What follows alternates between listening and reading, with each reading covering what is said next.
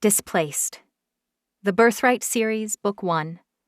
Written by Bridget E. Baker. Narrated by Jennifer Jill Araya.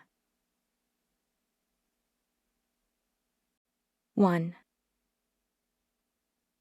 My mom should have killed me the day I was born. In her nearly 900-year reign as the empress of the first family, sparing my life 17 years ago was her single act of mercy. Evians around the world refer to me as Enora's folly. It's no wonder I'm fatally flawed, a blemish among the shining population of Evian's mom rules. I spent my childhood running away from my twin sister's taunts. Maybe that's why no one on the island can catch me. On days when life feels too heavy and my heart struggles to beat without melancholy, the Kona wind blowing against my face reminds me the world is vast and full of possibility. And on days when I need that wind but my mom's too busy to run with me, there's always Lark. "Wait up!" she calls from dozens of yards behind me. I stop at the top of the northeastern cliffs, the highest point on Ni'ihau, and scan the horizon while I wait for her. Dolphins leap energetically in the distance. I've been on this island the majority of my life, yet every single time I stop to take in the lush island of Kauai in the distance, and every time I stand at the highest point of Ni'ihau, the majesty of my surroundings astonishes me. When Lark finally reaches my side, her lungs heave in great gulping breaths, and she bends over double. "We should have taken the horses." "Are you okay?" I lift one eyebrow. She waves her hand at me absently and wheezes. "Fine, you idiot! Not all of us are machines. You've got to ease up for the little people." "You're the one who suggested we take this trail." "I guess that makes me the idiot." She straightens next to me, her heart rate decelerating back to normal. "As your best friend, I officially disagree with you," I grin. "You're smart and talented, Lark. People like you. Now repeat that until you believe it." "Speaking of how much you love me," Lark won't meet my eye. "What's up?" I ask. "I need help." Most Evians don't do favors, not without negotiation and quid pro quo, or at least a few moments of analysis to weigh the impact and risk to them. But I'm the broken heir, the defective twin, the one who doesn't view friendship as a commodity like I should. Which is why I immediately say, "Anything, you already know that." Lark's voice drops to a whisper. "The intelligence subsection is getting more competitive every year." She's a year older than me and recently completed her training, which means placement for her first work assignment happens in the next few days. "Right," I say. "Balth said it's gotten popular." Not that I care, since I'll never be placed anywhere. I'm stuck here forever. "A few years ago, Mom could have gotten me a spot for sure." "But now?"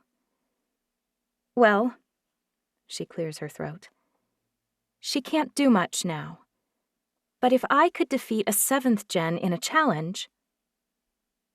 Lark wants to fight me. And more than that, she needs to defeat me, publicly. "You want to stab me with a sword in front of everyone we know?" That's a pretty big ask. I mean, I heal lightning quick, but it still hurts. Plus, Lark is 10th gen. Losing to her would be a new low, even for me. "I really don't want to get stuck working for Uncle Max." "Oh, come on. He loves fostering the young minds. He's always talking about it." "He is," Lark groans. "The idea of restructuring corporations all day long?" She closes her eyes. "I'll die of boredom." Lark has always been melodramatic. "Just submit your DNA and you'll be auto-admitted into intelligence. It's not that competitive. I mean, you suck at appearance modification.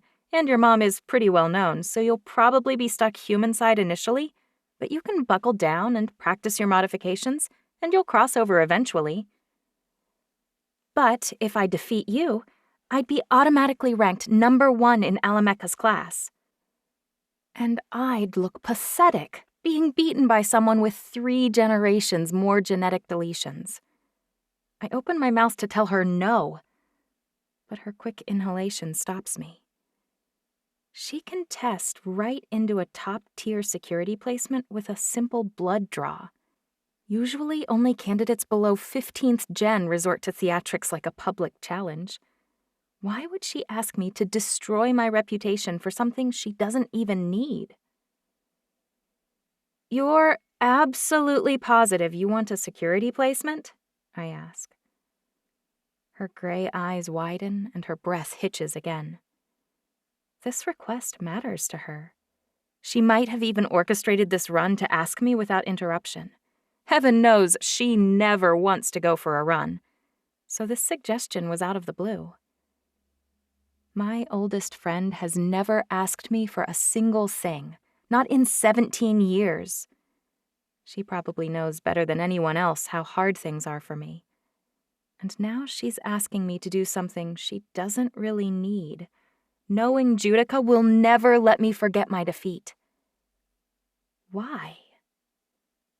I want to shove the thoughts away and ignore the nigglings at the back of my mind. But I can't. I'm not wired that way, and I keep circling back to the same conclusion. I can only think of one reason you'd ask me to throw a challenge. Lark's heart rate spikes, and the scent of her perspiration rises, almost as strongly as when she was running full tilt. Unfortunately, that's the confirmation I need. You can't do the blood test. Her nostrils flare. Of course I can. She's lying to me. But I hope I'm wrong about why. Because I think she just asked me to commit treason, and she didn't even plan to tell me I was doing it. Why does she need me to throw a fight? I rarely train, whereas she spends hours every morning with her mom. Actually, she's rumored to be one of the best fighters on the compound. Why not simply challenge me? Lark's gray eyes widen. Come on, Lark, you can tell me. What's going on? Please, please come clean. Never mind, it's fine. Lark turns away from me and picks at non-existent lint on her pants. When I grab her hand, she jumps like I electrocuted her. Tell me! She yanks her hand away with wounded eyes. There's nothing to tell. You're half human. My words hang in the air like a cloud of gnats, impeding my vision of the future, clouding my memory of the past, a plague on my heart. I wish I could wave my hand and dissipate the reality of my accusation, but I can't. Only Lark can fix this, by denying my wild claim. I need her to deny it. I'm afraid she can't. When she doesn't say a word, I struggle to breathe.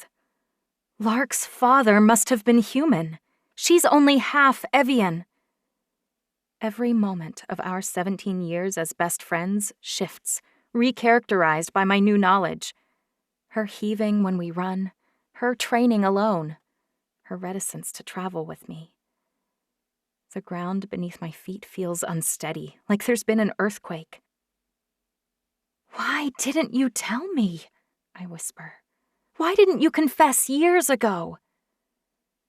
The realization that she didn't even tell me now slaps me hard. I had to figure this out about my own best friend. A tear streaks down her face and she wipes it away ruthlessly. What will you do now you know? Look at me. She doesn't. I can't believe you're asking me that right now. I'd never turn you in. You think I could ever watch your execution? Lark, look at me.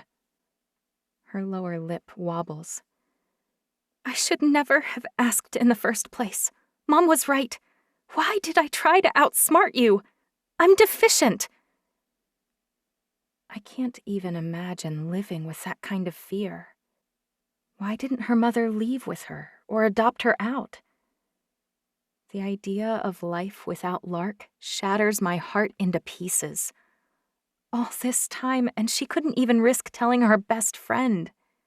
That's reason enough for me to throw one fight. No one should live like she's had to live.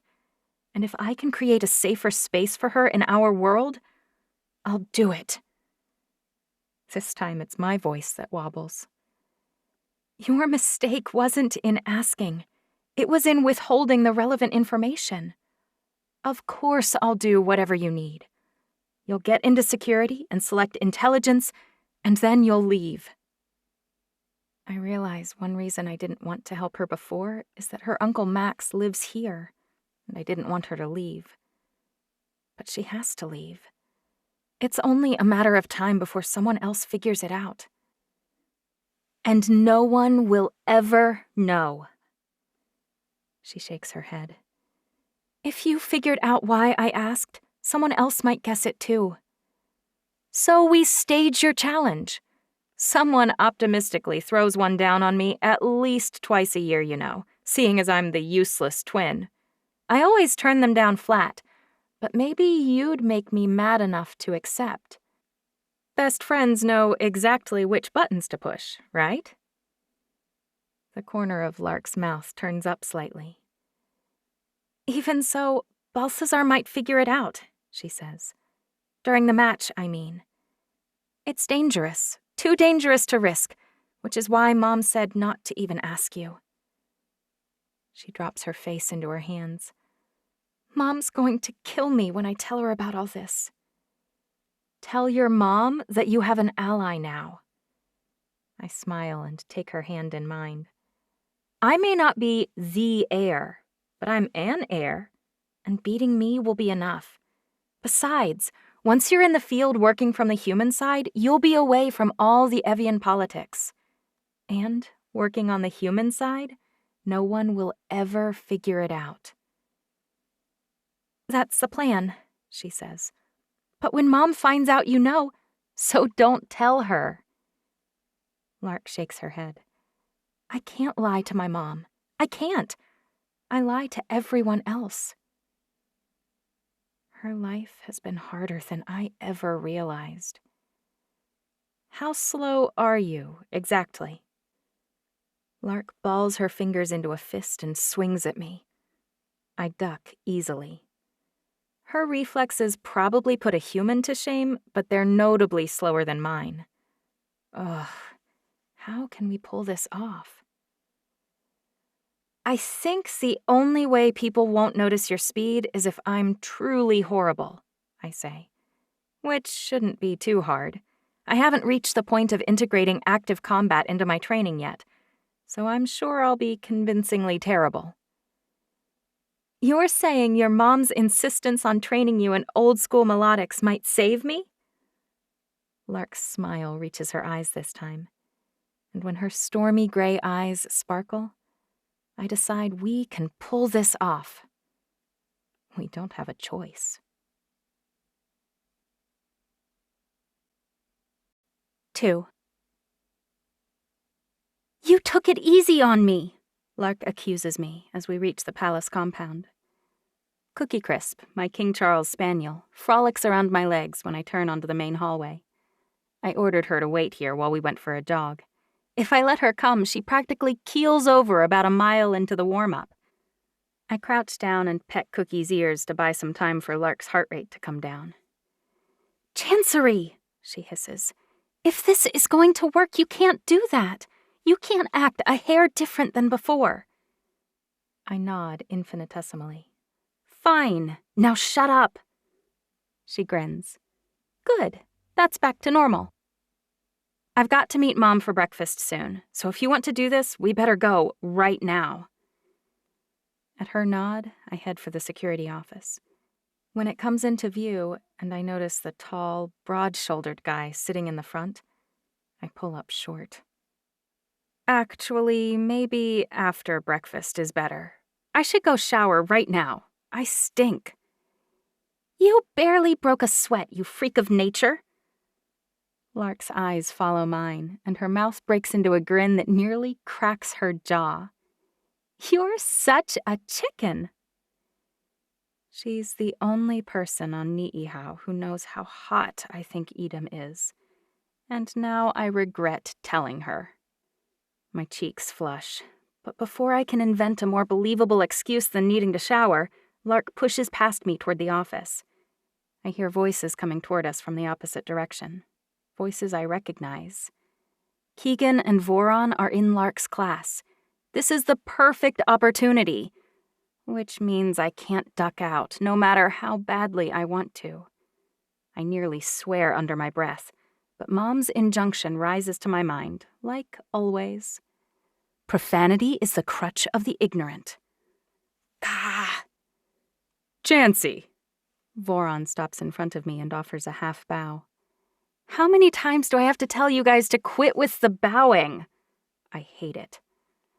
At least one more time, Your Highness, Keegan says, offering a half bow of her own. I guess Lark doesn't bow anymore? Voron asks. Any more? I ask. She never bowed, unless you count the times she did it mockingly. You'll miss having one person around who never bows, Lark says. I'm pretending you aren't leaving, I say. Since we're being placed next week, you can't pretend much longer, Lark says. What are you two requesting? Voron groans. Political liaison. Dad insists it's a perfect fit for me. More like perfect for his schmoozy father.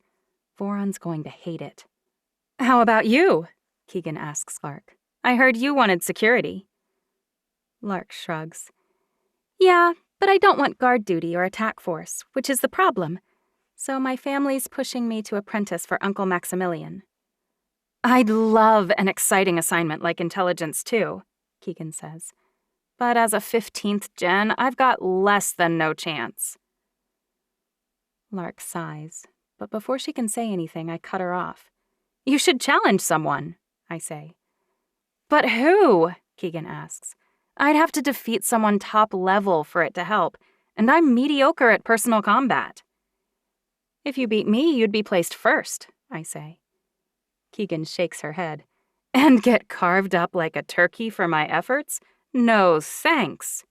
She's not that tough, Lark says. Hardly ever trains.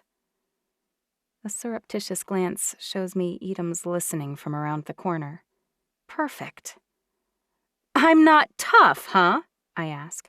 You couldn't take me. How would anyone know? No one's ever seen either of you fight. Voron crosses his arms.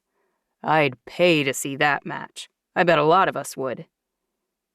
I arch one eyebrow. You'd pay to watch me stab my friend? You're sadistic. He grins. Guilty?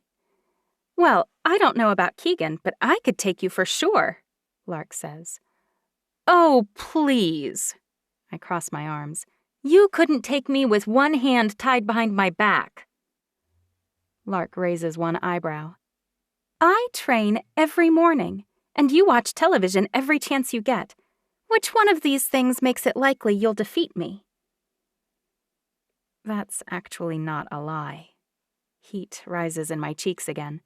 Maybe because I know Edom's listening. Even so, I'm third in line for the throne. I'd destroy you. Lark throws a hand up on her hip. Destroy me, huh? Or maybe you wouldn't. And if I beat you, maybe you'll spend less time watching television and more time training. Your mom might thank me. You sound just like her, I say. Judica would gloat if she pummeled you, Lark says. But I'd only do it to teach you a lesson. Pummeling me? I raise one eyebrow in irritation. Huh. Fine, I'll do it. Lark's eyes flash and she lifts her chin. You'll do what? I ask.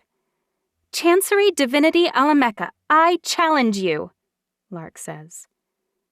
Voron's jaw drops and he swears.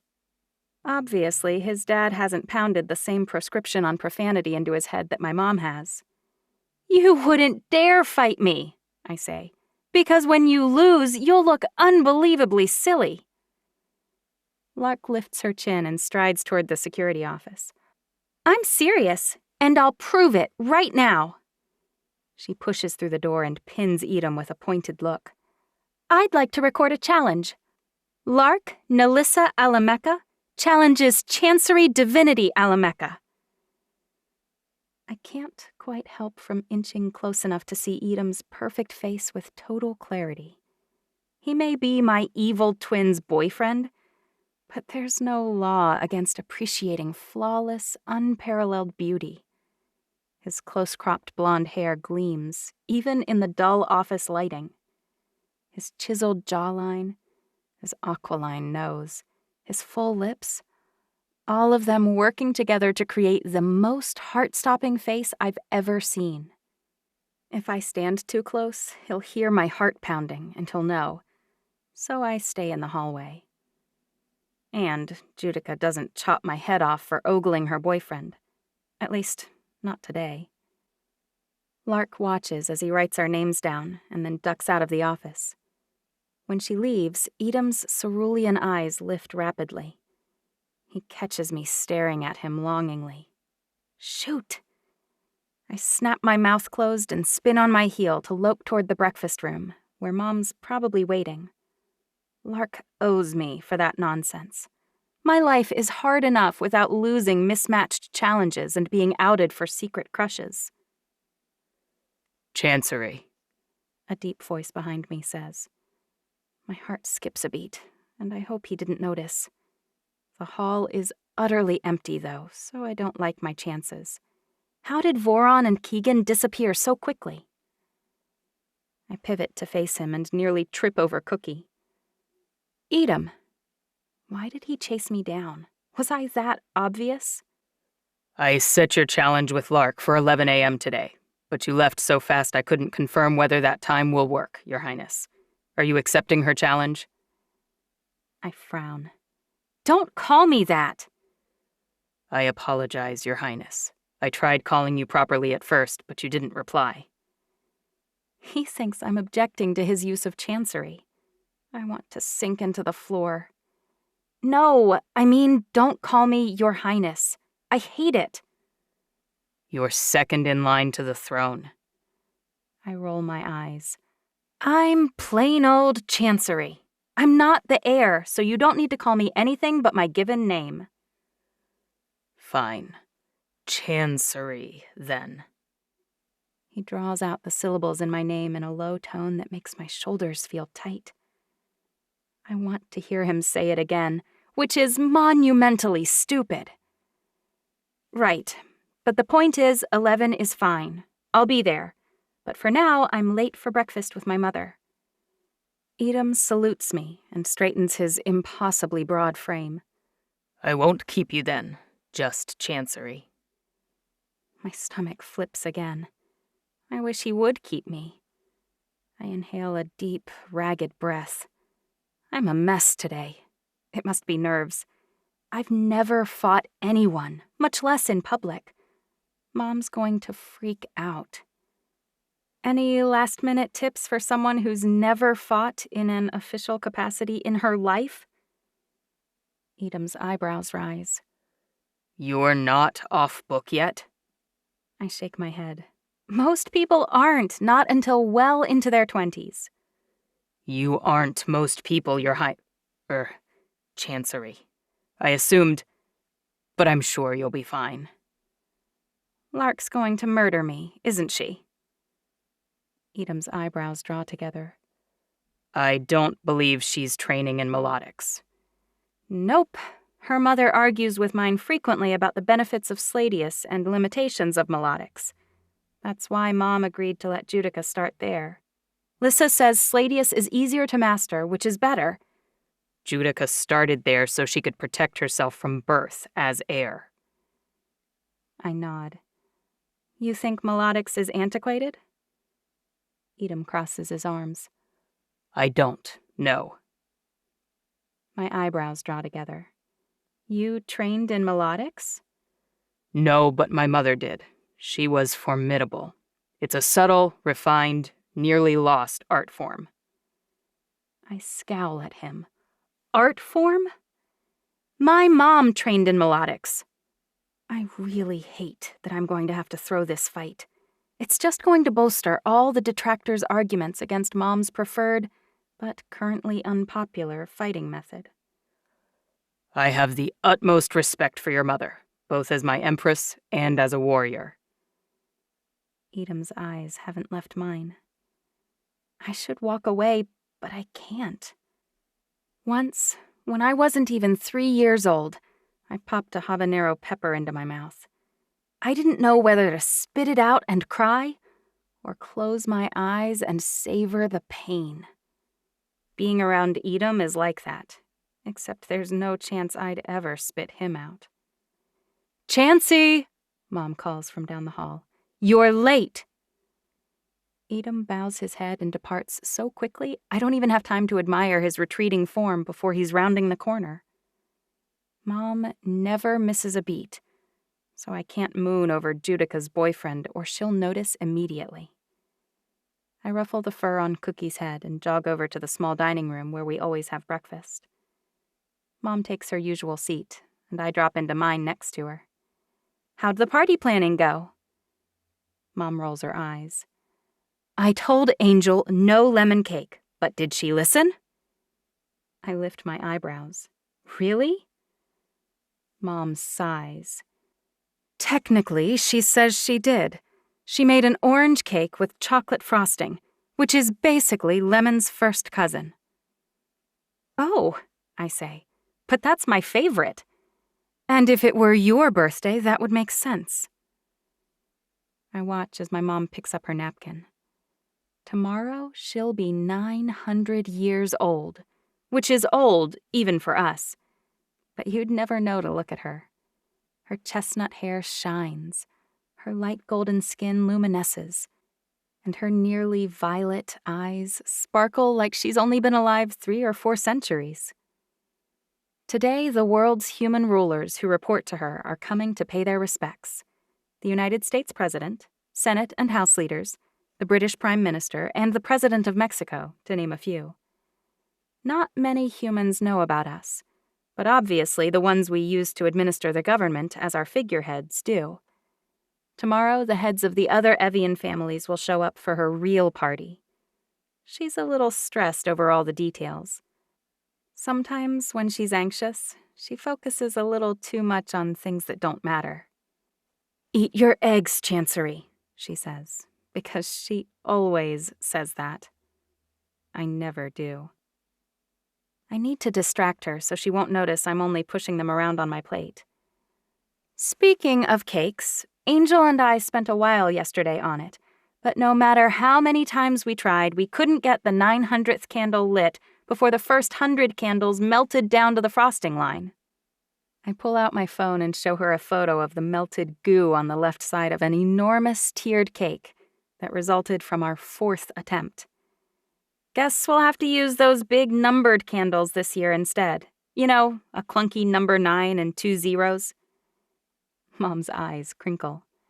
"You know very well we won't have any candles on my cake. It's beyond tacky, and a human tradition in the first place." "You always put candles on my cake." I frown. "That's because you're a child. 17 little flames look cute." 18 this year. Her eyebrows crinkle in consternation. "Yes, you're getting quite old." I point at her with my fork. "You're the expert on old, so I guess you'd know." I love mornings in Niihau with Mom. We live on the only desert island in Hawaii, and while I've occasionally wished we lived on nearby Kauai instead, at least I have a nice view of the lush tropical island from our breakfast room. My mom doesn't seem to care about the view, since she always sits at the head of the table with her back to the windows. The sunlight streams down through her hair, just as bright in March as it would be any other month. The seasons don't really impact Hawaii like they do the rest of the world.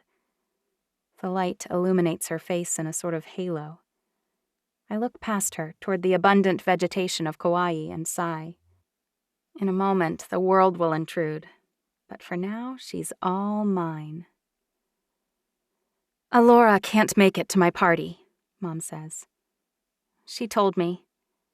Evian gatherings make my much older sister claustrophobic, but 9 centuries is a big deal. I'm annoyed she's not coming to support our mom. She's not the only older sister who isn't coming, but she's the closest one to me, and the one I'll miss the most. She'll come visit sometime next week. We can celebrate together without all the political nonsense. Mom scrunches her nose. Wait, when did she tell you? I try to act like it's no big deal.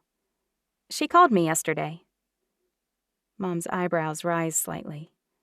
Alora did? When? Mom and I are usually together.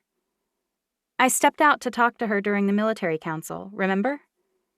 And I don't really want to talk about Alora right now, or what I ducked out to ask her. I want to wait until after Mom's birthday, so she'll be in a good mood when I make my request. I change the subject to the one thing I couldn't care less about. Did I miss anything in the council meeting? Mom shakes her head again. Not really. Judica petitioned for incursions against China again. What's her obsession with that? She wants to make her mark. It's the only part of the world that isn't under direct Evian control. That makes it an attractive target for all 6 families. But Judica's plagued by the burning desire of youth to prove her aptitude. Poor China. I wouldn't wish Judica on anyone. It's so hard. It'll be difficult to effectively administer. It's why we've failed in the past. True, Mom admits. But our American branch owes the Chinese quite a lot of money currently. Judica may have mentioned that if we invade, we wouldn't have to pay it back. What's her plan this time? Last month, she wanted to bomb them. And the month before that, she suggested an alliance with Vela, whom no one would suspect. She's proposing trade sanctions to soften the area. Divide it among all 6, but heavily in our favor, of course. Mom chews and swallows more of her omelet. She's learning. Why bring that up during military council? I ask. Seems like an economic initiative to me. If the U.S. defaults on its debt, China will react, and that means military force. It would mostly be human lives at stake, but that still has an economic impact on our bottom line, and our strengths in relation to the other families. Mom takes another bite, and then glances at me sideways. She has realized that I distracted her. What did Alora call about? At least she hasn't noticed that I'm not eating my eggs. A tiny win, but I'll take it. Nothing much. She misses me. She called to invite me for a visit in New York. I still haven't seen anything on Broadway, and you promised. It's funny that my sister feels closed in and unsafe here, on our tiny, mostly uninhabited island, but completely at home in New York, which is teeming with humans. She loves Broadway and theater productions, packing into a room full of people like sardines in a can. But the vast majority of humans don't know what we are, or even that we exist, which means she walks among them as a veritable goddess and they have no idea. Very different than interacting with hundreds of other Evians, all of whom want something from you, and all of whom are analyzing your every word, breath, and heartbeat. Mom leans back in her chair with less relief than I expected. Between my party tomorrow and yours in a few weeks, I've fallen behind. I doubt we can take a trip until late summer or early fall. Sorry, little dove. I've just stuffed a big bite of fruit in my mouth. I wait to swallow it before responding. I think she meant just me. Mom sets her fork down. You've never gone anywhere without me. True, I say. She frowns. You're too young. I don't meet her eye. I'm not that young. Do you want to leave? she asks. Is there a reason she invited you? Yeah, but if you don't know, I'm not going to tell you. She's got a new show, I think. Chill, Mom. I told her I probably couldn't go. When I take another big bite, this time of toast, Mom takes the hint and changes the subject. Even so, I can't quite give up the dream. A long, simple visit to New York. No fear I'll be attacked, because humans don't know who I am. They just muddle along around us with their mediocre existences, producing more things for Alamecha to trade or sell to other countries. They go to war when Mom points, and they work at her bidding without even realizing they're doing it. And if I could simply blend in among them, it would be amazing. Have you chosen your gown for my party? Mom asks, tearing me away from my daydream of normal life. I shake my head. I was waiting for you, so we can match. I wasn't sure if you still wanted to. Of course, I say. It's our thing.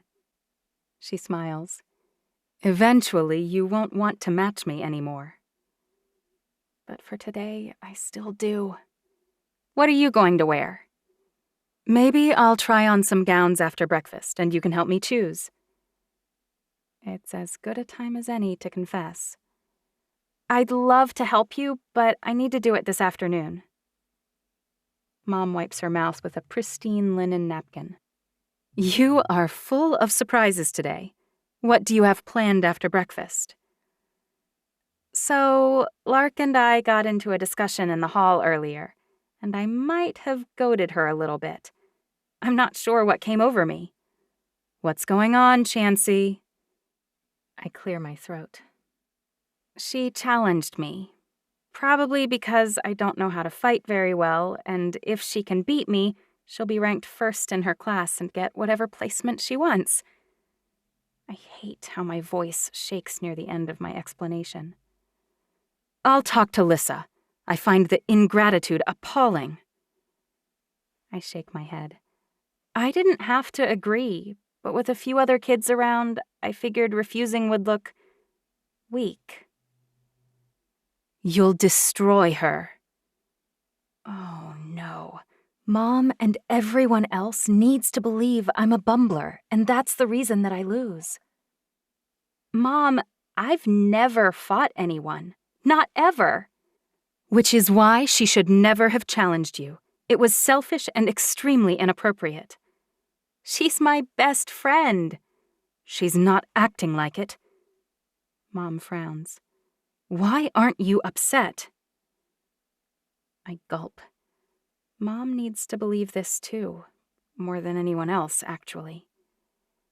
We knew it would happen at some point, that I'd have to fight in some kind of formal situation. You're my daughter, only 7 generations removed from Eve herself. Your genetics are as pure as anyone alive. Whether you've trained in melodics or sladius is irrelevant. Whether you've gone off book yet, whether you're nervous or not, you will defeat her. I glance around the room. Is Judica in here and I didn't see her? You're talking to me, Mom, and I love Lark. So if I can help her place first, and I'm unlikely to win in any case, where's the harm? Mom purses her lips, but doesn't argue. Because more than anyone else on the island, she knows who I am. The kind-hearted Alamecha daughter. The weak twin. The one who probably couldn't win if her life depended on it. And she needs to believe I'm a loser or she'll see right through my act, and the stakes are far too high for that.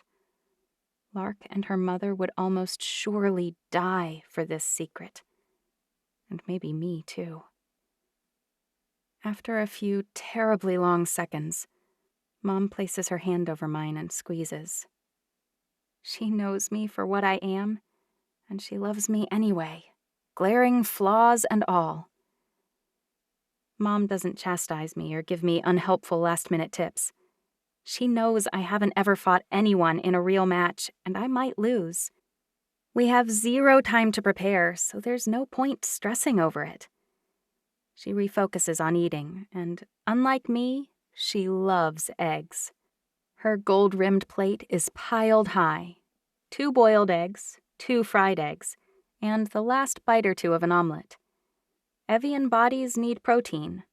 Lots of protein. Long life, incredible strength, and quick intellect are a few of the gifts of our pure DNA. But compared to humans with corrupt DNA, we have to eat a lot. Trade-offs. I grab a few pieces of ham to make up for skipping Mom's favorite food. Mom notices but doesn't complain. In light of my confession, dickering over my egg consumption probably seems pointless. "Which dresses are you considering?" I ask. "You need to make a statement this year, clearly." "Should I be wearing a funeral shroud, do you think?" I roll my eyes. "You've got decades and decades left. You're healthy, wise, and strong." Decades and decades, huh? No one has ever lived past 1,000 years. It's a sore point for Evians, or at least, once they reach their last century, it is. Everyone knows that once you start showing any real signs of age, you've got a few years left at best, or maybe only months. Good thing Mom hasn't gone gray, sprouted crow's feet, or started sprouting liver spots. You know what I mean. I do, and I'm mostly teasing. She smiles. I was thinking about the new Chanel. The solid wood entry doors fly open and slam against the wall on either side, effectively halting our conversation.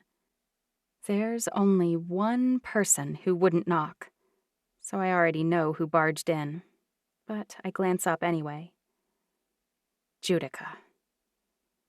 My sister is the worst.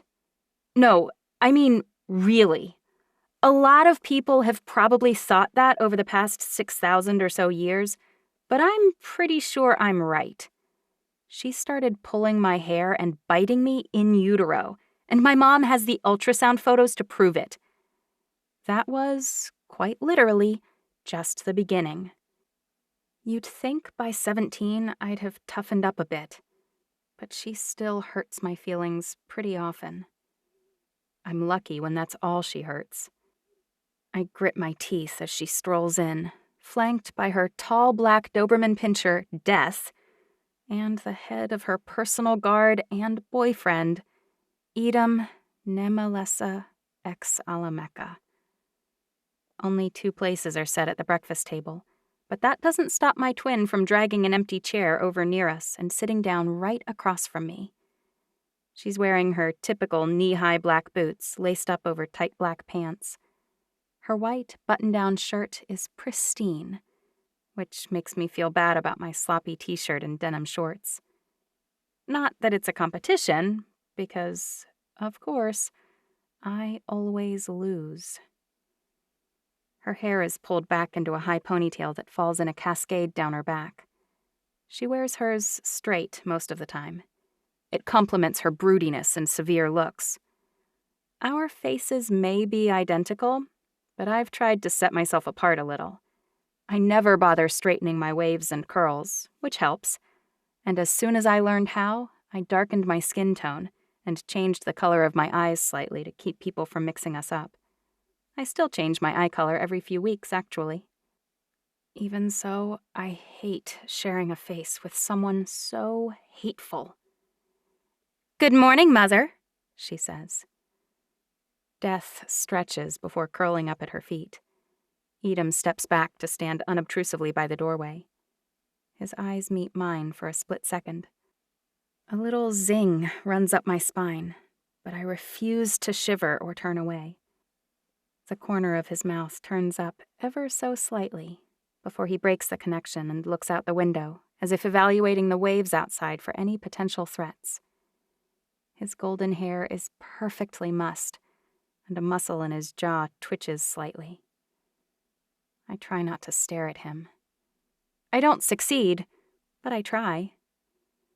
"Good morning, Judica," Mom says.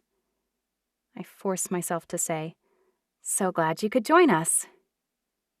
She half snorts by way of response, which I take as a sign she's having a very good day. There are over 100 petitions to hear, Judica says. They all came a day early for the party. My mother's empress of the first family of Eve. It has some great perks, but it carries a load of downsides, too. Ruling on disputes when the Alamecha family arbitrators have failed is one of the worst. But today, it means an awful lot of the people here will be loitering around in the throne room. Normally, I wouldn't care, but if they're in the throne room either being heard or watching the proceedings, they're not around the ring watching me throw a fight to Lark. Really? I force a fake groan. Great present, right, Mom? Happy birthday, now please settle my petty arguments. It's certainly not the best part of my birthday each year, Mom says. Maybe you can split them up, I say. Judica lifts one eyebrow. You think you can settle their petitions? I shrug. I might not get them all right, but for instance, I do feel bad for the women having half-human kids. I've been meaning to talk to you, Mom. Maybe we can stop banishing them. Corrupt DNA or not, they're half Evian. Surely Alamecha can use them somehow, even if it's just in a spy network, where clearly they'd be an asset on the human side. Since we force them out, frequently their mothers go with them, and we lose full Evian women forever. It's silly. Judica snorts. The law is clear, and there's a reason for all of it. Half Evian children are gods among the humans, but keep them here, train them with the sons and daughters of Alamecha, they'd be nothing, less than nothing. I wouldn't condemn any child to that kind of guaranteed failure. We could set up a separate curriculum, I say. Only children with... Mom clears her throat. You're right, Judica.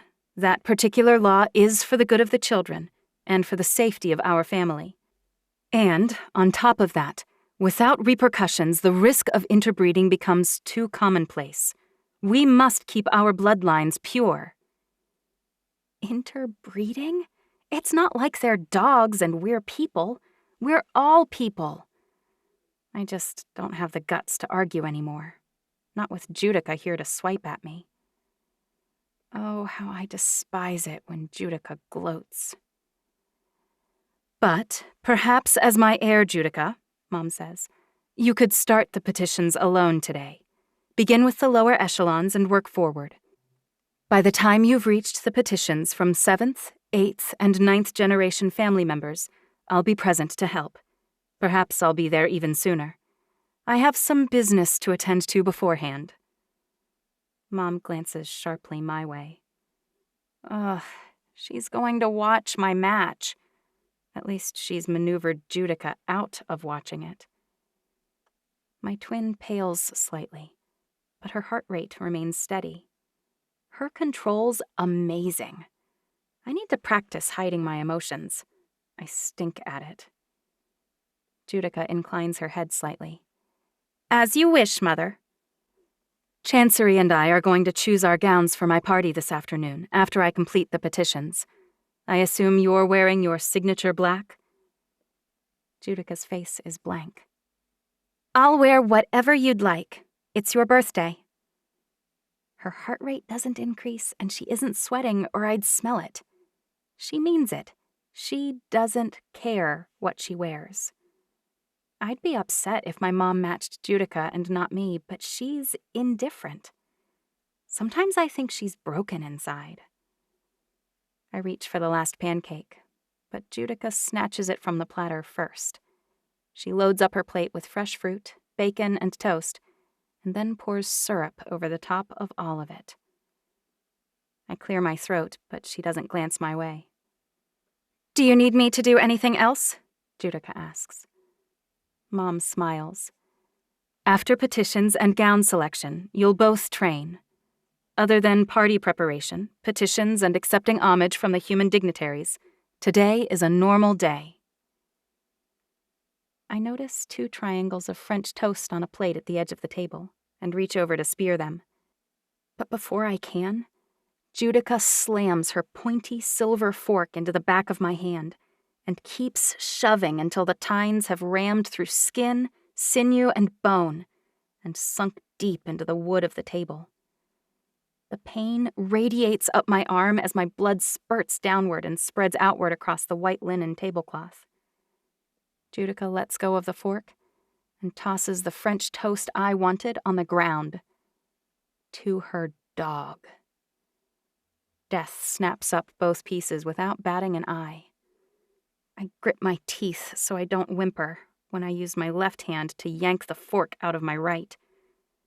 I flex my hand to make sure the muscles knit together properly and the bones don't need to be rebroken. Luckily, they seem fine. I watch as skin grows across the puncture holes. Once I've healed, I use my napkin to wipe the blood from my palm and the back of my hand. There's not much I can do about the ruined tablecloth, or holes in the enormous oak breakfast table that are probably permanently soaked with my blood. The worst part is, now all that's left on the serving dishes are eggs, which Judica knows I hate. I've finally restored my composure enough to glance at my mom. I wait for a moment to see if she'll do anything. A glance, a harsh word, or even a hand on my arm to tell me she's sorry Judica's so awful. Predictably, Mom acts like nothing happened. Something dies inside me. Not because this is different than any other day, but precisely because it isn't. No day will ever be different. Judica was born 36 seconds after me. To preserve the bloodline and maintain our genetic supremacy, the youngest daughter is always heir.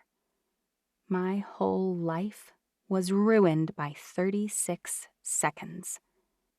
Mom will turn a blind eye to the actions of her heir forever. Beneath me, Cookie whines. I want to whimper too, but it isn't worth it. It just isn't. I look at Judica's plate, piled high with everything but eggs, and I consider trying to pilfer something from her plate. But that's not me. I never sink to her level, and I never bait her. I'd probably just get my hand stabbed again for my efforts. Or maybe she'd bop me on the nose with a newspaper. You seem quite taken with your silverware, Chancery. Eggs? Judica holds up the bowl of boiled eggs and feigns passing them to me. Her eyes gleam, and I want to slap her face. Instead, I stand and rub my freshly healed hand against my cut-off shorts. I'm not hungry. I'll see you in a bit, Mom. Mom stands up too. No need. I'll walk with you. My mom and I walk out, and I can't help but glance back over my shoulder. Judica isn't even looking my direction, and I hate myself for checking. But Edom catches my eye and half grins, half grimaces.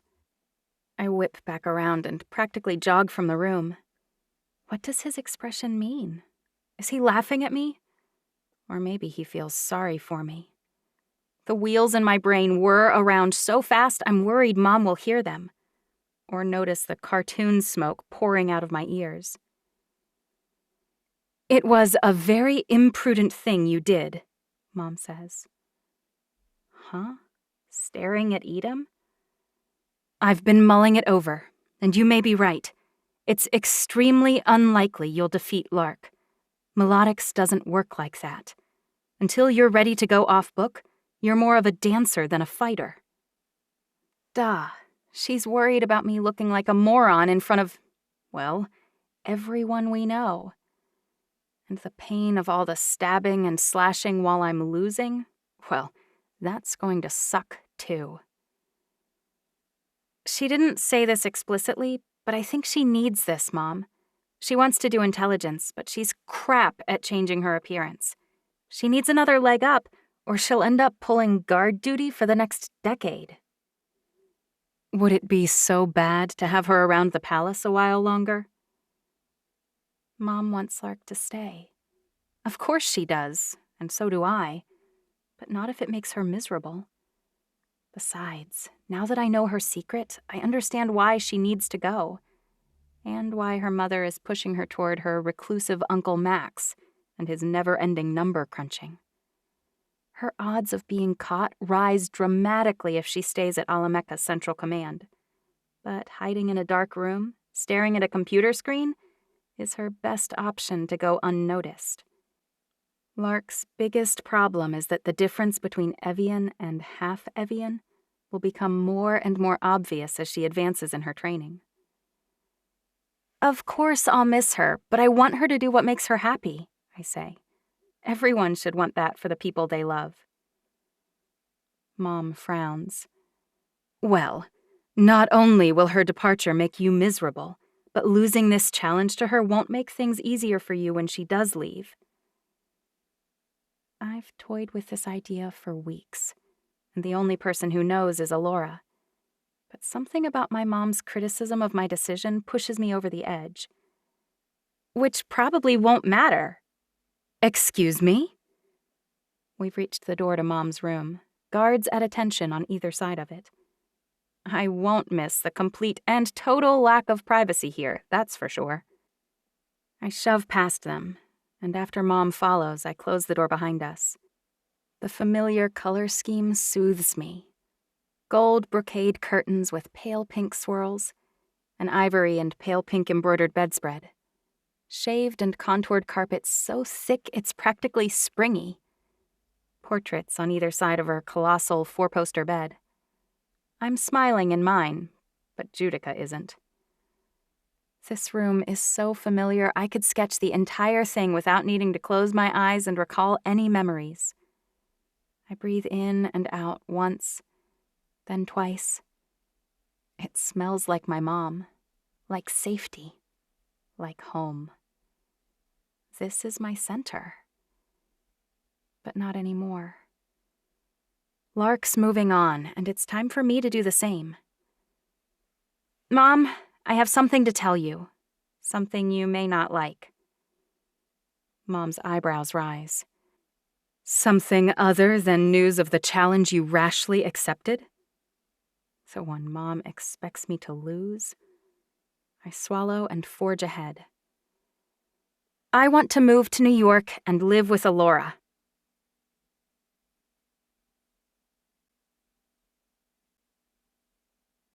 Three. Mom doesn't blink when she orders kings and presidents around.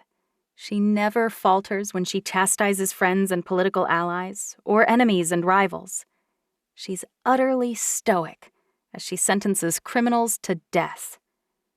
But right now, her lips part and she splutters in a satisfying way. For a few weeks? I shake my head. For the foreseeable future. Mom's eyelids flutter like I've wounded her. Why?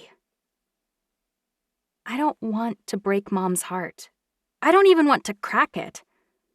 Maybe I should just keep soldiering along. But then I think about Judica stabbing me with a fork today while Mom looked on impassively.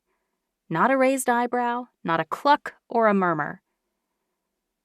It's not that I want to leave you, I say.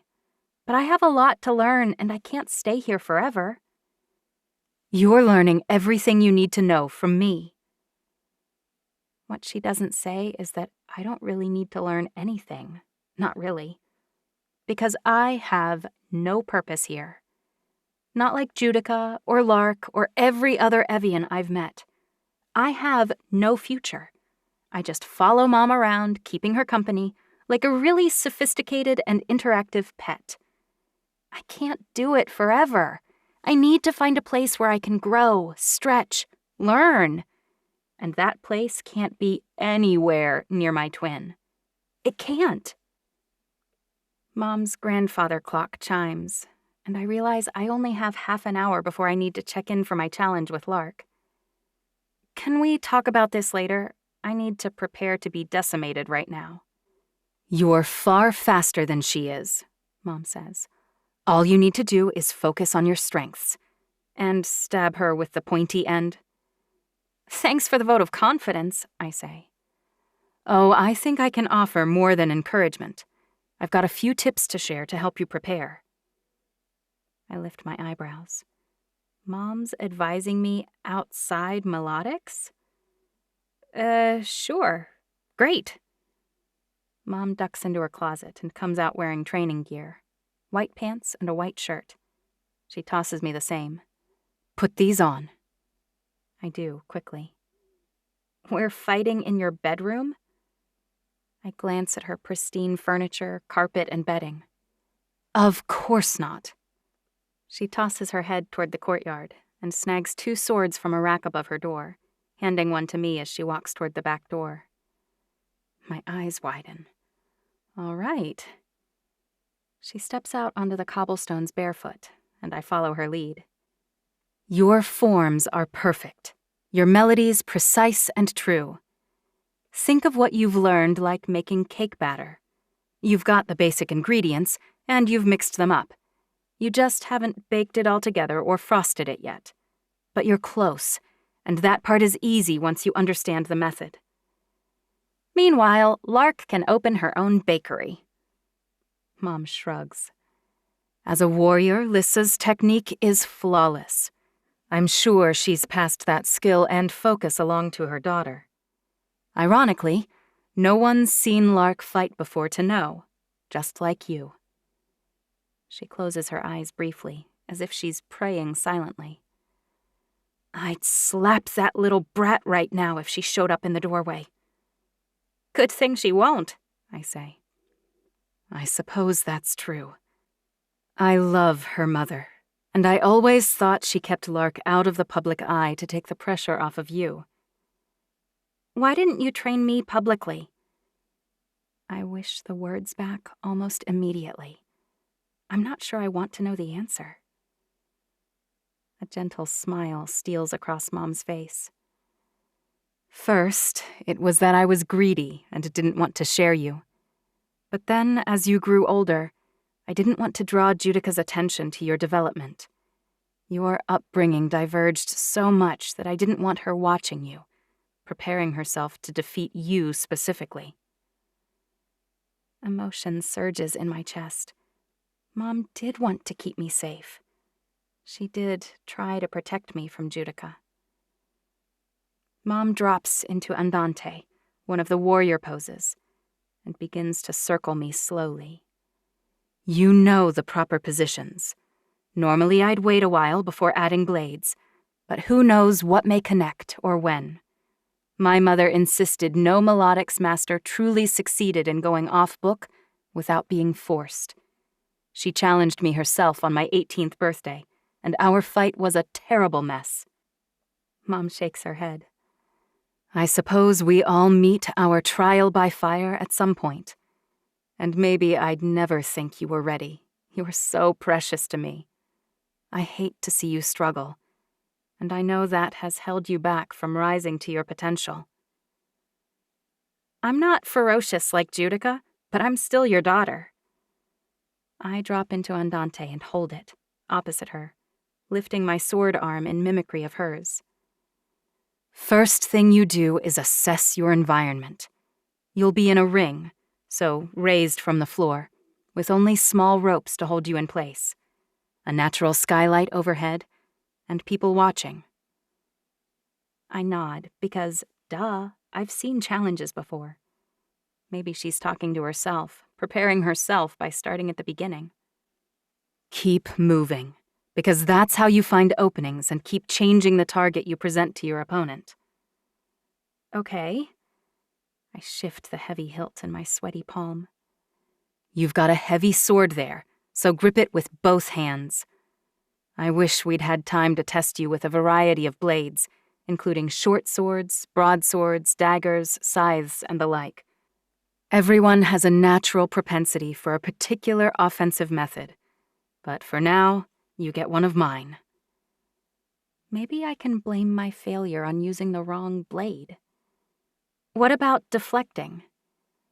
Your grandmother preferred to use 2 swords, one to block and the other to attack. I prefer vambraces. I'll give you a pair. I glance at my mom's shiny metal cuffs. She's worn them my entire life, and I almost forgot she had them on. Thanks. Now, keep your sword here, at the ready. She angles sideways so I can see hers, at a 45-degree angle from perpendicular. You can move it up or down, right or left from here. Choose your lead, probably right for you, and keep that foot forward, just like you hold your hand in the second and third arias. We're short on time, Mom. I know that, and I have a point. I'm trying to connect a few dots for you first. For instance, you know your 8 basic angles of attack. You just may not know you know them because you haven't ever used them. Your goal is to drop into the music of the room without hearing any. I shake my head. I have no idea what that means. She smiles. I know, but one day it'll click. Very helpful. Without warning, Mom leaps toward me, sword extended. I shift sideways, acting on pure instinct, but my sword is heavy and it slows me down. The edge of Mom's sword slices my right forearm near my wrist. Ow! I complain. Mom swings around, her sword halting an inch before my throat. She laughs. And you're dead. Okay, I say, my arm healed. Let's try again. She does, lunging at me from a basic andante and waiting for me to block. I do better the second time, and much better the third and fourth. Then she stops and drops the tip of her sword. But you don't win by blocking. Okay. I have no intention of even trying to win, but she can't know that. As if she can read my mind, Mom's sword arm goes slack. Do you even want to beat Lark? Her eyes fill with compassion. Be honest. I shrug. I've never been a warrior. It's not part of who I am like it is with you or with Judica. You're stronger than you know, Chancey. Truly. I wish strength didn't mean hurting people, but for us it does. Well, lay it on me then. How do I win? It's not the same for everyone, but your hurdle will be overcoming your disdain for causing pain. You can really only win a fight on the offensive. Defense just prolongs your defeat. It may help you to know that a quick win is much less painful than a protracted one. So, a few calculated injuries may be the most merciful course. I need to strike you quickly and with purpose. That's what you're saying. Mom's lips compress grimly. Before I have time to think it through, I swing at her, and she's close enough that my borrowed blade will connect. She doesn't block or make any move to stop me. Horrified, I pull back. Mom! And that's the crux of your problem. I frown. What is? You can't bring yourself to hurt people, Chancey. Until you can, it doesn't matter whether Melodics clicks for you or not. You can't survive among our people without hurting anyone. And you certainly can't leave me and go to New York City until I believe you're capable of defending yourself. Great. Now Mom will use my loss to Lark as ammunition to keep me here, under Judica's thumb. Or fork, as the case may be. I glance at my watch. 5 minutes. I better go wash off this blood and get ready to be destroyed. At least Mom won't think it's weird when Lark beats me, which is my real goal. I wish it didn't bother me that everyone will think I'm as pathetic as Mom does. I jog through the doorway to my adjoining room and change clothes, tossing the shirt and pants I borrowed from Mom into the corner. I pull on a fitted white shirt and tight white pants for the challenge, and then tug my hair into a high ponytail. I consider removing my purple stone necklace. It's large and ornate, and I'm worried it may get in the way during the challenge. On the other hand, Mom made me promise never to remove it. So, in the end, I leave it alone. My heart races as I lace up my shoes, and I focus on calming it. I can't have every Evian in attendance knowing I'm agitated. Why did I agree to this again? Oh, right. Lark needs me. I can do this for her. I can. Maybe if I repeat that over and over in my head, it'll be true. Poor Lark deserves a better friend than me. Ironically, if I were better, I couldn't do her this favor. It's only because I'm pathetic that people will believe my defeat. Take that, fate! I listen for my mom next door, but don't hear anything. She's either still in our private courtyard or she's already left her room. She doesn't typically attend private challenges, but I have a feeling she's coming to this one. My room is simpler than Mom's, but features the same colors. Hardly surprising since she designed it for me, remodeling my father's old room to be a nursery, and then updating it again when I turned 10. At least Mom's consistent in what she likes. I pad across my thick, contoured carpet to the exterior door and yank it open. My heart's beating at a normal rate, and I'm holding the sword Mom loaned me. I'm as prepared as I can be, and there's no point in being late for something I've agreed to do. I walk briskly down the long breezeway to the combat hall. I really, really hope it's Mom's warlord, Balthazar, officiating, not his second-in-command. Edom's already seen me look pathetic. Twice. I'd rather not add a third instance in the same day. So, of course, when I walk through the enormous doorway into the room, Edom's standing up on the raised dais. His eyes meet mine and my heart picks up speed. Dang it. And then I glance around and notice the entire hall is packed. Why have this many people turned out for a simple challenge? Probably because we've both been trained by our mothers in secret for 17 years. Sometimes Evian life can really suck. Lark's already standing on the platform behind Edom. Her face would look blank to anyone else, but I notice the tension between her eyebrows and the tight set of her mouth. I glance around at the people I've known my entire life as I walk up the stairs, waiting to watch and pass judgment. Once I'm close enough that she can hear me, I whisper, I didn't realize how boring things had gotten around here. I may not be the scary twin, the powerful twin, the warrior twin, but at least I'm funny. With my birthday celebration tomorrow and dozens of humans in attendance today, my mother says, quite loudly behind me, I'm surprised more of them aren't attending to what I assume are pressing duties. Her words scatter at least a third of the audience, which I appreciate. Mom changed out of her simple white pants and shirt and is now wearing a rich chocolate taffeta evening gown with a stiff, high collar.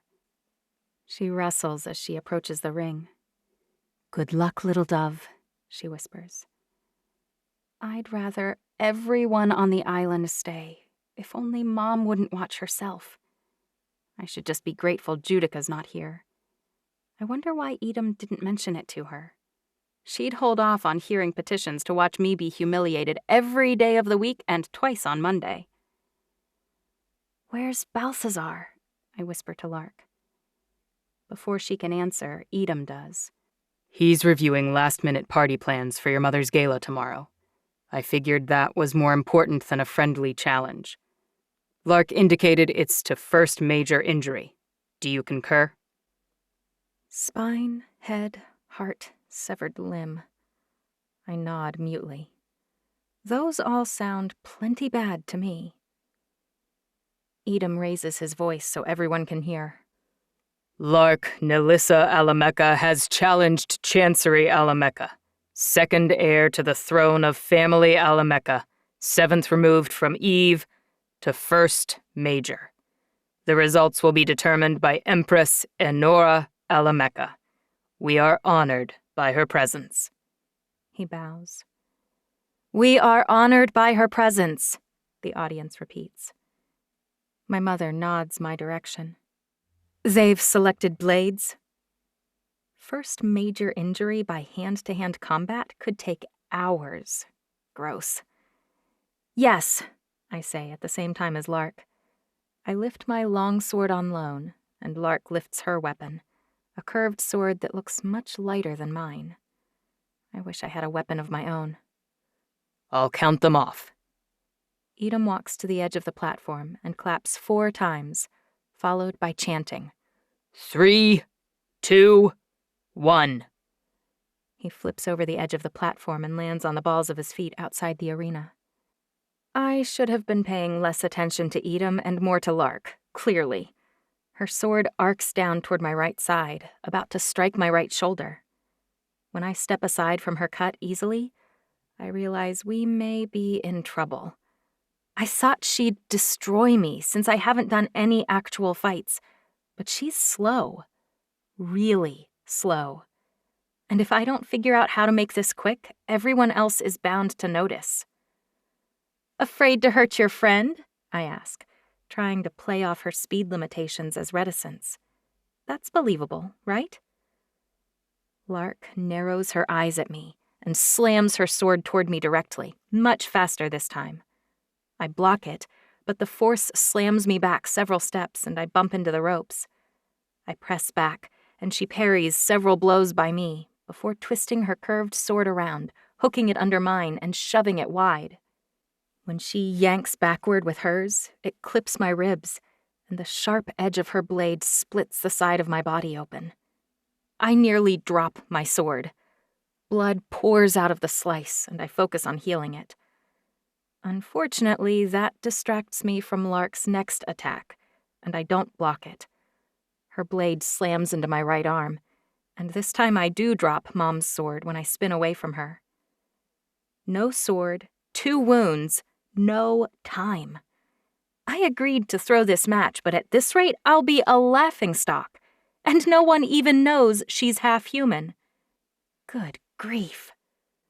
I drop into Andante and slowly edge away from Lark, even though I know she's driving me to the opposite side of the dais from my blade. That's fine. I don't need my blade when I can take hers. She jabs, but this time, instead of blocking, I let her stab me in the stomach. I grab her blade and yank, toppling her into me. I know pain. Judica hurts me all the time. But even so, I didn't expect the lancing agony when Lark's scimitar pierces both my liver and my kidney. Spots dance in front of my eyes. I am Evian. I can do this. I stomp on her foot and pull harder on her blade, wrestling for control. I toss it in the air and catch it in my blood-slicked hands, ready to do some damage. And then it hits me that Lark may not be able to heal a major wound. I can't chance it. I have no idea what she can heal or how long it takes. We should have taken at least a day to prepare. So when Lark springs away from me and inches backward toward my sword, I act like I don't even realize she's doing it. I advance on her directly, backing her right into her last chance. I feint left and then cut her right arm. Not deep, but I better do some damage or we'll never sell this. Then I cut at her from the right, hard, and she drops into a crouch to snag my sword. When she stands back up, I don't pull back. She pivots and brings her new blade straight up into my belly. It slices through my stomach and shoves onward, severing my spine. I collapse on the floor of the ring like a marionette with cut strings, blood bubbling up into my mouth. When I cough, I spray blood all over Lark's pants. I've healed the slice on my side and my arm, and my hands are nearly healed, but it feels like a fire poker is incinerating my insides. At least I can't feel anything from the waist down. I've always heard that's the best thing about spinal cord injuries. Edom leaps onto the platform, his feet on either side of my face. He shifts me slightly, gauging the damage. Her spine's been severed. The audience doesn't shout or hoot or murmur. They're utterly silent. I take my nearly healed hands and grasp the blade and tug. It doesn't budge. I'm supposed to remove the blade myself, but I'm not sure I can. I close my eyes to try and steel my resolve. Everyone's watching. I grit my teeth and turn so that I have a better grip on the blade, and I yank again. It shifts 2 inches and blood gushes from my stomach onto the mat. It also bubbles up into my throat. I cough again to clear my airway and spit it out next to me. Lark pales, and her eyes widen in concern. I hope she gets it together soon or attract undue attention. I shove up on one elbow and use the angle to force the blade out the rest of the way. Then I focus immediately on healing my spinal column. It only takes 10 seconds or so, but they drag on and on. Once I've fixed that, I close my eyes and sink back to the mat to focus on the rest. Stomach, abdominal muscles. I'm fine, I say. Lark beat me, well and truly. Mom stands up and brushes off her immaculate skirt. I have work to do. She spins on her heel and marches out of the room. The rest of the audience begins to whisper after she leaves, but I don't listen to a single word. As I heal up all the minor wounds and seal things off, I can't quite suppress a small smile of relief. Mom may be annoyed or embarrassed, and I will surely catch crap from Judica. But Lark is a lock for an intelligence placement where she'll be safe. We did it. When I open my eyes, Edam's watching me, and I don't like his pensive expression. What? I ask softly. Most people don't look happy when they lose. I'm not happy. I force myself to sit up as the skin of my abdomen closes up. I'm relieved I'm not hurting anymore, that's all. Your sister becomes downright hostile. He offers me a hand, which I accept. I heard she never loses. Everyone loses sometimes, he says. Speaking of Judica, why aren't you guarding her? Aren't you head of her personal guard? Edam shrugs. I run the guard roster and I take my turns, but I'm not watching her all the time. Besides, my duties as Balthazar's second take precedence, and he asked me to moderate this. He reaches for my blade. I snap it up off the floor before he can. I can clean it for you, he offers. No, I say childishly. I always clean it myself. As if it's not completely obvious to everyone in the room it was my first time ever using a sword. It's like my IQ drops 50 points around Edam. As you like, he says. But, for the record, I didn't think you did badly at all. His voice drops to the barest whisper. In fact, I really thought you had her. If Mom hadn't drilled it into my head that swearing is a sign of low intelligence, I'd say a horrible word under my breath. Because I just healed my severed spine, and I thought we were in the clear. My only play is to act like I have no idea what he means. I thought so too. Overconfidence, maybe.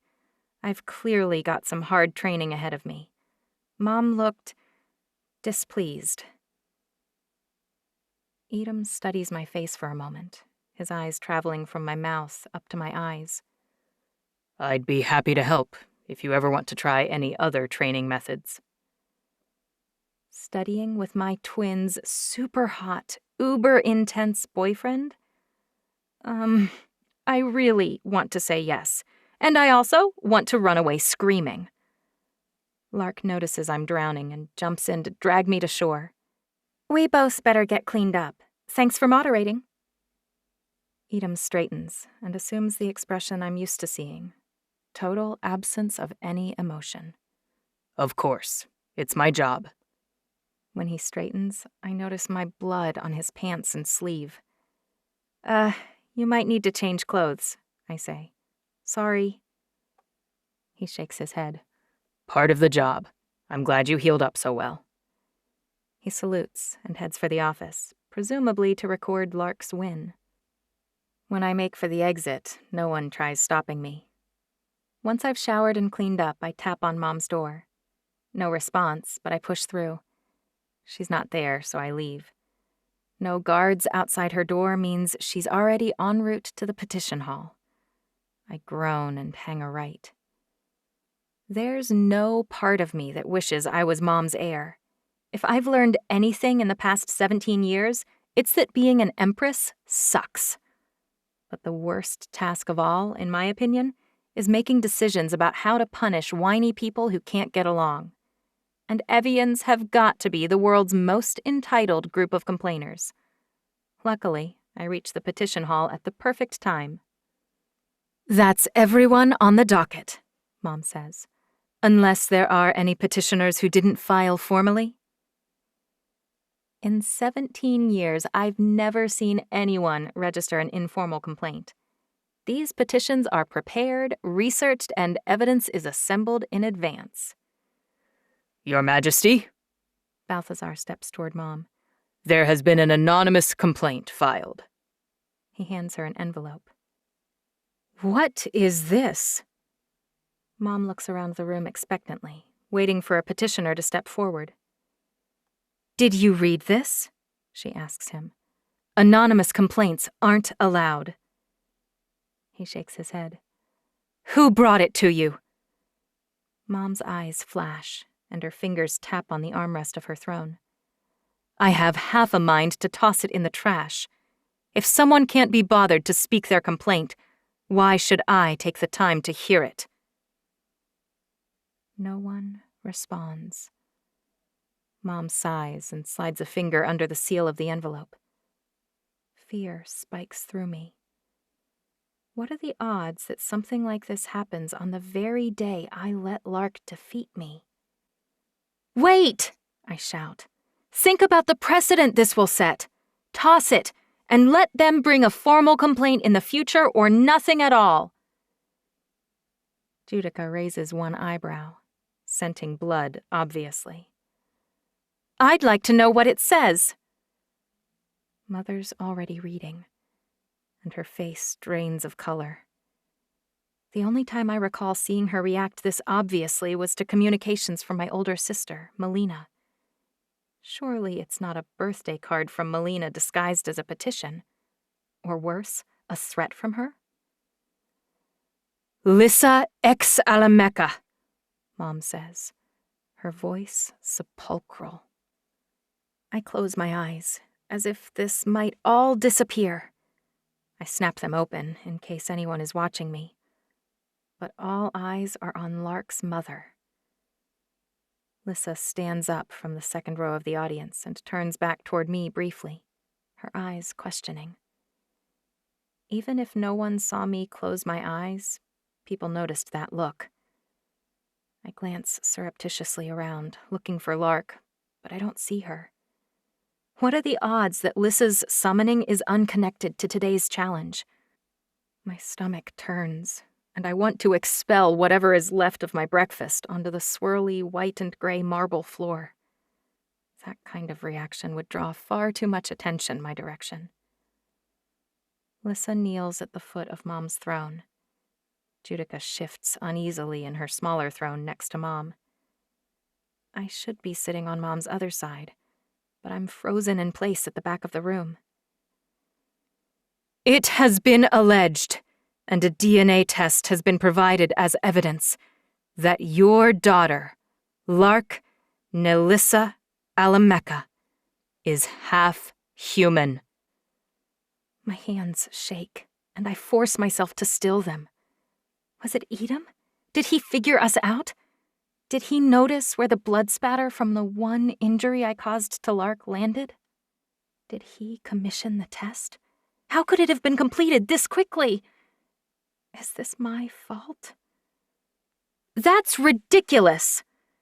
I stride quickly toward the thrones. I step up into my place at Mom's side, forcing myself to look impartially at Lissa, as if I don't care, as if I'm not crumbling to pieces inside. Mom ignores me. Lissa Nedavina Alamecha, answer my question. Is your daughter half human? Lissa bows her head. She is, Your Majesty. And you hid this from me for more than 18 years. I silently will her to say she didn't know. If she'd only claimed she suspected but didn't believe, perhaps she could claim she recently discovered the truth. Give Mom something to work with, Lissa. Anything. She obviously doesn't hear my urging, and she isn't thinking along the same lines. Her whispered defense won't help either. Lark had no idea. She knew nothing? Judica grins. Which means nothing, since you're saying she had no idea. Which means she knows now. Unless you're claiming she anonymously turned herself in. Whether she knew for an hour or a decade without immediately surrendering, the punishment is the same. I roll my eyes. You can't really mean, Judica shouts. Lissa's been training her daughter in private for years. Obviously, that was to cover this abominable lie. I train alone, I say. Because you're pathetic, Judica sneers. I honestly don't know which is worse. She asked me why she trained alone. Lissa's voice wavers. I told her it was to preserve the mystique of her skill, Your Highness. Judica stands up and steps down so she's eye level with Lissa. You told her she had to train alone because otherwise, the entire Evian world would see her for what she is. Judica's face twists. Trash. I never realized how much she hates humans. I did not, Lissa says. She never knew. Liar, Judica says. You're compounding your crimes by trying to protect her. Step back, heir, Mom says. This is my investigation. Judica's fists clench, but she steps back and sits down. Why did you keep her? I ask softly. Because I loved her. From the moment she was born and I realized she wasn't Paolo's child, I knew she was half human. But my love for her kept me from giving her up. She meets my mother's eye, and I don't know what she sees, but Lissa flinches and looks back down at the ground. You should have left with her, Mom says. You know the law. I do, Lissa whispers. I broke it, and I will accept your judgment. Others knew, Judica says. They must have. Didn't Lark have some kind of challenge today? I just heard Lissa ex Alamecha. Mom cuts Judica off. I convict you of treason, compounded by 18 years' time and unmitigated by confession. I take no pleasure in this, but I sentence you to immediate death by beheading. Mom draws her sword from the sheath at her side with a snick, and before I've even stood up to protest, she beheads her best friend of more than 800 years with a single stroke.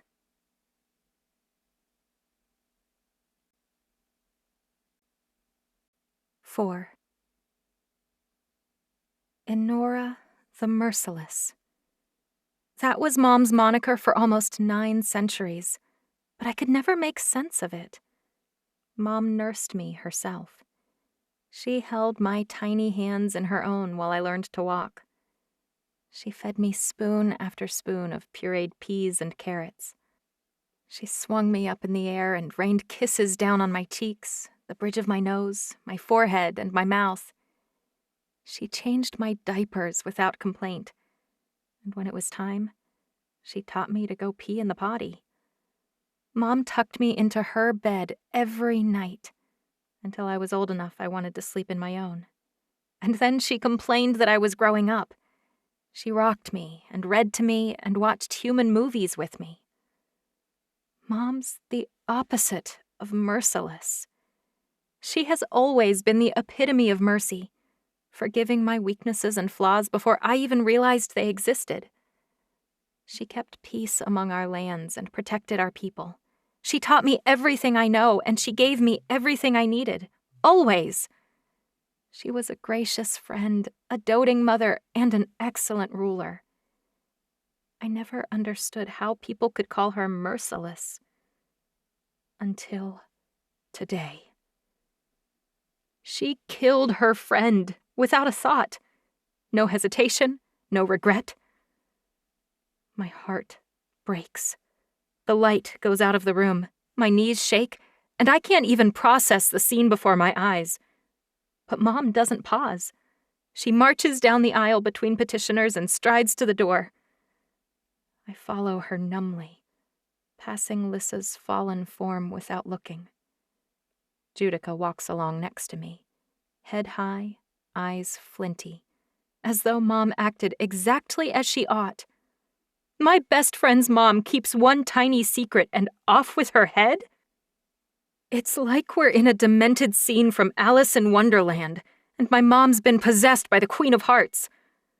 Only it's real life, and no part of this was drawn with ink or created with CGI. When we reach the exit, Mom tosses a command over her shoulder to Balthazar. Call Lorena for cleanup, and find Lark. She stands trial here in 15 minutes.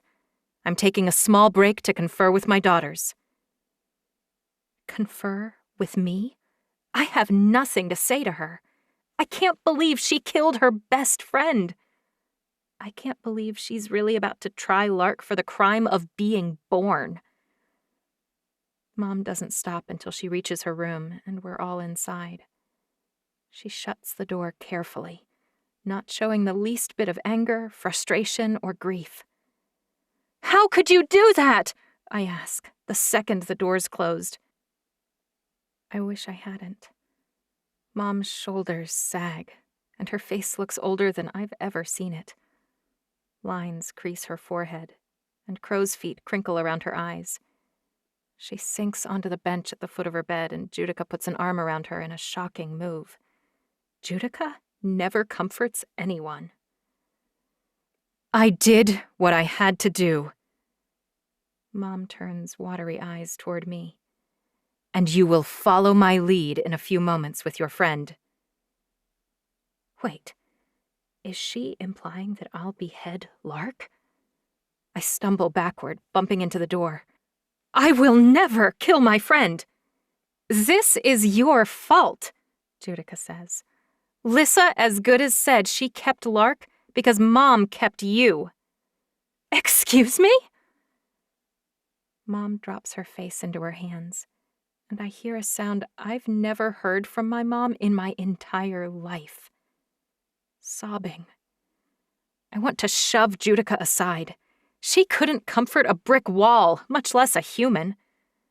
I settle for walking around Mom's other side and taking her hand in mine. I'm sorry if this really was my fault.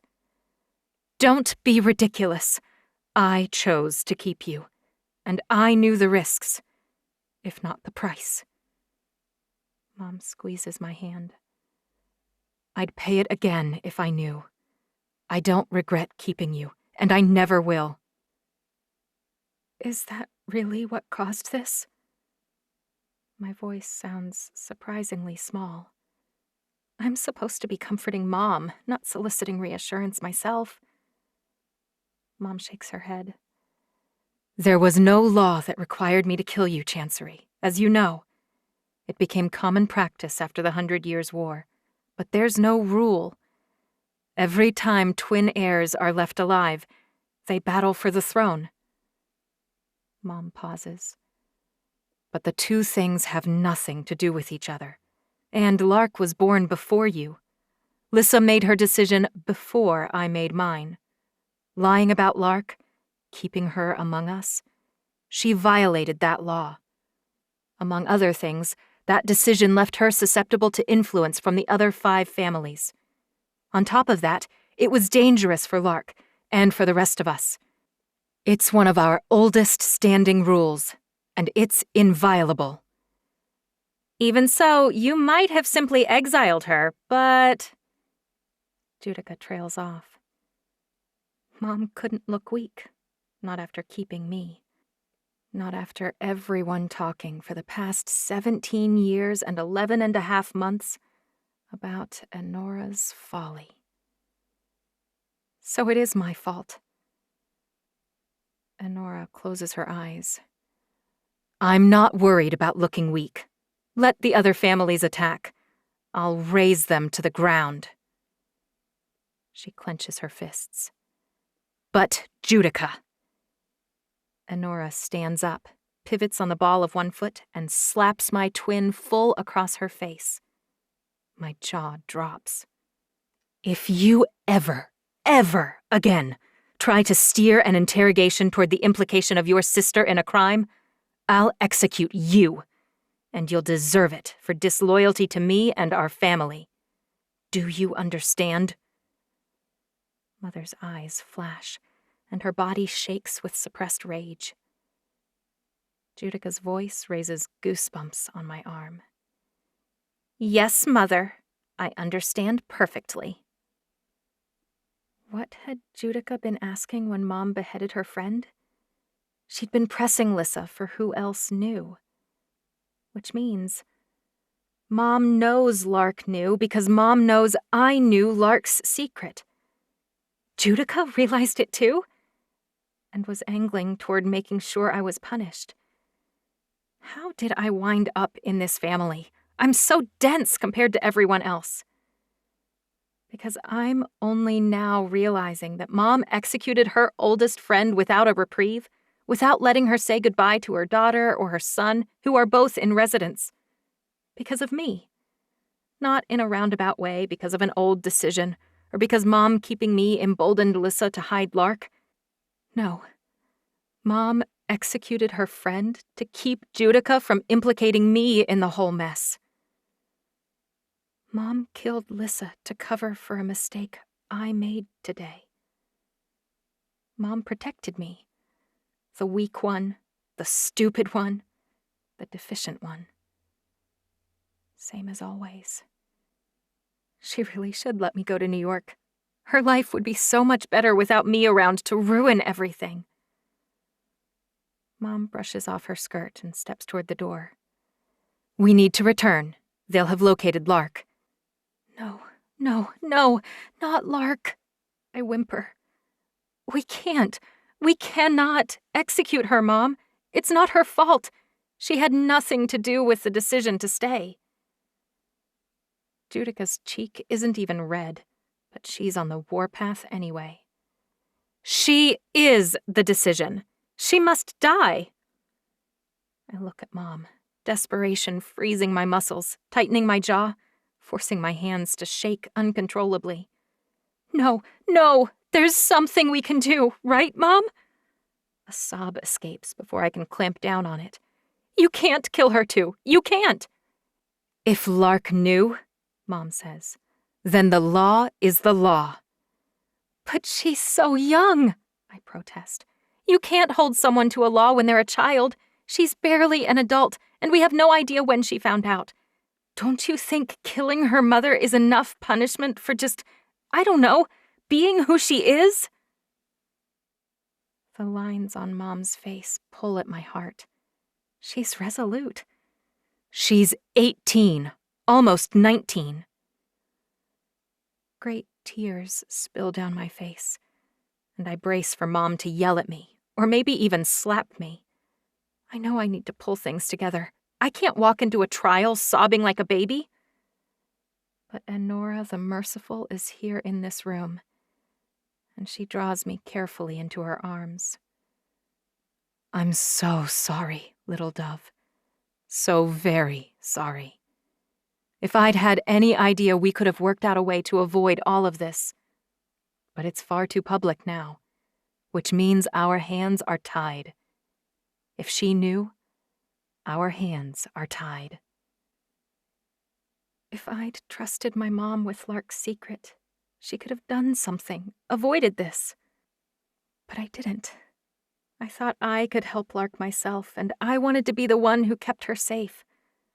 I thought I was helping, but something about that fight must have triggered someone to pull a DNA test. I'm so stupid. Wait, Judica says. You weren't hearing petitions with me. Someone tested her DNA after she won a match. Judica's eyes widen and her mouth gapes. Was Lark fighting you? Mom's nostrils flare. That has no bearing whatsoever on the hearing we are about to hold.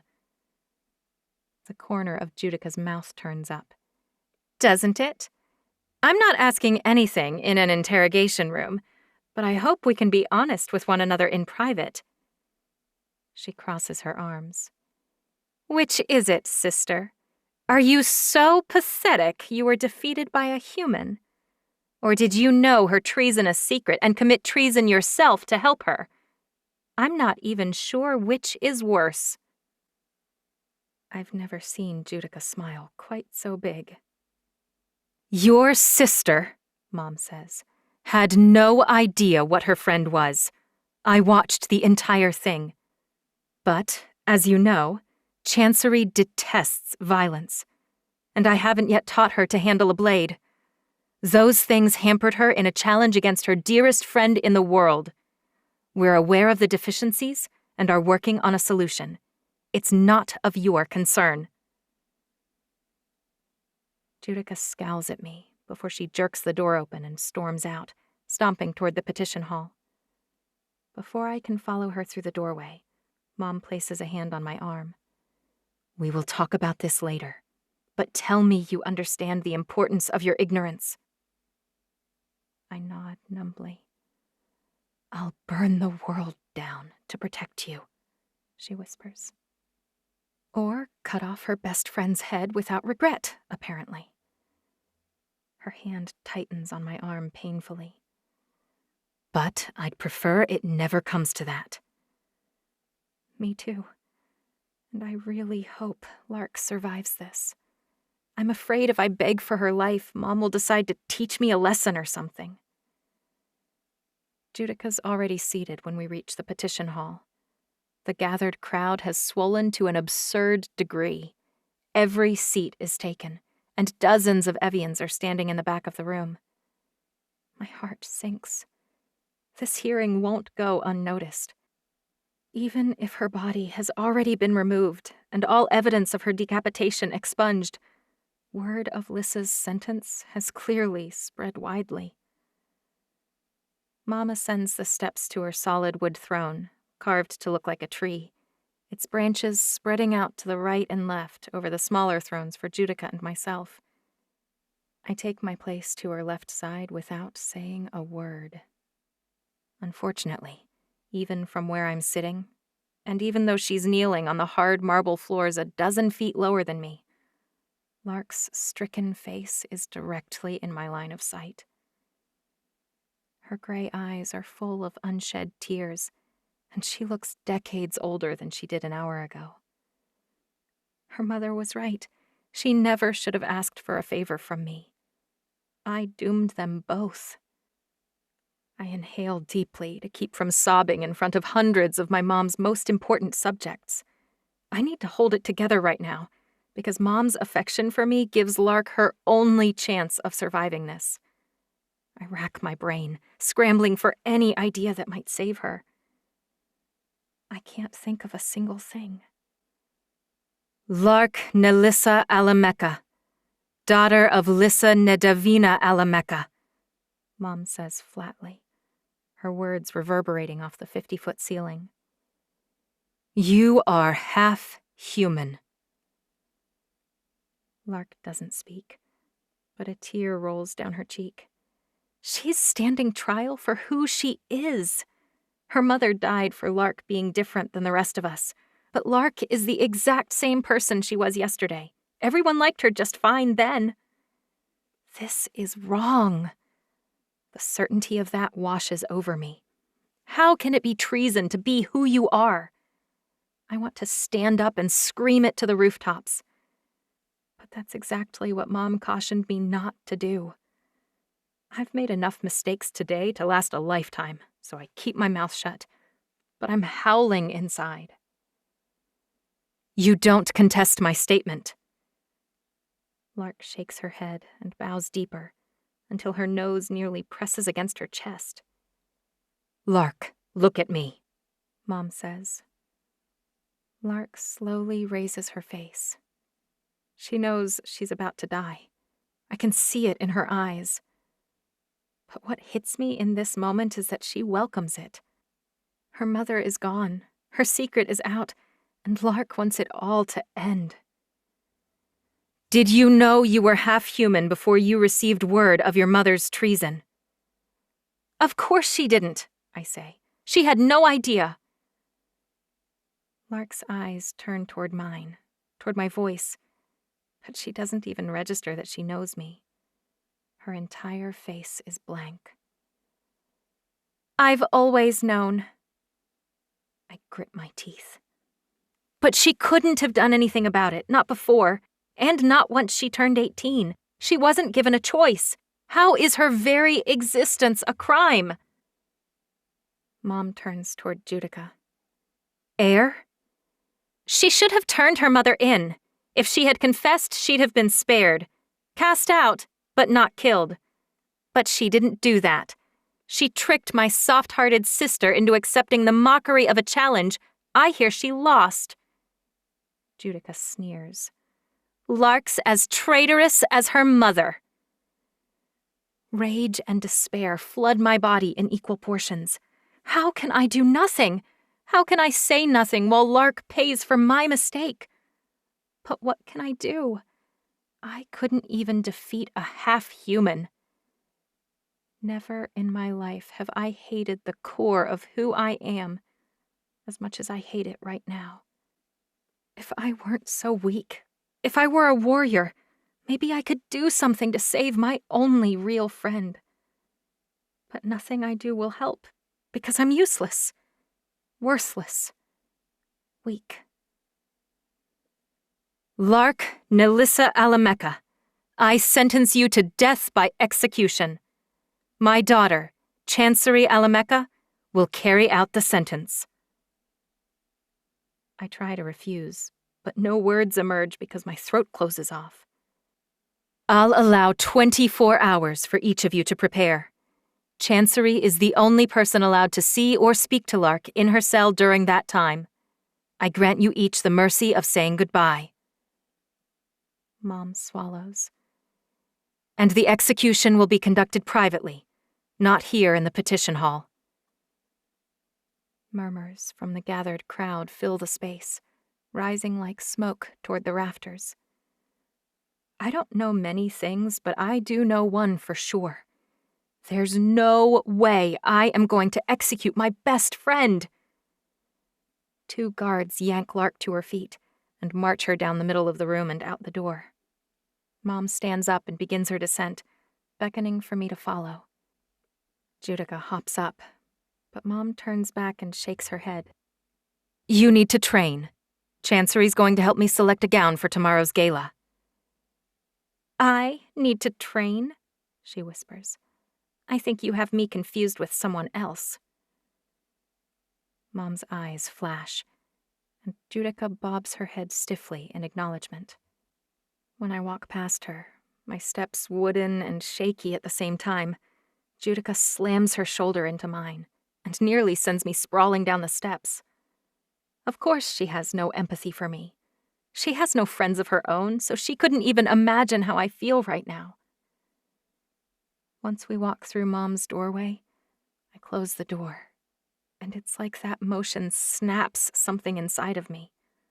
I collapse into a pile, tears streaming down my cheeks to soak the carpet. Cookie frolics around me, darting toward me repeatedly to lick my face and bump my hands. She can't comfort me, because nothing will make this better. I know I'm way too big to fall apart like this. But Mom doesn't chide me. She sinks down next to me and pulls me against her chest. I clutch at her, not sure what can possibly be done, or what could ever make things right again. I wish I'd come straight to her room and told her the truth. Why didn't I trust her to fix everything? Mom always fixes everything. When the tears let up enough for me to form any kind of words, I hiccup, I can't do it, Mom! Her hands stroke my hair. I know you can't. Wait, what? I straighten. Huh? You won't kill your friend, but everyone needs to believe you have.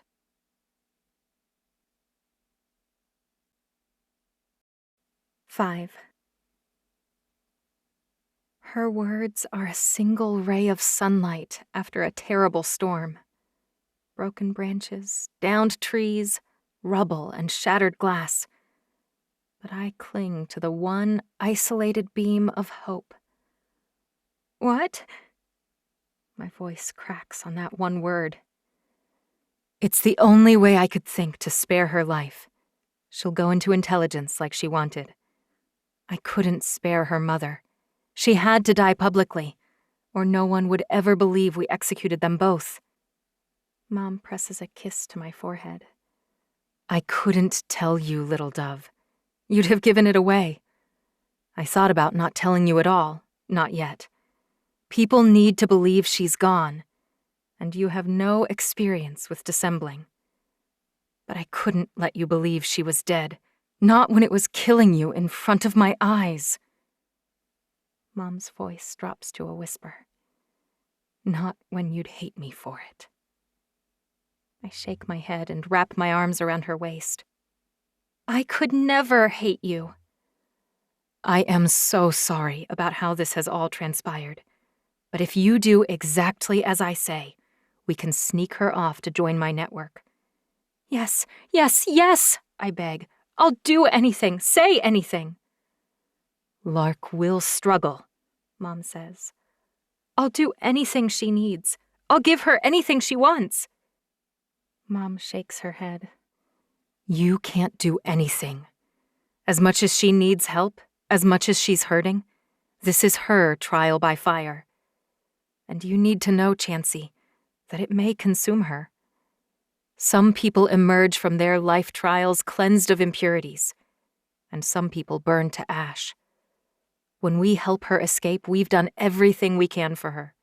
She'll make it, or she'll give up. And whatever the outcome, it's not your fault. I think of how I'd react if my mom died, and I shudder. I'd burn. Mom strokes my hair. You never know your own mettle until you're tested. But I hope that's decades into the future, at least. I can't even contemplate my mom dying. She may be merciless. She may be fierce. She may even be cruel sometimes. But never to me. And she's the best ruler Alamecha's ever had. I'm so glad she's still strong and healthy. Now, we'd better actually try on a few gowns so I won't have to attend my party naked. That would make quite a splash, I say. People might stop talking about Lissa and Lark. I choke up just saying their names aloud. That's a noble goal, but even that won't wipe this slate clean. Mom holds me for a few moments before standing up and crossing the room toward her vast walk-in closet. She turns the corner and disappears from my view, even the sound of her heartbeat fading to non-existence. I know we can't cancel her party. I know that the rest of the world doesn't care what punishments Mom doles out to her friends. I know that Mom can't spare the time to sit in her room and sob or call off her 900th birthday party. But I still think she should. Life can't just march on after something like this. You can't shake it off and pretend you didn't just execute your oldest friend. When Mom emerges a moment later in a tight-fitting ivory gown with pink and gold trim that matches the decor of her room, I know I'm expected to give her feedback. But I keep seeing the replay in my mind. Mom's sword connecting with Lissa's neck. I close my eyes. Mom raises her eyebrows. Is it that bad? I swallow. No, it's fine. So I should wear this tomorrow? I inhaled deeply through my nose. Who cares what she wears? Lissa will be wearing a funeral shroud. If you want. You're supposed to be helping me choose. If Mom hadn't killed her, Lissa could offer her input too. A flare of anger consumes me and I bite my lip. Mom was protecting me, because I'm such a weak mess that I need protection. She did what she had to, in spite of the pain it surely caused her. You look stunning in that, I say, but you wore it 2 years ago. She frowns. I wore the black Versace 2 years ago. I may be old, but I'm hardly senile. You wore the black Versace to your party 2 years back, but you wore that Vera Wang to Nastasia's birthday 2 years and 2 months ago. My mom tisks. You're right. Why's it still in my closet? She pivots and walks back inside. I hear her slide the gown down her body and toss it out onto the bedroom floor. I hop off the bench to snatch it up and walk across her room to the door that connects to my bedroom, Cookie Crisp on my heels. I throw it onto my bed, a miniature of my mom's bed right down to the coloring of the silk duvet, and walk back, confusing Cookie. I've only been able to fit into Mom's hand-me-downs for a year, but I love every one I've snagged. This time, I flop backward on her enormous gold gilt bed to wait. I sink into the thickly embroidered duvet and try not to think about Lark, or Judica, or Lissa. I wish I could run an eraser over my brain so my heart would stop aching. Maybe I could help Lark, I say. If you let me go to New York to live with Alora, I'd even be close to her. But I'll need my own network at some point. Why not let Lark be my first operative? It might give her purpose, and I can be close to support her when she struggles. You can't do anything out of the ordinary right now. Nothing that will draw attention. Mom's voice is muffled from inside the closet. Besides, running away from Judica won't make anything better. 700 years ago, Alamecha gave birth to twin daughters, Senna and Denna. She thought it would be fine. It wasn't. I roll my eyes. I know, Mom. Her death sparked the 100 Years' War, and that's why the next 2 empresses with twin daughters both killed one immediately. The older girl always dies. But when I saw you, I couldn't do it. She pauses silently just inside the closet, and then steps out slowly, her dress rustling with every step as she makes her entrance. I guess after 9 centuries of formal events, you develop quite a flair for the dramatic. Even without staging, the green silk ball gown with pink embroidery would be stunning. What do you think? I look her over as I ponder her question. Her curly, light brown hair is swept up into an elegant twist, with no traces of gray. Her nearly indigo eyes sparkle with life. Crow's feet, small wrinkles by each eye, are the only real sign that she has aged at all. You look great, Mom, I say. You could easily still pass for 600 or 700. The lines around her eyes relax. It's nice to talk about normal things. Until I remember what happened today and I think about Lark, shivering in a cell, waiting for me to kill her. And the fact that she'll never see her mom again. And then I think about Lissa, her hand on my shoulder, her light, airy laugh, a sound no one will ever hear again.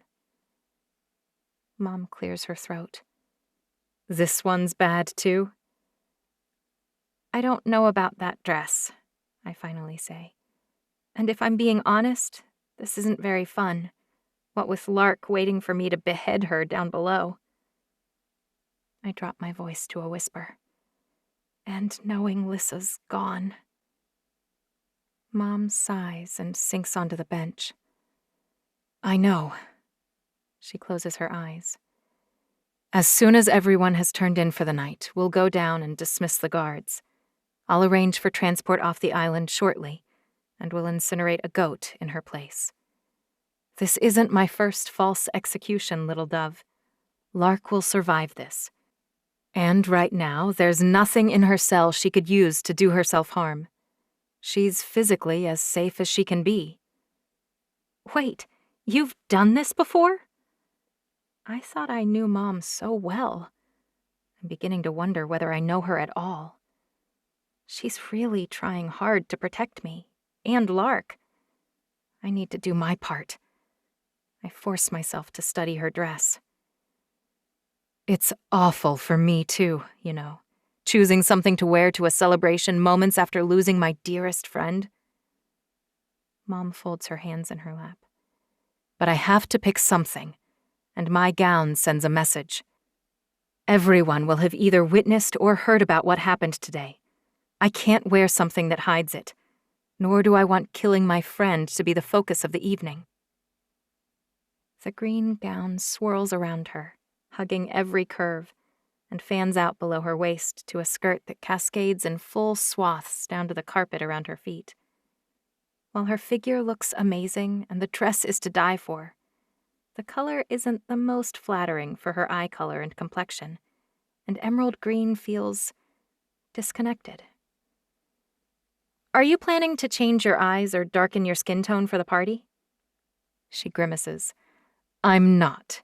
Not all of us can do that as easily as you, and it's become even harder for me in the past few years. I ignore her comment about things becoming harder. Mom's not old. Then what about the burgundy ball gown with the silver brocade? The Marchesa? I slide down to the floor, where Cookie's curled into a fluffy ball, and rub her back. Because that color is almost like dried blood. I nod. You'd be addressing it without saying a word, telling them you know what they're thinking and you're not afraid of it. Mom frowns. You didn't like it though, right? I rub Cookie's tummy, and my mom's dog, Duchess, whines, so I rub her ears with my other hand. It caught on my ring at the final fitting, and I worried a pull would destroy the delicate overlay. Last week, Edward fixed the loose prong on my ring, and I realized that might have been the problem, not the dress. Just in case, though. Mom tugs and tugs on the ring she wears on her right middle finger. It finally slides off, and she sets it on her nightstand. I gape. In almost 18 years, I've never seen the ring off of her finger. I recall Edward complaining as he repaired the prong while it stayed in place. Mom suffered through moderately severe burns in the process, but they didn't even discuss the possibility of her removing it. Mom tisks at me. Don't be so melodramatic. I've taken it off before. I just don't do it often, and only in front of direct family. When? When have you ever taken it off? She shrugs. Plenty of times, but usually when no one else is around to see. I stare at the ring. Is it? I look up at my mom and then back down at the ring.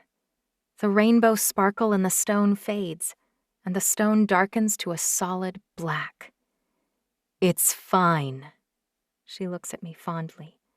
Everyone knows staridium sparkles when it's in contact with someone with pure DNA.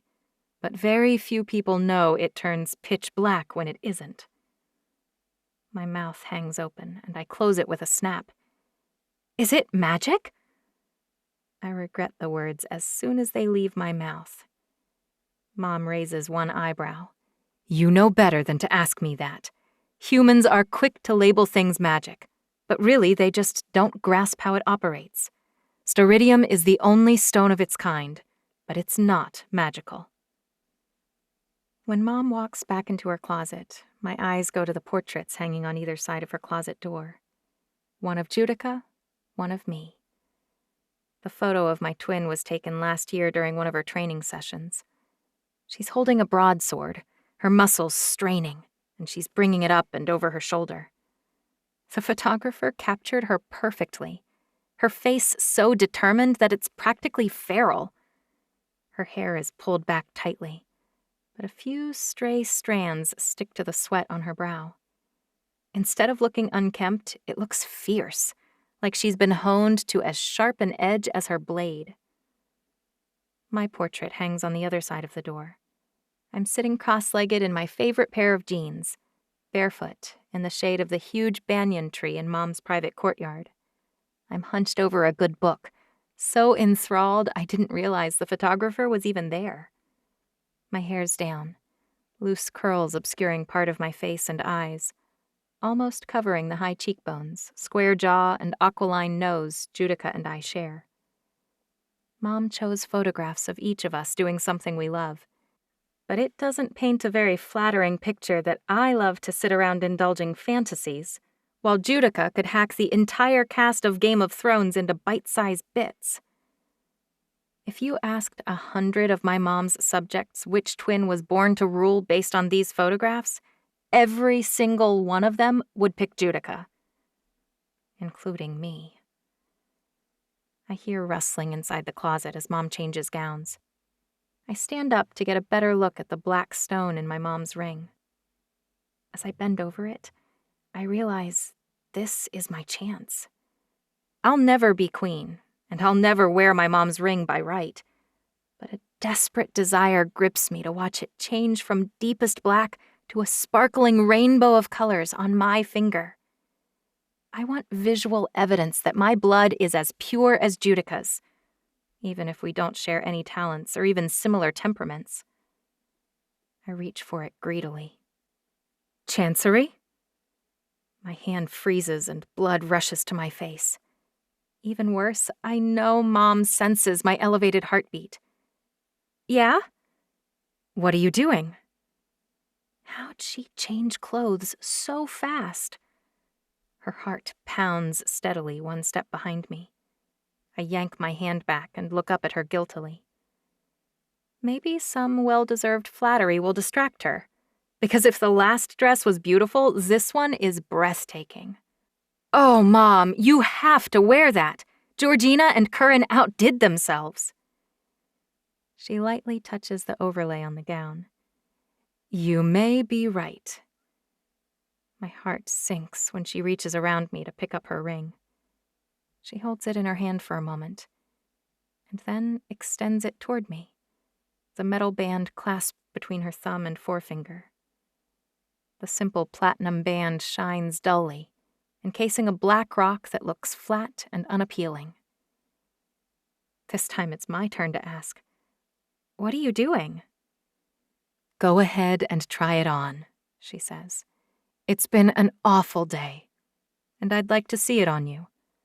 I've only seen it on one other person's finger in my lifetime, and that was many, many years ago." She looks sad. "Your mom, I guess." She nods. Since the youngest daughter inherits the throne, a new empress rarely has a chance to know her mother for very long. Mom was only 27 years old when her own mother died. It must have been hard for her to rule alone at such an early age. "Go ahead, little dove." She waves it in my face. "Are you second-guessing your decision to make Judica heir?" I joke. "I'm not changing my mind." Mom smiles to soften her words. "But I've come to realize how much Judica needs you. And one day, when I die, you'll be her heir. Don't let titles determine your value." "Mom," I roll my eyes, "Judica will probably pick a consort 5 minutes after she's crowned, and then have a child each year until she births a daughter." Mom shakes her head. "Crass. I won't be her heir for very long, okay? That's my point." I sit down, the ring forgotten. Judica hates me, so whether she needs help from me or not, she'd never accept it. "That's a conversation for another day when we have more time." My mom takes my hand gently and places the ring in it. "Try it on. No one else will ever know." The ring is colder and heavier than I expected. Much heavier. I slide it on my right middle finger and look down at the stone. I always assumed it was carved carefully, like a diamond or other precious gem. to refract the light. It's not. It's jagged and uneven, and the rock is set so that the base of the stone rests on the back of my finger. It's the size of a large grape, and even though the cold base is touching my skin, the staridium remains black. Black as pitch. Black as sin. Black as death. My stomach sours. Why isn't it lighting up? Where are the colors sparkling across it to prove that I've got pure DNA? I look up at my mom, whose face is riveted to the rock in a way that is not reassuring. Even after a full 5 seconds, the stone is still utterly dark. Even if I'm not the heir, it should respond to me, right? I mean, Mom's only 6 generations removed from Eve, which makes me 7th generation. Plenty of other empresses are 7th generation, and their stones sparkle on their hands right now. A horrible thought grips me. What if our line somehow suffered a major deletion generations early? We all know it's inevitable.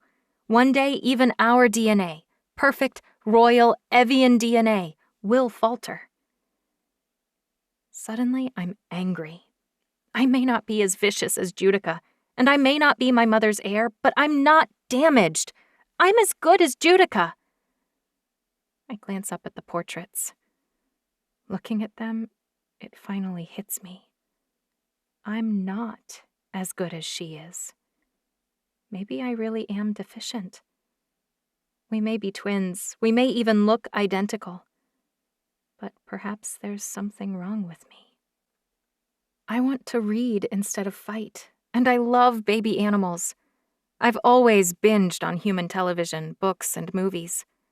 I'm not good enough, not strong enough, and I'm not fierce enough. I'm glaring at Judica's portrait, about to yank the cursed ring off my finger, and I'm fighting the urge to hurl it to the ground, when I feel something strange. There's a pressure inside my head, like my ears need to pop, like there will be a spark the next time I touch something. I smell ozone. And then, a second later, like a lightning strike, like an explosion, like fireworks on the 4th of July, the rock flashes. The room is bright with a blinding light, like the force of the sun for a single instant, before my vision goes dark and a flash of heat explodes outward from where I'm standing. I blink several times while my retinas heal, and realize that all the lights in Mom's room have gone out. If sunlight wasn't shining through the stained glass in her big bay windows, the only light in the room would come from the ongoing pulses of bright, angry light emanating from the stone on my finger. Well, that and the flames currently licking up the side of Judica's portrait. There's a pounding at the door. Mom's guards. Mom says, "Everything's fine in here, Frederick. Check in with Balthazar and secure the perimeter before you return." What's she saying? Nothing is fine. The wall is on fire, for heaven's sake. Mom steps toward me, one finger pressed to her lips and the other grabbing my wrist.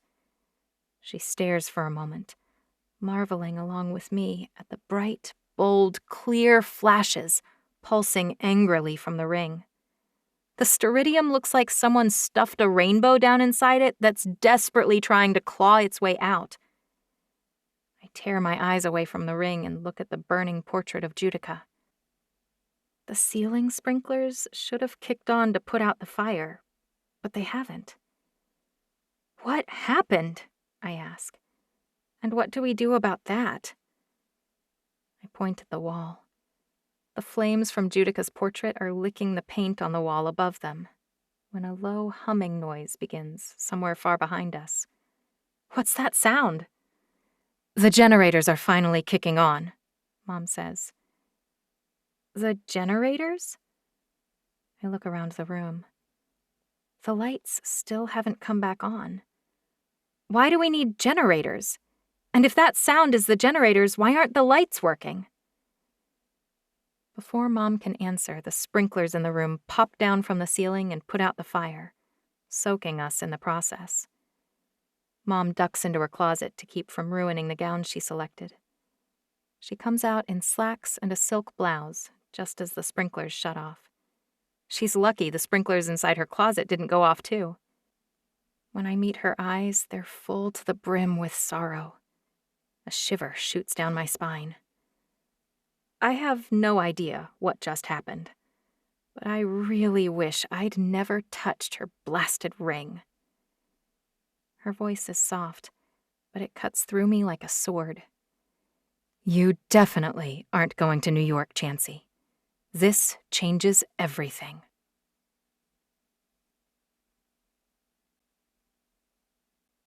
Six.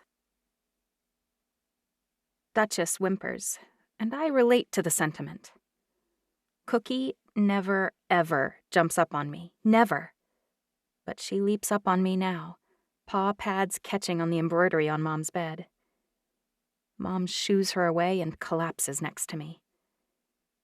When she speaks this time, her voice is almost normal again. Maybe you'd better pass my ring back. More people are coming. I hear the faint footsteps after she points them out and slide the ring off my finger. The stone barely darkens before it's back in place on her hand, accompanied by its usual swirl of pastel color. Not 2 seconds later, there's another rapid knock on the door. May we enter, Your Majesty? Frederick sounds frantic. Yes, come in. Mom shoots me a stern look and puts a finger to her lips before she turns to address the guards. What's she telling me not to say? I have no idea what just happened. It's not like I could tell them anything at all. Frederick's eyes scan the room, starting with Mom, moving to me, and then widening as he takes in the charred wall and drenched carpet. His uniform is bone dry. Apparently there wasn't a fire in the hall. There's been an attack, Your Majesty. Matthias crosses the room to check the windows. He ducks inside the bathroom, examines the sitting area, and then inspects the closet. When he returns, he says, "Clear," and takes up a position on the other side of the room from Frederick. What type of attack does security believe took place? Mom asks, utterly calm. Heavy footsteps pound down the hall toward us. Mother? Judica and Death round the corner of the doorway simultaneously, and Judica's face relaxes visibly when she sees that Mom's unharmed. Her eyes fly wide as she takes in her blackened portrait. She pins me with a glare, her lip curling. Mom steps in front of me. We're both fine, and everything is okay. Mom's security chief, Balthazar, enters the room as she finishes her statement, Edom on his heels. Mom inclines her head toward Balthazar. Is the attack ongoing? Both men bow, and Balthazar says, Too early to know, Your Majesty. We were hit with a strong electromagnetic pulse of unknown origin. The EMP wiped out most of the electrical circuits in the palace, and at least a few hundred feet on either side. He notices our wet hair and looks around the room. Edom and Balthazar both do a double take at the sight of the torched portrait. Judica swears. What happened in here? Did a light bulb explode? Language, Mom says. Expletives are the crutch of the uneducated. Judica rolls her eyes. Why is my photo the only thing burned? Well, that and half the wall, I say. You did this! Judica takes a step toward me. Mom doesn't ignore her this time. She holds up her hand. Stop and listen for once in your life. Judica flinches like Mom slapped her. I suppress a smile. Mom turns toward Balthazar. What do we know? We don't know how anyone came into range, and we've been unable to detect any other intruders or threats. We have reason to believe it originated locally, perhaps a work of a counteragent among us. My mom sighs. Oh, good. You can all take a breath. Take a breath? Balthazar's stormy eyes widen. All our heads of state are here, or arriving shortly, as well as hundreds of Evians from all 5 families. Someone wiped out our communications, as well as most of our day-to-day electronics. We don't have a clue who did it, and you think we should take a breath? These might be some of our last, which means I've failed you miserably. We have no leads on who set off the EMP, and no idea how it could have been done. And worst of all, we can't fathom why, which means another attack is likely imminent. EMPs are preparatory strikes. Balthazar, relax. My mom quirks one eyebrow, seemingly amused by his agitation. It almost looks like she's enjoying herself. At least her heart rate has slowed. Your Majesty, I appreciate your show of faith in me, but I cannot relax. I have work to do, and I will do it. Now, please explain how the wall caught fire so I can ensure there's no additional threat. And then I'd like your assurance you'll remain confined to your room until I've worked out a few more— Mom shakes her head. Your work is done. Lorena can handle electronic cleanup for the main building, and you can focus on getting our security systems back up. We have a plan in place for recovering from the effects of a targeted EMP. This will be a good opportunity to test out its effectiveness. Consider this a drill. Balthazar's face turns bright red. Unless you're removing me from my position, I beg your pardon, but I'm not done, Your Majesty. Not until we know details about— There is no outside threat, Mom says emphatically. When Balthazar's eyes widen again, my mom sighs. I set it off, okay? How could you— Edom begins, his vibrant blue eyes intent. I am Inora Isidora Alamecha, empress of the first family. Mom squares her shoulders and her eyes flash. Do you doubt what I say? Edom scowls instead of cowering. Impressive, because I'm scared and I'm her daughter. Before my mom can say anything else, Judica jumps in. Of course he doesn't, Mother. But Edom's the head of my guard and Balthazar's second in command. He's entitled to question something that wiped out the whole island, even if you knew about it. I want to know what's going on, too. I didn't say I knew about it. I said I personally set it off. And he's not entitled to anything. My mom narrows her eyes. And neither are you. Edom bows. I apologize. It was not my intention to question any action you have taken, Your Majesty. Balthazar says, Well, I'm not afraid of you, and I bloody well want some answers. How do you have an EMP I don't know about? And why would you set it off the day before— The day before my 9th centennial birthday celebration? My mom sighs heavily. It was bad timing, but then we didn't quite expect it to work. At least, not to this degree, did we, Chancey? I have no idea why Mom's acting like we planned this. I'm not even sure the EMP came from me. I'm scrambling furiously for any possible reason that makes sense, but nothing materializes. So I shrug noncommittally, hoping that will satisfy Mom. I'm not entitled to know a thing, but Chancery helped plan it? Judica practically gnashes her teeth, and I can't quite hold back my grin, even if I'm nearly as lost as she is. It was her idea to begin with. I could hardly exclude her from the execution. Mom beams at me like she's proud, which only deepens Judica's scowl. Well, it's terrible timing. Balthazar runs a weathered hand through his salt and pepper hair. With everyone arriving here tonight or tomorrow, I don't know how we'll spare the personnel to prepare for dinner and the celebration, and simultaneously make necessary repairs. Mom's eyes soften. We have extra circuits and everything else we need inside the Faraday boxes. We always knew this would be a good preemptive strike tactic from a rival family. I really am sorry about the timing, Balth. I didn't intend to drop such a mess on you. But, now that it's done, I need you to initiate the proper protocols. Find out the precise range on the EMP, with the knowledge that the pulse originated here in my room. The EMP generated a surprising amount of localized heat, which caused the fire. Judica, Balthazar, Edom, Frederick, and Matthias all glance around, clearly looking for a device. The device has been disposed of, Mom says. And if I had notified you in advance of our efforts, we wouldn't have had an accurate picture of the damage, or known the extent of the additional preparation necessary to withstand something similar in the future. Balthazar grunts, but after a moment of staring at her, he bows and heads for the door. She interrupts before he leaves. One last thing, Balth. He turns back. Yes? I need you to wait 15 minutes before you open the Faraday boxes and begin repairs. Can you do that? No!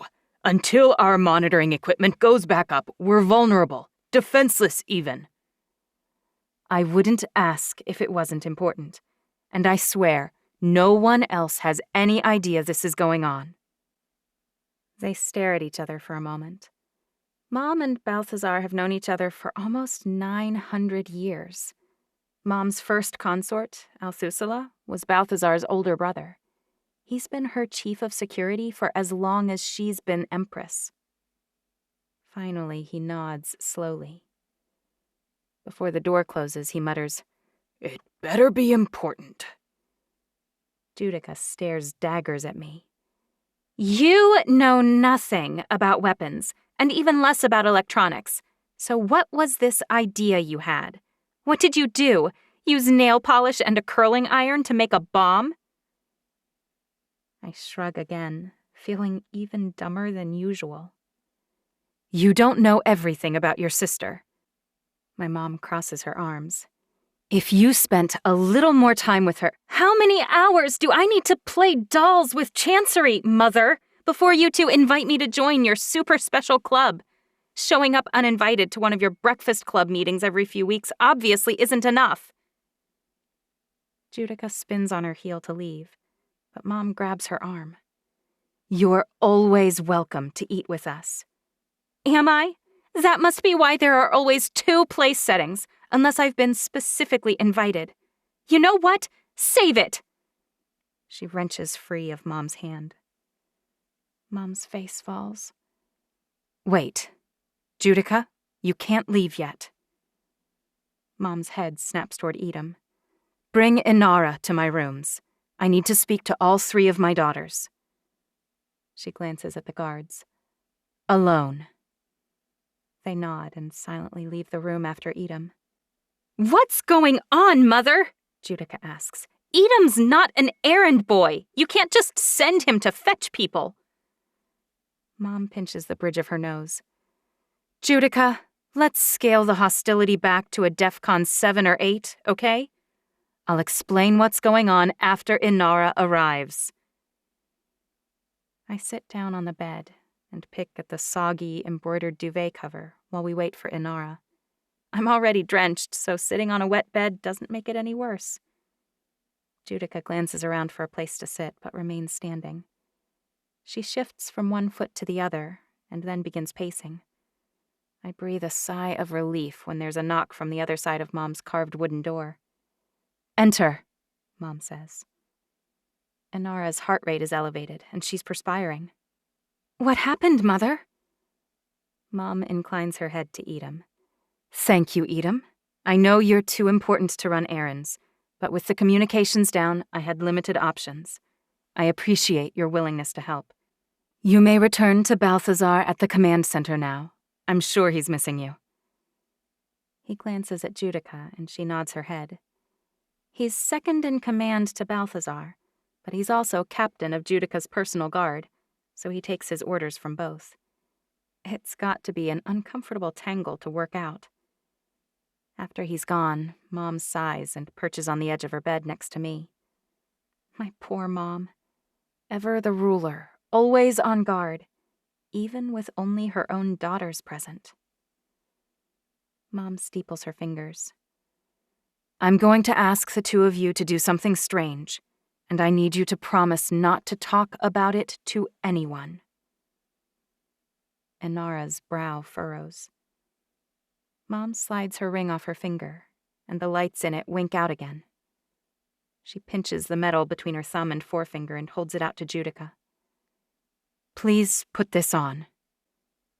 Inara clears her throat. Are you stepping down? Mom shakes her head. No. I just need both of you to try on my ring. What does any of this have to do with the EMP? Judica asks. Mom purses her lips. I'll provide more information when it's time. For now, put this on. Judica shakes her head. Inara first. Mom sighs heavily. Fine. She holds the ring out to Inara, who takes it calmly. Inara slides it on and smiles, like somehow her world is finally complete. I know how she feels, happy to pretend, even for a moment, that she might be our mom's choice, her successor, instead of irrelevant. The ring fills with gentle light, colors swirling through the stone slowly. Inara stares at it with complete attention, and we wait. 10 seconds, 20. After a full minute with no other reaction, Inara looks at me. What's this for? Somehow this ring caused the EMP? She's too smart. What did Mom expect? She purses her lips.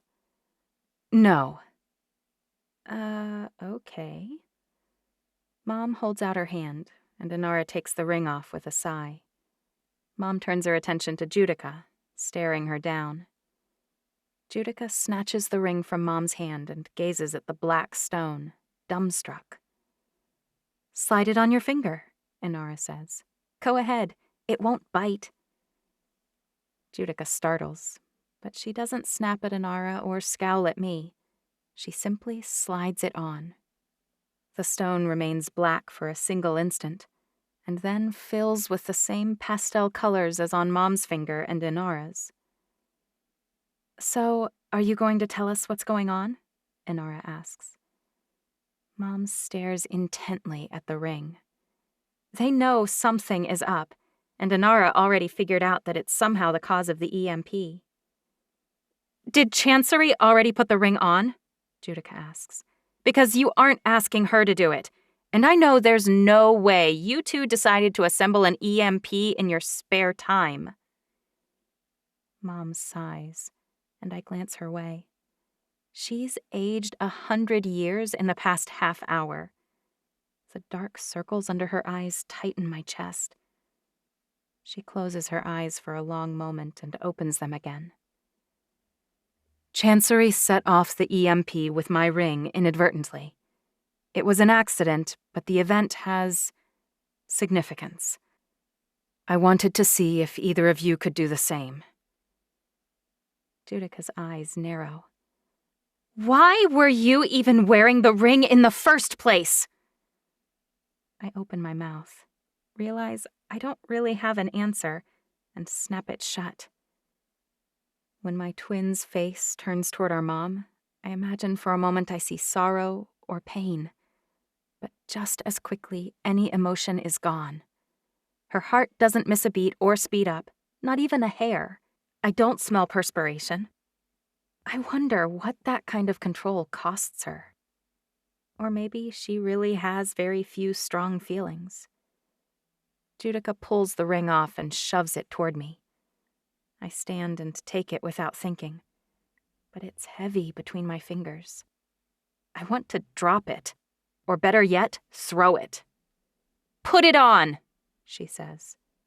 I shake my head. Judica narrows her eyes. I want to see what happens when you put it on. I shrug. I didn't do anything. I put it on and it stayed black. I thought maybe there was something wrong with me. Judica snorts. I clear my throat. But then, I guess I got a little mad about feeling that way. Suddenly, I felt this buzzing or humming feeling, and then, wham! Heat flew out of me and the picture caught on fire. Anger at me, then? Judica asks. I shrug again. Maybe. I don't remember exactly. Inara looks down at the black lump of stone in my hand expectantly. The same phrase keeps repeating in my head. This changes everything. What did Mom mean? The EMP changed everything? Or the fire? Either way, why would my reaction to the ring change anything at all? What did Mom mean? It has significance. I glance down at it. The ring I've seen every single day of my life. Lights usually flickering in its depths on Mom's hand. Now it's completely black, heavy, solid. A chill slinks down my spine and I suppress a shiver. I try to hand the stupid thing back to Mom. I don't have a good feeling about this. I shake it at her. The dead and lifeless stone fills me with an inexplicable terror, a sense of foreboding I can't explain. The image of Lissa, dead at Mom's feet, floods my mind and I drop the ring. An ominous certainty that putting it on again will change our future forever grips me, and I hope it hits the ground and shatters, which is highly improbable on the carpet. Mom snatches it out of the air before it even has a chance. She puts her hand on my arm, and I glance up at her face, expecting her to be angry. Instead, her voice is small, quiet. None of us know how much time we have left. Before I can object, she continues, but Judica's right. I need to see you wear it again. She places it in my unwilling palm. I shift from one foot to the other for a moment, but I finally slide the ring back on my finger, shoving down the inexplicable sense of doom. The stone still feels more like a burden than a treasure, like it's loaded down with expectations. It remains dark again, and the sinking feeling stays with me. What is wrong with me? Why doesn't it fill with simple, gentle light like it does for my entire family? Mom touches my arm again, and I expect something big to happen, something shocking, something electric. Nothing does. Maybe you drained it, like it's a battery, Inara says. I close my eyes and think about the weight of the stone, and suddenly I feel something faint in the back of my skull. Like a small cup is sitting there, slowly filling with liquid. That's wrong. It's not a cup and it's not liquid, but I can't think of any better description for it. My shoulders tighten and my neck shivers. What? Judica asks. What now? Mom squeezes my arm. Stay calm. If this has anything to do with emotion, we should tread carefully. What else do we know about this? I ask. I don't want to freak anyone out, but a bucket in the back of my mind is filling and it's near the top. I don't know what happens when it overflows. I try to pull the ring off, but Mom stops me. We all wait. The sensation that power is oozing into that space is odd, and I can't explain it, not even to myself. But finally, it stops, and the ring begins to flash with light as the power overflows the cup. Not the gentle rays of light that sparkle when it's on Mom's hand, or Inara's, or Judica's. This is different. It flares and flashes like burning chunks overflowing the top of a contained fire. Mom, Inara, and Judica all stare at it, their mouths dangling open in almost the same fashion. It's gone, I say. I can't feel it anymore, the filling sensation, I mean. What do I do now? Mom shakes her head. No one knows. To my knowledge, no one else has ever done anything like what you did earlier. Maybe I haven't either, I say. Maybe there was an attack earlier, a real EMP. The flash came from the ring on your finger at the exact moment of the EMP, Mom says. If nothing else, Occam's razor demands the assumption that you set it off. I sigh. You and your scientific postulates. It's a principle, little dove, not a postulate. Judica huffs. Mom ignores her. Think about the light the ring is giving off. That's coming from you. Even without any kind of electromagnetic pulse, that's a very strong reaction, much stronger than mine has ever been. You've been wearing it for a long time. Maybe it's excited for someone new. Mom tisks. First of all, it's not alive. Don't personify it. Secondly, I've seen lots of women wearing their rings over the past 900 years, and I've never seen this reaction, including its reaction to both Judica and Inara a moment ago. They say the stronger the ruler and the purer the DNA, the brighter the light. Judica growls, but Inara looks thoughtful. That makes no sense, I say. The reaction should lessen over time if that's true. Any way you look at it, the three of us are farther removed from Eve than you. Inara clears her throat. Unless God included junk DNA at the bottom of our strand. Perhaps the purest DNA requires a few deletions of extraneous materials. You're 7th generation. 7s come up a lot in the records and prophecies. It might be significant. Loads of empresses are 7th generation right now. Plus you and Judica are too, I protest. Judica balls up her fist, and her arm trembles. I know that look. She wants to punch Inara in the face. Maybe you haven't decided what you want to do, Mom says. Channel your thoughts into something. Give the energy, or whatever it is, a purpose. Okay, but what? Well, we know the sprinklers are working, Inara says. Why don't you try and set your photo on fire? Then maybe Judica will forgive you for targeting hers.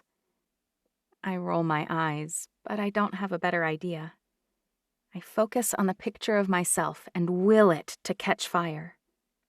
Nothing happens. It's not working, I say. Failure is a choice, Mom says. It's her personal motto. Every time I said I couldn't do something when I was little, I'd hear, failure is a choice, Chancery. I grit my teeth and look at the stupid portrait of myself reading. I stare at the useless, irrelevant kid who gets to sit around and read while the important people do stuff that matters, like weapons training, strategy, studying history of warfare, and diplomacy. I mean, I hate the idea of having to do all of that, but it sucks that I'll never need to. I look at the girl in that portrait, her face unconcerned, her legs crossed at the ankle, flip-flops skewed. Her life doesn't matter, and the image is an accurate reflection of reality. My life doesn't matter. I was born before Judica, but that's not why Mom chose her. She chose my twin because I'm not good enough. I'm not the one Mom thinks is strong enough, not the one suited to rule. I'm too soft, too kind, and too weak. I focus on it all. On the ring I'll never really have, the position I'll never take, and the world I'll never inherit. The power in that little cup flares to life, and the flashes from the ring intensify. I feed the flames with my anger and frustration, and then I push on it with my brain, clamping down on the bucket until the ring flashes again. Not like it did the first time, but darker, hotter, and sharper. The fireball that flies out of the ring heads straight for the wall and blasts a hole in it, burning a path through the right side of my mom's closet. Oh no! I'm so sorry! I race into the closet before Mom can stop me, plowing right into the burning clothing. The flames lick against my skin, tasting my wet shirt and shorts. I stare at the mess I created with horror, willing the damage away. Then, just as quickly as the fireball burst out, I suck the flames back. The fire around me snuffs out, and the ring bursts once, and then scales back to smaller, less insistent flashes again. The plush, shaved ivory carpet under my feet is singed, and smoke billows into the room in front of us. I glance around the closet and breathe in a huge, smoky breath. But at least the marquesa for tomorrow was on the left side of the closet. I'm staring at it dumbly when Mom takes my arm and pulls me back, away from the closet. The sprinklers don't go off, and I wonder why. "No sprinklers?" I ask numbly.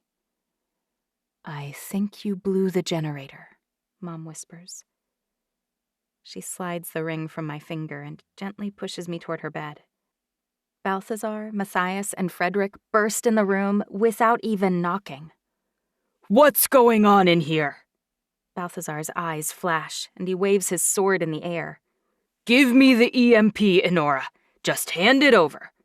He holds out his free hand. You've blown the generator now. Unless there's a backup generator no one told me about, we are screwed. Mom sinks down on the edge of her bed with a sigh. I hadn't thought about that. Balthazar's face darkens. You hadn't thought of it? I'm sorry. I promise there won't be any more EMPs today. They're kind of a single-use thing, and the last one has been used up. Balthazar notices the closet, and expletives pour from his mouth. I listen closely and make note of a few new ones. That's quite enough, Balth. Mom grabs his arm and he pulls up short. He leans toward Mom and whispers, Are you all right? What's going on? I'll fill you in on more details later. You'll recall I asked for 15 extra minutes. I'm done now. You can begin replacing circuits in the generator first and work your way out from there. I'm truly sorry for the confusion and frustration. Balthazar opens his mouth as if to say something else, then rethinks it. He turns on his heel and marches out the door, dragging the others behind him. Edom turns and glances over his shoulder, directly at me. His intense, deep blue eyes meet mine questioningly. The pulse from Mom's ring didn't burn through me that hotly. I break eye contact with Edom, and he jogs down the hall to catch up with the others. Once we're alone again, I explode, figuratively this time. Don't ask me to do that again, ever! No kidding, freak, Judica says. Judica, Inara, you may both return to your duties, but remember, not a word about this to anyone, ever. Chancery and I need to talk. Judica stomps out the door, death on her heels. Once he's gone, Cookie crawls back out from under Mom's bed and curls up near my dangling feet. Inara walks calmly to the door, and as she ducks out, she turns back and throws me a double thumbs up. Very interesting development. Normally that would make me smile, but with Lark decimating me today, and Lys's execution, and now this, I can't summon any humor. I'm hollowed out like a gourd. Mom wraps an arm around my shoulder and I collapse against her, sobbing.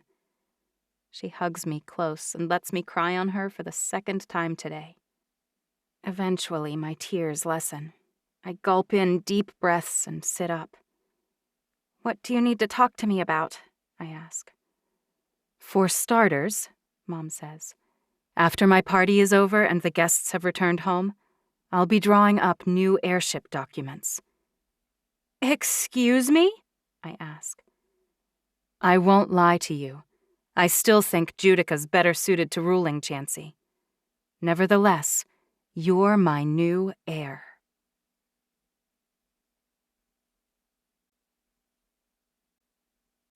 Seven.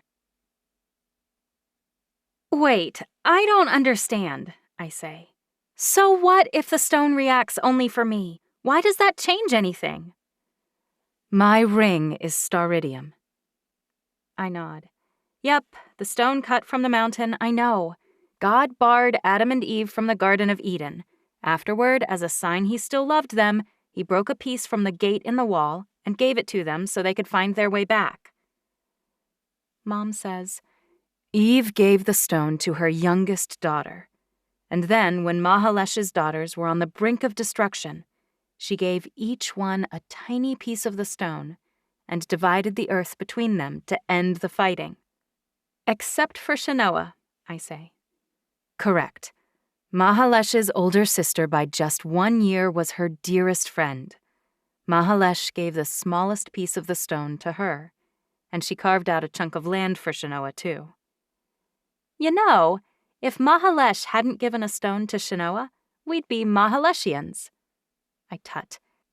Evians sounds much better, so I suppose it's good that Shanoa was an amazing sister. Mom raises one eyebrow. Focus, Chancery.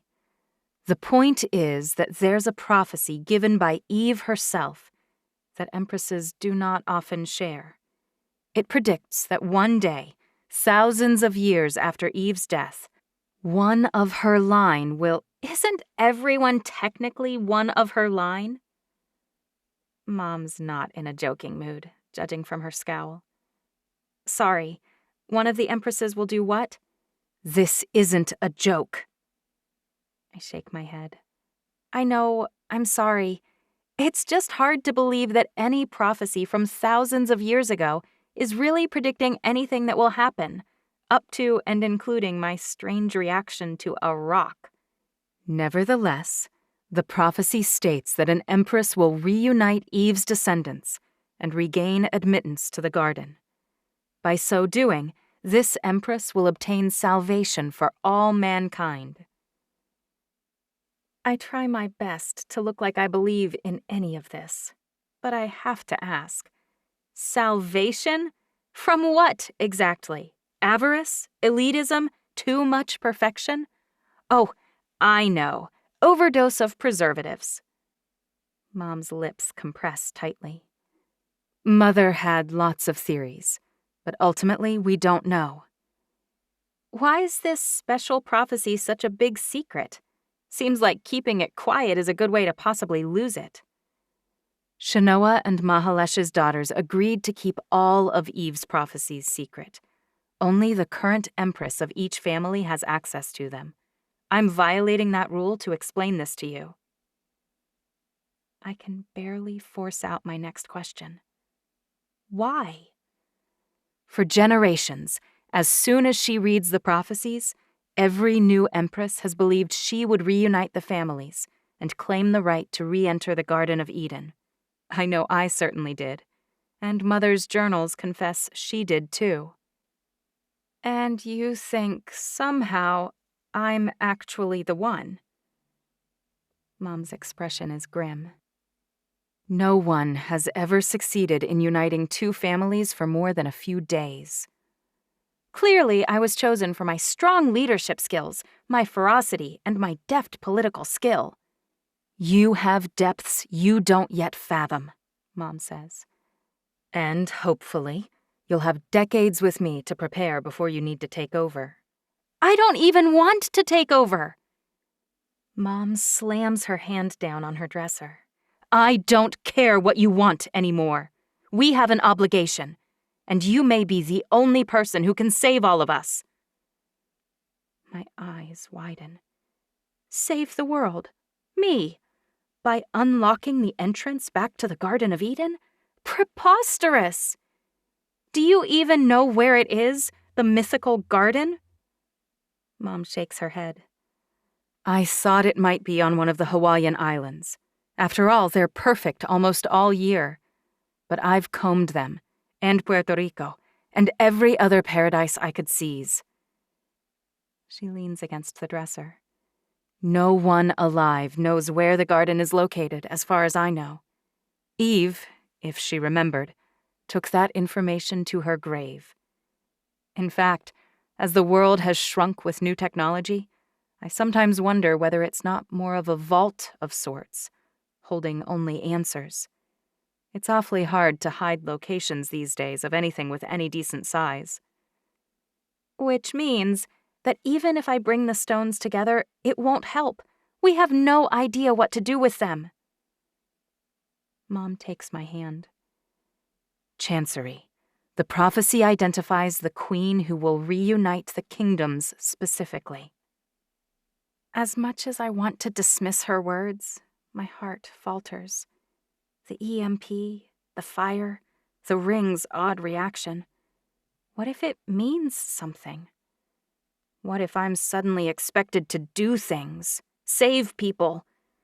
An overwhelming sense of despair seizes me. That stupid rock chose the wrong sister. I can't even save myself or my half-human best friend.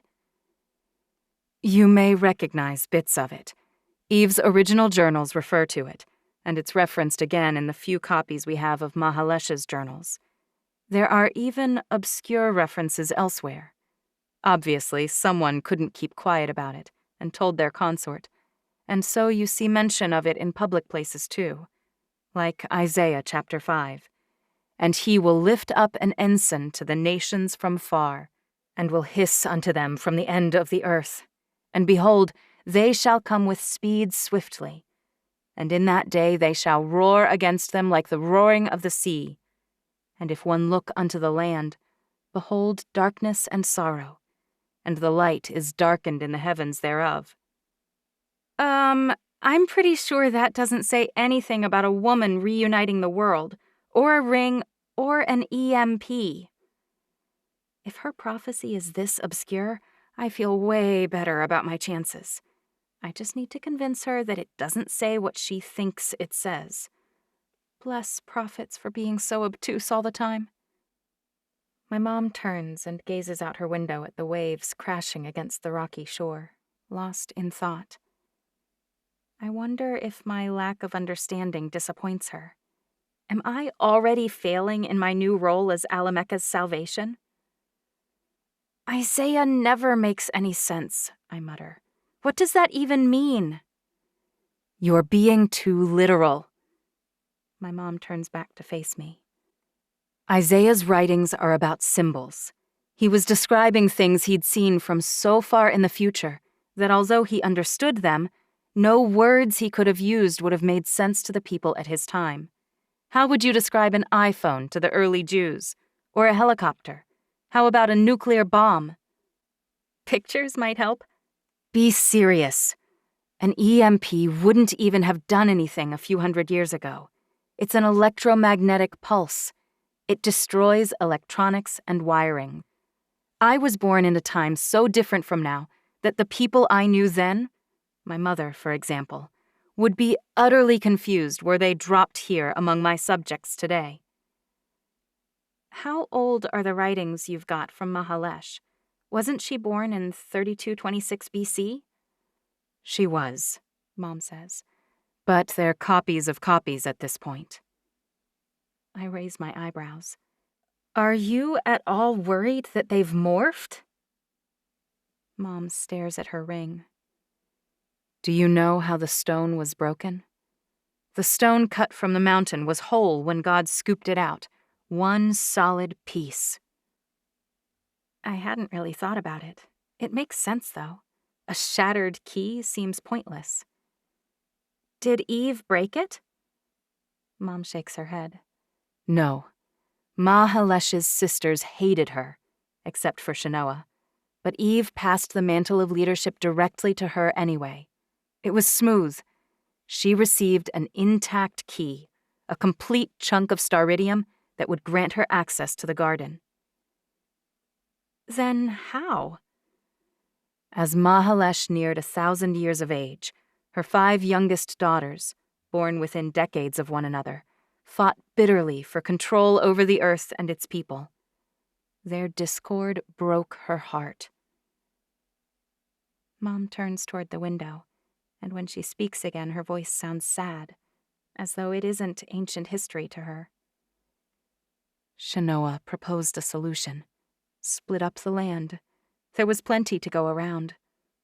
But Mahalesh feared it would eventually be divided too far. She felt the division would need to be limited. I knew this part. Mahalesh couldn't choose one of her daughters to rule. Shanoa suggested Mahalesh break the stone and give one piece to each daughter, divide up the earth and let them each rule a portion to stop the fighting. You're right, Mom says. But no one could break the stone, not by any method they tried. Then how? I look at the ring. Mom whispers, I'm not sure whether I believe it, but those were different times then. Amazing times, if the records can be believed. Mahalesh prayed and asked God to break the stone, to help her end the fighting among her daughters. She asked for peace among them before she died. And God did it? I ask. We assume so, Mom says. It doesn't say.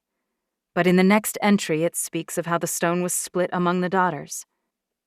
Mahalesh gave the pieces out in order, with the largest piece to her youngest and wisest daughter, Alamecha. Thus your great-great-great-grandmother became the empress of the first family.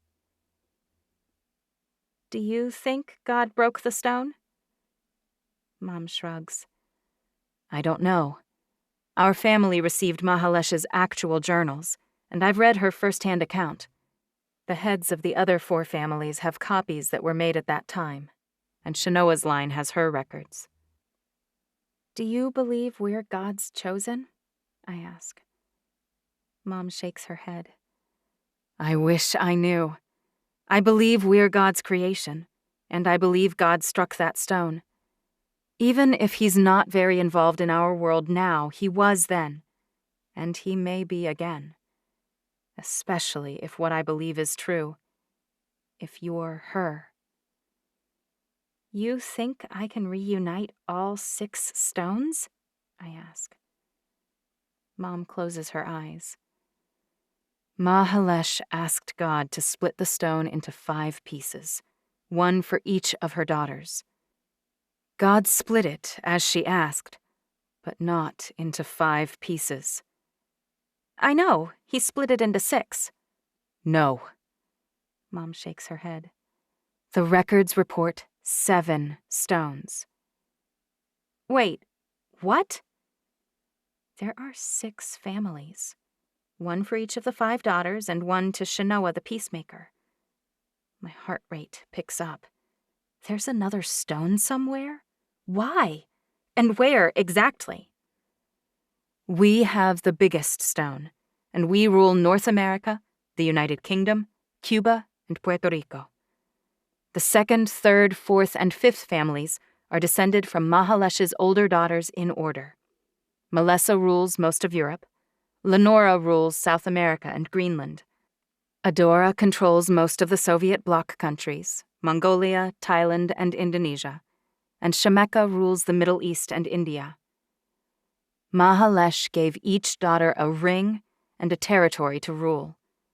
She gave the smallest stone to her sister, Shanoa, as well as the entire continent of Africa to rule.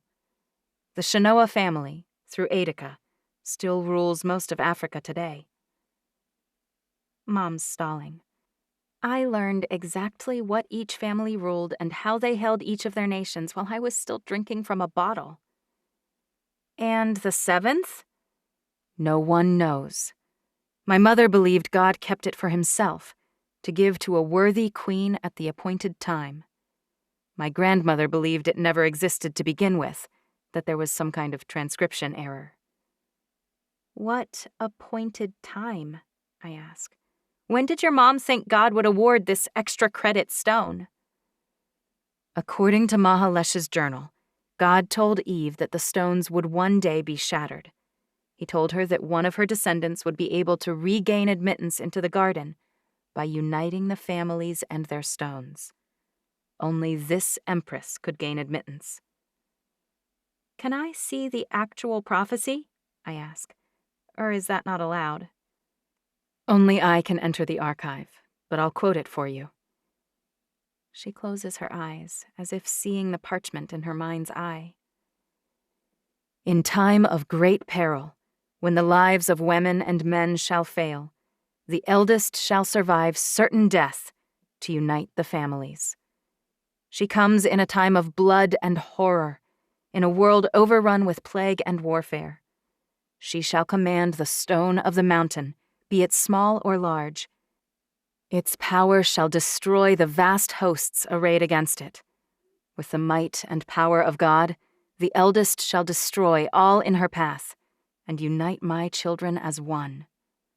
Only through her blood can the stone be restored to the mountain. Together, with the strength of her strongest supporter, she shall open the Garden of Eden, that the miracle of God shall go unto all the earth to save my children from utter destruction. The eldest? I always assumed the eldest referred to the empress who lived the longest. So far, that's Eve, at 971 years. Which means you hoped it might be you. Mom shrugs. We've all hoped. Everyone wants to be special. Not me. But what if it doesn't mean the eldest empress to live? What if it's referring to something else? What if God knew we would start killing the older twin, and no eldest sister eligible to rule would exist? Until you. That's a stretch, I say. Is it? Mom throws her hands up. It makes more sense than the eldest empress. And look at the other evidence. You commanded the stone today, and it destroyed the light. It's talking about you, Chancery. Our people, and perhaps the whole world, will need you, and I don't intend to fail them. The world isn't overrun by blood, plague, or warfare, I protest. There's no imminent destruction. Not yet, Mom says, but I very much fear it's coming. What about all the destruction you and your rivals have caused over the years? Where was the salvation of the earth then? War, famine, plague, those are commonplace. An apocalyptic event, something that could wipe out the Evian race, that's the real threat.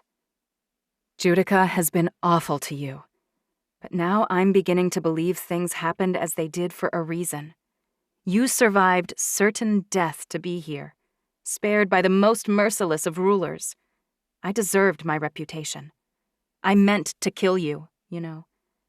But I couldn't. Something stopped me, and I spared you, the eldest twin. And then you survived again by sheer luck, or possibly providence. She's referring to my 9th birthday. Although I become more certain the prophecy refers to you with every breath, I think Judica serves a purpose too. I think she could become your strongest supporter. You may need her skill set to save everyone. I think, like Mahalesh's daughters, my precious daughters need to make peace before they can unite the other families. That's a nice hope, I say. But I'm afraid the only way Judica's ever going to help me is into an early grave.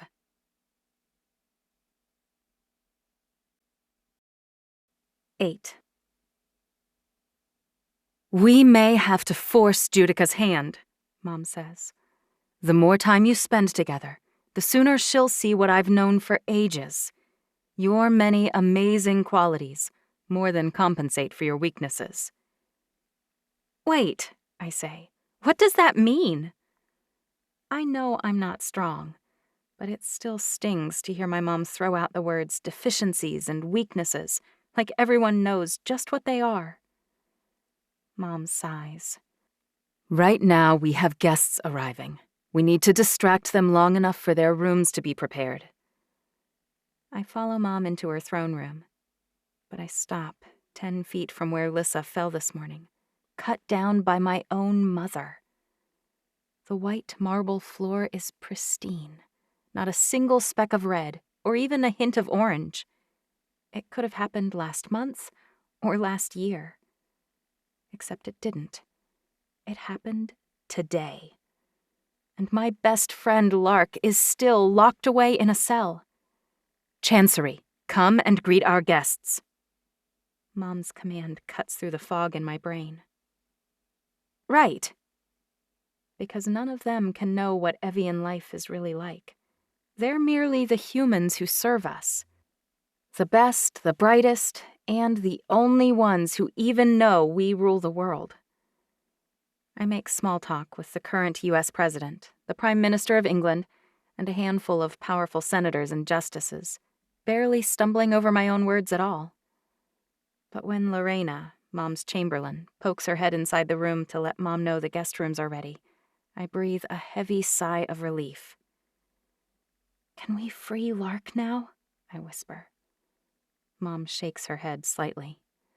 "We have more pressing business, but I haven't forgotten. I told Frederick to put things in motion." I frown. Put things in motion? How long will it take? Won't people become suspicious? Timing matters, Chancery. And right now we must begin other things. Something we'll work on daily. Mom drags me down to the family bunker, where I practice setting off EMPs with her cursed ring. I guess a lead-lined bunker encased in tons and tons of rock is the only place to limit the damage from my reaction to the dumb thing. It's not exactly how I'd like to spend an afternoon, but it could be worse. I could be stuck hearing more petitions with Judica. I'm not very successful, only setting off 3 more over the course of more than an hour. But I do set the wall on fire. Twice. "As your great-grandmother Alamecha always used to say," Mom says. I grumble. Yeah, Rome wasn't built in a day. I guess she'd know. I reach the top of the ladder and climb out of the bunker and onto the ground. The giant banyan tree keeps the entire courtyard in front of Mom's bedroom in the shade. I inhale deeply of the ocean breeze that whips across every inch of the small island of Niihau. Being stuck hundreds of feet underground gives me new perspective on the value of fresh air. My mom presses a few buttons in a hidden keypad under a rock, and an enormous boulder rolls back into place without so much as a whir. I guess that means the iron in the walls of the bunker kept the newly repaired electronics out here safe. Cookie and Duchess cavort around our feet, glad to see us again. Dogs aren't allowed in the bunker. "Time for your training as heir to start, little dove," my mom says. I suppress a groan. You haven't thought this through, clearly. And do we need to start today with all the repairs and leftover petitions and whatnot? And Lissa's death, and my friend's spirits sinking lower and lower in her cell? Melodix was fine when you had nothing but time, but Sladius is much more effective for making quick progress, and we need immediate progress. I'll be making the announcement soon, which means it's necessary to expand your instructor pool, yes. Wait, I say. You're not training me anymore? Actually, I'm required at a meeting with Inara and Lorena right now, so for today you'll be training with an expert in Sladius. Balthazar? I ask. She shakes her head. He will be there, but he wants to see you in action before he begins training you himself. Then who? I ask. Judica. My jaw drops. You're kidding. No, I'm not. You two are going to have to learn to work together, and there's no point in delaying it. I already told Balthazar you'd be by around 3 o'clock. Change quickly. I haven't trained with Judica in almost 8 years, not since before our 9th birthday. Sounds like a great plan. The only way this could be worse is if you told Judica you're making me the new heir. Oh, crap. Which you will have to tell her at some point. Mom nods. But not today. We'll tell her together, after my birthday. Phew! Because I'd rather she not know the first time you send me into a ring with her and tell her to whack at me with a sword. You'll be fine, Mom says. Easy for her to say. She's not the clownfish being dropped in a tank with the biggest shark in Niihau. Your face has gone completely white. Don't worry. You heal fast. Mom's smile is mischievous. Accept the world as it is. I grumble. Or do something to change it. I know. But do I really have to change it? I was fine with things before today. We need a new family motto. How about, be true to yourself? That sounds like a good one. Probably because it's so vague that no one understands what it means. Mom laughs. Go. I wait for a moment to see whether she'll change her mind, but when she glances my way, one eyebrow arched, I know she's annoyed. I head to my room to change clothes and have to immediately throw open all the blinds. Repair crews clearly prioritized the guest rooms and haven't reached mine yet. Cookie's lapping at her water bowl, and I'm lacing up my merrills when there's a knock on my door. I tie the bow on my second sneaker and walk over to answer. My heart's working fine, until I open the door. Then it flutters in spite of my Herculean efforts to keep it steady. It's Edom, and for once, he's alone. I usually have to avert my eyes so he won't notice me studying his face. Or worse, so Judica won't notice. I live among the direct lineal descendants of Adam and Eve. All of us have nearly flawless DNA. We're the most perfect people on Earth, and every single one of us has unblemished features. Clear skin, bright eyes, shiny, curly hair, symmetrical and well-proportioned bodies. Even surrounded by sparkling gems, Edom stands out. Strong, square jaw, white blonde hair that practically shines, deep sapphire eyes over high, prominent cheekbones, and rich, dark golden skin that glows. And when he's standing this close to me, I have to crane my neck to see his face at all. Not that staring at his perfectly sculpted chest is bad. Your Highness. His intense eyes are trained on the ground. We've been over this. Please, call me Chancery. My voice emerges high and squeaky, so I clear my throat. You spent enough years on routine guard duty, taking your turn watching me scamper all over the island. I think the Your Highnesses are unnecessary. Things were different then, he says. It has been 7 years since he was assigned to watch me, but the only real change I've noticed, other than his rapid rise in rank, is his dating status. You know what? Call me whatever you want. I'd hate to cause a fight between you and your sweetheart. I slide past him into the hall, Cookie on my heels, and slam the door shut. Balthazar sent me to bring you to the arena. He pauses. Chancery. His eyes meet mine, and my hands shake. I know where the arena is. I don't need a babysitter. He bows stiffly, a quick bob of his golden head. He wasn't sure whether you were coming. Edom glances at his watch pointedly. It's already 3:11. Mom and I were caught up. I gulp. Well, I'm running a little late. I'm sorry.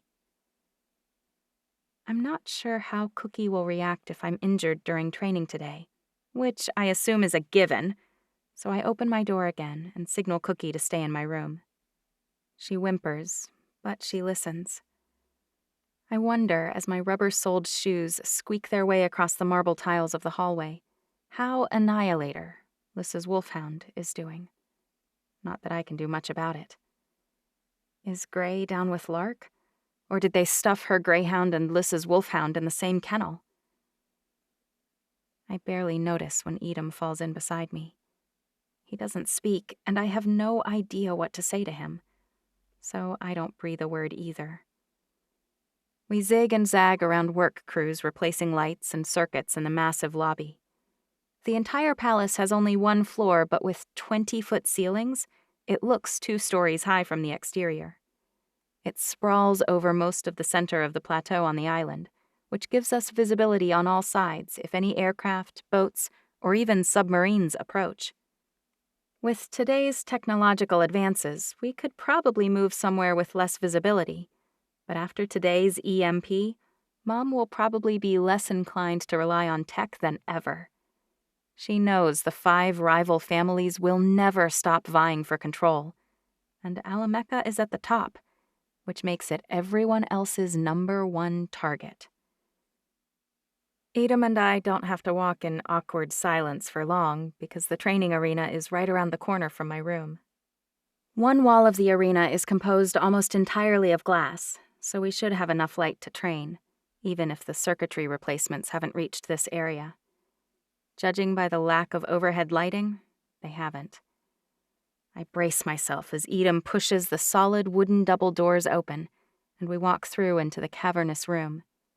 It's a good thing I do, because I immediately see what the door was blocking. The only thing worse than Judica. Judica brandishing a broadsword. "Sister!"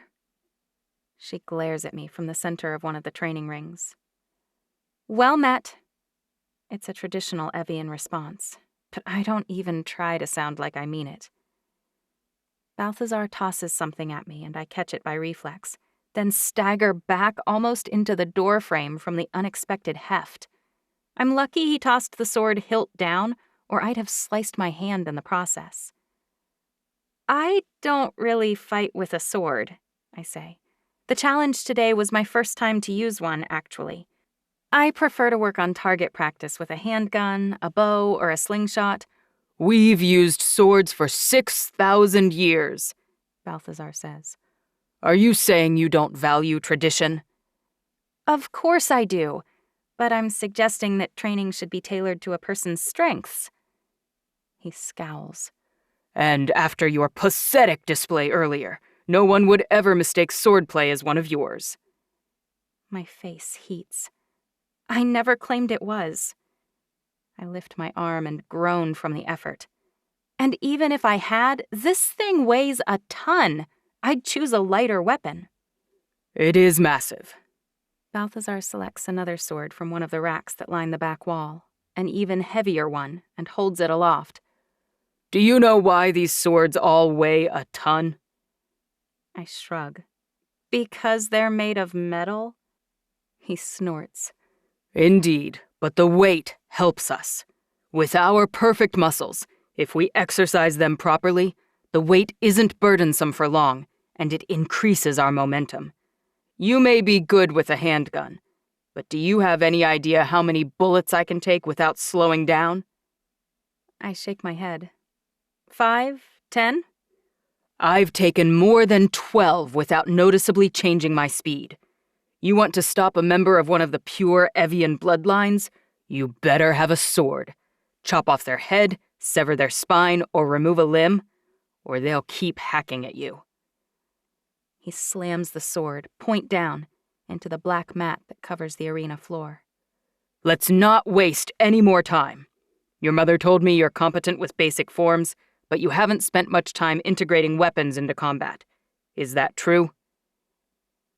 Balthazar's hair is streaked liberally with white, but his face is still unlined, and the muscles in his arms ripple with strength as he crosses them. "The Empress is never wrong. I'm passable at hand-to-hand and projectile weapons." I square my shoulders and step up into the sparring ring. He doesn't want to waste time talking, huh? Fine. "Our cue will be?" Judica chokes out a laugh. Balthazar looks confused. "Your cue?" "Melodics uses cues." Edom's eyebrows are raised. "But surely you know that Sladius doesn't." I will not blush. "I didn't know that, but I won't apologize for being trained traditionally. The heir of Alamecha has been trained in melodics for 6,000 years. You mentioned tradition as the reason for the sword."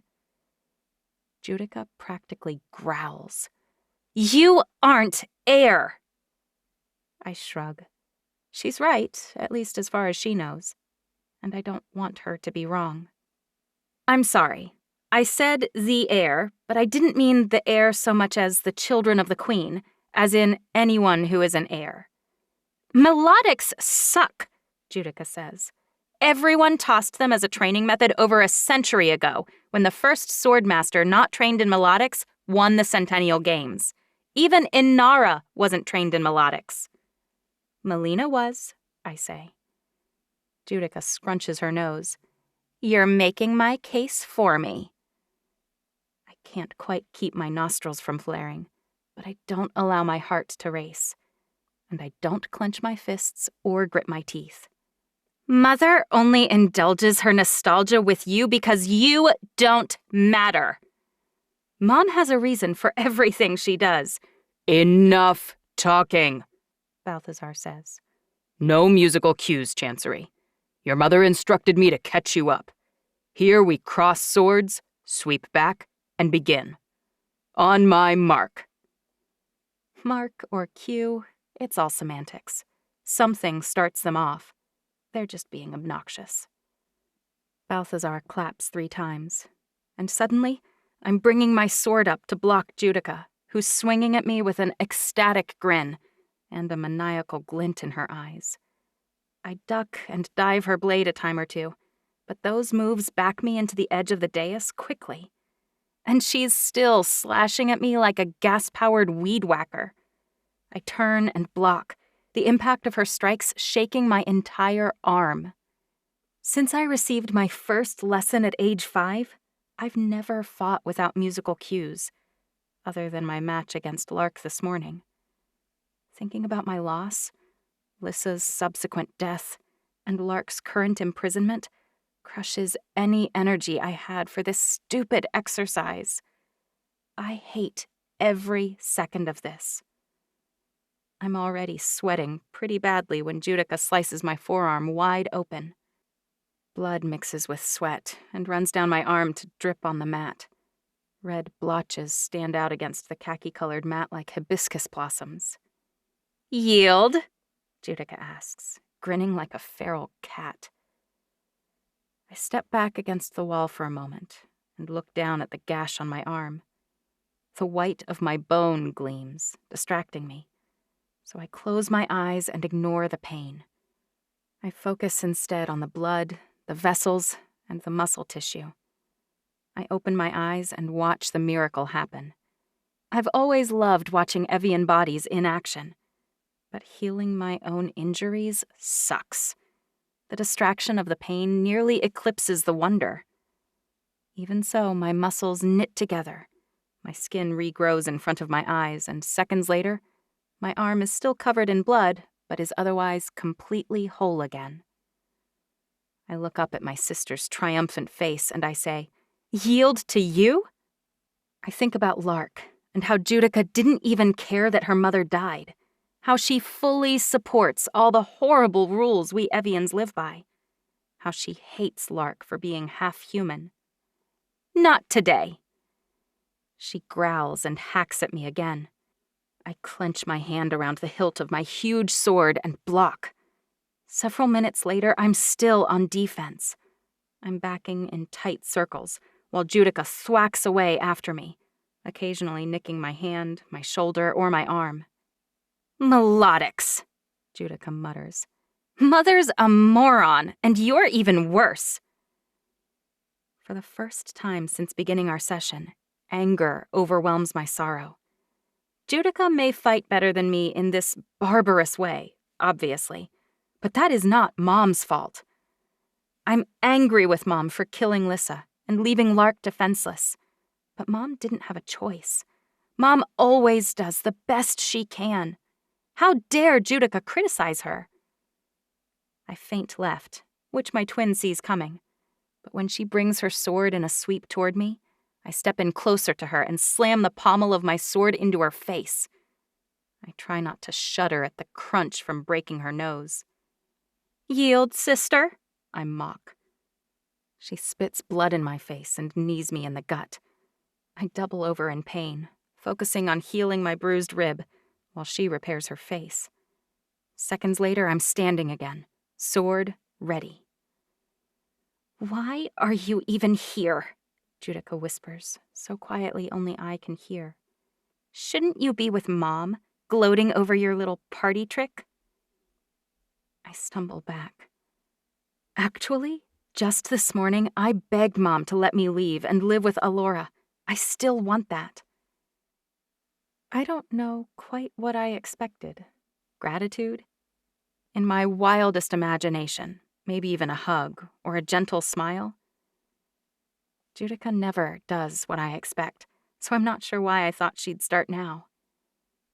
Something I said got through to her, but not in the way I hoped. "I should thank you, then!" Judica isn't whispering now. She's practically shouting. "Is that what you want? My undying gratitude?" I'm in trouble. Judica was taunting me earlier, but she wasn't angry. Not really. She was having a bad day, sure. She was cranky, but she wasn't angry. I've been fighting a semi-pleasant Judica, or maybe even a nervous and unsure Judica, all without realizing it. Now, even through the blood smeared across the lower half of her face from where I broke her nose, it's clear she's pissed. Suddenly, I'm fending off an angry bee, and I keep getting stung. She slices my right arm, and then before I can heal it, my left, and my cheek, my left thigh. Each injury drains me, but she doesn't let up, not for a split second. I successfully block a jab aimed at my right lung, but she's so strong that the impact causes me to stumble backward. That's when she takes her shot. She sideswipes me and kicks my kneecap. Pain from the shattered knee suffuses me as I crumple in a heap. I knew she was angry, but her next move is still a shock. Her sword arcs downward at full speed, aimed at my exposed throat. Time slows, and I realize she's going to kill me, here and now. Evians heal from most anything, but not severed heads. Another sword stops her blade inches before it separates my head from my neck. It's not Balthazar's sword. Judica screams in Edam's face. "How dare you!" This is a training session, Judica, not a duel. You're not supposed to kill anyone.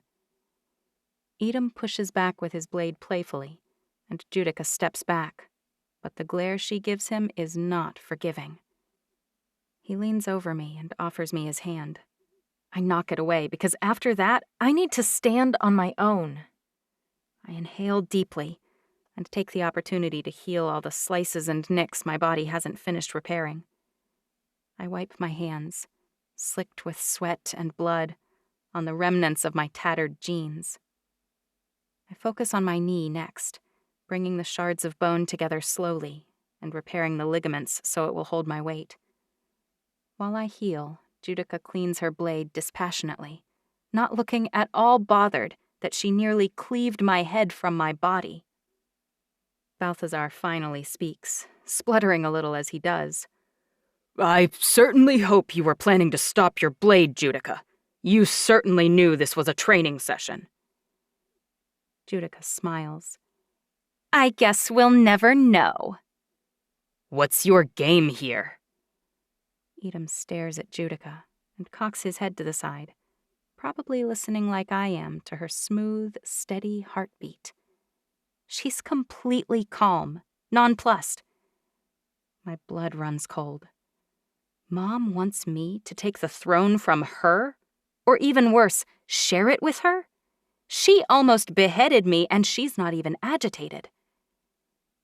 Judica glares at Edam, a look I'm familiar with, and says, I wanted her to see how unprepared she is for an actual fight. She laughs, and the sound makes the hairs on my arm stand on end. Not that she needs the lesson, from what I hear. Beaten by a half-human. She spits on the ground. I think that's enough sparring for today. Edam grits his teeth and crosses his arms. He and Judica are locked in some kind of unspoken conversation.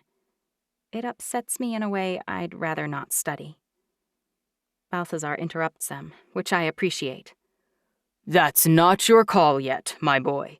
You may instruct the rest of the men, but I'm still the security chief, last I checked, which means I'm the only one who manages the heir's training. Edam blushes and inclines his head slightly. My apologies, sir. Balthazar's steely gray eyes take in my state of bloodiness and soften just a hair. Insubordinate or not, Edam's right, Judica. I think you'd better call it a day. Except I can't stop. Not now. Not after she's made fun of everything Mom taught me, and then proven her worth by practically ending me. Judica can't get away with calling Mom old, outdated, and past her prime. And as much as I don't want to be here, Even Mom only wants me as heir because some rock reacted to me. I need to improve. And if I walk away like I want to, I'll never be anything but the victim everyone sees when they look at me. Surely, if Mom chose to train me in melodics, she had a reason for it. There must be some value to my training and abilities. No. My voice wavers, and my stomach ties in knots, but I remain firm. No, Judica scoffs. You're not done? That wasn't painful enough for you? I didn't realize you were a sadomasochist. I raise my sword arm and turn to Balthazar. She hasn't defeated me. We'll go again. On your mark. This time, when he claps, I'm ready for it. I bring my sword arm back with as much enthusiasm as Judica. I was too busy the first time to listen for it, to feel the rhythm of the fight. I feel it now. When Judica attacks me, I hear triads, sharp, clear, and defined. I defend with a sweeping scale, ready for her. She may not know melodics, and we may be dancing without music, but she moves to her own song. Her melodic lines choppy and confused. I breathe through my nose and monitor her movements until I sense the best melody for my attack. As I watch her jumping around, a pattern emerges, and my avenue becomes clear. I begin with a simple run, a parry, a swipe, a jab. And then I show Judica just what our mom taught me. An arpeggio, an aria. Suddenly she's the one blocking, running, and backing up. I rage. I rail. She cowers, and I revel in it. Melodics are dead? Eat my blade, Judica. She almost does. I slide under her block and smash her toe with the heel of my boot. She winces, and I slam the flat of my blade into her shoulder. She drops her sword, and I kick it away. Do it, she says. Do what? I ask. You're unarmed. I've done it already. You're finished. You haven't even drawn blood. We're just getting started. She shoves herself against my sword until the end pierces her skin and blood oozes out. What is wrong with her? Maybe for you this is the start, but I'm not that bloodthirsty. I hurl my sword toward the corner of the ring, where it lands against hers with a clatter. You're a coward. Judica leans back, and I notice the wound she inflicted on herself has already healed. I've never seen anyone heal so fast. You're never willing to hurt anyone, never willing to inflict even a little pain. Pain's overrated. Judica laughs, spoken like someone who doesn't understand it. And you're an expert? Judica's eyes flash. More than you'll ever understand. But here, let me offer you your first lesson. My only warning is a flash of silver near her ankle, before she rams the knife up to the hilt into my stomach. I fall backward and land on my butt. Of course, Judica keeps a concealed blade. I'm awash in pain now, but I have enough sense about me to know I need to pull the knife out before I can heal the damage. When I try to yank it out, Judica leaps above me, covering my hand with her own and twisting the hilt. My vision blacks out, and my body begins to shake. Enough! This time it's Balthazar who pulls Judica away. Edom yanks the knife out of the gaping hamburger meat that used to resemble my stomach and lifts me up. He wraps an arm around me to keep me upright. Are you okay? He asks softly. Did she puncture anything major? Should I call Job? Pain rolls outward from my stomach in waves, but his hands on my shoulders still draw half my attention. Judica snarls at me as Balthazar pulls her toward the back corner of the room. I ignore them and focus on my stomach, filling holes, repairing the torn and sliced bits. I push the pain back 1 second at a time and clench my fists until the worst recedes. I'm fine.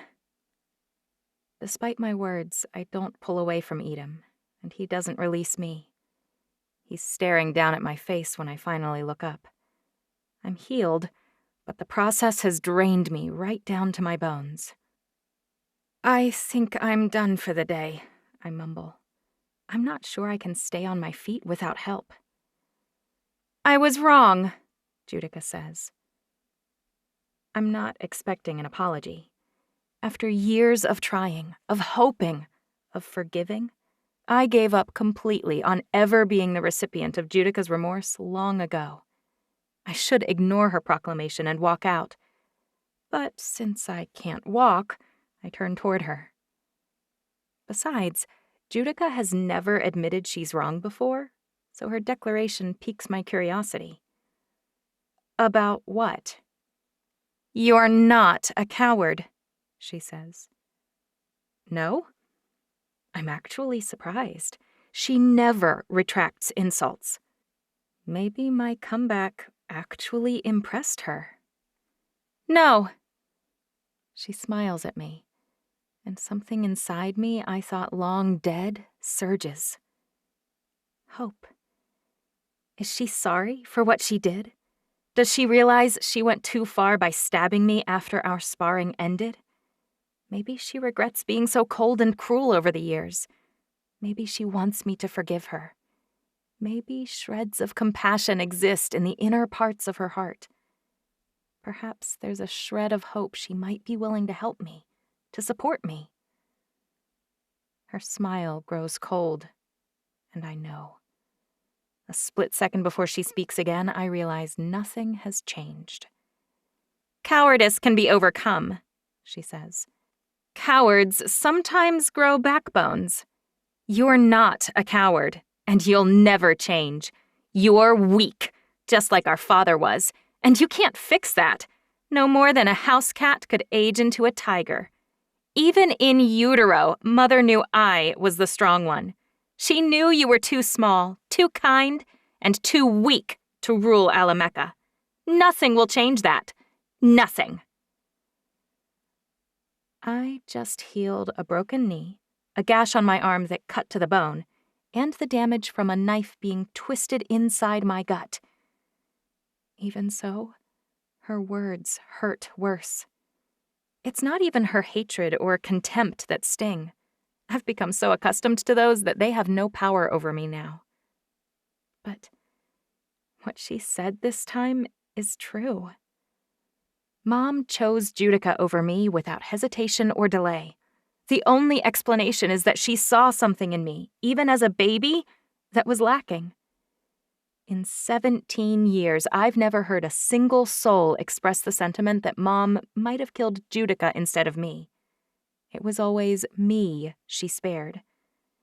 And it was always me who was doomed to die. My innate deficiency is the one wound my perfect body can't heal. Because if I hadn't ever tried on her ring, even my own mother would still think I was too flawed to take her place. And everyone knows that Enora's instincts are never wrong.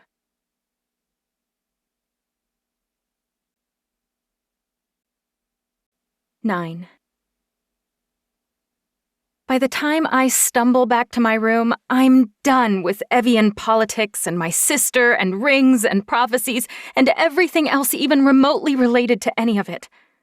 I collapse on my thick, champagne-colored carpet and sob into Cookie's fluffy coat. She doesn't mind one bit, which is exactly why I love my dogs so much. Maybe I am weak. And maybe I cry too often, but she never complains. A light knock at the door connecting my room to Mom's leaves me scrambling to sit up. Mom never waits long after her courtesy tap, so she catches me, puffy red eyes and all. Not that it matters. She could probably hear me sobbing through the walls connecting our rooms. Most Evian walls are soundproofed heavily because of our sensitive hearing, but Mom wanted to be able to hear my heartbeat at night. She says she can't sleep without it. Mom sits next to me on the floor and pulls me against her chest.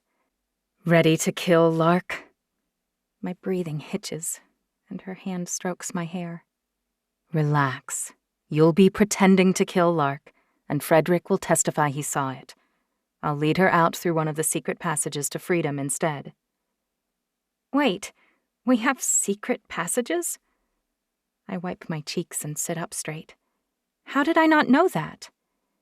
"Duh," Mom says, "because they wouldn't be secret if everyone knew about them." I lift one eyebrow. I know about the secret bunker. I wonder how many other secrets my mom is hiding. Mom shrugs. "Need to know." Does that mean Judica "Has no idea. True." I beam. "Balth told me today didn't go so well." I shake my head.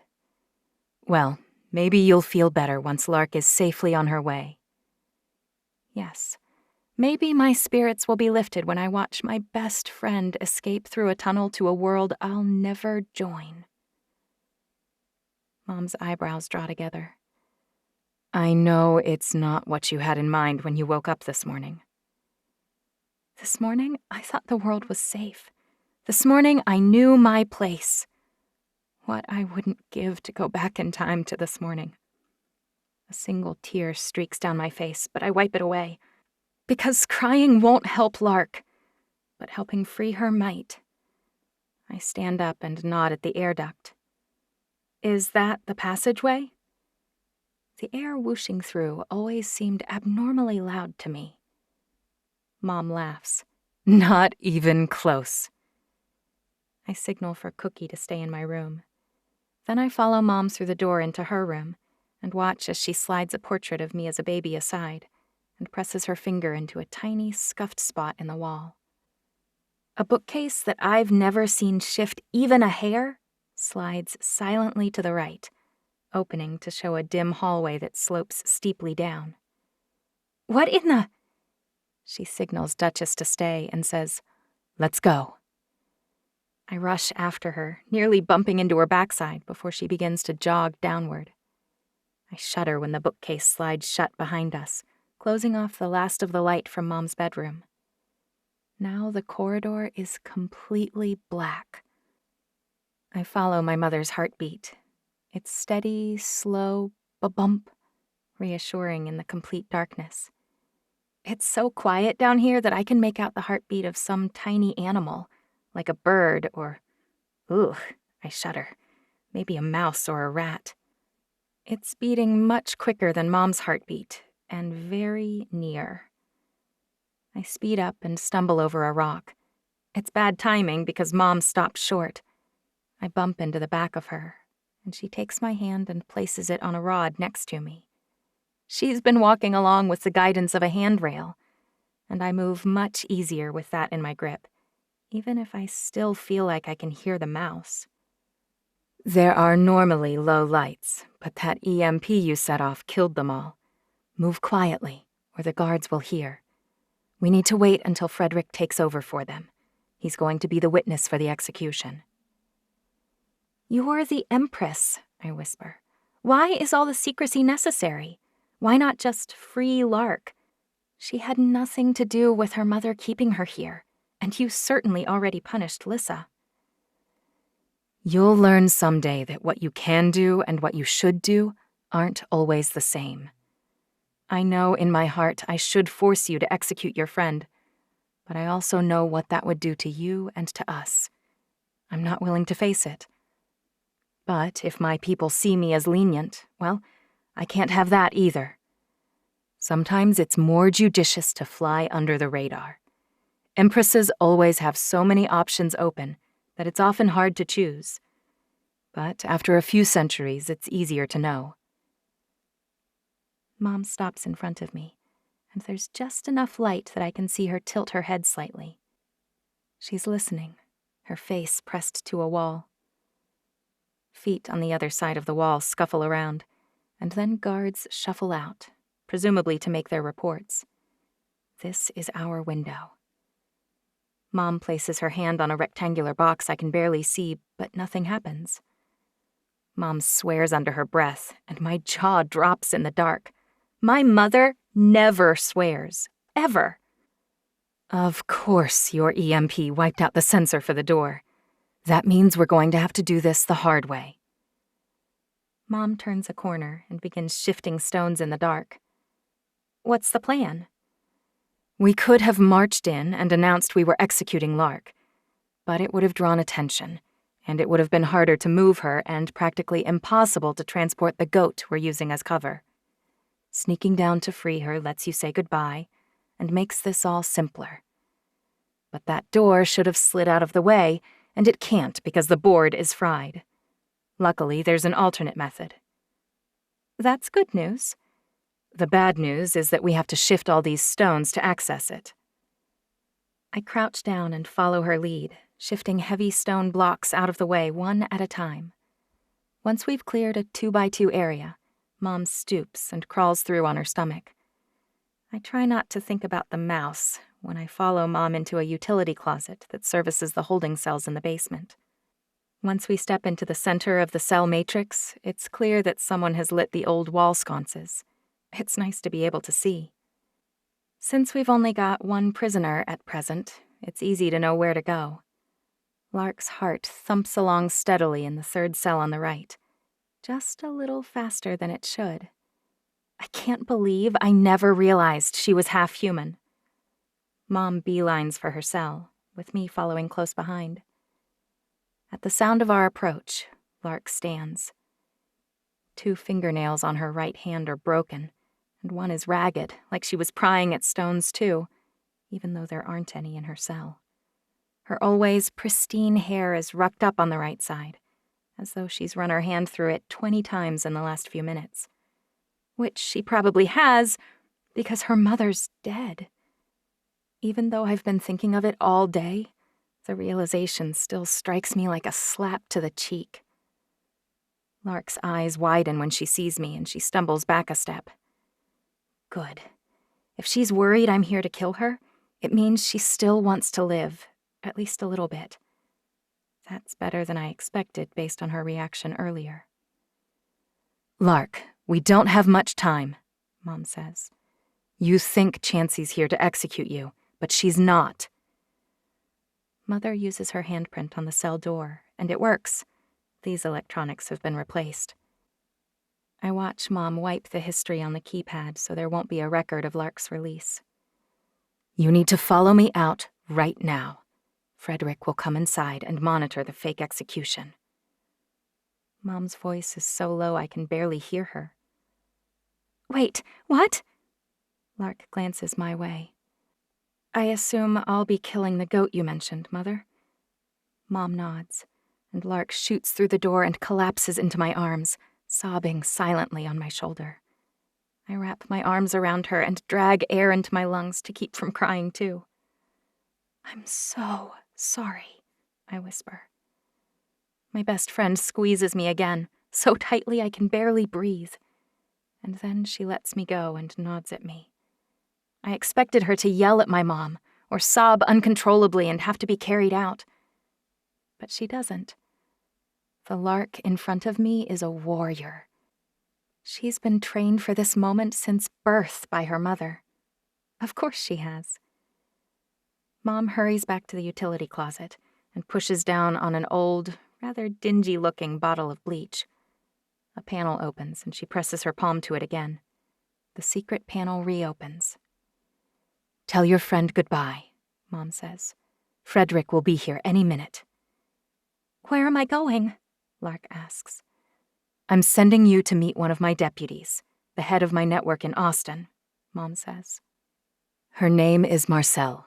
She's going to mentor you, and once you've grieved and she thinks you're ready, she'll send you in for your first field assignment.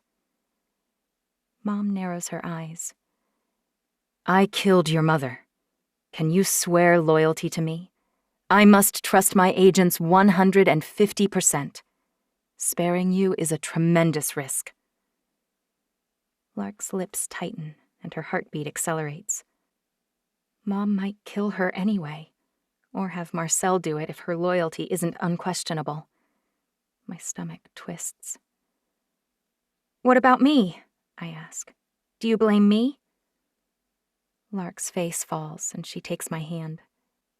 Of course I don't blame you. Not for any of it. You took a huge risk for me this morning. I spin to face Mom. I'll need my own network. I'd like Lark to be my first asset. Mom's eyes widen. You will need your own. Where would you send her? Not Austin, I say. I'd send her to Alora in New York. I trust Alora to train Lark. And you know, of all people, Alora won't care that she's half human. Mom frowns, but she knows my older sister loves humans more than she should.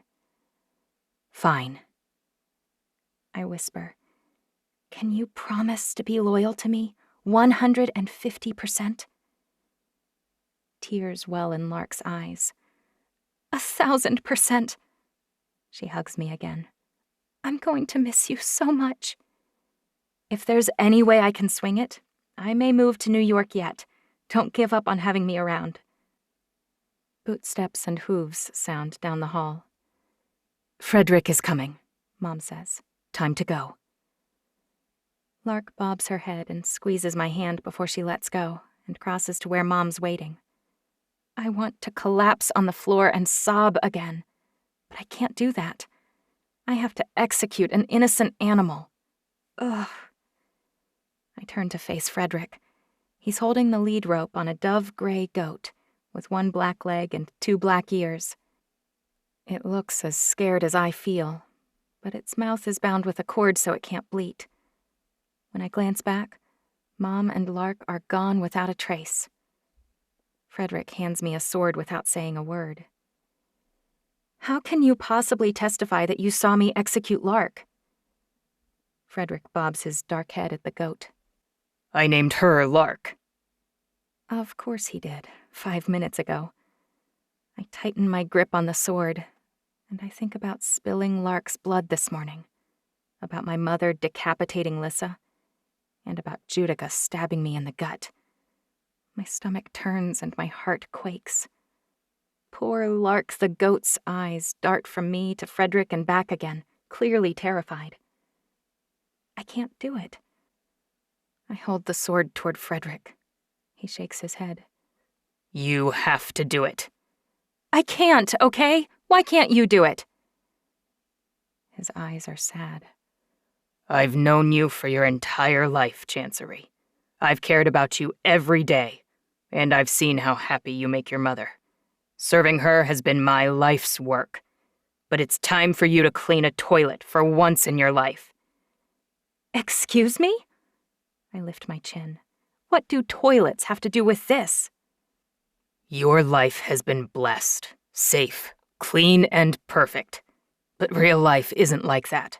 Normal people have to clean toilets, even when we don't want to. This is partially your fault. If you'd told your mother this morning what you knew, if you'd trusted her, she could have spared Lissa and Lark. But you tried to fix it yourself, and Lissa's dead. Feel the weight of that mistake, and then clean this up yourself so I can tell people I watched you behead Lark without lying. Do the uncomfortable thing to keep your friend safe. I blink back tears, tighten my hands on the sword, and lift it up. I put it back down. I will never understand how Evians can kill, can maim, can attack, can inflict pain on others with impunity. I adjust my steps to avoid killing beetles, ants, anything.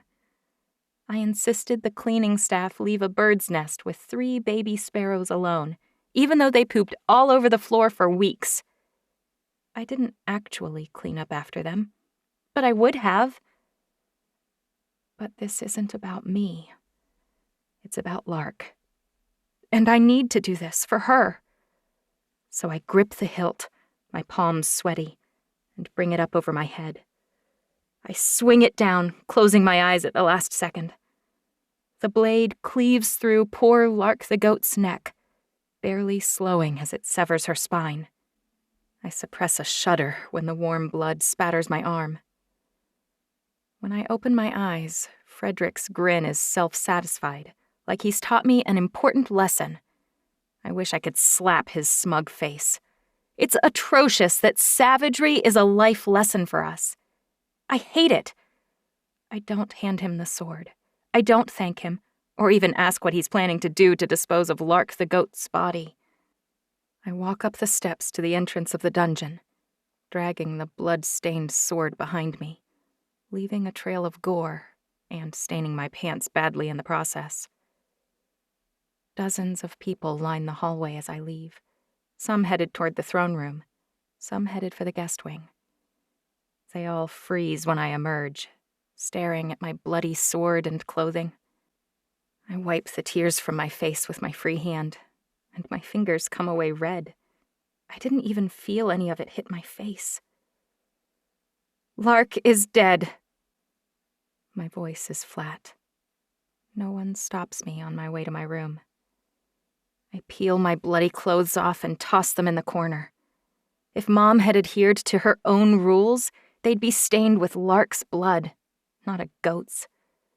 Because ruling Evians is the worst job in the world. For the last 17 years, I've secretly felt lesser because Mom didn't pick me. Inferior, because Mom didn't think I was good enough to rule.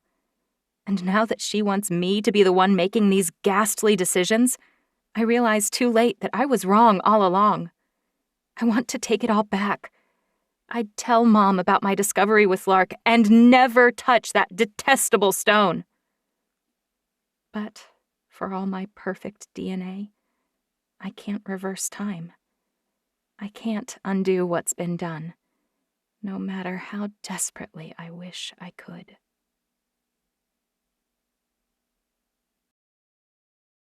"10.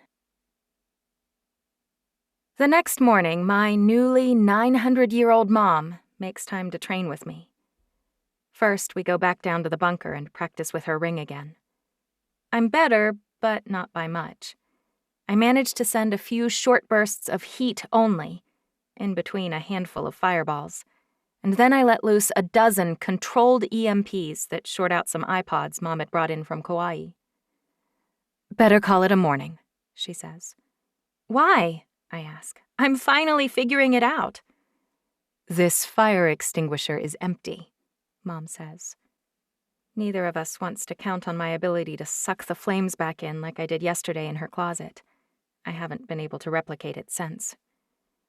We return to the private courtyard outside our adjoining rooms to work on my normal melodics training. We're already running late for the normal daily routine, and with the party, we can't afford to be. But Mom makes time anyway. We run through the cues we've been working on quickly, and I'm smiling by the time Mom stops the music. "You're ready," she says. "For what?" I ask. "Breakfast? Because I'm absolutely starving." She smiles. "You're ready to go off book." I shake my head. "You said it takes 20 years at least. That means I have almost a decade to go since I started at 5. "You've always shortchanged yourself, little dove. You let other people's expectations interfere with your progress. You aren't like anyone else on Earth. You're ready now, and it's good that you are because change is upon us." "What does that mean?" I ask. "It sounds like a movie script, except if you said something that corny, you'd be sure to die in the next scene. At your age, you should probably be asking yourself, does this sound like something someone in a Greek tragedy would say before you speak?" She rolls her eyes. "I'm being serious.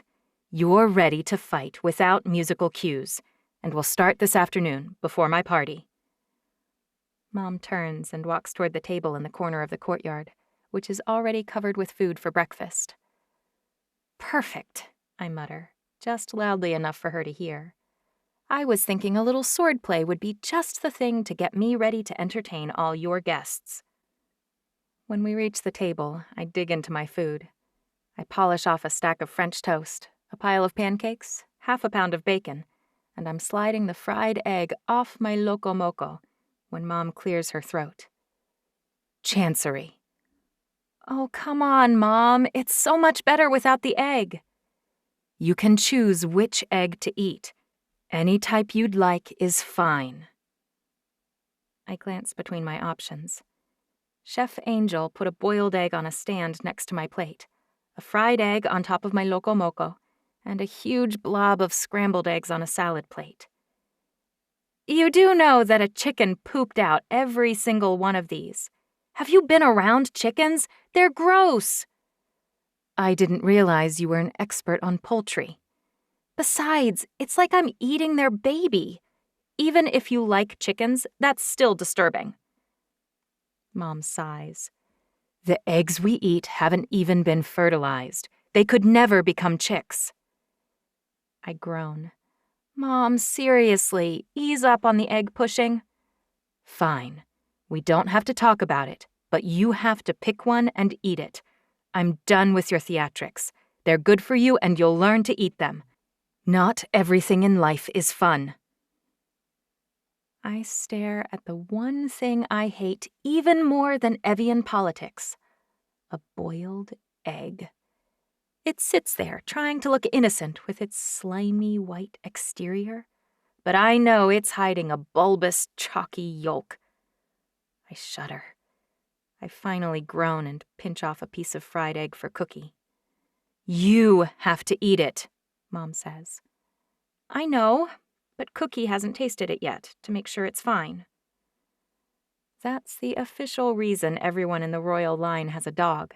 They taste our food. But honestly, there aren't many kinds of poison that can hurt an Evian. Even so, I use the excuse to delay consuming my eggs whenever I can. Mom's still staring pointedly, so I'm about to take my first bite of the fried egg when my mom's chamberlain, Lorena, breezes through the door. She gives us a report on the progress of the repairs, which went on throughout the night. I take that chance to feed the rest of the egg to Cookie under the table. Mom doesn't bat an eye.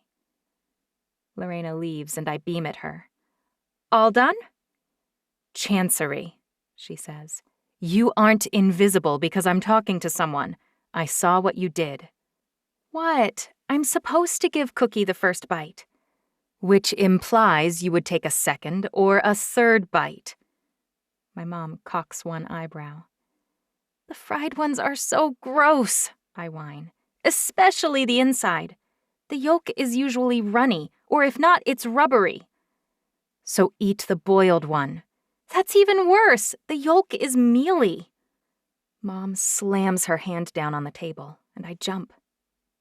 What is going on, Mom? You usually think this is funny. I take a good look at her and notice faint circles under her eyes. So faint that it's almost like they've been disguised by something. Mom, don't take this the wrong way, but are you wearing makeup?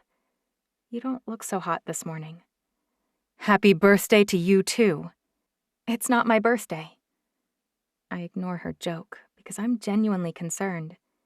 And because this gets the conversation off my egg eating, or not eating. Next year, she says, I plan to institute a new birthday policy. No age jokes. Mom, I'm not joking. You don't usually look a day over 600, but today you look tired. Did you sleep at all last night? Not really, she says. I have too much on my mind to sleep.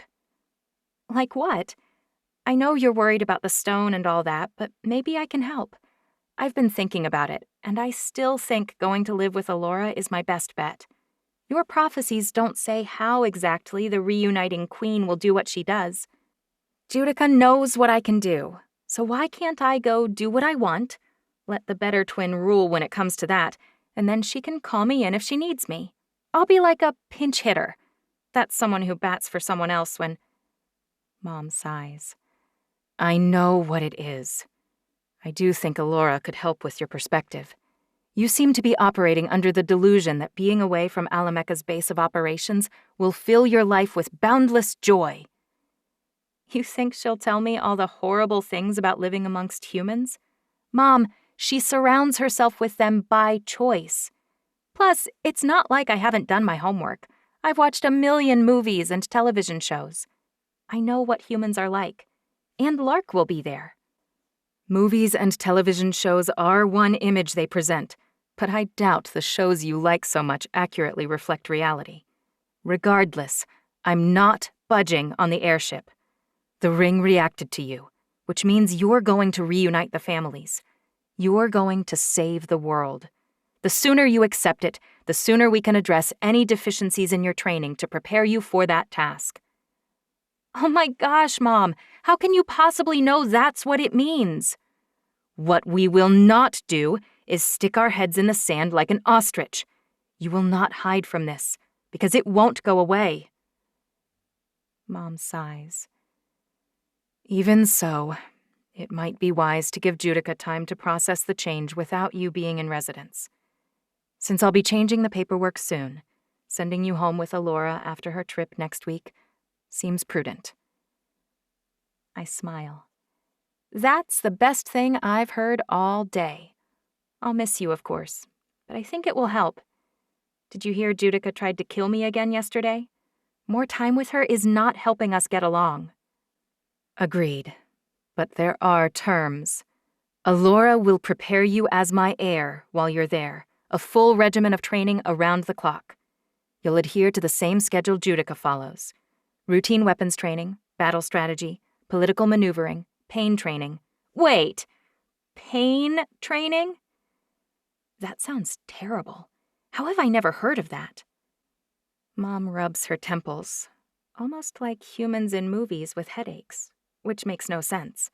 Evians don't get headaches, just like we never get sick. Being heir is miserable, Chancery. I know you think my selection of Judica was a slight against you, but honestly, it's a lot of awful training and even more work. Pain training is similar to healing training. I groan. Mom explained that last week. She delayed mine as long as possible, but when I turn 18, I'm supposed to start. I'll be systematically injured and practice healing while being distracted with other things. Sounds horrifying. Similar. You must continue to fight in spite of injury or ongoing pain. There are several ways to do it, including the placement of a blade in your body which you cannot remove, but must fight around. So you can't heal it. My lip curls. You may have noticed that pain distracts us during a fight, but the more you practice fighting through your injuries, the better you become at doing it, and the less negative impact an injury will have on you during an actual challenge. So it's essentially torture. Actually, torture training is separate, and that particular course— Geez, Mom! Do you even hear yourself? It's a lot to take in. Mom reaches across the table and takes my hand. I'm sorry things are changing so fast, but I have one more thing we need to discuss. It's been a crazy 24 hours. If I thought I could, I'd put this off. But if you are leaving with Alora soon, we need to discuss it now. The thing is, I may look the same, but I'm getting older. None of us live forever, and— Stop, Mom! I shake her hand away.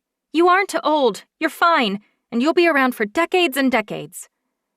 Nevertheless, getting older has side effects. It could be that I'm older, or it could be something else, I'm not sure. But for whatever reason, this is harder than it has ever been. I think about the bags under her eyes, and I wonder what she's trying to tell me. Is Mom dying? I shake off the thought. It can't be. We have time. So much time. Mom, what's harder? What's going on? Before she can answer, there's a loud banging on the door. Mom looks at me with great sorrow. It'll have to wait. I'll tell you after my party tonight. Tell me what? I ask. Enter, Mom says. Lorena and Inara stomp into the room. Inara's mastiff, Brutus, lays down by Cookie Crisp under the table and whimpers a little. I reach down and rub his head. What's wrong now? Inara and Lorena sport identically furrowed brows. Is everything all right? Mom asks. Inara sighs. Judica and Vinagra are wearing the same color and they're upset. Shemeka's hiking oil prices and Judica has raised their tariffs. But whatever the real issue, Judica's insisting you loan something to Vinagra. I'd normally pull something from your closet for one of them, but it all smells like smoke. If I hand over something that smells, they'll ply me with questions. Which we couldn't even answer if we wanted to, Lorena says, because you won't tell us what really happened. In due time, Mom says. But for now, I'd better go. Vinagre will fit into something of Chancey's just fine. They storm out as quickly as they barged in. I don't want to wait until tonight. I clear my throat. You said, I know, my mom says, and I will explain. But it'll have to wait until after the party. Have a little faith in me, but for now I have something pressing to take care of. She glances at her watch and then looks back at me. I told you that you'll be training as heir. That starts today. You have weapons training in 5 minutes. That's plenty of time, I say. But can you tell Balthazar to lay off the swordplay? There are other weapons, you know. I told him you needed to focus on bladed weapons since it's your weakest area. I don't plan to revise that direction. You can't just ignore things you don't like anymore. That's not what an empress does. But I won't be sparring with Judica, right? Mom sighs. No, not today anyway. But Balthazar's vetting security rewrites and running interference on the entire party. He's too busy to handle a training session, even though it's important that you catch up quickly. I thought you said I've got weapons training in less than 5 minutes. I grab a pancake and plop it down on my plate. Make up your mind. Mom stands up. That is what I said, and it's true. You're training with Edom today. I hop up without taking a single bite. I better get going then. Mom winks at me on my way out. She obviously heard my heart rate pick up when she mentioned his name. Some days I really hate Evian hearing.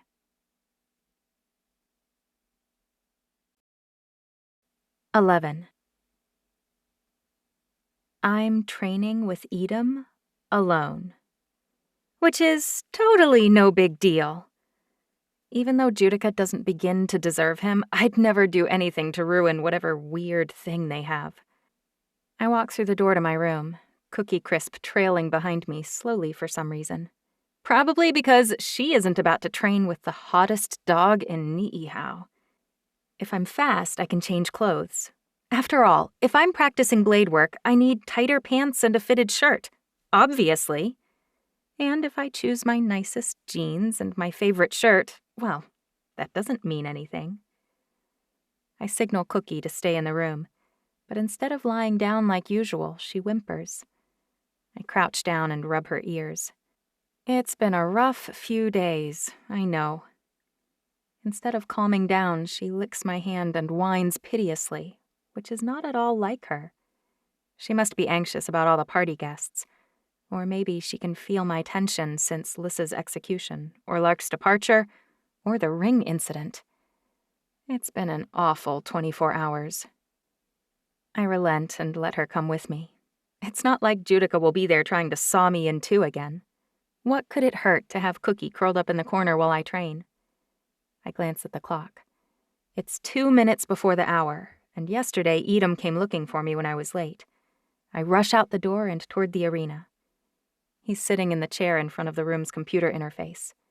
He looks up at me when I walk in, then glances at the large, round clock mounted on the back wall. Right on time this morning. He's alone in the room, a room that holds 6 training rings, one of which is raised for formal duels. I'm dozens of yards away, but I try my best to calm my heartbeat before moving closer. Did I mention that I hate Evian senses? No human girl has to worry that her pulse will give her feelings away to her crush. Every one of them can pine away without her heart betraying her. Plus, human high schools might be small, but the sheer volume of guys a human girl encounters dwarfs the tiny pool of available men when you're Evian. Especially an Evian in the line of succession like me. I've got a pool of 3 dozen guys from whom to choose any future mate, in case something happens to the current heir and I have to step up. A pool I share with Judica, which leaves me constantly trying to make sure the one guy my stupid sister is dating doesn't realize I think he's yummier than a stack of chocolate truffle pancakes. Sorry about being late yesterday, I say.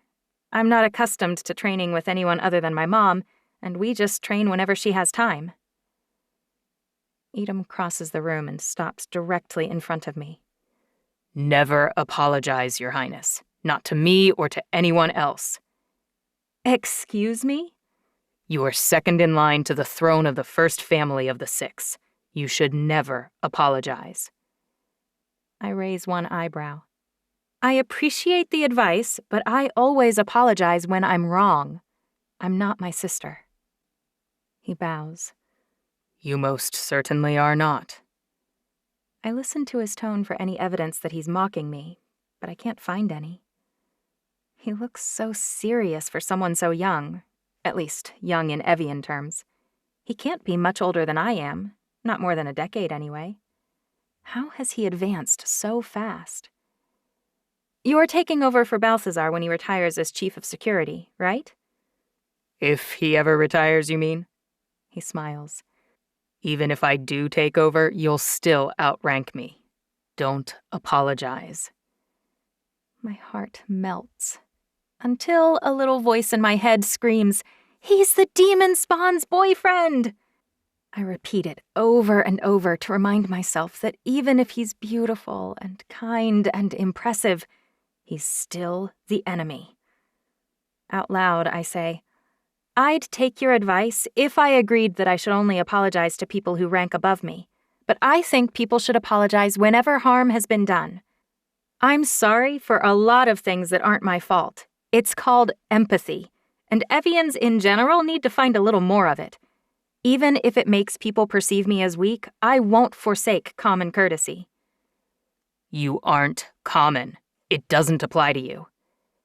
Changing my behavior because you tell me to would be worse than apologizing for a slight. As you pointed out, I outrank you.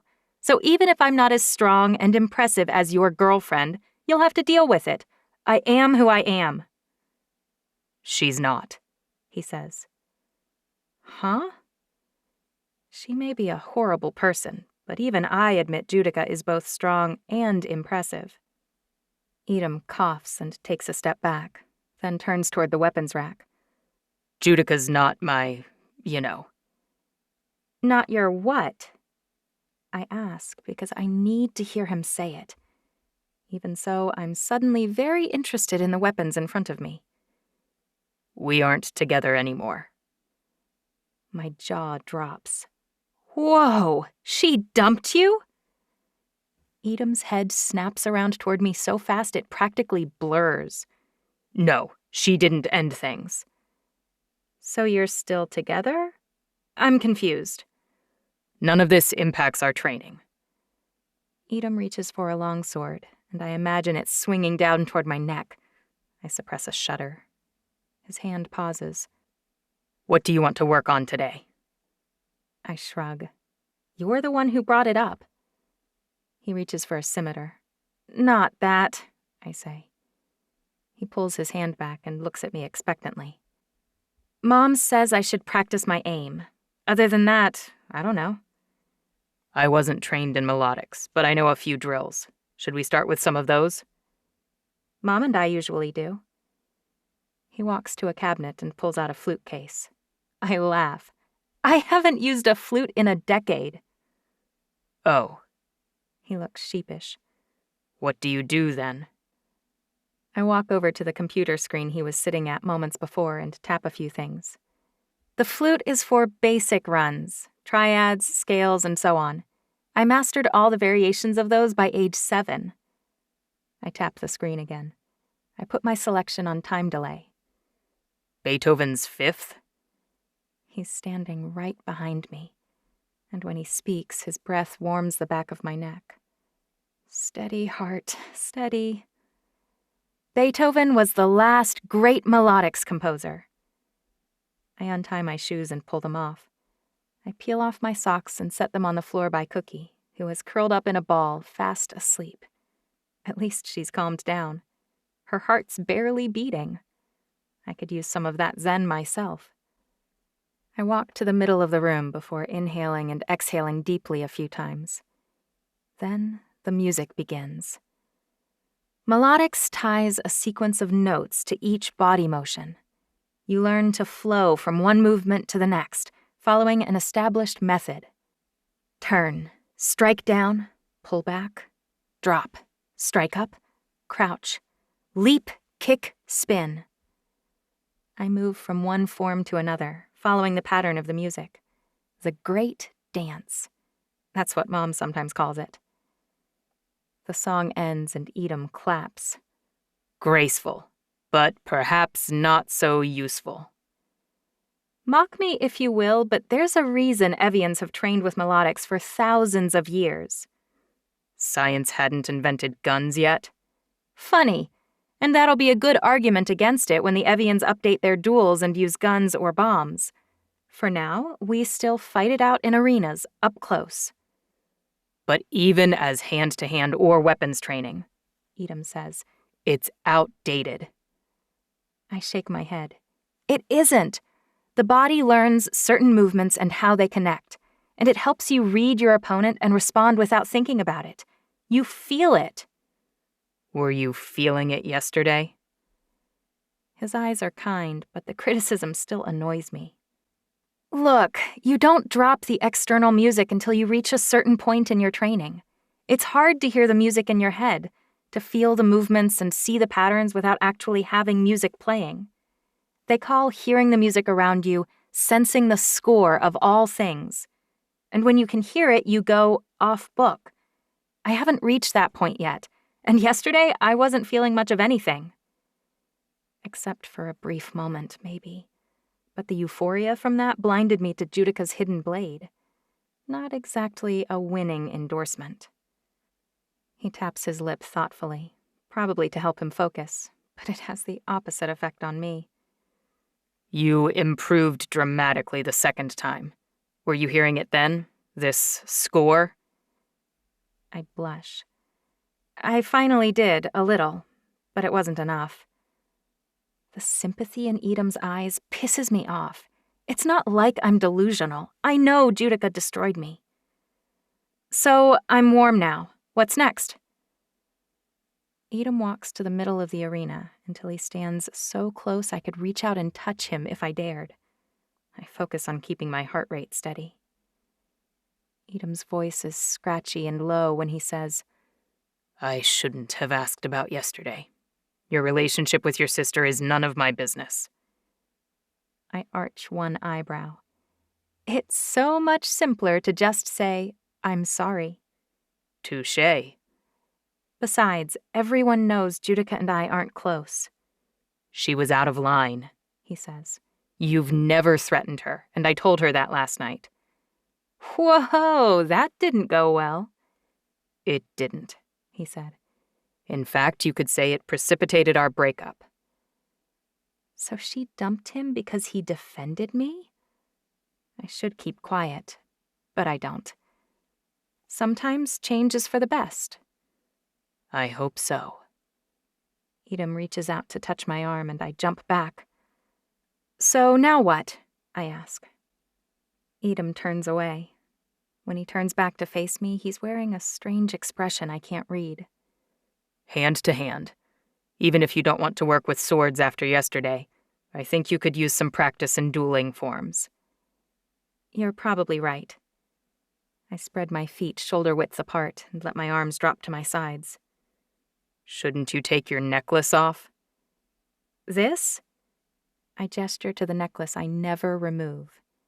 It's a framework of silver in a U shape, set with purple stones of varying colors. It circles my neck, the larger stones near the bottom. No, I don't think so. He raises his eyebrows at me. Really? I could grab it and use it to take you down. I'm prepared for that possibility. I never take it off. Mom's orders. He looks curious, but doesn't press for more. His stance shifts to match mine. On my mark, then. He claps, and we're off. He's good. He pins me in under a minute. Again, I say. And again, pinned in under a minute. Don't pin me this time, I say. Hit me. Full contact? His words practically quiver with doubt. I didn't do much right yesterday, but I think I proved that I healed just fine. He grins. True enough. Less than 2 minutes later, I'm lying flat on my back with a broken shin and a bloody nose. I roll over and spit blood all over the mat while I mend my shattered bone. Why did I ask for full contact? Yuck! Edom chuckles. I moan as I sit up. If you aren't better than Judica, I'll eat my boiled egg tomorrow. Not a fan of eggs, huh? I snort. You may be the best fighter I've ever met. Edom smiles. Didn't you wonder why Balthazar's finally talking about retiring after 900 years as security chief? I hadn't really thought about it. He's old. He has to retire sometime. But I guess you're right. There are lots of people much more... I was going to say more qualified, but that seems rude.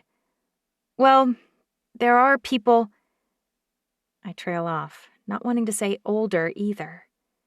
I also don't mention that I think it's dumb to choose someone to run all the family's non-military security interests based on how good they are at one-on-one combat. A lot of Evian traditions don't make sense to me, which is another reason I'd make a terrible empress. I know I'm too young and I'm inexperienced. Everyone's thinking it. But none of them can beat me in here, and I doubt anyone else could defeat Balthazar either, no matter how old he is. Can you? I ask. He smiles. I can't take over until I do, and I won't challenge him until I'm sure. I hadn't thought much about it. My point is, don't feel too bad about losing to me. You're just that awesome? He grins ear to ear. Something like that, Your Highness. I thought we were past that. My apologies. Chancery. The sound of my name coming from him warms my heart. I should probably practice my aim, now that I've been beaten so soundly in hand-to-hand. I think I should teach you a few moves first. Melodics or not, there are some sneaky holds and a few strikes you ought to know. He demonstrates several moves I mastered long ago. I repeat them anyway, pretending to pay attention. Finally, he shows me a pull and strike combo that would have broken his elbow if I'd used it earlier. He grabs my arm. Now, you show me. I execute it perfectly. He grunts and straightens, and I watch in awe as his elbow mends. He heals fast, much faster than me. You obviously already knew that one, he says. So why didn't you do it earlier, when I struck you on the left? I hate it. I look at the springy black floor of the arena, unable to meet his eyes. That strike? Why? He's trying to meet my eye, but I'm too embarrassed. No, not that strike. Just the noise. I swallow. Wait. Do you mean the sound of a bone breaking? He raises his eyebrows. Yeah. I heal too, you know. I may not be from Alamecha by birth, but Melessa's not a bad family. It's the second best, in fact. Although if you ever tell my sister I said that, I'll deny it. He grins. His smile is so contagious I can't help grinning back. I'm 7th generation, just like you, and I can heal a broken bone in half a second. Wait, you are? I'm surprised. 7th generation is pretty rare. I assumed he was 8th, son of Annalisa, the Melessa family's current queen. I was Senna's last child. She died when I was 3. I have few memories of her. How do you remember her at all? Weren't you sold at birth? Edom shakes his head. Nope. My mother kept me. I guess because she'd gotten nostalgic. But my sister, Annalisa, sold me after she died. Wait, really? Most empresses sell their sons, because if they don't, other rulers won't sell theirs to them. It's sort of a quid pro quo. Each family wants to raise any possible consort for the new heir themselves. to ensure loyalty, so they all sell any sons of the current queen to other families. Occasionally, if a queen had already sold quite a few boys, they'd decide to keep one. It happened more often at the end of their lives. I guess it makes sense. People get sentimental with age. Even so, the idea of being sold at the age of 3 horrifies me. He would have remembered every single thing about his family, and being sold would have felt like a major betrayal. Combine that with losing his mother, and... As if he can sense my horror, Edom says, Your mother was kind, for what it's worth. She met me at the funeral, and when Annalisa announced she was selling me, your mother brought me home personally. She clipped me in right next to her on the jet. I believe she had just lost your brother, Moses. Mom told me once she meant to keep a son, but it was too hard because it reminded her of all the boys she had given up. She sold Moses when he was 25 days old. Kind of sucks your sister sold you. Your mom died, and then you got dumped in a new family at the same time. He shrugs. I hated her for a while, but I'm sure Annalisa had her reasons. I'm still sorry. Don't be. I'm not sorry to be here. His eyes meet mine, and I can't breathe. They're so blue, and his jawline is criminally chiseled. Oxygen. I need oxygen. I force a breath in and then out of my lungs. Edom nods, as if he's been considering something and come to a conclusion about it. Look, you hate hurting people, and I get it. You want to fix everything and everyone, but I don't need fixing. He stares at me with something very much like a challenge in his intense, stormy eyes. He's not the one who needs fixing. I've always hated causing pain. Edom doesn't say anything else, but I'm sure he agrees with Judica that I'm weak, maybe even fatally flawed. He crosses the room to another cabinet and pulls out a simple slingshot, which he passes to me. Let's work on your aim. He presses a button, and the targets pop up across the room in varying places. The targets differ in size and height. He drops a bag full of irregularly shaped pebbles into my hand. Timed? I ask. Of course. On your mark, then.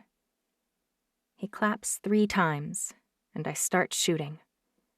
I hit the closest ones first and then fan out. I shoot the last one and drop my hand. Done. He looks at the screen, reading impact, precision, and timing. He doesn't say a word, but he makes me do the same thing with moving targets.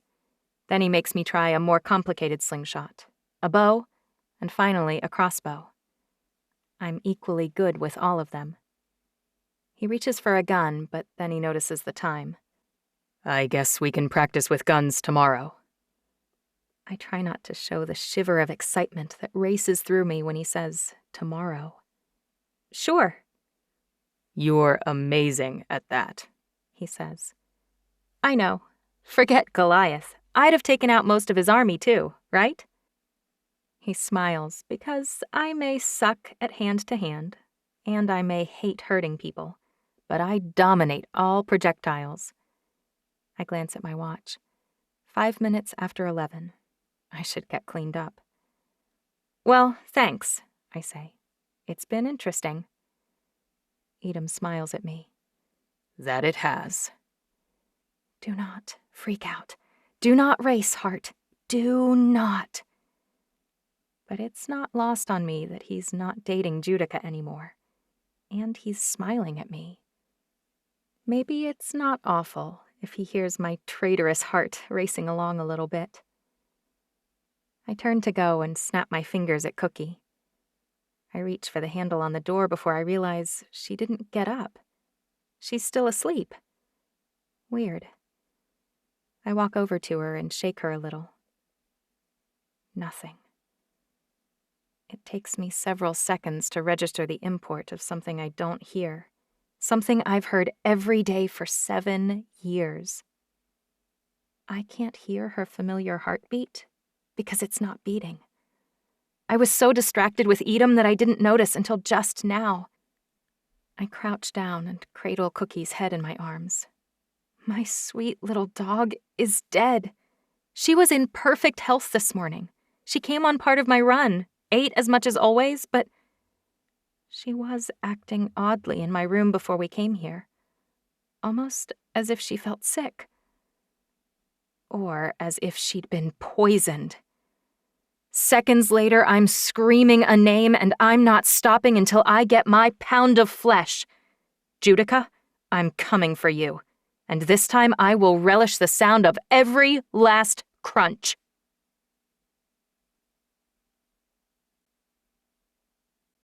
"12. Judica! Judica! I'm raging. She isn't in her room, the ballroom, the throne room, or the kitchen, and I don't know where to look next. Sister. At the sound of her quiet voice, I spin around. Death is at her heels, as always. And probably in response to the threat in my voice, the fur along his back is raised and his ears are up. Judica's wearing a burgundy gown that matches Mom's Marchesa almost perfectly, but with a burgundy overlay instead of silver. I can't quite keep the tremble out of my voice when I accuse her. You killed my dog! Her eyebrows rise and her eyes widen in surprise at first. But no, maybe I imagined that, because her arched eyebrow and cold words confirm my suspicion. Pity it was only the dog. I scream and run toward her. I don't know quite what I'll do when I get there, but my fingers are curling up and I'm itching to sink my fingernails into the skin on her face. Someone pulls me back just before I reach her, and I spin around to face him or her. It's Edom. Let me go, I say. You don't understand. I understand your dog died and you're upset, but you have no evidence Judica had anything to do with it. You're defending her? I snarl. She killed my dog! My voice cracks. Again! Judica's laughter chills me to the bone. Edom's voice is a low rumble in my ear. I'm not an expert on dogs, but I'm pretty sure they can't die twice, unless Cookie was a zombie dog. I appreciate what he's trying to do, but his attempted joke enrages me more. Quiet or not, Judica must have heard him because she says, I killed Fruity Pebbles, her first spaniel, on our 9th birthday. Judica's still standing in the exact same spot, completely calm, seemingly unconcerned.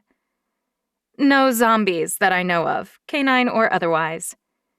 This isn't a joke, I grind out between clenched teeth. Cookie is dead. My voice wavers, even though I try to keep sorrow out of the equation. How can she still hurt me after so many years? A pity, she says. I strain against Edom's arms, but they hold me firmly. She said it's a pity.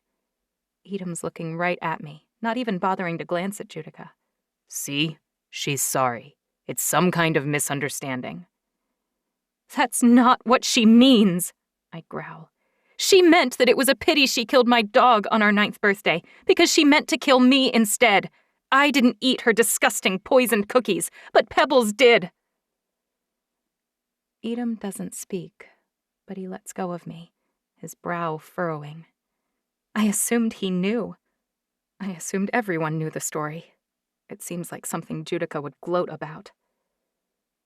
Judica's lip curls, but I'm not stupid enough to think it's really a smile. I didn't know about your distaste for sweets then, and I miscalculated. An understandable oversight, since you named your mutt after a sugary breakfast cereal. Rage swells inside me as I think about Pebbles' cold body, and now Cookie's. That's your problem, Judica. You didn't know me then, and you don't know me now. If you'd spent 5 minutes with me that weren't forced upon you, you could have killed me then and saved yourself all this hassle. Oh, I think I learned my lesson. Believe me, sister, if I wanted to kill you now, I wouldn't make the same mistake. Death growls, as if to emphasize her point. You'd just decapitate me during a training session, is that it? I clench and unclench my fists. But when that didn't work because Edom stopped you, maybe you'd give poison another go. Edom looks from me to Judica and back. He gestures at the people who are gathering in the hall to listen. Let's all calm down. Maybe we can find your mother and talk to her about this, in private. Judica turns on Edom. I'm surprised you can look me in the eye after yesterday. Judica's eyes flash, and I need to know what exactly happened. I don't take orders from you. I haven't had this much fun in months, so go away and leave us alone. You're good at that. What happened yesterday? I ask. What made you dump him? Judica's face turns bright red, and it's suddenly clear to me. I'm grinning like a fool when I say, Whoa, you didn't. I shouldn't gloat. I know that, but I can't help it. He dumped you. I might be imagining it, but Judica sounds a little bit broken when she says, As much as I wish I could, I can't take credit. I had nothing to do with your dog's death. Was that all you wanted from me, Chancery? I want to demand that her dog die this time, too. She needs to pay. But I realize it's not Death's fault. She should have to pay herself. I'm going to challenge you. You're challenging me. She laughs bitterly. Do it, I beg you. I've wanted to challenge you for years, but Mother would never forgive me. If you challenge me, I'll finally be rid of you, and it won't even be my fault. Fine, I say. I, Chancery Divinity. The door to my room opens, and I jump. No one ever goes into my room without my permission. Who could be coming out of it? When Mom emerges with tears streaking her cheeks, I'm confused. She never goes in my room unless I'm there too. Her voice is soft, but cuts like a knife. Would you break my heart, Chancey? She stands just outside my door, Duchess beside her. On my birthday. My two beautiful daughters at one another's throats. My mouth opens, but no words come out. I was leaving a gown on your bed. I wanted us all to coordinate for my birthday ball. But then I heard you yelling in the hallway. An answering tear rolls down my cheek. Dang it! I can't cry, not now. Not in front of her. The words feel torn from me. She killed Cookie, Mom! Is that true, Judica? Mom asks. I didn't touch her mongrel. I swear it. Her smirk makes my blood boil. She might not have touched her, but she poisoned her. She always lies in a way that sounds like truth. Gah, listen to her. Chancery, please. Mom glances at the audience that has gathered, and my face flushes. I know better than to act like this in front of guests, no matter how angry and hurt I am. I want something from you both, Mom whispers. I want you to stop fighting for just one day. I know I shouldn't argue, but my heart is broken. I can't help it. But Mom, I say, She shakes her head sharply. No. Tomorrow you can hate her again. But for today, please be at peace. She pleads with her eyes and reinforces it with her words. Do this for me, little dove. It's more effective than any order ever could be. It's her birthday, and she never asks for anything. She looks so sad and so tired. I've never seen her look so old. I can wait one day. When I think of my poor, sweet Cookie, I simmer inside. But I love my mom more than my dog. Fine. I bite off the end of my words. One day. Judica laughs. This is rich. You can go. My birthday. my mom says sharply. Chancey, come try on your dress. It's nearly time for the party. I follow her back into my room. She looks even worse than she did at breakfast. Mom, are you sure you're okay? You don't look like... I'm fine, she says. My twin daughters were hurling death threats at one another in the hallway, but otherwise, things are great. Her face looks almost haggard, her lips compressed into a thin line. Judica poisons my dog, and I'm the one who has to suck it up to make peace. Typical. I'm sorry, I say simply. And I am. Above all things, I never want to cause Mom pain. She's only asking for one day. I breathe in deeply through my mouth and out through my nose. I can give her that. Besides, her request probably saved my life. Not that I'll ever admit that. She waves at my bed. There's a gown similar to hers, with the same silver overlay, but with silver cloth underneath instead of burgundy. I wanted each of you, my identical angels, to reflect a part of me. Will you wear it? I guess, I say. Judica's already wearing hers. I can't seem to stop myself from sulking. Please don't pout. I am very sorry about Cookie. Sorrier than you realize. What an awful 2 days for you. Mom sits on the edge of my bed and puts her face in her hands. I don't know whether she killed her, but I know she goads you. She starts fight after fight. And I see her do that too, but can we pretend to be a happy family for one day? We can take things as they come after that. I nod. Yes, I'll let it go until tomorrow. I'm sorry for causing a scene. I walk back to the door. Where are you going?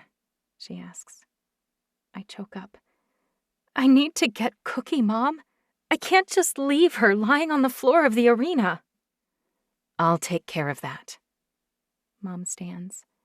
We'll do a service for her tomorrow when all this is over. I promise, little dove. She lowers her voice. And I'll ask Job to do an autopsy to determine cause of death. Job is going to hate that, autopsying a dog. I look my mom in the eye and see that she understands. Duchess bumps my leg, and I crouch down and sink my face into her shaggy white fur. The royal family mostly has dogs to taste our food, but we come to love them like family. Mom's enormous Pyrenees will miss Cookie as much as I do. I turn away from my mom to head for my bathroom. I'll meet you in the ballroom at noon. Before I can escape, she pulls me toward her and into a hug. I'm still angry about Cookie, but it's not my mom's fault. When she finally lets me go, she smiles at me. But it's not as stunning as usual. The circles under her eyes look worse, and there's so much tension in her mouth. Even her skin looks almost sallow. I'm doing this to her, Judica and me. I squeeze her hand. One long day to celebrate you, and then everyone goes home and we go back to normal. Normal, she says. I'm not sure what that is anymore. Me either, I say. But more than ever, I think going to live with Alora is my best plan. The thought of leaving Mom behind stabs at my heart, but I shove it down. Staying here and dying by Judica's sword would be worse than living apart from Mom for a while. She sighs heavily, and I worry she's changing her mind. I'm still going, right? To New York? Alora will be here soon, she says. We can discuss it then. Wait, what does that mean? I ask. Are you rethinking it? It's been a busy few days. I need to read some of the prophecies and think about them all in context with what has happened. Prophecies? There's more than one? I groan inwardly. I won't make you promises I can't keep. You reacted to the ring, and it's not crystal clear what that means yet. Besides, There's more going on than you know. But if I train in New York and give Judica space, I need some time to consider everything. What did you want to talk to me about earlier? I ask. Can't you just tell me now? I'm dying to know. She shakes her head. It requires a longer conversation. She touches the side of my face gently. It has been a horrible, exciting, and scary 24 hours. I'm sorry about Lark, and Lissa, and Cookie. I'm sorry you reacted to the ring, because that pulls you down a path opposite from the one you wanted. I'm sorry your sister hates you. I fear it's my fault and that I handled everything wrong. But we have time to make things right, and I promise I will. Mom leans forward and kisses my forehead. Then she slips out. I rush to shower and style my hair, toweling off with moments to spare. I pick up the dress from my bed, startled when something heavy rolls out from under it. My old flute case falls to the floor. I used it for years when I was learning melodic forms, but I haven't looked at it in a decade or more. Who got it out? I pick it up and shove it back onto the far corner of the top shelf of my closet. I put on my dress and twirl once in front of my mirror. "Look, Cookie," I say. "It's perfect, right?" Except Cookie isn't there. She never will be there for me again. I can't sob into her fur when I'm sad. She'll never again lick my hand. She can't eat all the food I don't want. She can't curl up at the foot of my bed or walk so close to my feet that I trip over her. But it's 11:57, and I don't have time to lose it right now. I need to survive one last party. And after that, no matter what Mom says, I'm headed for New York to escape Evian politics for at least a few weeks. I close my eyes and imagine that none of the misery of the last 24 hours ever happened. Lark's safely in New York and her mother's with her. Cookie is safe in my room, hiding under my bed because the guests are making her nervous. And I'm mad at Judica as usual, but I have nothing in particular to be angry about. Surprisingly, it works. My heart rate slows, and I reach calmly for my doorknob, ready to head to my mom's 900th birthday party. But before I can touch it, the knob's already turning.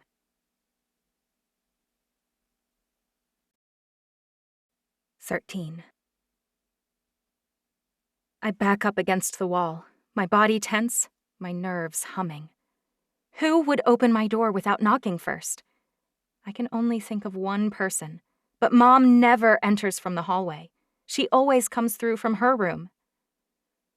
I grab a ruby-handled dagger from my chest of drawers and swing it around in front of me as the door opens. Edom inhales sharply, before twisting the knife out of my hands and flipping me face down on my bed. "A decorative knife?" Edom asks. "Really?" I shove backward, and he lets me stand. He drops the dagger on the floor and holds up his arms. "Sorry," he says. "When someone points a weapon at me, I react first and explain later." I guess so. He barged into my room, then disarmed and shoved me down in less than a second. I eye his tuxedo. At least he's a really good-looking jerk. Even better looking dressed up. And knowing he dumped Judica yesterday doesn't hurt either. I'd probably be into a gorilla if it had recently broken my sister's heart. I grab a weapon when someone enters my room unannounced. Why do you come barging in without knocking? I could have been naked. He doesn't laugh or smile. His eyes don't even light up. I try not to fret that I've misjudged everything. Why were you breaking into my room? He looks like he really doesn't want to be here. His voice is low and concerned when he says, "It's your mom." "What about her?" "She collapsed." My stomach lurches. "Let's go then." He turns and runs out the door, and I follow him, lifting my full skirts to keep up. "My mom is fine. My mom is fine. My mom is fine." Thinking the words over and over doesn't quite convince me. My mom looked sick. Evians don't get sick. Our bodies gobble up the viruses and bacteria that infect normal humans and spit them out. She's probably sleep-deprived. But adults don't need much sleep. An hour or two and she should have been fine. Something was wrong, and I shouldn't have left her side. "We're going to the ballroom?" I ask. Stupid question. We're standing outside the doors already. Edom pushes them open. My eyes scan the room. I can barely see the wooden parquet floor for all the people. Representatives from all 6 families are milling around, murmuring in low voices. Tables laden with all the food my mom and I selected line the walls. The entire room is decorated in gold, pink, and ivory flowers. Beautiful fabric crepe and ribbons. The chandeliers cast a perfect champagne light over everything. It's enchanting, and it's perfect for her birthday. Until I see the person we're celebrating. Mom's lying on the parquet floor as still as Cookie was, but with a gorgeous burgundy and silver ball gown spreading out all around her like a puddle of gilded blood. "No!" I run to her side and reach for her hand. It's still, but not stiff. If she was dead, it would be stiff, right? People stand all around me, looking at one another, at the floor, anywhere but at my face. Some frown, some scowl, but no one says a word. And no one moves toward me or my mom. Why aren't they trying to help? Why are they all standing around uselessly? I scramble across the floor so I'm close enough to lean over her face. I lift her head and cradle it in my arms, but she doesn't respond. I gently set her head down and press my ear to her chest, as if I don't already know, as if I can't already hear what every other Evian in the room hears. She has no heartbeat. I feel stupidly for a pulse, like human doctors do on all their TV shows. "What's been done?" I ask. "Where's Job?" I scan the crowd. "Where's Job?" "I'm here, Your Highness." Job's built like a brick wall. He's not the kind of person you don't notice, but he was standing right behind me, and I didn't even realize he was in the room. "Why aren't you doing anything?" "I tried." His sky-blue eyes widen, urging me to believe him. "She can't be revived." "You just gave up? What are you, a moron? Crack her chest open and shock her heart. Humans do it all the time. You've got to be the worst doctor in the history of the world. Evians heal so well you basically sit on your hands and do nothing. But obviously you need to be doing something now. Do it! Get over here and save her!" Job's mouth turns down, his eyes clouding with sorrow and something else. I finally recognize the other emotion. Pity. Because he can't bring my mother back. No one can. She's dead, like Cookie, like Lissa. Job's lips are moving, words pouring out, but my mind's no longer processing the data. I've cut him off because I'm unraveling from the inside out.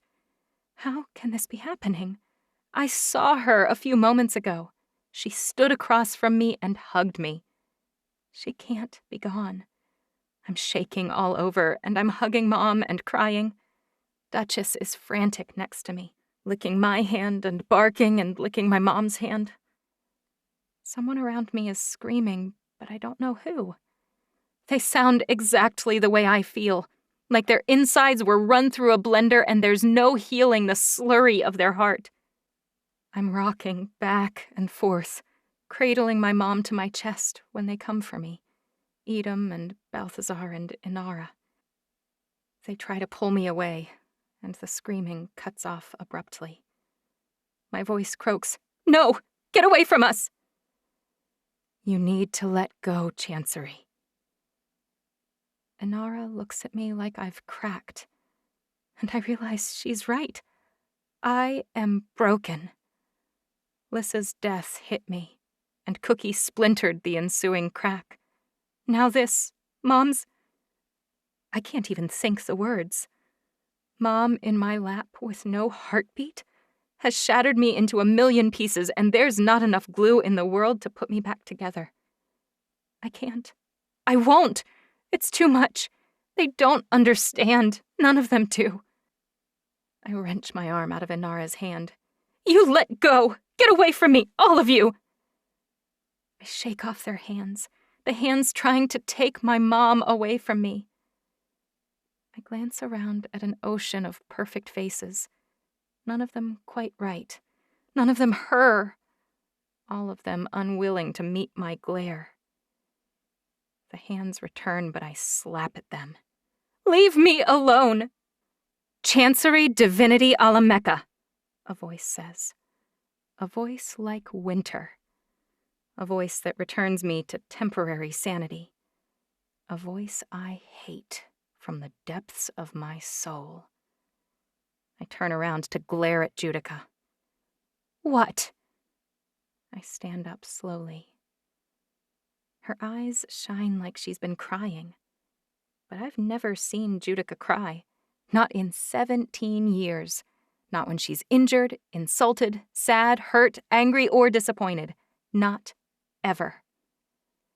Step back from our mother. Act with decency. Never forget that you're Evian. What do you know about how to act? Mom's dead and you're pretending nothing is wrong. We're all gathered here to celebrate a birthday for a dead woman, and you're not even upset. What should I be doing? Making small talk with possible allies? Sizing my head for her crown? She flinches. No matter what we think or feel, our duty lies before us. She gestures around her. The world is here, spinning on its axis, its leaders all watching while you sob on the floor like a child. Hundreds of faces, all blurring in front of me. Hundreds of people who don't matter to me. Not now. Not after this. They matter to Judica, though. Everything matters to her. Everything except Mom's death, apparently. You aren't even acting, are you? You really don't care! I'm suddenly so angry I could scratch her eyes out. You're not even upset because now you're empress, you sadistic freak! Her eyes widen, and she inhales sharply. She takes a step back, involuntarily, as though I've thrown a knife in her stomach and twisted the hilt. Thanks to her, I know exactly how that feels. Finally, she speaks. The words sound forced. I'm as devastated as you, but I won't wallow and scream and sob, because queens endure. I'm acting with decorum, in a way taught me by Inora herself, by our mother. She didn't teach you anything. You learned from tutors. I take a step toward her. You were never around. You didn't even know her. She clenches her fists and her eyes flare. I am standing here, ignoring your insults for one reason. My mother asked me for a birthday present. She asked me to get along with my twin for a day. For one single day. Judica closes her eyes and reopens them. I choose to honor her last request. She looks carved from stone, and her words are so final. Her last request. I sink back down to my knees and pull my mom's body back into my lap. Fine, I whisper. Fine. It's what you wanted, Mom. I turn back toward Judica. I'm sorry. You're right, and I'm sorry. Judica walks over to where I'm slumped on the floor and crouches down by Mom. How did this happen? I don't know, I say.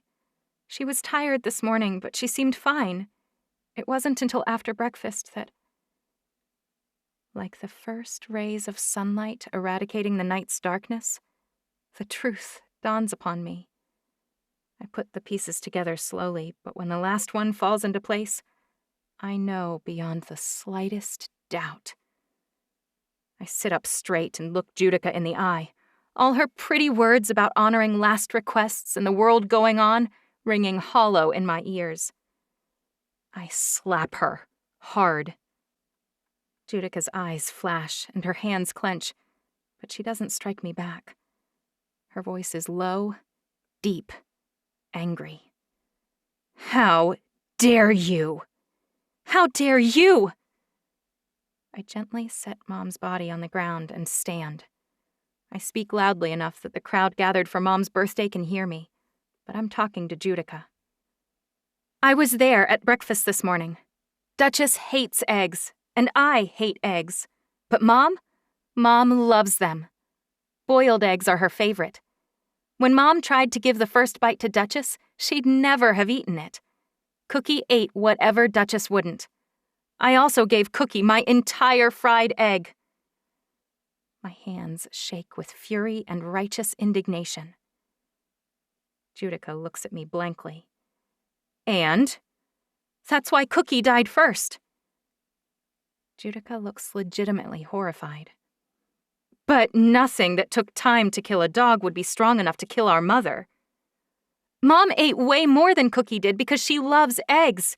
You know, because you take breakfast with us sometimes. You might have ignored my preferences, but you'd remember hers. I would never harm our mother. Never. I shake my head. A few days ago, that might have been true. I don't know. But after yesterday? I don't elaborate, since no one else knows about my role in the EMP. You were nervous. She's smart enough to know the EMP and my modified training schedule meant something. Judica was clearly furious when we sparred. But I'm not a threat. Not yet. Not unless Mom made me into one. And she was waiting until after her party. But Judica couldn't take that risk. No! Judica shakes her head and stands up. She backs away from me, almost involuntarily. She's convincing. I'll give her that. If I didn't know her like I do, I might believe her, but I do know her far too well. Which is why I know what she wants more than anything, and how far she'll go to keep the throne. Judica Angelica Alamecha, I name you Mother Slayer.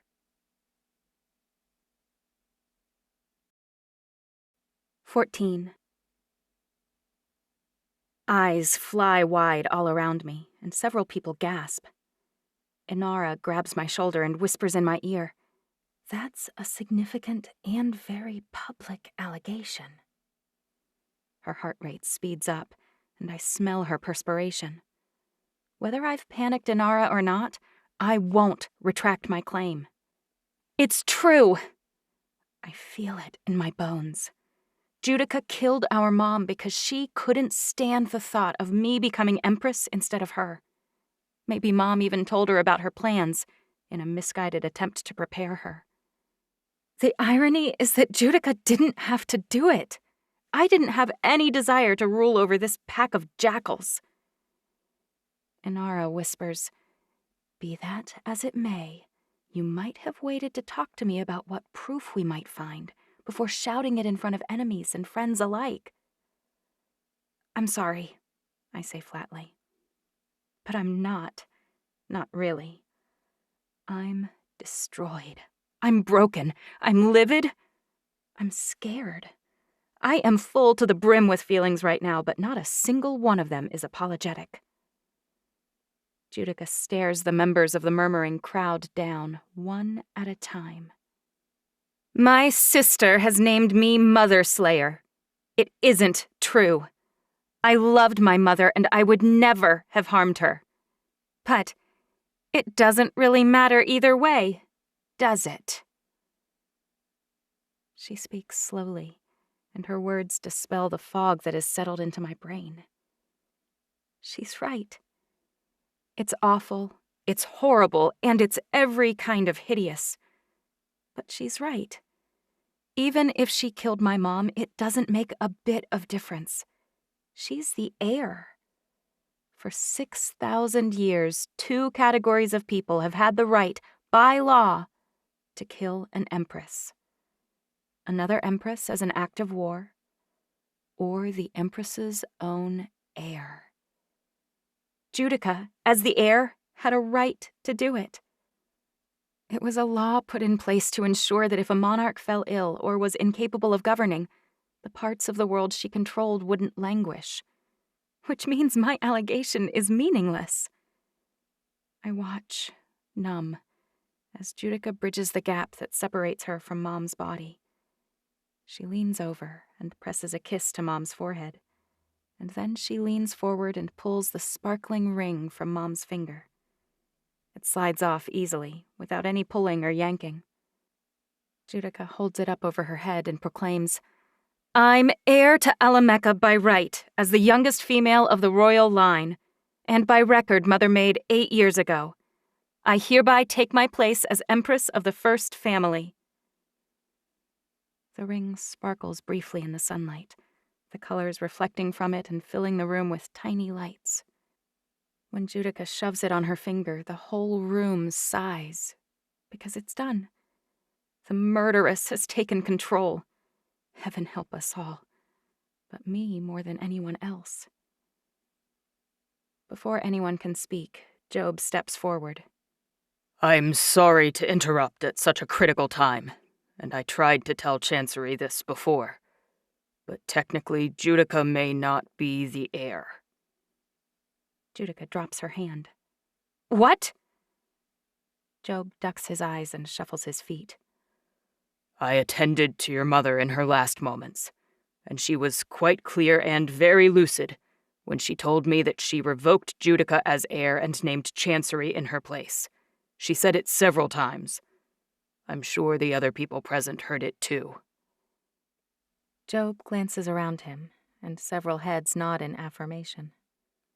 So, you see, if Chancery has evidence that Judica poisoned Enora, there may be sufficient cause for a trial. Judica looks stricken, but not ready to admit defeat. She can't just name a new heir. It doesn't work like that. Enora clears her throat. She cannot, not when the heir has been declared in a formal document witnessed and sealed by her council. Enora gestures to Mom's chamberlain and whispers, "Lorena, bring the charter. I hate that Alamecha's family business is being handled publicly, but there's no way around it now." Silence like a blanket shrouds the masses gathered, while Mom's willowy chamberlain crosses the room, the thick folds of her canary yellow silk gown swishing as she walks quickly toward the exit. Once she's gone, people shift and murmur in tones so low that even other Evians can't make out their words. Moments later, when Lorena returns, even those whisperings die off.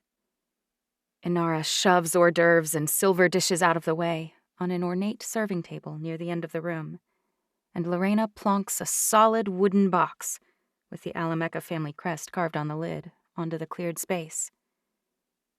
Judica and I move toward her, everything happening in slow motion. We stand in a loose semicircle around Inara as she opens the box. She pulls a stack of yellowed papers from it, the Alamecha Charter. "How's this going to help us?" I whisper. "It's not the charter Judica needs," Inara says. "It's the declaration of heirship." "Right," Judica says. "It sits just below the charter." Lorena clucks. We all lean over the box and look down to the space below. A sheaf of thick white paper lies in the bottom of the box. Lorena lifts it up and reads aloud. "Before us this day, the representative heads of the Council of Alamecha attest that one Enora Isadora Alamecha has declared her intention to name an heir. Having given birth to 2 daughters on the same day, she desires to eliminate all confusion that may result from the event of her death. Enora Isadora Alamecha names her daughter, Chancery Divinity Alamecha, to rule the first family of Eve, as Empress and Queen of all the lands and properties hereby appurtenant. Lest any should contest this statement, the below-listed members of her council set their hand to testify to the truth and veracity of this declaration." Judica states the obvious. It's not signed. Not by the council, Inara agrees, but Mom signed it. When would she have had time? She must have known something was wrong and rushed to get it done this morning. It must have been where she went after breakfast. But it's not enough. Between the destruction of the prior documents, this partially executed one, and the statement to Job in front of witnesses, Inara says, I imagine the rest of the council will agree with me. Chancery is the heir. Can Judica actually be tried for what she did? Mother was sick and lost her mind. The words emerge as the barest of whispers. Judica closes her eyes, and for the first time ever, she looks wounded, pained even. When she speaks again, it's even softer. Oh, Mother, why? I'm torn in two. I want nothing to do with ruling Alamecha. Judica can choke on it for all I care. But the only way to make Judica pay for killing Mom is to become empress and convene a court. If I abdicate, then Judica becomes empress and that possibility evaporates. We'll never really know whether she killed our mom. Or even if we do find out, we won't be able to do anything about it. The only way to make Judica pay is to become empress myself. As if she can read my mind, Judica says, I did not kill her. She grits her teeth. But I almost don't regret her death. She was obviously making bad decisions. She lacked the capacity to make such an heirship change. She picks up the new document and looks it over with disgust. Curious. Edica Shanoa, the current empress of the 6th family, has slunk so close that her heart pounds steadily right next to me. One twin challenges the paperwork executed by her own mother this morning, and the other accuses the displaced heir of murder. I'm delighted I didn't send Vela in my place. I'd have missed all this fun. Edica's teeth gleam brightly against her deep brown skin, and a chill slides down my spine. The predators sense our weakness and are circling. The worst part is that we invited them into our home to witness this devastation. This declaration is trash. Judica throws it into the box and glares at me. I'll fight it to the end. What about Mom's birthday promise? I ask. Mom would never have wanted. Then she shouldn't have replaced the heirship documents, Judica says. This is on her head. It's on her head? I ask, practically spitting. It's her fault that she happened to get the documents drawn up, but not fully executed before you murdered her? I choke up, torn between horror, despair, and a murderous rage. She lied to us both, Judica says. She named me heir. She trained me. She promised me I would rule after her. And now that she's gone, she's left me with nothing. My laugh sounds a little crazy, even to me. You kill Mom as some kind of a power play, and you're upset she broke her promise to you from almost 9 years ago? Judica lunges for me, and her hands wrap around my throat. I'm so surprised that I put up no opposition, and she knocks me back and pins me against the heavy wooden box with her body. Her hands squeeze my esophagus, cutting off my air. I won't say it again, she snarls in my face. I didn't kill her. I loved her. Edom pulls Judica off me and twists her arms behind her back. Do not attack the Empress, Judica. It's not befitting of the heir. I rub my neck and speed the healing from where her hands nearly choked me to death. Thank you, Edom. I stand up and watch Judica struggle against him. He won't release her hands because he knows she'll pull a dagger and stab him. A single tear rolls down Judica's cheek, as surprising as water springing from a stone. Just because you screamed and sobbed, that doesn't mean you love her more. It means you didn't learn a thing from her example while she was alive. Wrong again, I say. Killing her proves you didn't love her, and no amount of decorum, or savagery, or statesmanship will ever erase that sin. Edom lets Judica go and pulls the two of us close. He has one hand on my wrist and one on Judica's. He whispers so softly that I can barely make out his words. This is not the time or place. You two need to talk about this, but not here, not in front of everyone. It's past enough. Judica shakes his hand off of her wrist, but she whispers softly too. Get your hands off me, you lying. Edom frowns. I never lied to you, not once. It's not that simple, she says, choking up.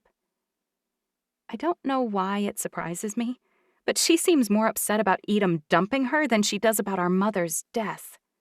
Oh, boo-hoo for you and your little romance gone awry. Our mom's lying right there. My broken pieces shake at the thought, and I suck in a big breath. Is this really the time to play the sulky girlfriend? She's not my girlfriend, Edom says. No, I'm not, Judica spits. No consort of mine would ever take her side against me. Oh, please, you never gave me a choice in any of it. His words have the ring of an old frustration. You didn't have a choice? Judica tries to whisper, but shrill sounds carry. No one can refuse the heir. Judica's eyelids flutter rapidly, and her breath comes in shallow, rapid pulls. I almost feel sorry for her, before I remember she's pure evil. She raises her voice. For crimes against the heir, I order Edom Nesena ex Alamecha's death. The sentence will be carried out as soon as all this, she gestures toward me and the charter, is worked out. The guards seize Edom, and he doesn't resist, but his eyes are wounded. This is beyond absurd, I say. Your boyfriend dumps you, so you order him to be executed? Even for you, that's a new low. And unfortunately for you, I'm Empress, not you. I cross my arms. I countermand your order. Judica addresses the guards with a voice that brooks no refusal. Take him to the holding cells pending resolution of the line of succession. Whether I'm heir or Empress, I certainly have the right to order a trial of someone whom I accuse. She spins around to take in the whole room, daring them to challenge her. The guards don't know what to do, so they keep him restrained but don't take him anywhere. They glance at Balthazar, who grunts and looks from me to Judica and back. Take him down. We can deal with it later. No, I say. You all heard Lorena. I'm the new Empress, and all Edom did was take steps to ensure my safety. He will not be punished for those actions. Before anyone else can speak, Melisania Lenora, Empress of the third family, steps forward, a sparkling crown atop her curly mass of hair. Things are obviously a little confusing right now. You're lucky we're all here to help. You two are grief-stricken. We'll convene a court of the five, evaluate the evidence available on the circumstances surrounding your mother's death, and vote on which of you will ascend the throne. Melisania turns to Judica and begins issuing more orders. Wouldn't you love that, Judica barks, to see the first family thrown into turmoil and choose which of us rises? She's right. 5 sets of eyes bore into me when I glance around the room, none of them friendly. Every other family sees this situation as an opportunity, and they've wanted nothing more than to tear us apart and gobble up the pieces for thousands of years. If we allow it, they'll be dividing our lands among themselves like a brokered deal in a game of Risk by the end of the day. Judica wrenches the ring from her hand and holds it out to me. I don't reach for it, much less grab it. Take it! I don't even want it. But my sister needs to pay, so I snatch it from her hand. I'm shocked Judica's willing to hand the throne over to protect it. I didn't expect that kind of selflessness. I wait for the trick, the double cross, the sting in the tail. She raises her voice and spreads her hands in front of her so everyone will hear.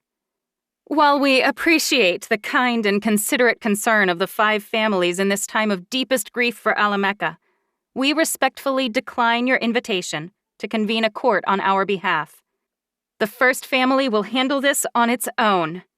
Chancery Divinity Alamecha is our new empress, named by our mother in the seconds before she died, and attested to by several others. I will voluntarily rescind any claim I had to the throne. Now, do your part to show them we can work this out, Judica mutters. Tell them to take Edom below. If Judica can accept me as empress peacefully, Edom can spend a night in a cell. Take Edom below, I say. I can always free him after everyone leaves tomorrow. Judica smiles. Please respect our grief and return to your rooms. The guests slowly filter out, hesitant to leave in the middle of the show. Eventually, only our guards, Job, Balthazar, Inara, Lorena, and a few other Alamecha people are left. Judica turns to me with the smile that portends the reveal of her plan. But, of course, if I deem you unfit to rule... I finally understand. She's okay with me being empress, since that leaves her as my heir, one of the 2 categories of people who can challenge an empress at any time. Oh, Mom, what were you thinking? Judica says, Mother may have temporarily lost her mind, but it's repairable. She meets my eye, searching for something in my face. I wish I knew for sure whether she killed Mom. Judica's voice interrupts my thoughts. Chancery Divinity Alamecha, I formally challenge you to a duel of ascendants to determine who rules family Alamecha. How did I not see that knife coming? I'll allow us both the night to recover and to honor Mother's wish, but in the morning, we settle this. Judica glances one last time at Mom's body and strides out of the massive doors. I glance around the room at the faces of the people I've known my entire life. None of them will meet my eye, which means they expected this.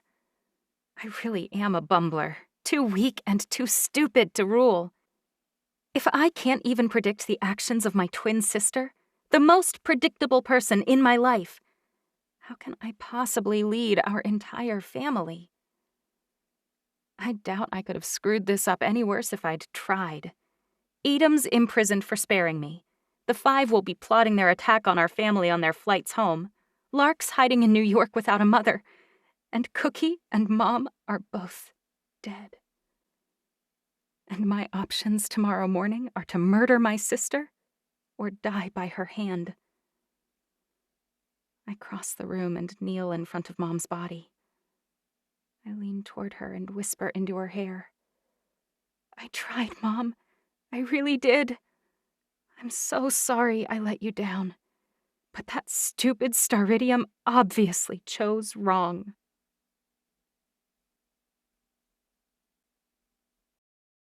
"15.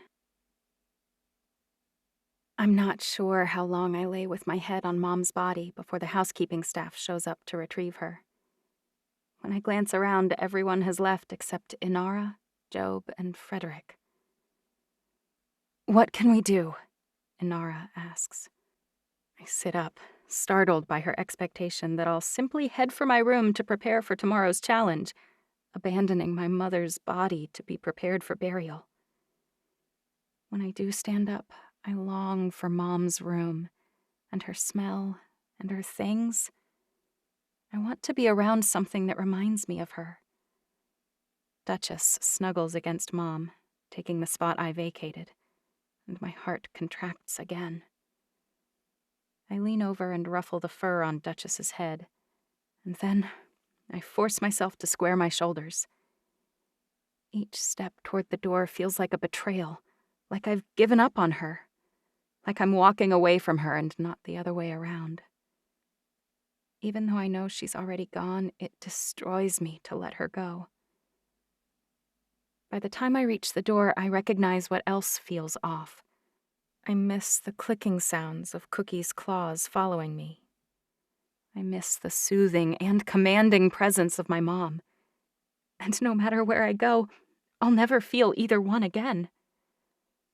When I reach the door to her room, I pull up short. I can't go inside. I can't!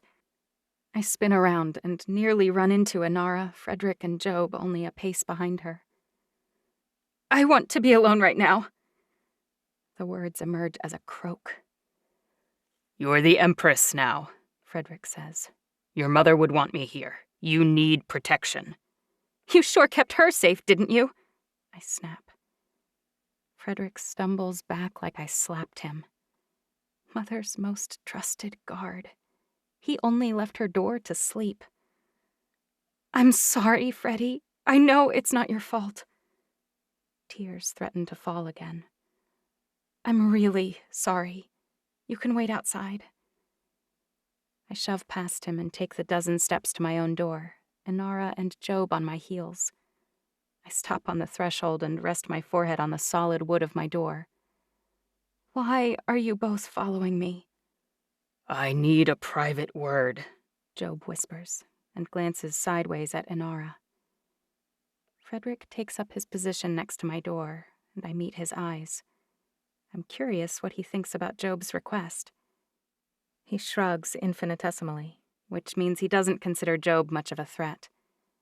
If I had listened to Job earlier when I was still drowning in grief, I wouldn't have been blindsided about Mom changing the documents. I motion for him to enter my room. Do you need something too, Inara? Her eyes cloud. I'm here to help you with anything I can. And I thought you might need this. She leans toward me, her arms wrapping around my waist. I collapse against her. I forgot, in my utter desolation, that Inara is basically a carbon copy of our mother. Strong, kind, intelligent, caring, ferocious, and brilliant. And she didn't follow Judica out. She stayed with me.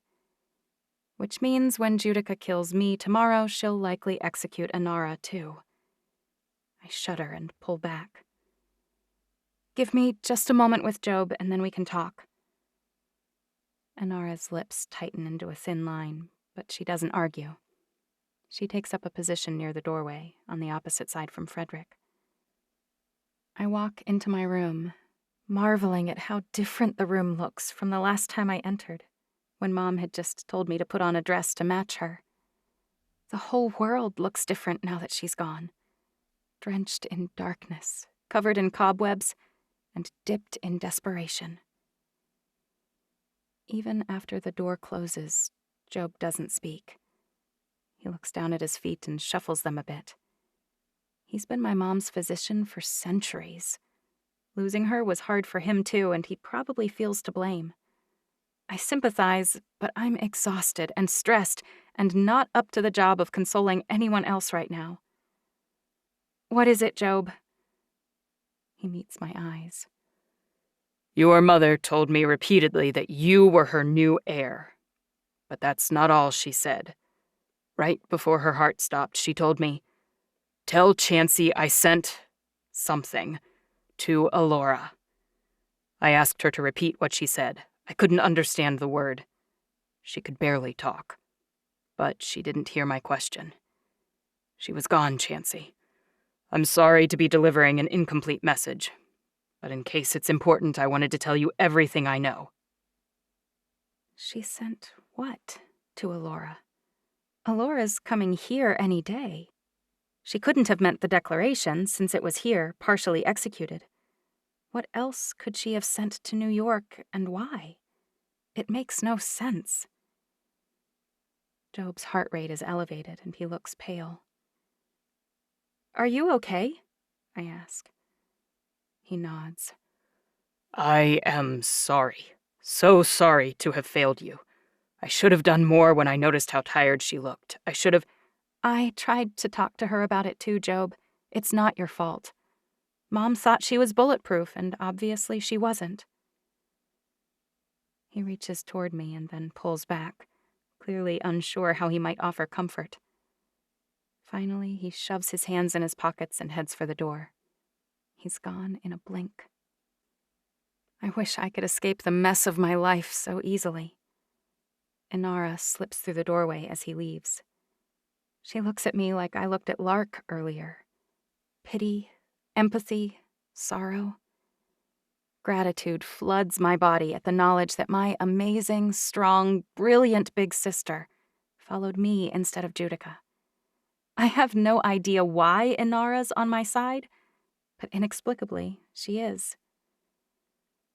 I feel as flayed as you look, Inara says, but we need to be triaging right now. What's the point? I ask. There's nothing I can do to prepare for tomorrow. I'm either going to beat her or die trying, and we all know which is most likely. In fact, while I love you for it, it was monumentally stupid for you to follow me in here. You need more time, Inara says. If you had a month, or even a full week, you might stand a chance against her. But that's not what I meant by triage. There's something more pressing than tomorrow's challenge. What now? I sink down onto the edge of my bed. The ring, she says. What about it? It's still clenched in my hand. I was afraid to put it on in front of all those people. I open my palm and look at my mom's ring, the cursed thing that started this whole mess. It's sparkling and beautiful, when it should be black and ugly. I gasp. It shouldn't be refracting the light from my window, but it is. Because it's a fake. The stone in this ring sparkles whether it's in contact with a member of the family or not. Mom told me once that she had a fake made, in case she ever needed to hide hers. Inara looks at the ground.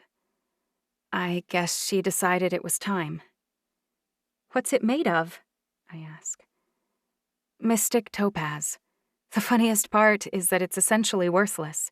That's a manufactured stone. You can buy one online for less than $100. Wow, I say. I guess we should initiate a lockdown and force an immediate search.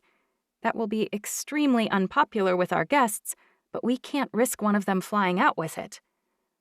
Mom was wearing the fake, Inara says, which we know because we saw Judica pull it off her finger.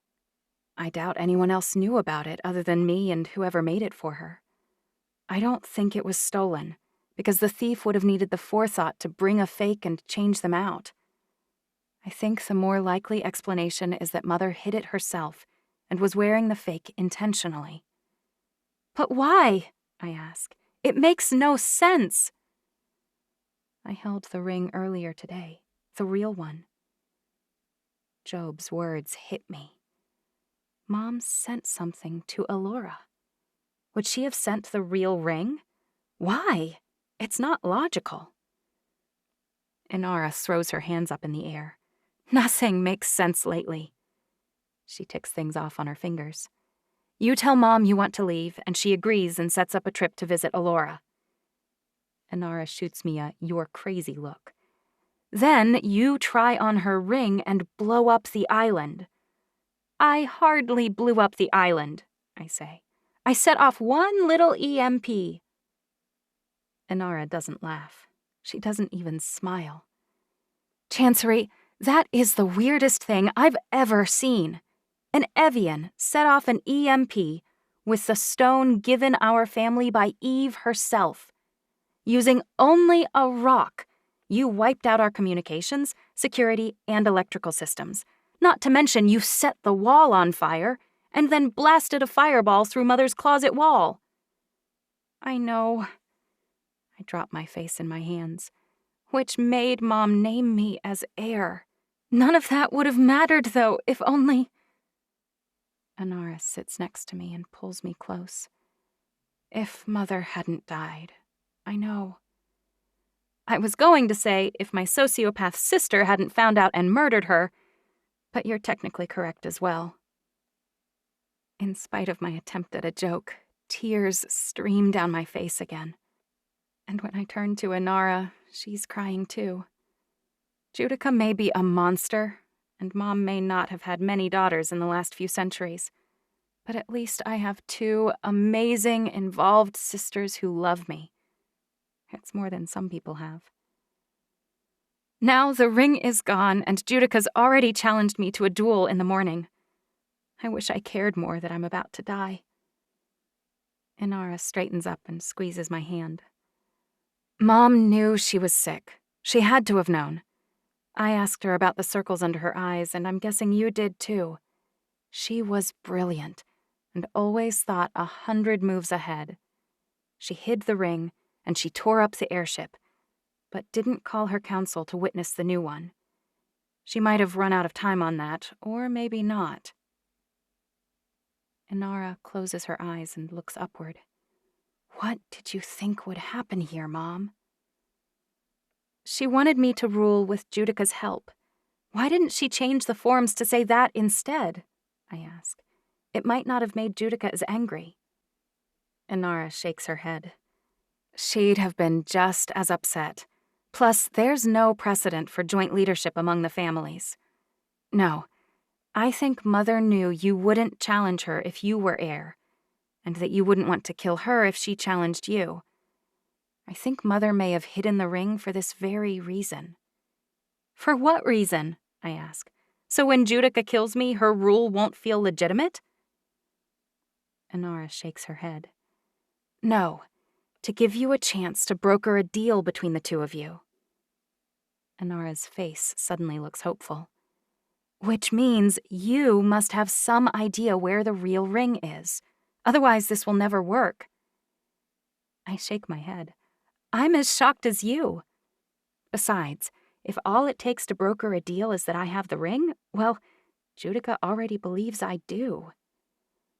Think, Inara says. Did she hint at where it might be hidden? Because with that knowledge, we could demand Judica delay her challenge. She'd have no choice, especially if you make it public that this one's fake. Do I tell Inara? She followed me, but can I truly trust her? And even if I can, how far? She's always been there for me, but she loves Judica too. Mom and I practiced with it this morning. I know she was wearing the real ring then, I say, delaying. The more I talk, the more uncomfortable I feel with disclosing everything I know. I can always fill her in later. I have no idea where she'd have hidden it. Could Judica have it? I mean, she knows the ring is the reason Mom changed her mind. Could she be worried I'll let Alamecha know and win the people over? Maybe she switched the rings when she took it from Mom's finger. A chill shoots from my shoulders to my toes. She could have poisoned her, taken a fake to the ballroom, and then switched them when we were distracted. Inara and I both close our eyes and replay the earlier scene. It's painful to think about Mom dying in the moments after. But when I go back in my mind, the ring is sparkling on Mom's hand from the second I walk in. Would it have gone black when she died? I mean, it's still touching her. Inara shakes her head. I wish I knew. But think back on when Judica took it off. It was sparkling then, separated from Mother entirely. I was watching when Judica forced it off. It was always a fake Judica took from Mom's hand. So if she switched it, she did it before Mom died. Blast. If we knew Judica had it, at least we'd know it's close. You think it might not even be in Ni'ihau? I suppress a frown. No, I mean I have no idea where it is. But I mean that Judica couldn't have taken it or sent it anywhere since this morning. We need to tell her. Inara jumps off my bed and takes a step toward the door. We go in and tell Judica what's going on with the ring, and tell her you aren't really Empress yet, and she's not heir officially because we don't have the ring. We can't have the investiture without the ring. I doubt she'll care, I say. But if Mom knew she was sick and was worried she was dying... My voice shakes. I need to get it together. Maybe she wanted to give us something to buy us more time. That's totally a move she'd make. But the 5 will leap on any excuse to try and step into the middle of our business. That's why we must approach Judica with this in private. I nod. Okay, let's go. Frederick follows me to Judica's room. I try not to be irritated that 2 guards are standing outside her room. I try really, really hard when they refuse to let us pass. I finally raise my voice, sick of being polite. I'm Empress. Judica proclaimed it herself. Now step aside or Frederick and Inara will separate your bodies from your heads. Maybe there's wisdom behind the heir having a personal guard. It makes the transition much easier for her, knowing already who she can trust. My only personal guard was Cookie. I swallow the ball in my throat and charge through her unbarred door. When we walk in, Judica's face down on her pillow. Is she crying? I didn't think she cared enough about anything to cry. It pisses me off, actually. When you kill someone, you forfeit the right to cry about it. Before I can think of anything fitting to say, Judica leaps up, wiping her eyes so quickly that I wonder whether I imagined the whole thing. Judica scowls at Inara, Frederick, and then me. Get out! I practically spit the words. Thought you'd like to know that the ring you shoved at me is a fake. What? Judica holds out her hand and gestures for it. No way! I plonk the ring down on her palm. See for yourself. She clenches her fist for a moment, and then hurls it at the wall. It lodges inside the drywall with a thunk. Who took the real one? I throw my hands up in the air. If I knew, do you think I'd have come straight here? I never have any idea how you'll react to anything, Judica says. You tell me. Inara steps between us and spreads her hands out wide. Stop. We came to alert you to an issue, Judica. We believe Mother may have hidden the real ring to force you two to spend time together to fix this problem. We can hardly schedule the investiture that officially makes one of you Empress if we don't even have the Alamecha family ring. Which means I'm not Empress yet, I say, and you're not my heir, and so your challenge was invalid. I have no idea whether that's true, but it sounds legitimate. Judica narrows her eyes at me. What exactly do you two want? It's not what I want, I say. It's what Mom wanted. She wanted us to rule together. Judica laughs. You've lost your mind. Even if Mom wanted that, she's not here anymore, so what she wanted doesn't matter much. And I don't care whether it's valid. As soon as it is, I'll restate my challenge and you'll look ridiculous for delaying. She leans toward me. I know facing things head on is counterintuitive for you, but you'd look less cowardly if you simply fought me in the morning. I take slow steps until I'm standing less than a foot away from her. The last few days have shifted everything for me, and I know it's been hard on you too. I'm pretty sure you killed Mom, but I'm willing to try to forgive you. That's hard to say, and I'm not sure it's true, but I want it to be. Because it's what Mom would want. Don't you think ruling beside me is better than dying tomorrow? Judica stares me in the eye for a moment before she says, I won't ever say this again because I'm tired of no one listening. I didn't kill Mother. I would never have done that. You didn't own her, nor did you have an exclusive on affection for her. I loved her. But you're missing one big thing in your little inspirational kumbaya speech. It might be better to rule with you than die tomorrow, but I'm not facing that choice. My choice is whether I'd rather rule with you or kill you tomorrow and rule alone. And I've been meaning to kill you for 8 years. I guess it's time I get around to actually doing it. So thanks for the offer, but I'll pass on sharing the throne with a half-wit while she tries to forgive me for something I didn't do. Are you really this hateful? I ask. If you truly didn't kill her, then why not give this joint rule a trial run? All you have to do is work with me to try and locate the missing staridium. Besides, you can always kill me next week or next month. What's the rush? Other than the fear you'll get up the guts to have someone assassinate me? Judica asks. Don't think that hasn't crossed my mind. Anyone can bribe a guard. How is she this dead inside? How can she not care about me at all? Will it really not bother her to kill me? I don't know what else to say.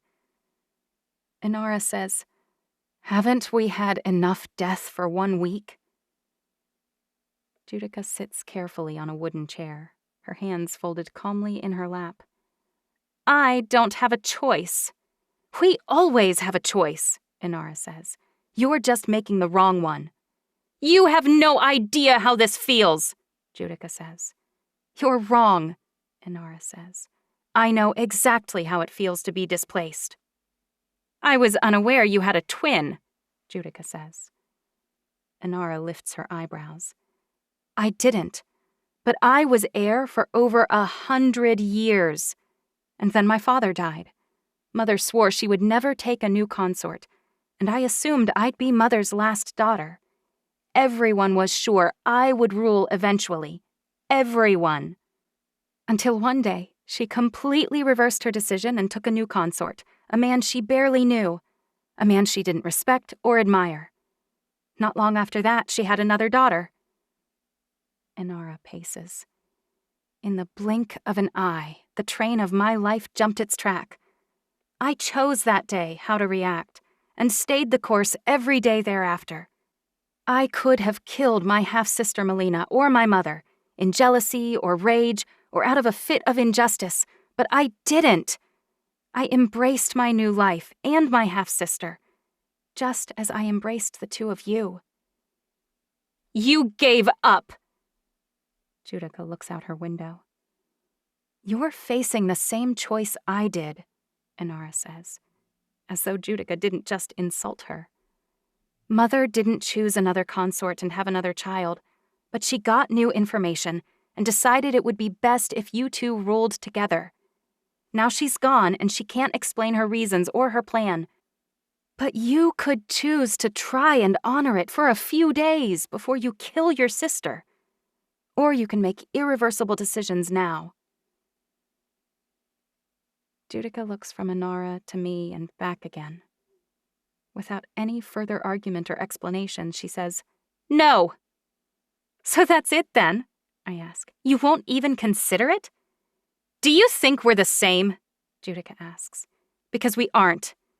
We look alike, sure, and we even sound alike sometimes, but you know nothing about me. You're too weak. You'd drag me and this entire family down with you, exactly as you did with Lissa, and even Mother. I have an obligation to every family member in Alamecha to deny your request, to ignore Mother's delusional hopes, and to prevent implementation of the insanity she was spouting at the end of her life. So no. In fact, with the ring missing and the pair of you trying to pressure me into changing my mind, I've decided I'm not willing to wait for the morning. I think we should have our duel right now. My mouth drops open. You can't! You already said we'd wait for morning. Plus, it's not even a valid challenge. I'm either empress or heir. Either way, I can challenge you. Judica sneers. You should have spent a few hours reading our laws, sister. I splutter. If you had, you'd know that, as the challenger, I have the right to choose the time. You, as the defender, have a right to choose whether we fight hand-to-hand or with blades. I knew that, I say, but you already chose the time, tomorrow morning. I don't want to wait, she says. I'd rather kill you now. The door opens, and we all turn to see who the guards allowed inside. For a split second, I worry that one of the 5 has come after us, and we may be facing attack. I don't even have a single weapon. Judica draws a blade, of course. When the intruder walks through the doorway, I relax. Dark hair falls in gentle waves to her waist, framing striking golden eyes, russet skin, and long, willowy arms and legs. Alora! I leap toward her, and she hugs me tightly. Little dove, I am so sorry. So very sorry. I'm sobbing, and she is too. Inara is great, and she's helping any way she can. But Alora has always been the person I love most, second only to Mom. Touching reunion. Judica's voice is flat. You didn't get to see Mother before she died, but at least you got to see Chancery one last time. Alora lets me go and turns toward my twin. You're hurting, Judica, so I'll forgive you for acting like a total brat. She gestures for Judica to come to her for a hug, but Judica stands as still as a statue, shoulders square, chin high, eyes flashing. I was just telling Chancery I won't wait for morning. I insist on her answering my challenge now. Alora tisks, just like Mom used to. Stop being ridiculous. Before Judica can respond, Alora holds up her phone. Listen to this. She presses a button, and Mom's voice fills the room via speakerphone. Alora, sweetheart, you must be in the air already. I'm so glad you're coming after all, although I wish it was under better circumstances. I know everyone told me it was a mistake not to kill one of the twins at birth, but I love them both so dearly. I couldn't have done it then, and I could never live without either of them now. They are fighting terribly, and everything I try makes things worse. Chancery begged for permission to come and live with you. Against my better judgment, I agreed. That's the reason I called back and begged you to come to my party last minute. I want you to bring her home to New York with you when you return. I've promised her a few weeks to decide whether she wants to forsake the family entirely and live among the humans like you. I won't lie and say I want her to go, but I'm losing them as it is, and maybe the space will help things settle.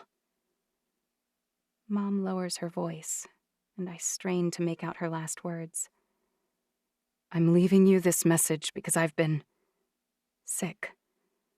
I don't know what's wrong precisely, but I fear I'm being poisoned. It's getting worse, Alora. I don't know how much time I have left. There's a sharp click, and the voicemail ends. Hearing Mom's voice is too much. I sit down on the ground and start to sob. She can't be gone. She can't. I know in that moment I cannot fight Judica. I just can't. I can't kill my sister.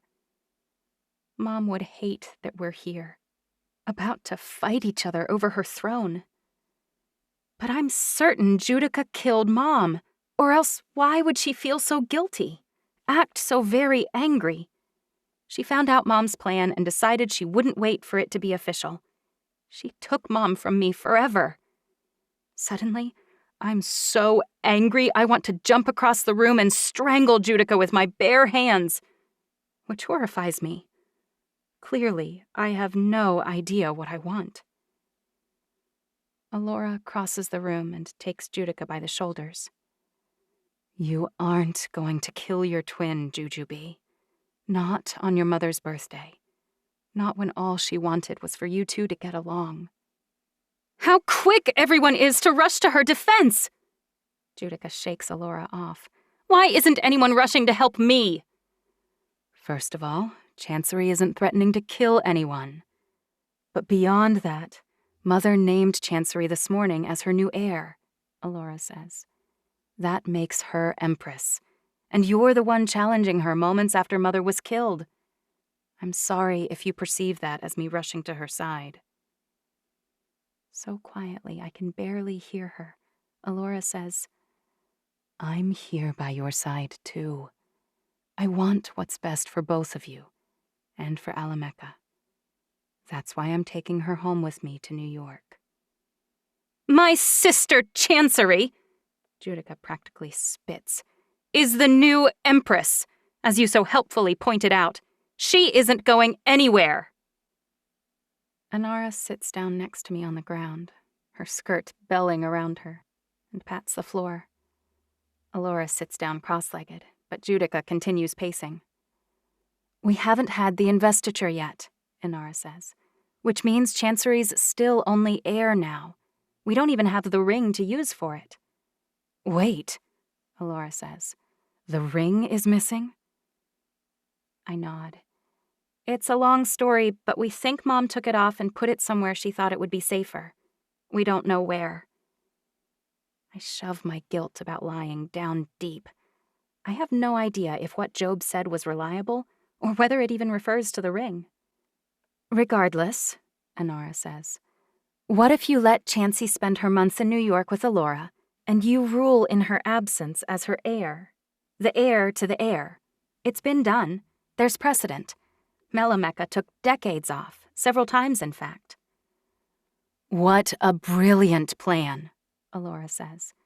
You wouldn't need to kill Chancery if she decides to abdicate anyway. I almost offer to abdicate right now, but when I think of Mom lying there on the parquet, I can't. If you'd agree to stand trial, I say, just for the council, or even just for Alora and Inara. If you're found innocent of poisoning Mom, I'll abdicate. Our family is at risk right now, Judica says. The 5 sense blood in the water. I'm not going to agree to stand trial, and I'm not going to send you off to train for a month either. I'm not the stupid one, remember? You've been training hard for almost 18 years. You think I'll catch you in a month? I roll my eyes. I didn't expect you to be afraid of me. You'll never defeat me, Judica huffs. But that doesn't mean I want to prolong the inevitable either. Mother is dead. Whether this happens now, or in a week, or in a month, that fact won't change. I didn't want to bring this up, Inara says. But you're forcing my hand. Chancery named you Mother Slayer, Judica. Because Chancery is ascending as the new empress, she would have held the trial to determine whether there is evidence that you killed Mother. That inquest must take place. If Chancery is alive, as Empress of Alamecha, she conducts the inquest. A direct challenge from the next in line of succession takes precedence. So by challenging Chancery, your duel will take place before any inquest. I know, Judica says. I've read the charter. But you neglected to consider what happens after you win, Inara says. It sort of stings that everyone assumes Judica will beat me, even if I agree with them. I take my place as Empress, Judica says. Inara shakes her head, and Alora frowns. Alora says, No, you don't. Inara's right. The demand for the inquest against one other than the heir accused of killing the Empress still stands. You can't conduct an inquest against yourself, and with Chancery gone, the 5 will convene the court. So even if I kill her, this mess won't be over. Judica collapses onto the edge of her bed. The 5 will intercede in our affairs either way, thanks to her thoughtless and baseless allegations. If they're really baseless, then agree to a trial now, I say. Inara clucks. There is a way out. Judica looks down at her. What is that? Alora sighs. Chancery can voluntarily rescind her accusation. I shake my head. Why would I do that? She can deny it until the end of time. I know she did it, and why. Inara spears me with a glance. I know what she's suggesting. I rescind my accusation in exchange for time to train before this duel. Without time, I'm dead in the morning. But at least I'll die with the knowledge that my mom's killer might be brought to justice. Although, the 5 will do whatever they believe is politically expedient. I can't really trust them any more than I trust Judica. Gah, I hate politics. Fine, But if I rescind my accusation, do I have the right to reissue it after the challenge? You're an idiot, Judica says. The only way you could reissue it is if you win, and if you do, I'll already be dead. I'd think that's punishment enough, even to satisfy your anger. Alora puts her hand on my shoulder. You can always reissue an accusation. Judica is right that in this circumstance it doesn't seem that it would be necessary. So, if I rescind my accusation, you will swear to delay the duel for a month while I decide whether to abdicate? Wrong. I'll give you a week. A week isn't time to decide. It's a holiday, Inara says. She needs to spend time contemplating a non-Evian life. Not to mention, we're all grieving here. Bless her for trying to get me more time. Alamecha doesn't have weeks to spare, Judica says. The sharks are circling, and our family needs to show it's strong. With the ring missing, it's even more important this be resolved quickly. Obviously, we won't tell anyone it's gone, Inara says. 1 week, Judica says. That's my limit. I don't agree to that, I say. All 3 sets of eyes turn to me, each one reflecting shock at my refusal. I don't think I can decide in a week. I need 2. Absolutely not, Judica says. That's too long. I'll agree to 10 days if you also release Edom. Because with me gone and Judica in charge, he'd be executed in the morning. I can't have that on my conscience. She only hates him because he stood up for me. Judica snorts. No! He comes with me and— Wait, Judica asks. Where are you going? I assumed you'd stay here. If I stay here, there's no reason to leave you in charge in my stead. I'm going with Alora to New York, I say, to see what it's like to be human. I've never liked or agreed with many things about Evian life, and if I abdicate, I'll be living with humans forever. I'd like to experience that before I decide. Plus, I need to look for the ring. You rescind the charges against Edom and let him come with me, or I'll stay here and fight you tomorrow. When I die in the morning, as everyone seems quite sure I will, I'm sure you'll enjoy hosting the 5 while they look for evidence of how you murdered Mom. Judica glances from Alora to me and back again. Finally, she says, Fine. Edom goes with you for 10 days, but I won't make any promises about charges against him being dropped. If you abdicate, he'll be exiled along with you. If you return, fight, and lose, I can kill him any way I choose. Judging by the set of her jaw, it's the best offer I'll get. I accept. But you freeze Mom's body, and if I abdicate, I can attend Mom's funeral before leaving. Fine, Judica says. But I'm not doing this for you. I agree to your terms as a final gift to Mother. Alora smiles, as if she's brokered the peace deal of the century, instead of simply delaying my demise.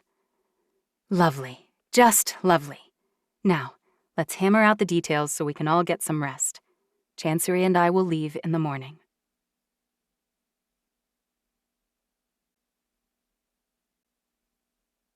"16. Inara knocks before the sun rises. When I open the door for her, Frederick's awake and alert outside, a small bag on the floor next to him. She's carrying a bag, too. "Good morning." I rub my bleary eyes. "Are you ready to go? Alora's plane is preparing to leave." "I've been thinking about it," I say, "and I think you should stay." Inara drops her bag. "Why?" "I'll have Edom and Alora to train me, and you could stay here and look for the ring while I'm gone." "Judica will already be looking," Inara says. "Exactly. I'd love to have someone here I can trust not to simply schedule the funeral and investiture without me. And you could maybe try to warn me of any assassination attempts headed my way." Inara frowns. "I can protect you better if I'm near you, and I can't counsel you at all, not from here. not with any confidence that no one else knows what I'm telling you. I need someone I trust to put the family first here, in the heart of Alamecha. Inara sits on my bed, her lip trembling. I miss her too. I want to do what she wants me to do, but I don't know what that is.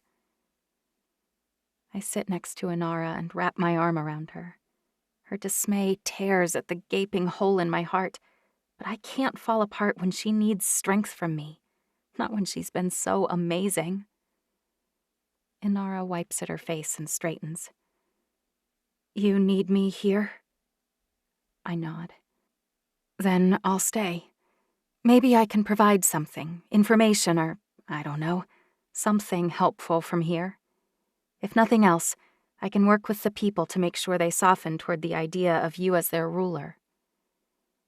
I'm sure they hate the thought of me taking over for Mom. No one who doesn't know about the EMP thinks I'm the right choice. They're probably all right. Inara must see the pain in my face because she bites her lip. That's not what I meant. I'm sure people are pleased. Everyone loves you. They were just surprised, is all. I can help them adjust to the idea.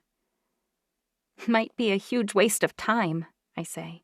I may just abdicate. If we can't find the ring, it won't matter that I reacted to it. There's a prophecy about it, right? Inara asks. Mom mentioned it once to Judica when I was much younger, but I overheard. There's some queen to rule all queens, and she thinks it's you. I have no idea why it's supposed to be such a secret, but I see no reason not to confirm Inara's guess. I nod. Something like that. It's ridiculous. Maybe. Or maybe not. I stand up and grab my bag. I guess I don't have time to brush my teeth and shower, not if Alora's plane is about to leave. Inara stands and hugs me again, so tightly I can almost hear my bones creak. Careful, I say. I know we heal, but it still hurts. She rolls her eyes. Oh, please. I grab my bag and head for the door. Wait, Inara says. Yeah? I ask. Give me your phone. I shake my head. How else will I call you? Judica can look up that number on her system here. She can track you with it if she wants to. It's not safe. She agreed to 10 days, I say. Inara shrugs. Fine, trust in her good nature. Crap. I hand her my phone. How will I contact you? She passes me an envelope full of cash. You can buy a new phone, or, if you trust Alora completely, have her get you one. At least no phone she provides will be monitored by the main Alamecha security protocols. I hadn't even thought about all of this. It's making my head spin. As Empress, I need to learn a lot more about security and espionage. I glance at the stack of books on my bedside table. Mom was always piling me up with light reading about the world, telling me I'd need to integrate all that information at some point. I snag 5 of them. Hacking Exposed, The Art of Deception, Thinking Strategically, Why Nations Fail, and Sladius Today, Decimate Your Opponent. At least I'll have something to read on the flight to NYC. The pain I feel when I walk away from Inara, my mother's mini-me, is nothing to the ocean of sorrow when I think about the fact that she's gone. But it still hurts. I glance over my shoulder and she smiles broadly at me and waves. Frederick, of course, trails on my heels. Is this going to be a new thing? I ask. What, me following you? His dark hair falls in his face and he uses his free hand to brush it back. I don't need a shadow. I disagree, he says. But I haven't had time to thoroughly vet enough of the guards. That will have to wait. For now, I've chosen 10 I trust completely to accompany us. I open my mouth to argue. Frederick sets his jaw and clenches his fist. And I don't have the energy to argue with him. Not now. Not after the last 2 days. Fine. I survey his approved guards on the runway outside. 7 men and 3 women. I know them all, of course, but I only know 4 of them well enough to carry on a conversation of any kind. I'm surprised how many of them are young, like only a few years older than me. How did you pick these guards specifically? I ask as we climb up the steps to board the jet. I've barely met a few of them. I wish I could have simply transferred your mother's guard to you. He shakes his head. But I felt it was safer to recruit only people I was 1000% sure supported you specifically. I think she was poisoned. I blink back tears. I doubt the guards were to blame for that failure. More like one of Angel's staff. You can be sure Judica will conduct a thorough investigation there. Unless Judica poisoned Mom herself. I see that register on Frederick's face, so I don't bother saying it. Frederick's guards split, half in front and half behind me. I wait patiently at the top of the stairs for them to clear me to board. Alora's jet only seats 20, and I notice there's already one guest on board. It's not Alora. Edam's sitting in the window of the first row on the right side. He doesn't smile at me when my eyes meet his. In fact, it almost looks like he's scowling. Did I imagine the flirty interchanges over the past few days? I expected a little gratitude for getting him out of a holding cell at the very least. Hey, Edam. Even with the awful day I've had, his face brightens the room. He grunts. Why is he grunting? What did I do? Maybe he hates anyone in line for the throne. I'm glad you're safe and on board. I wish I was. He crosses his arms, the muscles in his forearms rippling, and he leans back in his chair. Are you saying you wish you weren't safe? Or that you weren't on board? I ask. He lifts one eyebrow. I sit down on the seat next to him, and he leans slightly toward the window and away from me. What's wrong with you? If your Majesty finds me lacking in any way, I apologize profusely. Knock it off with all the majesties and whatnot. Why are you upset? No reason. No reason at all. And now that your Majesty is Empress, I certainly can't justify using a more informal address. Edam pulls a book out of his bag and pointedly sticks his nose into it. Sein und Zeit. Great. He's reading Heidegger's Being in Time, in the original German, instead of talking to me. A little light reading for the flight?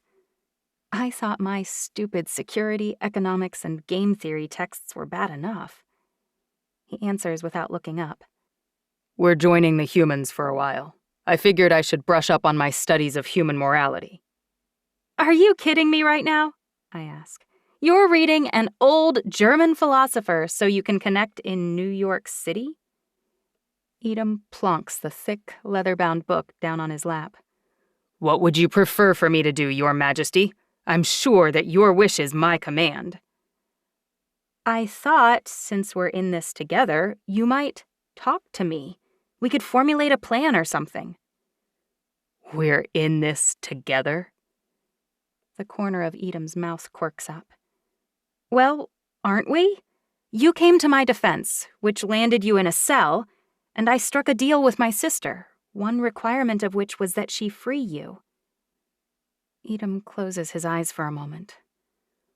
I dumped your lunatic sister, who, by the way, never asked me if I wanted to date her in the first place. That really pissed her off royally. Then I kept her from decapitating you, and later from strangling you. That certainly didn't help, but she wouldn't have killed me, not really. Especially if I groveled, which is all she's wanted from the beginning. My mouth dangles open stupidly.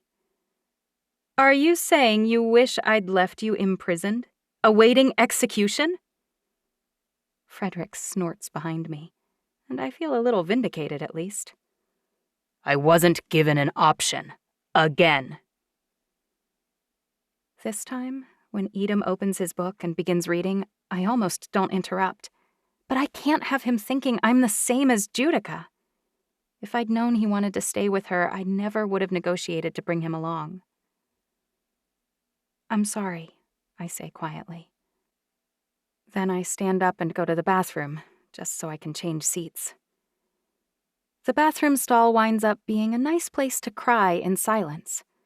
It's not like Edom being mad at me even rates on the general barometer for horrible events in the last few days, but somehow his anger at my attempt to help sends me over the edge. The plane's about to take off when I finally emerge, and there's a seat open near Alora, thankfully. Inara made me leave my cell phone behind, I complain. Alora lifts one eyebrow. I hope everyone on this plane did the same. Heads nod all around me. I've made arrangements. You'll all be provided with new phones upon arrival. Or, if you prefer, I can show you to a location to procure your own. I manage to read all 5 books during my flight, and I stick to Alora's side like glue when we exit the plane. Not that steering clear of Edom is hard. I'm surrounded by guards like a crystal vase cocooned in bubble wrap for international shipping. It doesn't take long for Alora's sleek black car to reach her enormous brownstone near Gramercy Park. When I walk up the steps, I almost forget that Mom's not climbing up behind me. The last day has passed in a haze, with no Mom, no Cookie, and no Lark or Lissa. I don't even have Judica around to restore some balance. When the front door opens, I almost expect to see Lark shoot through and hug me. But, of course, she can't be seen by the guards without giving away the fact that I never executed her. Alora walks through the large front entry and starts up the stairs that curve up and to the right. Chancey, you and Edom are this direction. Frederick and one of his guards, Arlington, follow on my heels quicker than Edom. I doubt she will need a door guard in my household, Alora says. I vouch for each of my indoor staff, and I have a fully functioning security crew. I promise we will keep my sister safe while she's in residence. Frederick frowns. It's fine, I say. Let him do his job. Alora bobs her head and continues onward. We walk up the stairs and follow her down the hallway to the right, passing several of her guards along the way. She points at the first door on the left. This one's yours, Chancey. She indicates the door across the hall. That's Edom's. I figured you'd want him close, since you worked so hard to secure his release. I glance sideways at Edom, but he just walks into his room and closes the door. I do the same, and Alora follows me inside. She gestures at my bed, where a brand new phone is sitting on top of a basket of other basics, like shampoo, towels, granola bars, and mineral water. Edom's angry. I bob my head. I saved his life. Who knew that would piss him off? Alora's mouth turns up into a smile, but her eyes are full of pity. Would Judica really have killed him? Or was she angry and hurting and looking for someone to blame? Even so, best case scenario, he'd be sitting in a cell if I left him there. And now? She asks. Now he's what? If I return and die, he does too. And if I abdicate, he'll have to run. Which probably looks bleaker than a cell to Mr. Perfect Evian poster boy. She sighs. Your heart was in the right place. Which is exactly why I ought to abdicate. Having a good heart does not qualify me to rule Alamecha. In fact, from what I've seen so far, it makes me less suited to the job. He was in line to take over for Balthazar before all of this happened, which means my mom's death and the fallout was nearly as bad for him as it has been for me. I drop my bag on the ground and collapse onto the enormous sleigh bed in the middle of the room. What's done is done, Alora says. He'll either forgive you or he won't, but you can't worry about it. Right now, you need to focus on training. You have to do your best to be ready to fight your sister in 10 days. I can't have you abdicating because you think it's your only choice.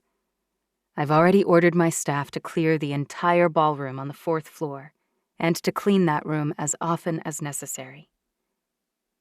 It's equally important that I spend some time with humans, to find out whether I want to return to Evian life at all. Alora smiles. I've arranged for that, too. I enrolled you, Lark, and Edom in a local private school. If you think you can trust him. I assumed you could, but if I'm wrong... I think about how he saved me, and then I consider our recent interactions. I do believe I can trust him. I don't love his attitude, but at least he's not pretending he's fine with things when he's not. And now, like it or not, his fate is kind of tied to mine. Unless Judica asks him to kill you and he does it to get back into her good graces. Shoot. A tap at the door, in the corner I assumed was the closet, startles me. Come in, Alora says. The door opens, and Lark walks through.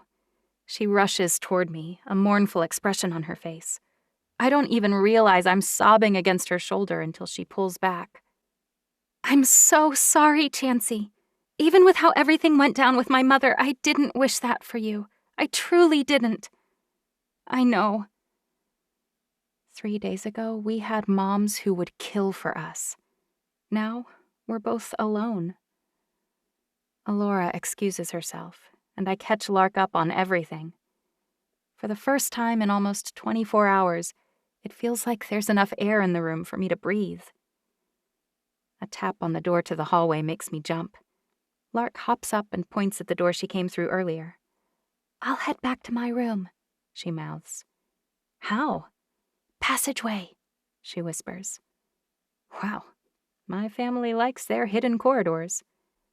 Fine. After Lark has shut the door behind her, I count to 5. I'm walking to the door when there's a louder, stronger, more insistent knocking. Hang on, I'm coming, jeez. I'm expecting Alora or Frederick. I am not expecting a broody Edom, white t-shirt molded to his perfectly sculpted chest. I do not sigh, or breathe deeply, or widen my eyes. Or at least, I try not to. What do you want? I ask. I assume you're ready to begin training, he says. Training? I've been here for 15 minutes. He nods. Right. I allowed you some extra time in case you needed to use the restroom. My cheeks heat. You're training me? I thought Alora would be the one. She's a melodics master, Edom snorts. You have 10 days. If you want to die, suit yourself. You think you can teach me enough Sladius to compensate for more than 10 years of subpar melodics training? I think I'm your best option. Alora mentioned the ballroom is also her training arena. She has a ballroom in Manhattan? Edom asks. Ballerina, I say. Fine, let's go then. I shoo him out the door so I can change, and a few moments later I'm standing across from Edom in a vast ballroom that's at least as large as Mom's outdoor courtyard. Last week, I hadn't spoken 10 words in the last 5 years to the man the world assumed would marry my wretched sister. Now, he's trying to teach me to kill her. He extends a knife toward me, holding the blade with 2 fingers so the hilt is out. We're using daggers now? I ask. Hand to hand, bladed weapons, we need to mix it up. You will choose the mode of combat, but you can't make that choice until we've isolated your strengths. I certainly hope no one chooses hand-to-hand for a battle to the death. That sounds protracted, I say. But I'm not very good with swords. That's why we're starting small. We can work our way up. I'm going to focus on teaching you moves that will use your current skill set and improve upon it, things you can learn quickly. If you want to defeat Judica, you'll have to triple your past efforts. But 3 times 0 is still... Edom rolls his eyes. We start with 1 knife each and move to 2. Every time I try to throw them, he stops me. We need to work on your weaknesses, not your strengths. We identify plenty of those. An hour later, I'm exhausted and covered with blood from a million swipes with his daggers. Alora's ballroom looks like the set of a bad slasher movie. How long are we planning to do this? Edom pulls a sword from the weapons rack and hands it to me. All day today. You're way behind. So far, you've been slicing me to ribbons, but I haven't learned a thing. That's not true. You're healing faster. I think back to what my mom said about pain training. I guess I'm getting the integrated version. Edom starts swinging his sword around in circles. What are you doing? I ask. You look silly. Or he would if Edom could ever look bad. I'm warming up, he says. Our other main goal today is ferreting out your natural talents and skills so we can develop the right overall strategy. Ready to show me what you can do with a sword when you aren't busy arguing with your sister? Without any further warning, he comes for me, slicing, pulling back, spinning around. He moves so fast I can barely follow him, and I use my left forearm to deflect his strikes as often as my blade. The spray from my last block reaches the chandelier, and I pause for a moment to consider who will clean that up.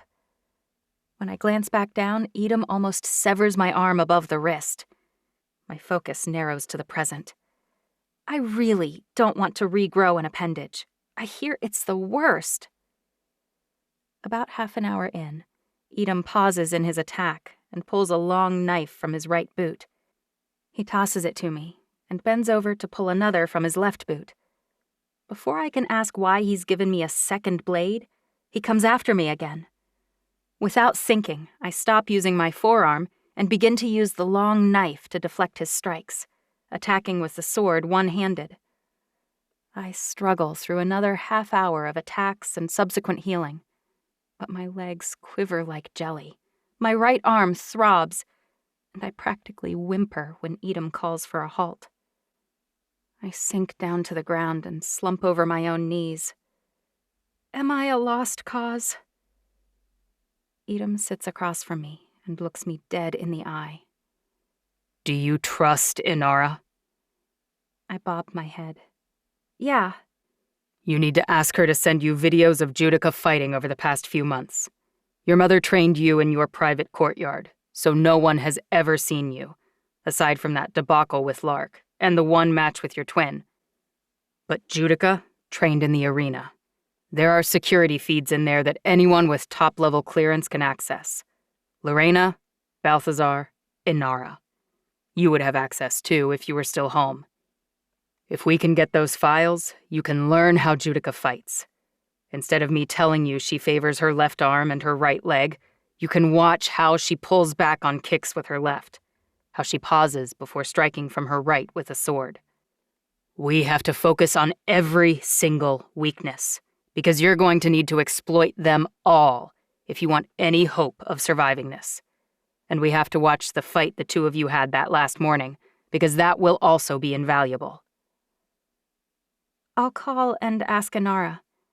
But even without videos, I improved a little today, right? Edom sighs. She'd kill you in under 2 minutes if you fought her tomorrow. Ouch. Still that bad? Really? He averts his eyes. I jump up and start to pace. Why are we even wasting our time then? Tears well up in my eyes. Can I get pruny cheeks from crying too much? If so, I'm sure to have them soon. Maybe my only real choice is to abdicate. It certainly feels easier. Would Mom want her murderer to rule? Maybe she would, since it's her daughter. But Mom chose me. I'm so confused. I want to help you, Chancery. I'm on your side. He clenches his fists. Even if I didn't decide to be myself. I'm sorry about that, I say. Yesterday flew past at 1,000,000 miles per hour. It seemed like the right thing to do. I guess I should have known you'd be fine without my intervention. With your history, Judica wouldn't really have killed you. But I swear that didn't occur to me in the moment. I doubt Edom can hear my last words. They're so quiet. I was bleeding out last night. I wasn't thinking straight. Actually, with our history, she might have gone through with it. We'll never know. Edom stands up and grabs my hand, turning me to face him. If you'd asked me, I'd have chosen to come with you. If I were a better person, I'd have realized that sooner and spent less time sulking about it. You need help, and you're a good person. You didn't deserve my temper tantrum. He squeezes my hand quickly and then releases it. With everything that happened to you yesterday, I shouldn't have gotten upset. Forgive me. My heart picks up the pace. It's hard to look at him without that happening, but this time it's not about his face. It's about his words. Thank you. I'm going to say something now, and I want you to think about it, he says. Don't dismiss it out of hand, and try not to get offended. He tugs me back down to the ground and sits across from me. He looks right into my eyes. You have a big decision to make, and you can probably guess that I don't want to be exiled. I'm Evian down to my bones. I would hate living away from our people. But that's not why I'm offering this. I swear that to you. I really think you'd make a better ruler than Judica. I think your mom realized that, and it's why she changed the documents. I don't know exactly what's going on in your head, but I've spent a lot of time with your sister. A tear slides down my cheek, and then another. I can't seem to stop it, not this time. And it's not even about my mom, not specifically. It's Edom's words, his faith in me. He's the first person to say that I'd be a better ruler without knowing about my reaction to the dumb ring. He scoots over until he's sitting right next to me. He pulls my head over on his shoulder. I'm sorry, he says. I don't know if I've told you that. There's never a good time to lose your mom, trust me. But that had to be the worst timing in the world. I'm not sure how long I cry on his arm, but eventually I stop and lift my head. I slide far enough away that I can look at him again without craning my neck. Sorry to interrupt your tough love moment, I hiccup. What was your point? I'm ready to hear it. He offers me a half smile. This is going to seem strange, but like I said, think about it before you turn me down. It's an option you might not have considered or even known about. Right now, you're contemplating two very different paths. Either abdicate and live with Alora as a human, or return and fight your twin to the death. If you win, you become empress. He doesn't say I'm unlikely to win. We both know that already. Okay, I say. That sounds right. Here's where I need you to remember not to get upset. I think you'll be a good ruler. I really do. You may not have been trained as the heir, but you spent every waking moment with one of the best Evian rulers of all time. You surely learned principles of justice and mercy, and when to apply each. You had to have learned about warcraft and political management, even if what you learned was only high level from watching your mother. You can be taught the basic elements quickly, because you've seen them all in application. I have no doubt you can handle Alamecha's affairs and do a fine job. You told me before it seems silly to choose a security chief based on his combat prowess. Similarly, it seems barbaric that our ultimate ruler is sometimes chosen by a duel to the death. I agree. It's the dumbest method possible to choose someone who will dictate the order of the world. But it's always been our way. It's not like I can change the charter to make it a history test or a bake-off. If you go back, you're going to lose. Judica will kill you easily. I'm going to do my best to improve your skill and teach you to beat her, but I'm not overly optimistic. It's almost certain that if you return, you'll die. This hardly seems helpful. He reaches out and takes my hand in his. Please listen to my point. I'm not trying to hurt your feelings. I'm being honest and offering you a third option. Choose me as your consort. Marry me, and let me fight her for you. You know I can defeat her, as surely as she can defeat you. Let me do what you can't, so that you can do what's right for our people and avenge your mother."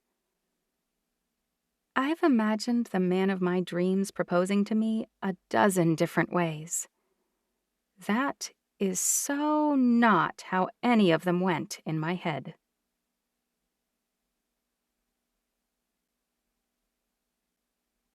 "17. I call Inara the second I reach my room to ask about the videos. But as soon as she answers, I find myself telling her about Edom's offer instead. It's stupid. She's with Judica, and this call might even be tapped. But I can't help myself. I want to talk to Mom about it, and Inara is as close as I can get. She doesn't respond. Not a single word. I wonder whether the line went dead. "Are you still there?" I finally ask. "Yes." "Care to share your thoughts?" "I don't know," she says. "Choosing a consort is a big decision. Evians don't divorce." "I could always have him executed," I joke. "That would literally be your only option if choosing him is a mistake." I was kidding. You're not even 18 for 2 more weeks," Inara says. "Mother would freak out if you told her this plan. I'm in this mess because she isn't here to freak out about anything anymore." I clench my hands into fists. "What would you do?" "I don't know," Inara says. "I just don't know. Do you feel like your combat skills are improving?" "I think so, but Edom says it's not nearly enough." "It's your first day." "Even so, we don't have many more." "Regardless, you've got at least another week before you need to make any major decisions." True. "By the way," I say, "he wants you to send me as many videos of Judica fighting as you can get your hands on, including our fight the day of the you-know-what." If anyone is listening, no reason to give them anything specific. "Do you think you can do it?" "Judica won't like it," Inara says. "I'll need to do it without her knowledge." I wonder what Balthazar will make of all this. He's devastated about Mother, and he misses Edom. And you too, of course. "Don't tell him if there's any way around it." "He has all the videos and the log of who accesses them. Security section protocol," she says. "Isn't there a way around that?" I ask. "I'll see what I can do. Let me think about the Edom thing." I hear rustling in the background, and then Inara says, "I've got to go, but before I do, tell me this. Do you like him? Would you want to spend 1,000 years with him by your side?" "Yes," I say. "I do like him." "Well, I guess that's better than the alternative. Accept the world as it is," she whispers. "Or do something to change it," I say. But she's already hung up. I worry about her, hopping off the phone, whispering, unsure what she can do for me. I hope she's safe there. She can't be in too much danger, since she sends me a batch of videos while I'm in the shower. I hunt down Alora before I dive into watching them. I find her in the library. "Sorry we made such a mess in the ballroom." "How did the training go?" she asks. I shrug. I ought to tell her about Edom's offer too, but I'm pretty sure she'll freak out and tell me it's a huge mistake, so I don't bother. "It could have gone better, but it's early days." She bobs her head. "It is early." "I need to talk to you." Frederick catches my eye and glances at Arlington, whose chocolate brown eyes are downcast. I'm not buying it. He's listening to every word. "Freddie, can you secure and close the door?" He bows and does it, a half smile on his face. "I'm learning, even if I'm slow." Freddie may trust his people, but there's no reason they need to hear everything I discuss. "What's wrong?" Alora asks. It's not that something is wrong, per se, or at least nothing more than you already know. It's that Job gave me a message. Mom told him she sent something to you, something I will need, something important. You're hoping it's the ring. I nod. Why would she do that? No idea, but I can't think what else she might have sent. Can you? Alora's brow furrows. No. I'll conduct a thorough search, and I'll alert my people to be on the lookout for anything that might turn up. If it's here or on its way to us, I'll get it to you. A tiny weight lifts from my shoulders. I believe she will. Thank you. Hungry? She asks. Starving, and I need to replenish some volume, too. But can you have food sent to my room? I've got some research I need to do on Judica. Inara sent me some files of her fighting. Alora smiles. Wise, very wise. It was Edom's suggestion, I say. Wish I could take credit. You're too honest to play those kinds of games. That might be more impressive than having the inspiration in the first place. Alora smiles at me, and I duck out. Her staff is efficient, too. I've barely reached my room when a short girl with dark curly hair arrives with an entire platter of sandwiches and 2 pitchers of lemonade. Frederick and Arlington follow her into the room. She curtsies, and her heart races. She's human. My eyes widen. Thanks. I take the tray from her and set it on the table. She scurries out so quickly, I don't even have time to ask her name. Maybe next time. I reach for a sandwich, but Freddie clears his throat. What? I ask. Your dog is... ahem. You need a taster. Cookies gone. No more hand licks or fur balls curled up at my feet. But also, I need someone to ensure I'm not poisoned.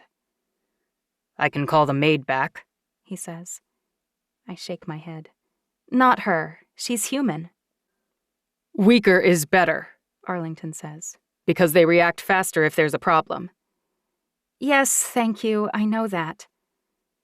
I think about that poor girl, writhing on the floor, or dead with her mouth foaming. I can't handle that. I'll do it, Arlington says. Frederick's too important, and no one else is near. Before I can stop him, he snatches an egg salad sandwich, the most likely candidate for poison with the saucy filling, and stuffs half of it into his mouth. He swallows and smiles at me. Tastes good. I turn up my lip at the egg salad. I move my turkey sandwich toward my mouth, but Frederick clears his throat again. What now? I ask. He only tried one of the sandwich types, and you need to wait at least several minutes, he says, to make sure Arlington's not negatively impacted. Oh, for heaven's sake! I huff, but I wait and watch while Arlington eats part of each sandwich. And while I wait, I think about school tomorrow. Lark's going to enroll too, which means the security staff will see her. And Edom will too. Will she be safe? Will my secret make its way back to Judica and the rest of Alamecha? Should I send her away? The thought slices through my wounded heart, but that's not a good reason to risk her life, or my tentative control over my family, if I even have tentative control. Frederick? I ask. Your Majesty? He lifts his eyebrows. You said you chose guards who were utterly loyal to me. He nods. How did you ascertain their loyalty?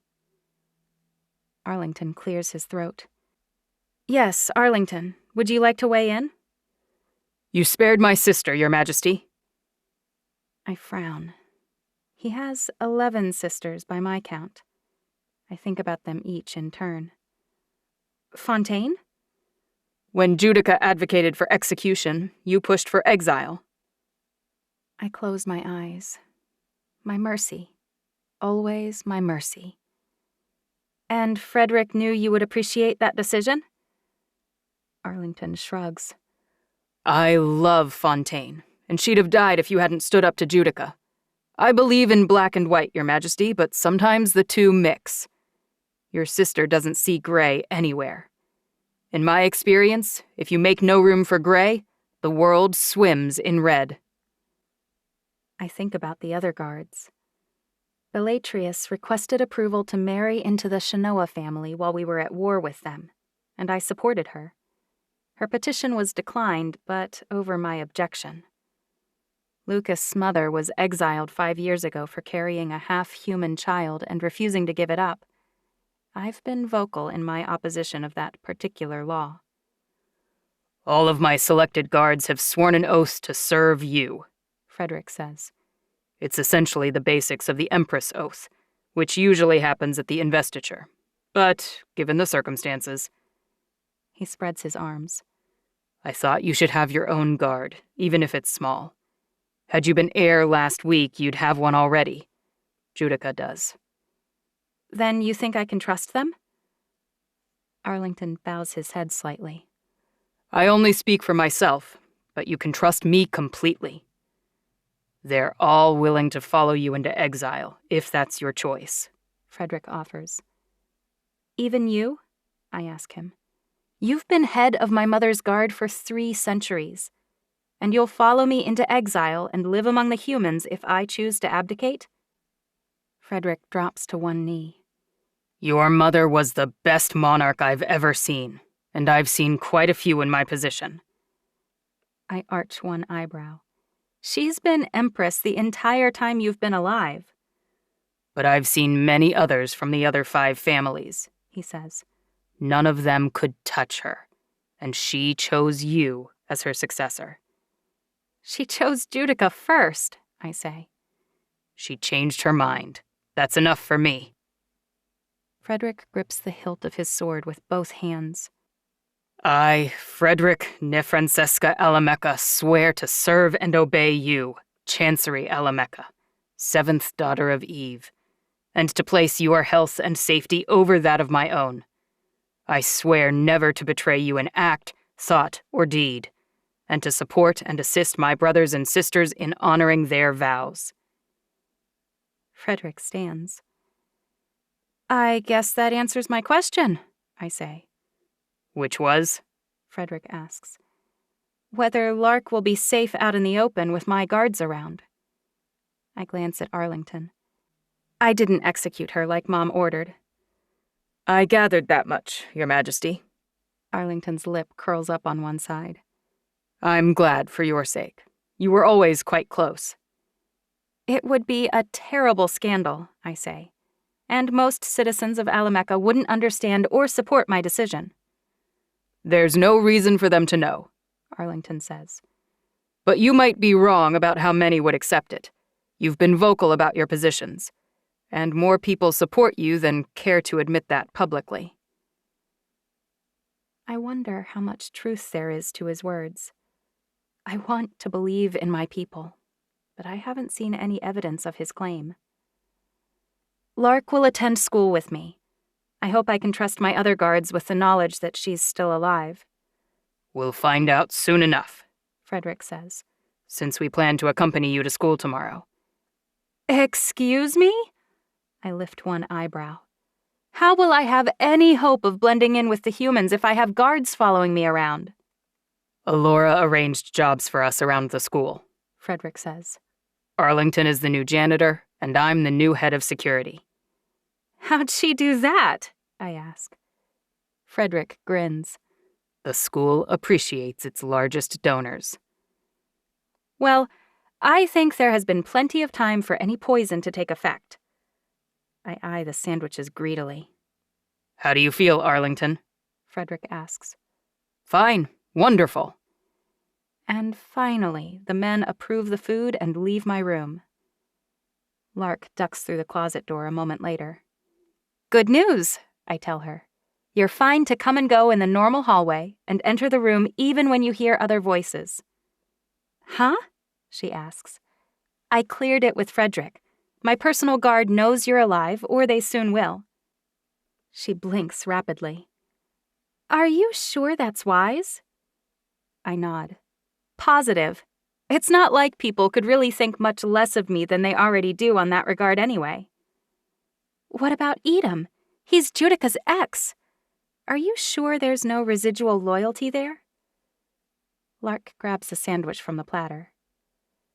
I think about Judica ordering him to the holding cell, and then his anger that I brought him with me. I don't think there's a lot of love lost between the two of them, but he's still a wild card, that's for sure.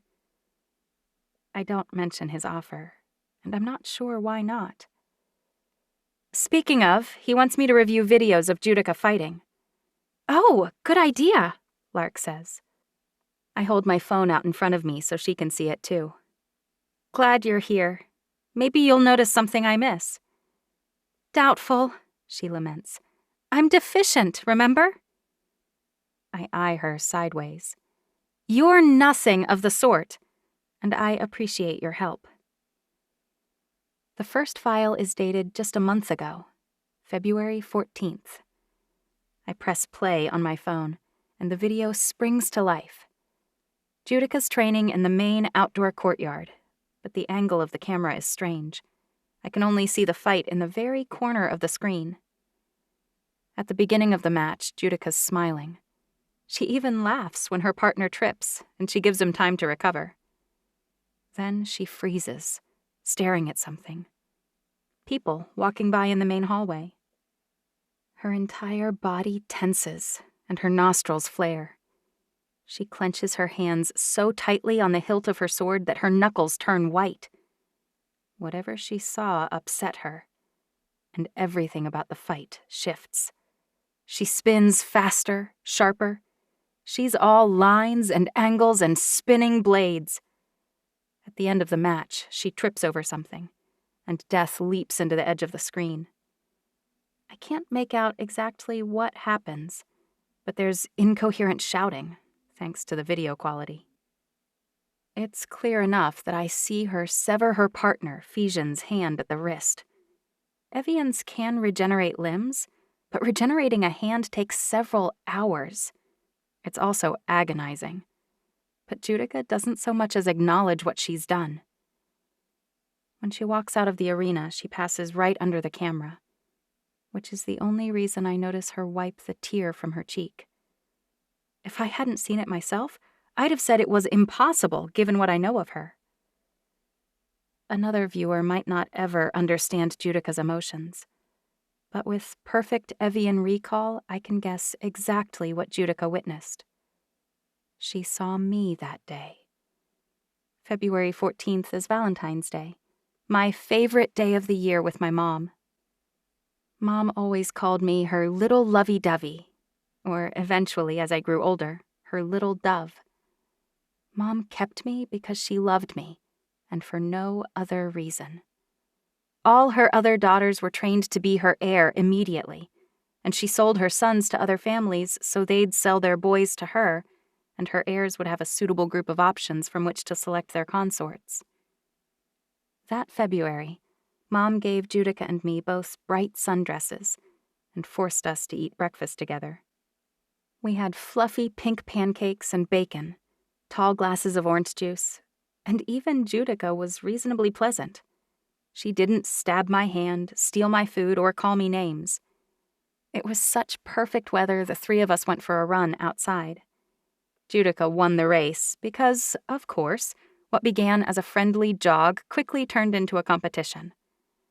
Running is probably one of the few things I could have bested her at, but it was Valentine's Day. I let her win. It wasn't as pathetic a gift as I gave her in the past, but it was my version of an olive branch. I still remember the width of her grin after beating me. It almost split her face in two. After that, we separated to train. Mom and I headed to our shared private courtyard, and Judica went to the main outdoor courtyard. Mom cut our session short because she had a surprise planned. She and I walked out and into the main courtyard. She told me in the hallway that she had a surprise planned for me. Her eyes sparkled when she said, "I thought you might like to do nothing at all today. My gift to you is an afternoon off from meetings, training, and politics. I had no idea Judica could see us, much less see us as we walked to the ballroom, which had been redone in honor of Valentine's Day. Roses and lilies covering every table, pink drapes and bowls of strawberries, watermelon, raspberries, and popcorn dyed pink. There was even a large screen set up against the wall. We watched an animated film I'd never heard of called Brave. We smiled and laughed and didn't worry about ruling or politics or anything else. It was one of my fondest memories with Mom. I can't help the tears remembering it. I wish Judica hadn't heard about Mom's gift for me. But I'm even more ashamed that it didn't even occur to me how left out she might have felt, training alone while we played like that. Mom didn't exclude her on purpose, but Judica repeatedly said Valentine's Day was silly. Judica's horrible, but my heart contracts for her anyway. I make myself watch the whole video again. "What pissed her off so badly, do you think?" Lark asks. I jump. I forgot she was there momentarily. I swallow and say, "Mom and I passed by, and Mom had a surprise for me that day. I think it hurt her, seeing us going off together." Lark nods. "Maybe. Or she could have seen something else.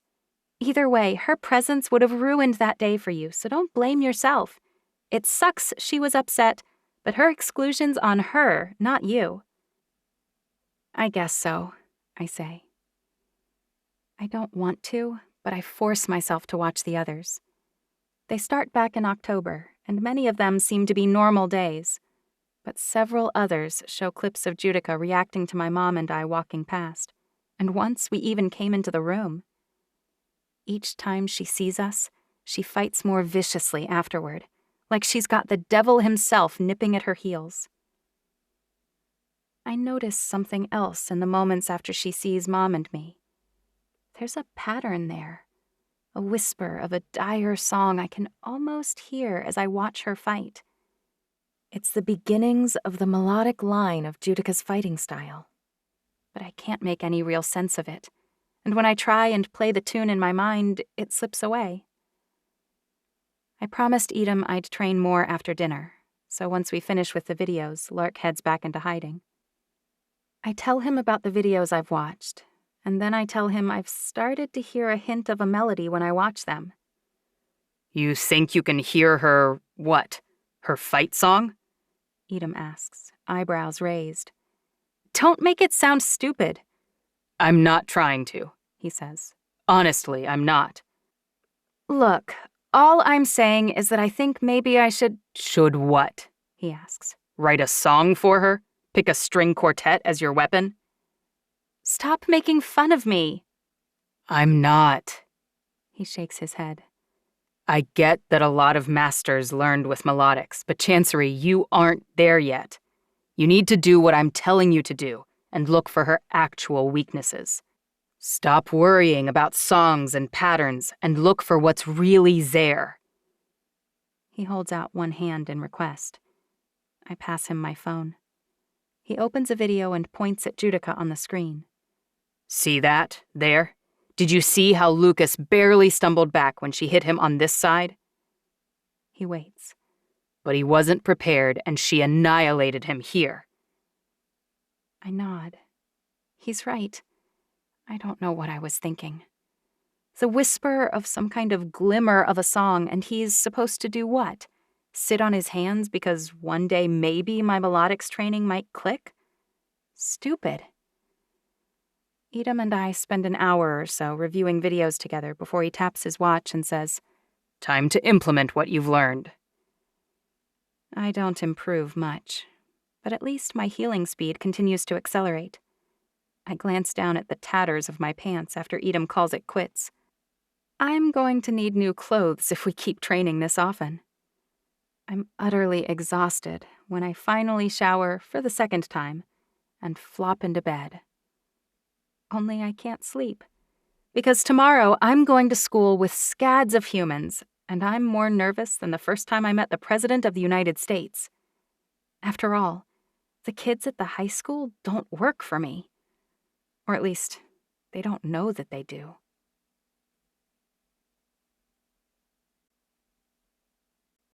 "18.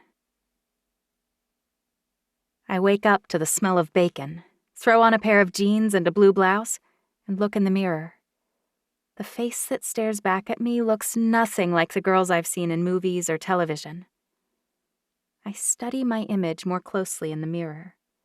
Flawless skin, high cheekbones, full lips, curly hair with several different colors intermixed.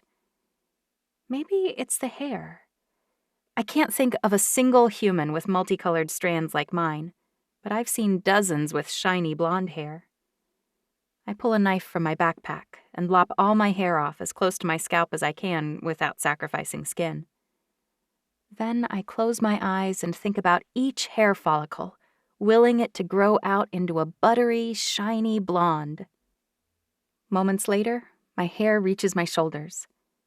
I grow it a little longer, and then I use the end of my knife to trim off the ends into a layered, shaggy mane. I glance down at the black, blonde, red, and brown curls strewn across my tufty carpet. I ought to have done this in the bathroom. Whoops. I hope Alora's cleaning people aren't annoyed. I look back at my reflection. Perfect cheekbones, impeccable mouth, flawless green-blue eyes, now framed by wheat-colored hair. I could easily disappear into a teen gossip magazine. I hate it. I focus on my eyes until they darken to a grassy green. This time, I move into the bathroom before lopping off my hair and regrowing it long and black, like a crow's wing. I trim the ends carefully below my shoulders so there aren't any blonde tips left to give away my first attempt. Better. I look more human, but less Malibu Barbie. I open my door to go downstairs, and Edam's door opens at the same time. "Morning," he says. I know the exact moment he notices my new hair and eye color, because his eyebrows draw together slightly. Good morning. "Where are you off to?" he asks. Breakfast, I say, but then I've got school today. My first day of school ever. He frowns. "Training should be your priority." I glance at my watch. It's only 5:15 a.m. I'll check with Alora, but I bet we have time to go a few rounds before I leave. His hands tighten into fists. "I need more than an hour here or there if you want any hope of surviving against Judica." I don't yell at him or remind him that I haven't even decided whether I want to go back. By force of will, I don't collapse into a sobbing ball when I think about the reason I've got a decision like this to make at all. Mom's gone, and gnashing my teeth or stabbing Edam in the eye won't bring her back. I'm heartily tired of everyone, Edam included, questioning everything I do and arguing with everything I say. Nevertheless, I say, you'll get what you get and say, "Thanks, Your Majesty," after you get it. When I breeze past him and down the stairs, his eyes follow me without saying another word. Take that, Mr. Bossy. When I walk into the dining room, Alora's already there, of course. Edam jogs in a few steps behind me. Other than raising her eyebrows, Alora doesn't acknowledge the changes to my hair and eyes. "Excited for your first day of real school?" Nervous, I say, and I have no idea what to wear. Lark walks in the door, and Edam's heart rate accelerates. "Oh, by the way, I didn't follow my mother's final command," I say. "Lark's still alive. Do you have a problem with that?" Edam shakes his head, his heart rate already slowing to normal. "Good. The guards already know." Edam frowns. "I'm wearing this." Lark smooths her wool skirt with her hands. Rich embroidery covers her dark brown shirt, gold threads highlighting the amber glints in her eyes. Alora told me they don't wear uniforms. "If they're going to school," Edam says, "then I'm going with them." "I thought you might say that," Alora says. "So I've made arrangements." Arrangements sounds ominous. Edom's going to be a student? I lift one eyebrow. In Evian terms, he and I are nearly the same age, but to humans, the 8 years he's got on me make a significant difference. Something like that, Alora says. How close to that? Now Edom's the one lifting his eyebrows. As to what you should wear, Alora says to me, ignoring Edom, something nice but not formal. She's changing the subject, which makes me want to dig for details. But as Edom's dying to do the same, I'd rather torment him than find out myself. A sideways smile sneaks onto my face. So, slacks and a button-down shirt? That would be acceptable. What about me? Edom asks. Should I be wearing a landscaping jumpsuit? I snort. Mom would be outraged at such a crass reaction. My heart falls. I'm sitting here, baiting Edom and smiling, when my mom died yesterday. What's wrong with me? I grab a plate full of food and stand up. I'm heading back to my room. Edom, I'll meet you in the ballroom in 10 minutes. Lark freezes with a slice of bacon halfway to her mouth. Did I miss something? I shake my head. I've got training to complete before and after school. I'm just in a hurry, that's all. Alora stands up too. Edom, Frederick will brief you on the position I've secured for you at Trinity. I don't know why he needs to come at all, I grumble. Edom stands up. I will keep you safe until you decide what to do, Your Majesty. I have Frederick and Arlington and the others for that. None of them are my equal, Edom says simply. I'll see you in the training room. Before I can follow him out, Alora stops me. It's a strange time of year to be starting at a new school for humans, but I developed a story for you and Lark. You're fraternal twins, which I assume you can fake, and your father was chosen to move the base of operations of a large cosmetic company from Hawaii to New York to allow a better international presence. Is that necessary? I ask. Will anyone care? Alora shrugs. Humans at Trinity talk about that sort of thing. Your dad's company is called Evian. I grin. Like a cross between Alamecha and Evian. Mother loved things like that, which is precisely why she started that snooty water company so many years ago. Evian? I ask. Alora smiles. I miss her. I do too. I squeeze her shoulder and jog up the stairs to change my shoes into sneakers, and then I head up to the ballroom. Edom's waiting on me. We only have 90 minutes this morning, so I mean to make them count, he says. I spend half the training session in a blindfold, and the other half being sliced to ribbons while Edom tells me to heal faster. I collapse on the floor at the end, staring up at the wood paneling on the ceiling. If you're trying to convince me to abdicate, it's working, I groan. Edom sits down next to me. I'm not. You're this awful to everyone you train? He grunts. Not at all. You aren't like anyone else. You can do more.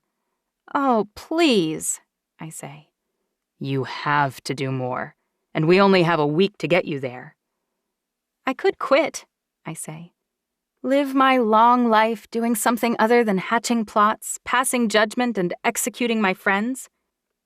At least Judica doesn't need to worry about that, Edom says. What? I ask. She doesn't have any friends, so she can't execute them. I giggle. She has that puppy dog guy who always follows her around, right on death's heels. Roman's an excellent fighter and talented with strategy. Edom crosses his arms. I sit up. You're mad at me. He shakes his head. Roman really cares about her, and she ignores him. I'm mad at her, not you. And at Roman a little, for not having more self-respect. Or better taste, I grin. Edom stands up and offers me a hand. I can't be the cause of you being late on your first day. He pulls me to my feet, but doesn't let go of my hand. My heart skips a few beats. I hope he doesn't notice. I lick my lips, my face only inches from his. Surprisingly, even after 90 minutes of sweating, and my blood spatter all over him, he still smells good. Spicy somehow, like sage. You can slice me to ribbons, but heaven forbid you make me late? His eyes stare down at me, intense, calm. You have big decisions to make. I'm here to support you in making the right one. What is the right one? He shakes his head. Only you know that. What would you pick for me if I asked you to? You'll make a better empress than your sister. You care more. And you're guidable. She's rigid and uncaring. You want me to fight her? He dips his head, bringing his lips closer to my ear. I can barely make out his words, and his tone is raspy, breathy. You already know what I'd pick. Say it anyway. Choose option C. Let me fight her for you. Then you can rule, and I'll keep you safe. I turn to face him, wondering whether his eyes reflect the intensity of his words. They do, and I lean toward him without meaning to do it. He moves closer too. Much closer. Your Majesty? Arlington asks from the doorway. I step back so quickly that my heel drags on the floor and I nearly stumble. Edam's arm shoots out and wraps around my hip, steadying me. My heart races, and I practically run toward the doorway. I better shower and change. When I look back at Edam, he's beaming.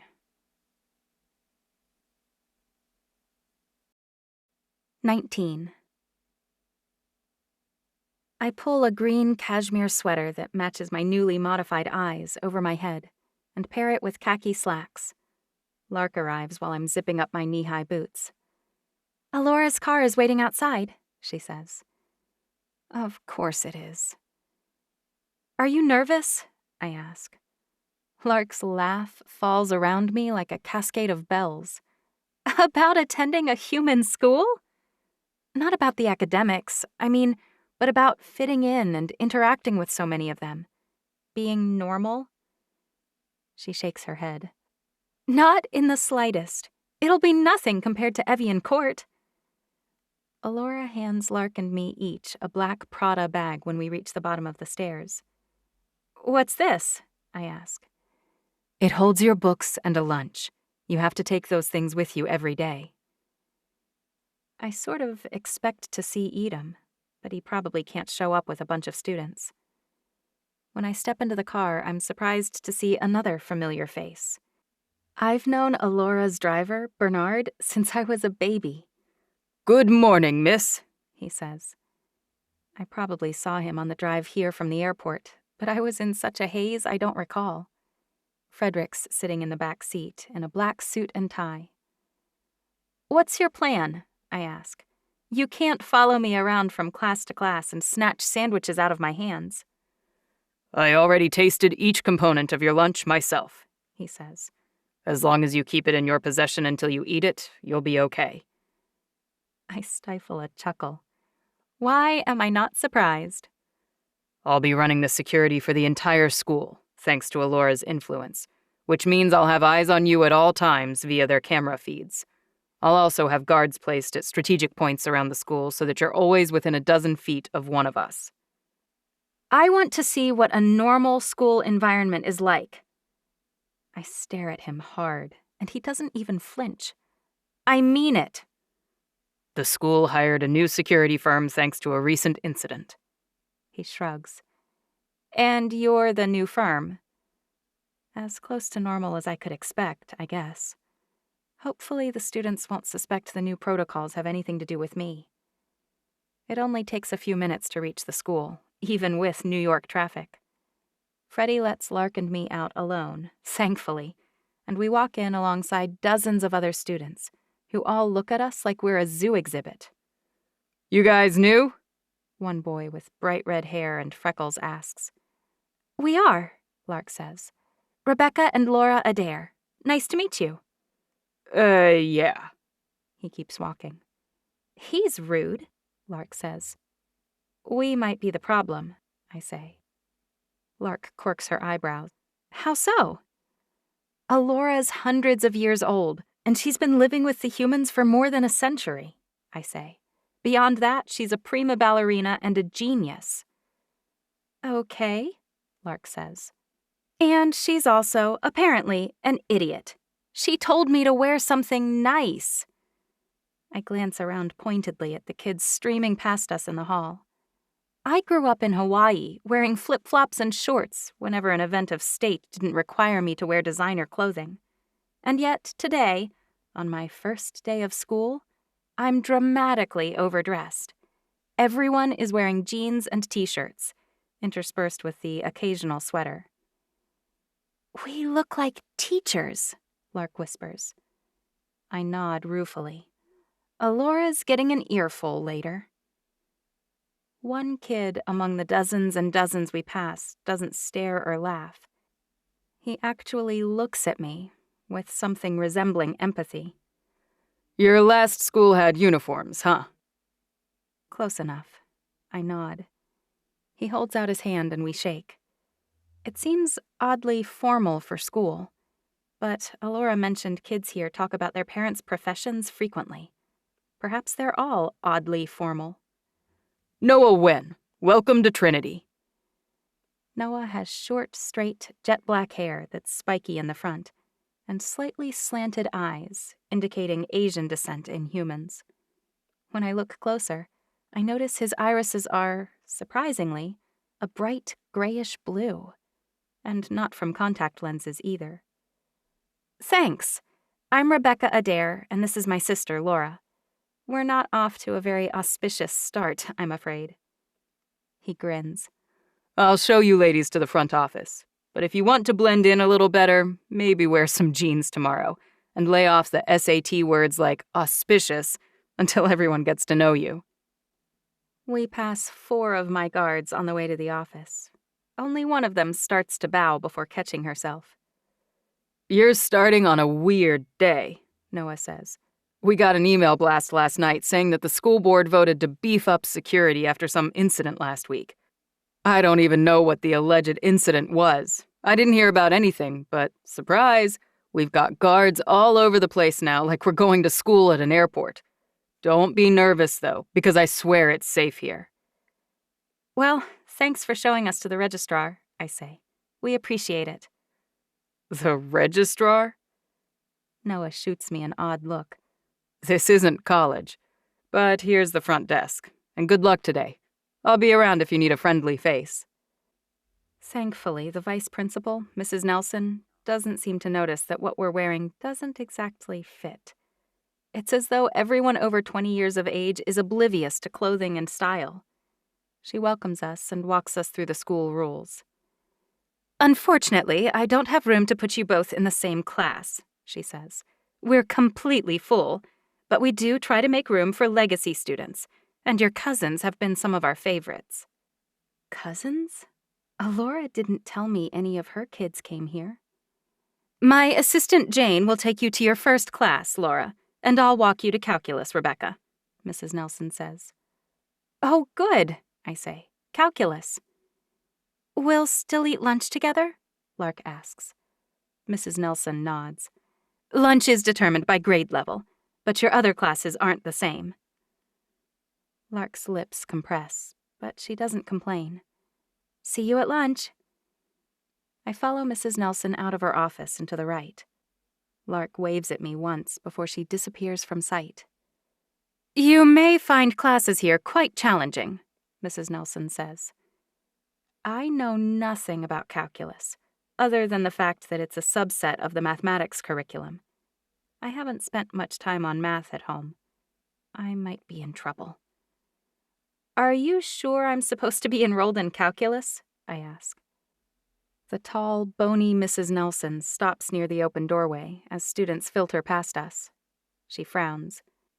I put you and Laura in as close to the same classes as I could based on your transcripts from Punahou. I blink. From where? I'm sorry, am I saying it wrong? Puna wow? She pronounces it like Puna wow the second time. Your old high school? Maybe they say it differently in Hawaii. Oh, right, my old high school, of course. She looks at me funny. If you weren't in calculus in Hawaii, you definitely won't be able to keep up here. Oh, I'm sure I'll be fine. After all, how hard can a human class be? Mrs. Nelson stares pointedly. You let me know if there's been a mistake. We want to prepare our students to succeed in the real world by challenging them now, but that doesn't mean we throw you in and stand idly by while you drown. Mrs. Nelson walks through the door and into the room, and I follow her. I want to introduce a new student to you, Mr. Mansfield. I thought we didn't allow midterm transfers. The short, balding man with a paunch frowns at me. He's wearing khaki pants and a white button-down shirt. We're making an exception for Rebecca and her sister, Mrs. Nelson tells him. Then, very quietly under her breath, she whispers to him, Their mother recently passed, and their father thought a change of scenery might help. He nods and turns to me. Very quietly he says, I'm very sorry for your loss. Welcome. Mrs. Nelson straightens her suit coat and glares at him before marching out the door just as a bell rings. I look around to see what the bell means. The other students are taking their seats. It must signal the beginning of instruction. Please, take a seat, Rebecca. Any empty seat is fine.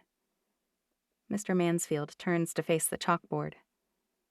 There's only one empty seat, and it's on the very back row. I walk toward it slowly. I'm accustomed to being in a room with Evians. We work to keep our heart rates steady, around 20 to 25 beats per minute, our body temperature around our standard 97 degrees, and we try to give away as little as possible of what we're feeling. The average human has a resting heart rate between 60 and 100 beats per minute, and a temperature above 98 degrees. These kids might as well shout their feelings from the rooftop with the staccato beat of their hearts, and the volume with which they whisper. 2 girls in the back are discussing whether my chest is made of silicone, 2 guys near the front right are daring each other to ask me out, and the rest are unabashedly staring. I glance back at the seat I'm approaching, and recognize the boy sitting to my right. Noah Wen, the guy who showed me to the front desk. He's smiling when I glance his way. I smile back at him before sliding into the empty chair and slinging my bag over the back. New students in the middle of the year naturally generate attention, and I'm prepared for the other students' scrutiny. What surprises me most isn't the subdued conversations, the elevated heart rates, or the dares. What I was unprepared for are the heartbeats of 2 of the 20 students. One of them is a tall, lanky boy sitting next to Noah, and one of them is a girl with a riot of black curls sitting on the front left side of the classroom. They look similar to the other students, and my guess is no one else knows. If I hadn't just uncovered Lark, I might not be as sensitive. But I did, and I am. Their resting heart rates and body temperatures are too low, and their features are a little too perfect. They're half Evian, like Lark. Mr. Mansfield acts as though I don't exist for the next half hour. I pull out my calculus book and start reading. I'm 7 months late for this class, so I need to catch up. I plow through the first 200 pages while he writes figures on the board, including both numbers and letters, and asks questions about them. Kids raise their hands and answer, or sometimes no one does and Mr. Mansfield calls on someone. I look at the clock and offer up a silent prayer that class is almost over. 35 minutes of calculus is enough to last me for a long time. I only have a week to make my decision, and studying calculus isn't exactly how I thought I'd spend it. Psst! New girl, Noah hisses. He points at the chalkboard. Excuse me? Mr. Mansfield clears his throat. I beg your pardon, Rebecca, but I called your name twice and you didn't answer. Of course I didn't, because I don't think of myself as Rebecca. I apologize, Mr. Manfield. It's been a busy few days.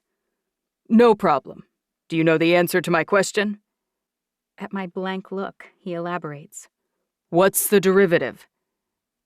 I'm sorry, but I'm not trying to put you on the spot on your first day, but I am supposed to assess your knowledge level to make sure you're in the right place. He points at the board. Do you know the derivative? I glance at the figure and then back down to my book. Nope, I have no idea. I guess not. That's okay. We have a test in here tomorrow. Depending on how you do, I'll make a recommendation to Mrs. Nelson about your placement. Mr. Mansfield glances to my right. How about you, Mr. Wen? Noah nods. Sure. He glances my way. The derivative of a curve at a point is in the slope of the line tangent to that curve at that point. Therefore, the slope is determined by considering the limiting value of the slopes of secant lines. I didn't ask that, Mr. Mansfield says. I asked what the slope is on this problem. He taps the blackboard. Noah winks at me. He was helping me figure out what was going on. The tangent line that passes through your function has a slope of 23/4. That's correct, Mr. Wen. Nice work. You run your mouth too much, but at least what eventually pours out is typically correct. Mr. Mansfield looks at the clock. All right, class dismissed for the day. Homework for Chapter 9 is due tomorrow. And don't forget to show your work. That's the point in here, after all. Remember that on tomorrow's exam. I stand up and head for the door. When I pass Mr. Manfield's desk, I can barely make out his whisper. Welcome, Your Majesty. I whip my head back around, but Mr. Mansfield is looking over papers as though he never said a word. Frederick's standing guard conspicuously just outside the door. I start toward him, but Noah grabs my arm before I make it 2 steps. One of the guards, Titus, strides my way, looking ready to eviscerate Noah, presumably for touching me without permission. I shake my head and he pulls up short. I yank my arm back from Noah before any of the other guards chop off his hand. I try to ignore the hurt look in his eyes. Thanks for your help in there, I say, to soften the blow of reacting to his touch like he's carrying the plague. Mr. Manfield's actually a great teacher, Noah says. He really is probably just trying to figure out where you should be. The tenure board is giving him a hard time because he didn't go Ivy League for his graduate degree. So he's a little cranky with anyone he perceives as entitled, which is pretty much all of us. Well, I appreciate your help. Calculus isn't exactly my strength. What is? He asks. I'm not sure if I have one, I say. Noah snorts. I doubt that very much. Where are you headed next? I glance down at the paper Mrs. Nelson gave me. I have physical education next, and I hear the gym is quite a hike from here. Oh, I have PE next too, Noah says. We can walk down together. Great, I say. Thanks. Should be a fun day. I hear we have a new PE coach today. Noah lifts his eyebrows. The last one was caught with one of the students. Caught doing what? I ask. Was it bad? Noah laughs. You're cute. The half-Evian male from class catches up to us. He's a little taller than Noah, with shaggy blonde hair. This is Logan, Noah says. He tries too hard, but he's actually a pretty good guy. Nice to meet you, Logan says. He holds out his hand, but instead of shaking mine when I put mine in his, he lifts it to his lips and kisses my fingers. Welcome to Trinity. I yank my hand away and roll my eyes. Thanks. I wonder if he knows who he is, and by extension, who I am. We exit the main campus and walk with a half-dozen other students behind the school. I notice one of the guards headed our way and glare at him until he stops. So, what do you like to do in your free time? Logan asks. Oh, heck no, Noah says. First, don't pain us with your attempts at flirting. And second, I already called dibs. You can't call dibs on a person, Logan says. It doesn't work like that. Standard shotgun rules still apply among friends. Noah smiles.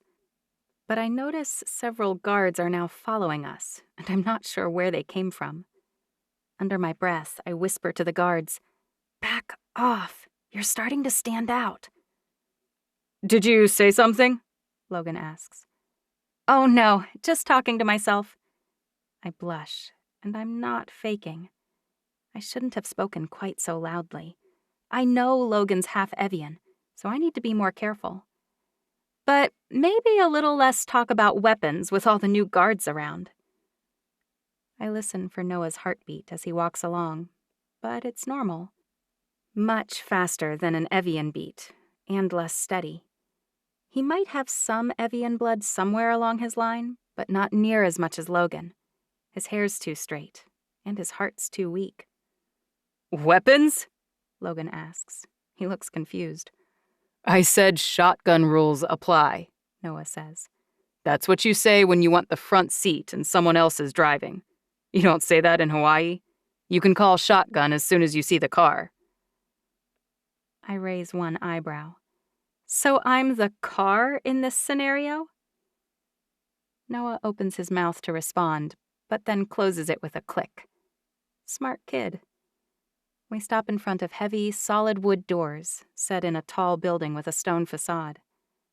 So, is this it? I gesture at the entrance. Noah pushes the doors open with an exhalation of air. Yeah, but you're on your own getting to the track. I follow him through the doorway into a wide hallway that opens up to the left and right. You'll head right, Noah says. Why? I ask. Logan clears his throat. That's the girls' side. We change clothes for PE here, unless you were planning on going for a jog in those boots. I glance down at my feet and shake my head. Good call. Noah points left. Logan and I go this way to the boys' locker room, and we'll meet you in the gym. He gestures toward the wall. I head for the girls' locker room alone, missing Lark and Ni'ihau and my mom. Noah turns back and waves at me before I duck inside. If he were Evian, I'd be worried he heard my heart do a tiny cartwheel. I'm smiling like an idiot when I turn a quick corner and almost run into the half-Evian girl from calculus with her shirt off. Oh, I say as I avert my eyes. I'm sorry. I didn't realize the lockers are right through the doorway. I glance up at her face and see she's smiling when she says, It's no problem. She pulls a t-shirt over her head and sits down on a bench to tie her shoes. Do you know what locker was assigned to you? If you need to borrow a shirt, I have a spare. Mrs. Nelson told me my number and combination, but I'm not sure what may be in there. I walk a few lockers down and spin the combination lock until it opens. I pull out a shirt and a pair of shorts. Alora must have told the school my size. I glance around the small cube of space. No sneakers or socks. I glance up to see the half-Evian with dark curls and chocolate eyes looking down at me. You must have a good memory. You didn't even look up your number. Photographic, I say, before it occurs to me I might not want to walk around broadcasting how perfect I am. She frowns. Me too. There are a few other kids with that kind of memory here at Trinity, but I think it's pretty rare. Does she know about her heritage? I don't dare ask. I change quickly into my Trinity t-shirt and shorts, but I'm a little stymied when other girls start to filter out. The girl with dark curls turns back as if to ascertain why I'm lagging behind. You coming? I guess I don't have any sneakers. You should have told me. What's your shoe size? She asks. Size 7. Do you have a spare pair? Not running shoes, but I have a pair I use for tennis. They'll be better than boots. I'm a 7.5, but I bet they're okay. I'm Raven, by the way. That's a perfect name for your hair. Your parents got lucky. My name's Rebecca. It was jet black when I was born, so they gambled. She smiles. I heard your name earlier. Nice to meet you. You could have been named Raven too, you know. You don't see many people with completely black hair. No, I say. You don't. Big change from Hawaii to here. She frowns. The weather sucks, for one thing. I follow Raven out the door and walk into the gym. Noah and Logan are leaning against the side wall, backs against one of the huge windows surrounding the black asphalt track. 3 guards are stationed around the track, but no one seems to be paying them any attention. Raven introduces me to a few of the other girls. Madison, Faith, Alyssa, and Isabel. The last 2 ones were the ones debating the authenticity of my chest. I can't quite help myself. Nice to meet you, I say. And Isabel was right. They're real. I spin on my heel and walk across the room to where Noah and Logan are stretching. I lean down and flex my calves because they're doing it. I don't really need to stretch my muscles because, Evian, we don't get tight tendons or strained muscles or pulled ligaments. I doubt Logan needs to stretch either, but if he can pretend, so can I. When I glance over my shoulder, I notice Raven's also stretching. Our PE class is larger than calculus, but still no lark. I listen for a moment, and other than the guards, Raven, and Logan, I don't make out any Evian heartbeats. I'm listening closely enough that I immediately notice when the heart rates of nearly every female in the room elevate, and Raven's group bursts into giggles. I turn toward the back of the room to see what's causing it, and I groan. Good morning. A gorgeous man in a white shirt and blue gym shorts says. He has long, slightly curly blonde hair pulled back into a low ponytail. They're obviously tittering over his chiseled features and piercing cerulean eyes. I'm your new physical education coach, and I'm delighted to be here. I'm told we're about to start a new section on running. Come on! Noah rolls his eyes. Coach Fimmel hooks up with Courtney Vanderbilt and gets fired, so they replace him with Adonis here? Who's their consultant on these decisions? Homer Simpson? Adonis? The new coach says. Hardly. Call me Coach Renfro. I can't wait to mold young minds and teach you all how to be physically fit for life. I really wish I could punch our new PE coach. Luckily, I'll be able to later when we're training. I have half a mind to slug Alora, too, because Edom as a PE coach is an absolute joke. He grins at me, and I glare right back. That's the spirit, Noah says to me. Don't let the other girls pressure you into flirting with the hunky new PE coach. Buck's a trend. Logan laughs.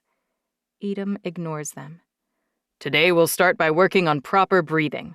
We'll cover more of the general techniques and posture, as well as pacing later this week. But breathing is often overlooked. You need to be breathing in and out of your mouth in short, shallow breaths if you're going to run effectively. Edom walks up to me and says, What's your name? I frown harder. Rebecca Adair. Would you mind helping me demonstrate, Rebecca? He smirks. I guess not. Edom is standing less than a foot away from me when he says, Thanks. We need to learn to breathe into our bellies and not our chests. Now breathe in and out for me, Rebecca. I take a deep breath. Place your hand here. Edom reaches over and places his hand over mine and guides my hand to my stomach before he lets go. Now, watch her stomach when she breathes. I breathe again. My hand rises and falls. See? He says. Her stomach goes in and out because she's breathing in and out from her belly. Most of you probably breathe through your chest. Don't. I don't care what you do when you're not in PE, but if you're running in here, I want you breathing in and out of your belly. Now, I want you to all run at least 4 laps. Walk along the outside of the track until time is up after you run your laps, or you can keep running if you'd like. Very motivational lecture, coach, I mutter. I lean over and pretend to stretch my hamstrings. Then I squat down and stretch my thighs. Edom stares at me the entire time. "What?" I ask. "You'll never be normal, no matter how hard you pretend," he whispers, his breath brushing my ear. A shiver slides up my spine. "Do you two know each other?" Noah asks. I glare at Edom. "I've never met Coach Renfro in my life." I turn to Noah. "You ready to run?" Noah shrugs. "Sure." Noah and I start our first lap, and Logan tags along too. Noah's the first non-Evian I've ever been around for more than a few minutes, excluding people like the President of the United States or Britain's Prime Minister. He seems nice so far, and I should be trying to make friends if I want to figure out whether I could live with them. In fact, Logan should be better looking than Noah by all rights, and he kind of is. But Logan's like a very watered-down version of Edom. Noah looks different. Edom could have walked off the cover of any designer ad. His face is the perfect balance of beauty and masculinity. Noah, on the other hand, looks less beautiful but more broody. He has strong features, broad cheekbones, and an aquiline nose, but his eyes are almost too large for his face. If I had to compare him to something, it would be an anime character. Logan matches me, pace for pace, which doesn't surprise me. There isn't much difference between Evians and half-Evians, until I push things beyond the limits of a school-ordered jog. Logan's heart rate and mine are both barely elevated. 25 beats per minute for mine, instead of the typical 20. Noah's heart has consistently hovered around 60 or 65 beats per minute. He's wheezing and his face is starting to flush, but his heart hasn't gone much over 75 or 80 beats per minute. That's impressive for keeping up with two Evians for more than a mile. "You winded?" I ask Noah. "I come from a family of runners," Noah says after our fourth lap. None of us show signs of dropping back to a walk. "And Logan's the captain of Trinity's cross-country team. My question is, why aren't you dying trying to keep up with us?" "I run a lot," I say. "It's kind of my thing." True on several levels. Edom joins us a moment later. "You three paid attention. You are clearly my strongest runners." "I've been breathing from my stomach for years, pretty boy," Logan says. I notice that once Edom joins us, our pace accelerates. As we begin our sixth lap, Edom runs faster still. After a few yards, Logan says, "I don't know what's going on, but I am not a sprinter." He waves Noah off and drops back to a walk. By the seventh lap, Noah's puffing hard, and his heart's beating about a gazillion beats a minute. I'm worried it'll explode if we don't slow soon. I glare at Edom, and when that doesn't work, I drop to a walk in protest. Noah slows down too, thank goodness. "Can't keep up?" Edom calls back. I ignore him. "He didn't run the first 4 laps. That's why he still has so much energy," Noah wheezes. He scowls when Edom flies past us again. Noah's face is red, and his eyes look a little buggy, but his heart slowly decelerates and my fear it will burst fades. "I wonder if Coach is a former Olympic runner. The school board eats that junk up. That's probably how he got the job." His heartbeat has finally slowed down into the 70s again. Logan waves to us and jogs over to where we're walking. "So, new girl, we have a big cross-country meet tomorrow. It's a 5-mile race. Normally, I wouldn't ask anyone to join the team on their first day, but you must have run cross-country back home." "Something like that," I say. "Any interest? We're short one girl," Noah says. "And you're better than the 2 we already have without even training." Logan lowers his voice. "We're required to have 2 to compete, and that's exactly what we have. If anything happens to one of them, we're disqualified." "Sure." I smile. "Sounds fun." Edom jogs up to us. "Did you say there's a cross-country meet tomorrow?" Noah sighs melodramatically. We have a parent sponsor taking us since we were without a coach until today. You don't need to worry. Oh, it's no worry. If you've done okay before, imagine how much you'll improve with my help. Edam's cheesy smile is embarrassing, even though no one realizes we know each other. Are you recruiting Rebecca? Because as coach, I think that should be my job. I glare at Edam, but he just smiles back at me. They asked me to go to the meet tomorrow, and I told them I would. I can't think of any better way to be spending your day. I ignore Edam's sarcastic disapproval and shove past him, heading toward the locker room to change before my next class.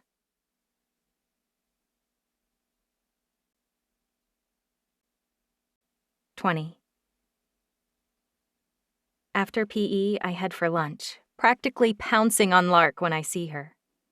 So? She asks. How did we end up with opposite schedules? I grumble. I mean, really? I know one single person at this school, and somehow you're in a completely different classroom block than me? Maybe it'll be good. We're meeting a lot more people this way. Find anyone interesting yet? Before I can respond, Raven pops up behind Lark with a floral decorated paper bag in her hand. Do you mind? Mind what? She sits down at our table before I can ask. Logan, Noah, and 3 other people I don't know drop into the remaining seats a moment later. I introduce Lark to Raven, Logan, and Noah, and she introduces me to the other 3 kids, 2 girls and a boy, all as utterly human as Noah. The rest of the day crawls along, with very few flashes of anything interesting. I could have taught the class in history better than Ms. Fitzgibbons.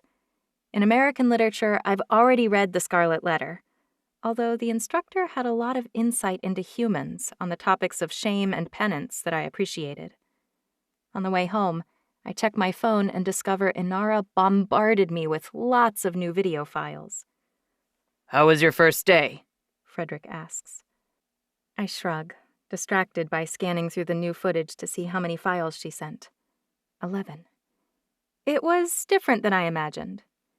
I enjoyed it, Lark says.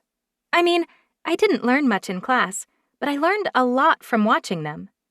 Them? Bernard tilts his head so he can see us in the rearview mirror.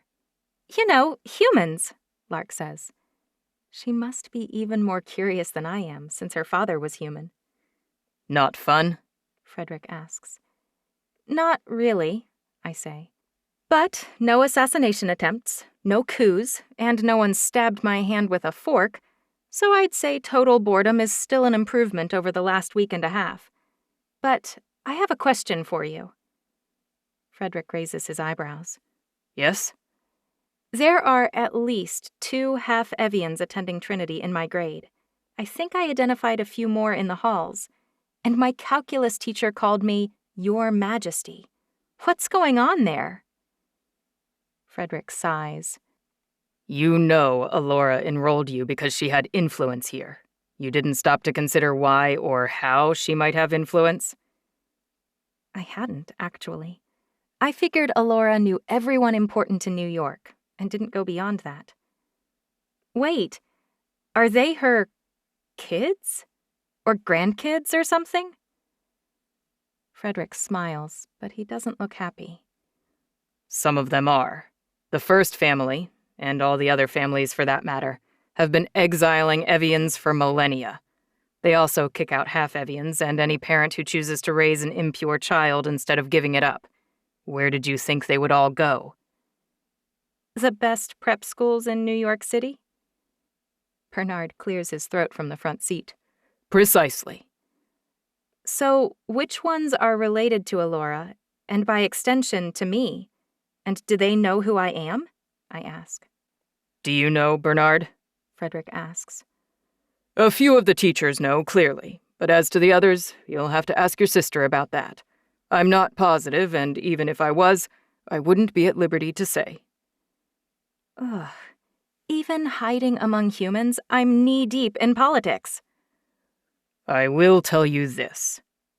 Frederick steeples his hands and rests his chin on them. I have heard that among the human elite aware of our existence, Evian blood is prized above all else. Rich and powerful human families will do most anything to bring it into their gene pool. It gives exiled Evians some leverage when they leave the family for the cold, cruel world, even when they leave penniless. Gross. Leverage as what? A walking womb? A broodmare? A queasy feeling in my stomach makes me wonder if this is how humans feel when they're sick. Living with humans might not be the break I was hoping for, Lark says. Even so, time at Trinity might be a great opportunity for you to recruit for my non-existent spy network, I say. Keep that in mind. I open the first video file on my phone and stick in my headphones to listen. I only watch 2 before we reach Alora's brownstone. As if she knew I'd have questions for her, she's hovering at the top of the stairs. How was your first day? She asks. It went okay, I say, but I didn't learn much. Calculus especially seems completely useless. She laughs. It's not so bad, and I'm a ballerina. If I can learn it, you can suffer through it too. I have a test tomorrow, so I better catch up at least. I don't think I could live it down if my little sister failed out of Trinity. Alora laughs and starts down the stairs toward me. Are all your kids passing? And your grandkids? I scowl. You know, the ones I've never even met? My perfectly graceful sister stumbles. What? Why didn't you tell me the school is crawling with Evians? I ask. Half Evians, she says. And there are only a handful, all of which I know about and have approved. Only one of them is related to me. Raven? I ask. She shakes her head. No, Logan Calvert. I nod. I should have known. Why didn't you tell me? He obviously doesn't know. What if I'd been flirting with him? She raises her eyebrows. Were you? No. I scowl. But he's cute. I could have. With my own... what is he to me exactly? He's my grandson. He's only 1/4 Evian? I ask. She shakes her head. No, his mother is also half Evian. This is strange, I say. I had no idea any of this existed. Alora sighs. It's all far, far beneath you, Chancery. When I left the Evian world, I thought I could turn my back on it all. I thought I would leave the messiness, the haves and the have-nots, and sink into the anonymity of humanity. But it didn't happen. No, it didn't, Alora says. Walk into any trailer park in America, and you'll discover a universal truth. Humans, big and small, rich and poor, young and old, they all yearn for whatever they don't have. Even among people who have virtually nothing, there are haves and have-nots. It's in our nature to want to have the most of something, and it's the comparison that gets dangerous. When I walked away, it changed the stakes for me. Out here, I'm an eternal have, surrounded by terribly outmatched have-nots. Is that easier? I ask.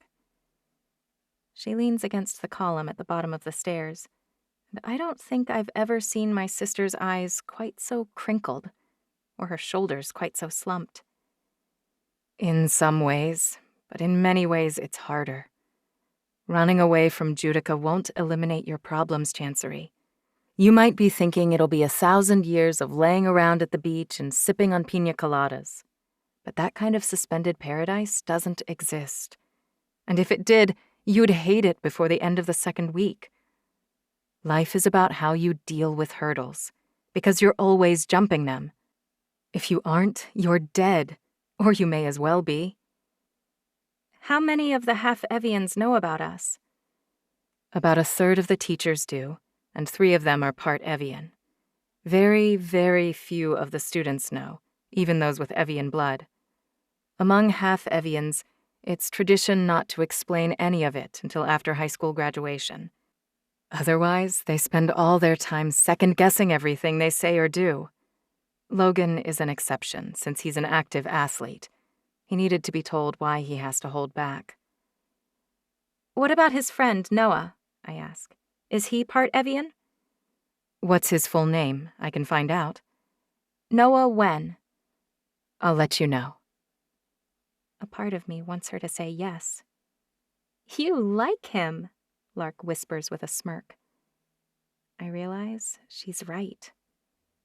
Edom's already waiting for you in the ballroom, Alora says. I moan, but I take the stairs 2 steps at a time in my rush to change clothes.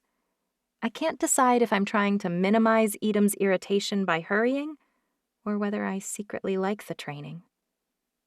I expect him to mock me for attending Trinity, but he doesn't say a word. In fact, if I hadn't been completely positive he was there today, I might wonder whether I imagined him as my PE coach. Fine. If he can pretend, I can too. I'll never let on that I'm hot for my teacher. I snap my gaze up from his broad shoulders and try to focus on learning something. He tosses me a sword. I heard you got more videos. I nod. Anything good? I shrug. Judica favors her left, very, very slightly. It's a weakness. It's faint, but it's there. Good. Today we'll practice a few dozen moves that will target Judica's weaknesses. We're going to polish them until they shine. He delivers on his promise. It would help if you pretended to have any of her weaknesses so I could see if my moves are working. He shakes his head. Nope, it wouldn't. You have to assume she won't mess up and fight accordingly. Then if she ever does, you'll be ready. If she's smart, she's eliminating those liabilities right now. If you count on them, she'll carve you up for it. A pang of guilt hits me. He is really good at this, and I robbed him of his position when I ran. He'll absolutely hate being exiled if I abdicate. Of course, that guilt fades away over the next 2 hours as Edom repeats move after move after move endlessly. Muscle memory, Edom says. It's your only real advantage in an Evian fight.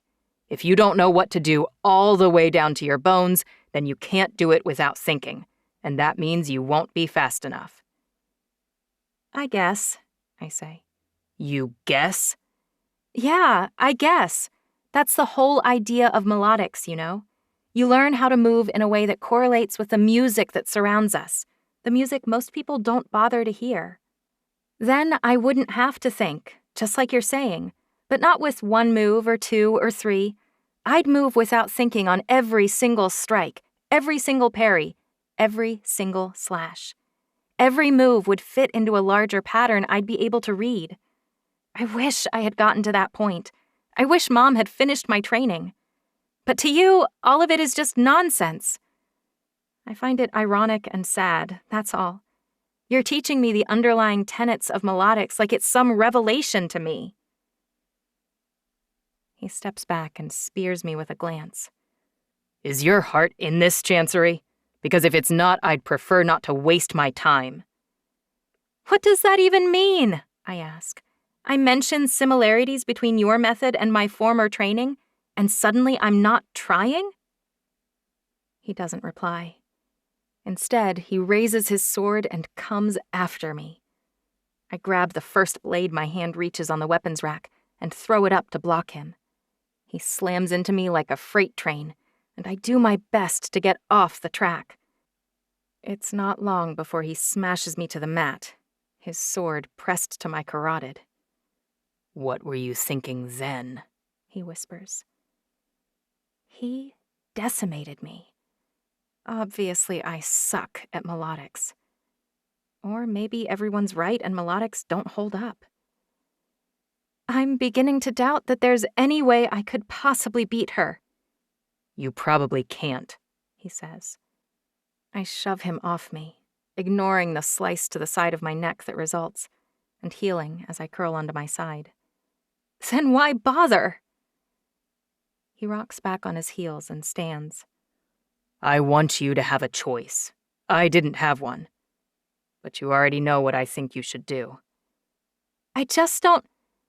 He spins away from me and walks toward the door, You find me repulsive, I'm your horrid sister's ex, I know. I sit down, deflated by his words. I don't find you repulsive, I mean. It's not that. He pivots on his heel to face me. Then what? Why are you considering your only options to be a suicide mission or abdication? I meet his eyes, hoping he can understand. I want to be good enough myself. It's dumb to pick a ruler like this, but it's what we do. If I can't defeat her myself, how will anyone ever see me as anything but an easy target? You might be able to defeat her for me, but how can you protect me from the entire world? Muscles in Edom's jaw contract. After a moment of silence, he nods. That's a reason I respect. You think it's naive? Not naive. Hopeful. Stupidly hopeful? My heart catches in my throat, and I work to swallow. I shouldn't care this much about what he thinks. Not stupid, no. And who knows? Maybe you'll defeat her. I nearly choke on my desperation. You think I could? If you decide that's truly what you want and stop pulling all your punches, maybe. But you don't even want to beat her. Not really. I don't think you want to defeat anyone. I close my eyes and envision my sword connecting with Edom's side or his arm. I shudder. I don't know if I can change who I am. I'm not like her, and I never will be. I'm not a conqueror. I'm pretty much the opposite. He shakes his head. You're whoever you want to be. He reaches out a hand to pull me back to my feet. I take his hand and stand up. Let's make some real progress. Edom hands me a new sword that gleams beautifully. The hilt is ornamented with fancy Cyrillic letters. I take it and swing it around a bit. This blade sucks! He grins. It's pretty. I arch one brow. The balance is terrible. When I run my finger down the right edge, it doesn't even break the skin. And it's dull, like calculus.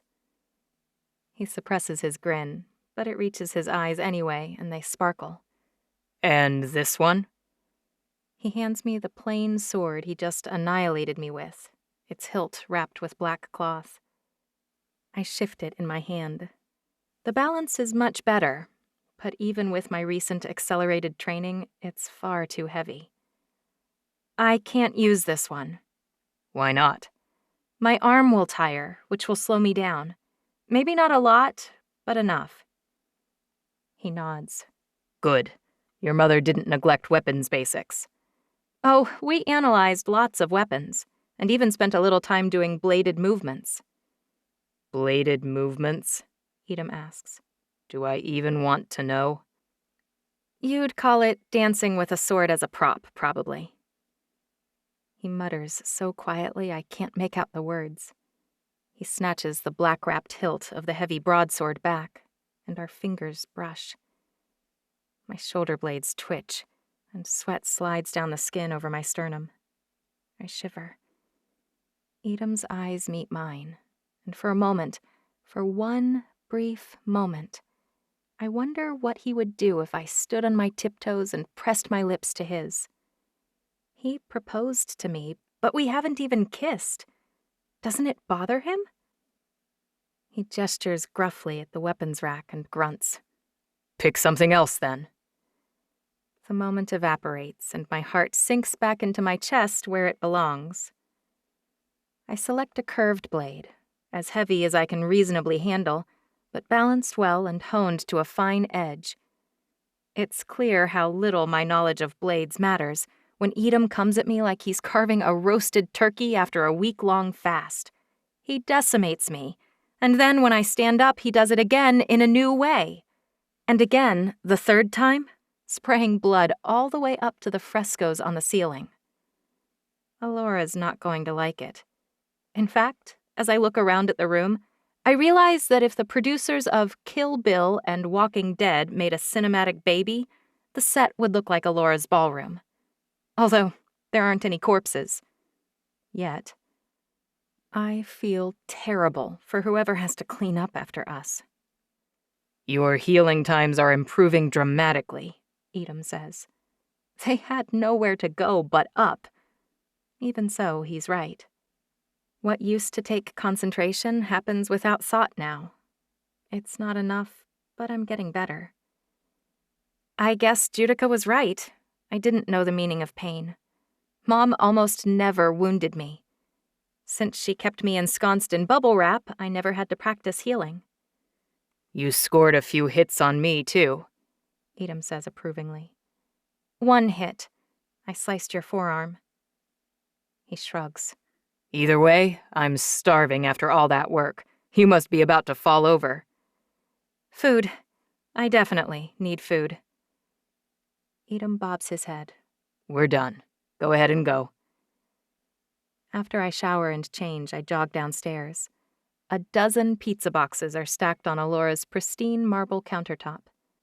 She figured with all the training, you two would be ravenously hungry, Lark says from the corner of the room. She's leaning against the swirly, golden marble countertops. She was right. I flip the top box's lid up and snag a slice. Before I can take a single bite, Edom walks through the door and practically jumps across the room. His fingers clamp on my wrist, and I nearly drop my food. In a split second, my hunger takes a turn. Suddenly, instead of pizza, I want Edom. I look from his strong fingers upward to his face. His eyes sparkle at me, and my breathing hitches. My heart rate spikes. Even Lark can hear it, I'm sure. Not so fast. Edom's hand slides over my wrist and takes my pizza slice. You need a taster, Your Majesty. I gulp. I need a taste. That's true. I tested it already, Lark says. Edom startles and looks at Lark as if he didn't realize she was there. He tosses the piece on the table. It lands with a thump, and he backs away like I'm toxic. I can't keep up with his moods. Great, good. I snatch the slice of pepperoni pizza and stuff a bite into my mouth so I can pretend I'm not confused. The cheese is so hot it burns the tip of my tongue, just the way I like it. The tomato sauce explodes in my mouth, and the edges of the pepperoni are crisp, while the center is chewy. Edom and Lark each grab a box and shift toward opposite ends of the room. The kitchen is utterly quiet, other than the sound of 3 heartbeats, and the noises from Edom, Lark, and me chewing. I don't pause until I've downed 2 large pizzas. I polish off 3 slices of a third before I wad up my napkin and toss it into the trash, along with half my 4th slice. Lightweight, Edom says. I'm not even offended, greasy fingers, because while you pig out, Lark and I have more videos from Inara to watch. Edom leans over my shoulder so he can see too. I try to ignore it, but I hear snatches of Judica's fight song even more strongly in the first few fights, despite the lack of anything in the videos resembling actual music. Sharp chords, dire and dramatic sounds. I'm trying to figure out what it might mean when Edom interrupts. You see? There. He points. She's holding back here, favoring that side after a major offensive. It's almost imperceptible, but it's there. And here. He watches with me. Here she's striking repeatedly, but always from the same arm. That's pretty thin, Lark says. It's not even an actual weakness. It's a preference. It's what we have to work with, Edom grumbles. She doesn't have any actual flaws. I trained her. How would you beat her? I ask. Using your knowledge of her preferences? He laughs, but he doesn't sound amused. No, I'd beat her because I have no weaknesses or preferences. I'm also faster, stronger, and have greater reach. I don't think before I act. My foot shoots out and kicks the leg out from under the front of his chair. Edom tumbles forward, face down. He catches himself on his elbows, but his slice of pizza lands face down on Alora's wood floor with a slap. Frederick and Alora race into the ballroom, eyes frantically searching the room for danger. Their faces are priceless. "Faster, huh?" I ask. Edom's arm flies out and strikes my chair leg, and it shatters, toppling me forward too. I land on his pizza slice and slide toward him. Our faces inches apart when I stop. "That was a waste of food," Edom whispers. I swallow hard and stand up, the pizza sauce and cheese smeared down the front of my shirt. I need to change my clothes, and I need some time to think, because I'm starting to let Edom affect my decision-making, and that's not smart. I leap to my feet. "Thanks for dinner, Alora."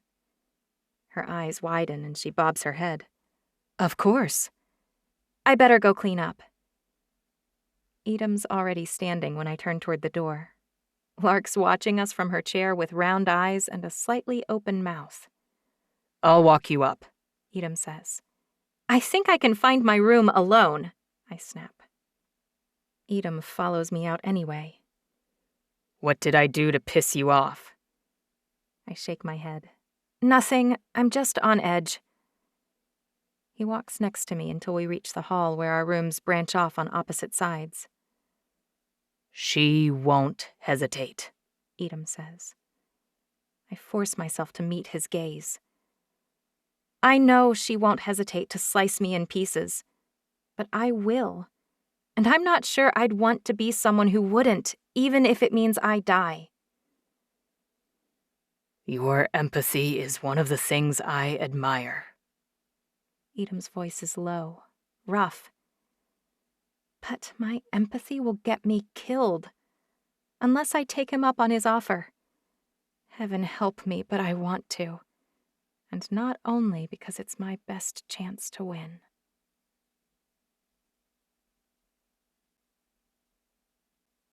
(21) Reading 2/3 of the calculus book to prepare for tomorrow's test makes my eyes cross. Not literally, but they feel crossed. Who ever thought this was helpful information to have? Math should not need letters. When my phone lights up, I use it as an excuse to slam the book shut. "Inara," I answer. "How's Hawaii?" "Breezy. Perfect." "And my twin?" I flop back on the bed. "Irritable, apparently." Inara drops to a whisper. "This morning, she killed someone during her sparring." "Whoa!" I swallow. "Who?" "Niles." He had kind eyes and a startlingly clear singing voice. He used to write songs in his downtime. "Why? Why would she do that?" "Your guess is as good as mine. She didn't give any reason, and it won't surprise you that she didn't even apologize to his mother. I've spent all morning calming her down, which is why I only have a minute. I've been pondering something and decided to share my thoughts with you." "Okay." I try, unsuccessfully, to shake the ominous feeling that slithers up my spine. "How positive are you that Judica killed Mother?" I nearly drop my phone. Not at all what I expected her to ask me. Pretty sure. But not 100%? I think back on how often Judica joined us for breakfast. She knew Mom loved eggs, but so did the entire kitchen staff. Judica was one of the few people who knew about the EMP, and she was smart enough to guess what Mom's reaction might be. Which means Judica was the one who had the most to gain from Mom's death. Or so she thought. I close my eyes and replay the memory again. And again, and again. When Mom died, Judica didn't even seem upset. She looked more guilty than anything else. 99.9999, I say. "Which isn't 100, she says. You're really good at math, I say. Maybe you should fly out and take my calculus test. You can't do it, Inara says. Do what? Have someone else take my test? I sigh. I didn't think so either, but it sure would be nice. No, Inara snaps. You can't kill her. No matter what magic Edom may work, if you aren't 1,000% positive. She cuts off and clears her throat. I know you, little Chancey. You won't be able to do what it takes unless you're sure. I hate that I'm so transparent. Well, you and Edom agree on that. Even if you've improved, it won't be enough. Judica's gotten better too. Something happened to her when Mother died. She's savage now, in a way she wasn't before. I dig my toe into the carpet. She was the most uninhibited fighter I'd ever seen. What must she be like now, to have Inara describe her as more savage than before? Take his offer. I don't throw the phone across the room. I don't crumple it in my hand. I don't growl into the speaker. Chancery, are you there? I'm here. Well, you'll do what you want, but my advice is that you either abdicate or take the escape hatch he's offering. And, as an added side benefit, you can offload your guilt. You wouldn't be responsible for what happens to her. He would. Let him shoulder that burden for you. I'll think about it. Do that. I've got one more round of videos I managed to pull. I'll send them now, but I've got to go. I hear a shuffling sound, and then Inara's voice. Nothing. Why? The call disconnects. I wait for almost half an hour, but no videos ever show up. I'm climbing into bed, my eyes drifting closed, when I hear a chime. The videos, finally. I should watch them tomorrow, but I can't help myself. I pull them up immediately. I'm supposed to be studying Judica, and I do, but sometimes Mom shows up. When she does, I watch the portion of the interaction with her in it over and over and over. It's scratching an itch, and it's salt in a wound at the same time. It's sunrise over the waves, and a slap across the face. And I can't stop seeking it out. But in the third video, Judica steals my attention back. It's date-stamped from the end of this past January. Edom watches me walk past the arena in the hallway, his eyes following me down the hall. As a trained guard, he probably follows everyone who walks past habitually. But because it's me he's watching, Judica strikes him. Not her, she says. Look at me. See me. I pause the video, her words ringing in my ears. It was a relatively simple interaction. She runs on the violent side at the best of times. But her words stick with me. See me. Obviously, Edom didn't see what she wanted, since he dumped her. Based on things he's said, I'm guessing he never saw the good in her, and neither do I.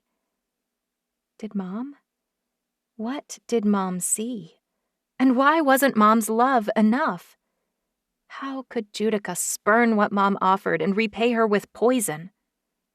If Judica hadn't tried to poison me almost a decade ago, I'd have said she'd never use that method to kill someone. How could Judica actually procure what she needed to kill Mom? I need answers. I need to know. Not only so that I feel okay killing Judica, also because I want to make sure her killer's not still out there if I do. There may have been nothing I could do to stop my mom's death, and my relationship with Judica has always been fraught. But when Mom died, I lost my sister too. I don't even know whether I should have. Watching these videos, I'm realizing something that scares me. If things had been flipped, I might have turned into Judica. If I'd been the last born, I could have been named the chosen heir. I could have been the lonely one, the one who endured the painful torture of the heir's training. I've painted Judica as the villain for years. I blamed my mom for not standing up for me and for never choosing my side. But is life truly that black and white? I shake my head to clear it of the churning of speculation. None of this is helping me do what needs to be done. But, of course, shaking my head doesn't help. Not really. The memory of our 9th birthday resurfaces in all its gritty misery. When I lost my first dog, and my relationship with Judica crashed and burned. After she tried poisoning me, Mom finally stepped in and executed formal heirship documents. She sat us down and told us we needed to be kind to one another. I knew it was for Judica's benefit, not mine. Surely Judica knew that too. After all, I hadn't ever done a thing to her. The following week, Judica jumped me in the hall and struck me over and over, telling me to fight back, to defend myself. I refused to hit her back, or fight with her at all. I was covered with bruises by the time she finally stopped, and I ran to Mom, careful not to heal any of it before she saw me. Mom cradled me and sang to me and stroked my hair, signaling that Judica was in the wrong, confirming to me that Judica was a monster. But she didn't do anything about it, and she took no steps to stop future attacks. Only, maybe Mom stopped standing up for me because it made things worse. I always thought Mom backed down and let Judica's terrible treatment stand to try and make me tougher. But maybe she meant for her indifference to prevent escalation. The only time Mom has chosen me over Judica since her attack on our birthday was when I reacted to her ring a few days ago. Mom's response left Judica angry enough to kill Cookie, another beloved pet.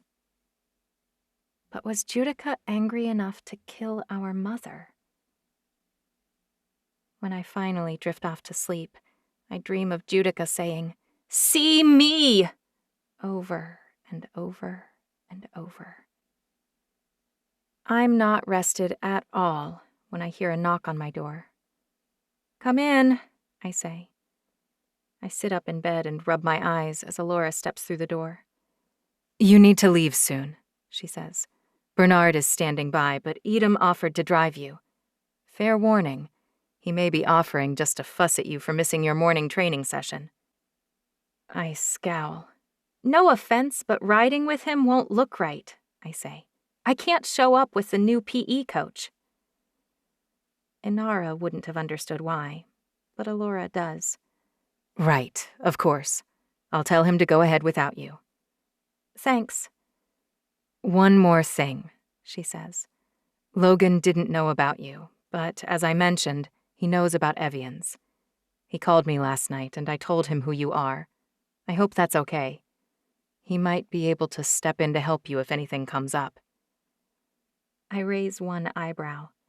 What might come up that a half Evian could help with, but my guards can't handle? Alora shrugs. "I didn't mean physical defense, but he may have insight. He's had a very different life than you."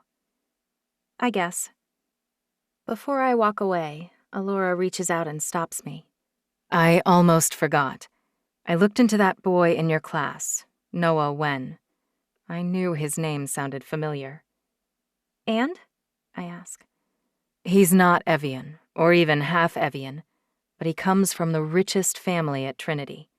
In fact, I'm not sure why he isn't being taught by private tutors. His dad has extensive holdings in China, Hong Kong, and Japan. From what I can tell, his family knows Xi Jinping quite well. Tread carefully. But he's a good contact to have, whether you abdicate and want an Evian-free place to go, or whether you don't and need political contacts." I nod. I don't like thinking about people in terms of how I might use them, but she's right. Ironically, now that I know Noah might have value, I have zero desire to talk to him. I stink at faking things, and he'll know I'm trying to force the conversation. But China's the last large territory not controlled by the Six. which means I can't afford to ignore him entirely. After Alora leaves, I change clothes and jog downstairs. Lark's shoveling scrambled eggs into her mouth. My mom would never shovel eggs. She'd never shovel anything.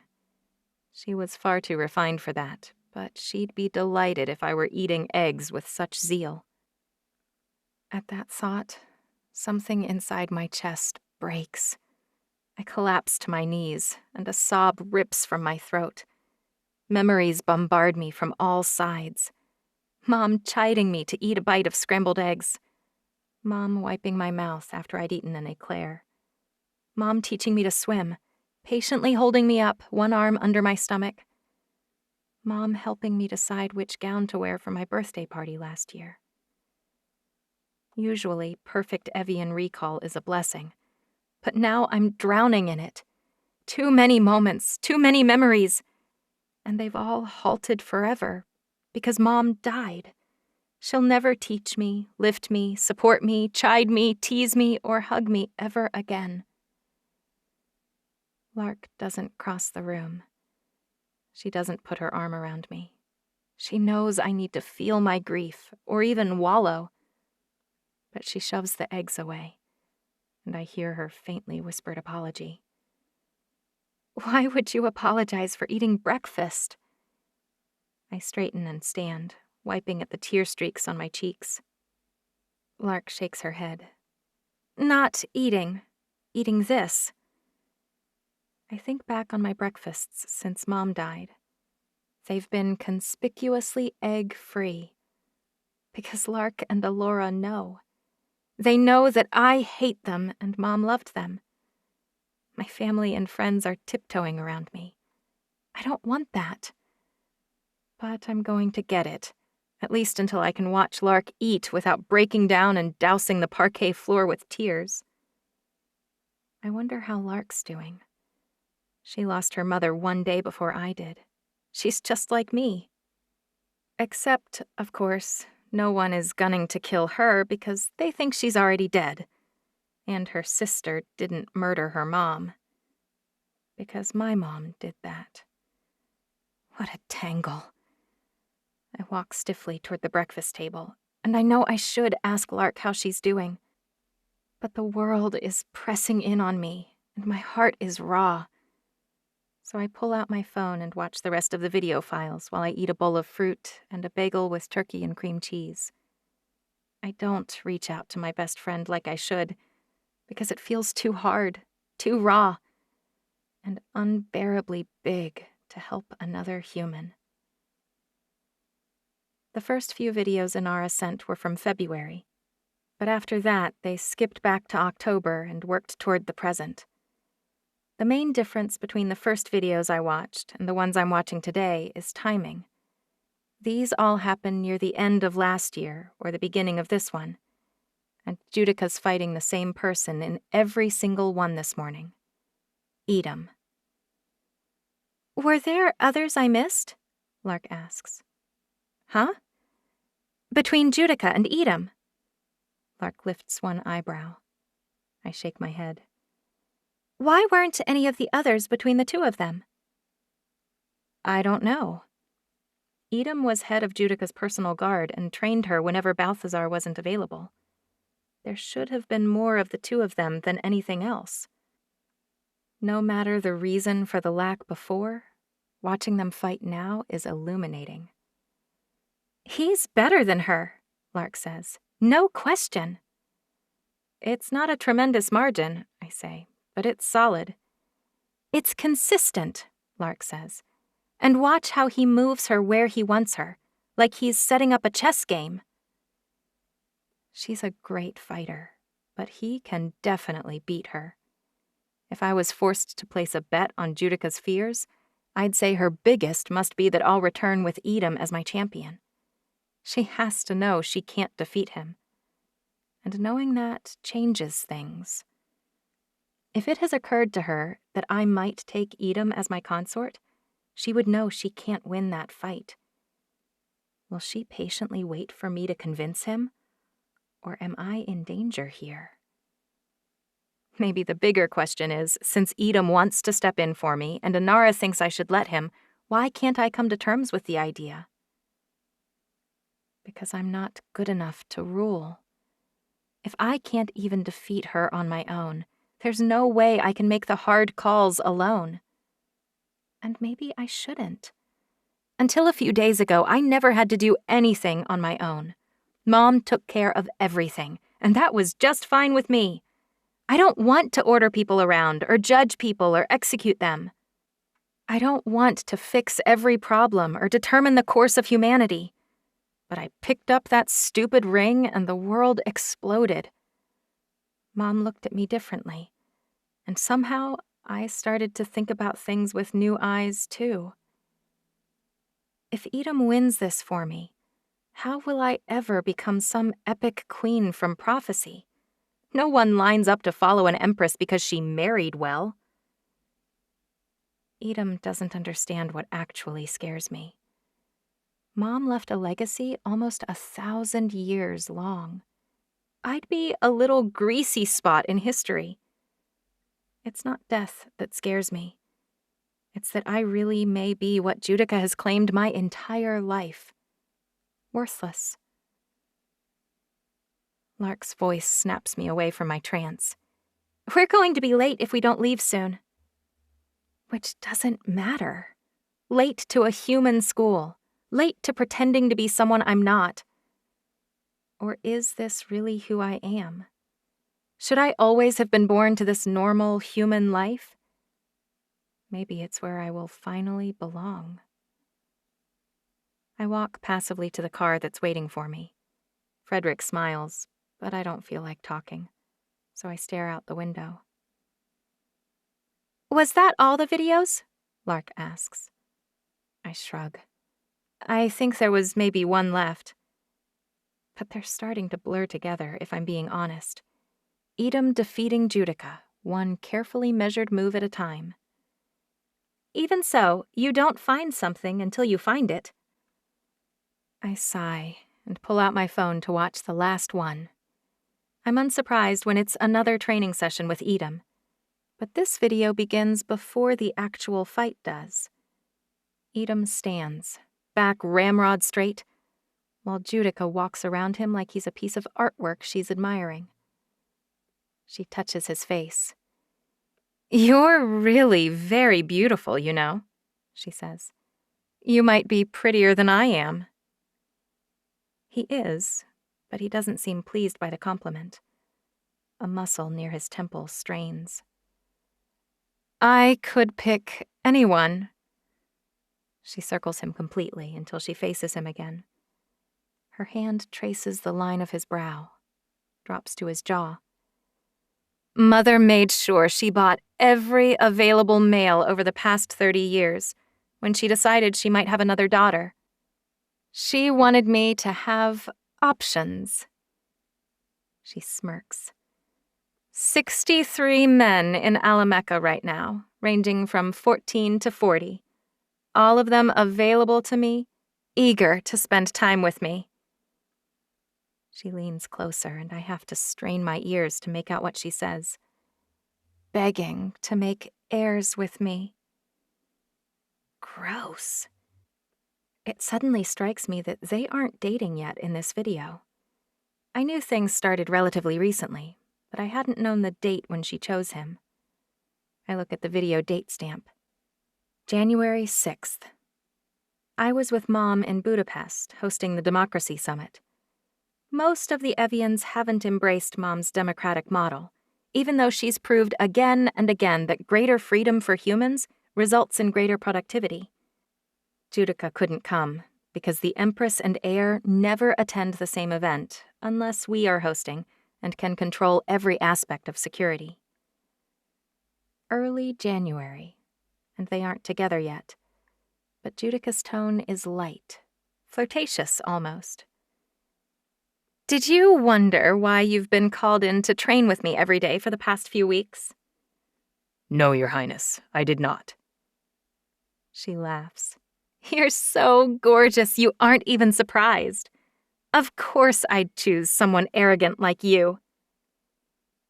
She touches his cheek, and he flinches. Almost imperceptible, but it's there. I admire your confidence. She laughs again, and I'm surprised because it sounds real. Don't be afraid of me, Edom. You can defeat me in the arena. And that may be the thing I like best about you, because you never need to fear me. Not like that. Which means you could actually be, well, almost a partner. His back is ramrod straight. Do you understand what I'm saying? You've chosen me. No emotion in his voice. The man in the video is so different from the Edom I know that I almost wonder whether he's hiding a twin. Yes, I suppose I have. He inclines his head and continues to look straight ahead. Does that please you? Her voice quivers a little, almost like she's nervous. I've never heard Judica sound nervous in my life. As your highness says, you have dozens of men to choose from. It pleases me that you believe I am the best option. Loosen up, Edom. You're so formal all the time. Edom turns to face her, but then the video feed doesn't catch his expression anymore. I desperately wish I could see it. You have only to tell me what you need, and I will try to give it to you, your highness. She frowns and stamps her foot. Well, for today, just give me a good fight. Can you do that? Moments later, the stars align in my head, and I realize something. Something that's been gnawing on my subconscious for days now. The thing that's been eating at me is the underlying melody. I couldn't read Judica's melodic line because she was never really trying. Not before she started fighting Edom. Someone exerting themselves half-heartedly isn't fighting pure. But now I hear it, like waves of music crashing in my brain while I watch. Fury, anger, rage, all of them notes, chords, runs. Judica brims with hatred, anger, jealousy, bubbling over inside of her. But underlying all of it, despair. It floods her entire being. She might be able to defeat Edom if she could get unkinked enough to flow. Edom accused me of pulling my punches. Judica never pulls a punch, but her reach is hampered by her repressed emotion. My fingers itch to hold a blade. If I could fight her now, I would do much better. I close my eyes and think of the videos I saw. Judica stands just before me, lips in a pout, eyes sparking. I hear her melody now, but I'm so full of sorrow for her, for me, for both of us, that I can't even imagine swinging a sword. Tears stream freely down my face. The music fills my head and my heart, and I know exactly how to take her down. I hear my melody, strong, true, clear, and know just how I should move. My arms suddenly sweeping upward in an arc, then down in a strike. My leg kicks out to throw her off balance, and I'm swinging over, under, slicing up. I'm rolling down a street in New York City at 30 miles per hour. No sword, no dagger, no opponent. But I feel it. Every cell in my body humming with an unwritten tune. My mom was right. I was ready to go off book. Hearing recorded melodies would be a nuisance, because the real songs lie within us, within each person, in their movements, in their words, in their goals and failures. Of course, we reach the school at the very moment I have my big epiphany. I wipe my eyes before Lark can tell Frederick to circle. I breathe in and out deeply. I can't cry right now. Later, but not now. At least I'm dressed better today. My V-neck green t-shirt and blue jeans look like everyone else's clothes. Even though the weather has been unseasonably warm for New York, it's chilly here in March, so I brought a brown leather coat, too.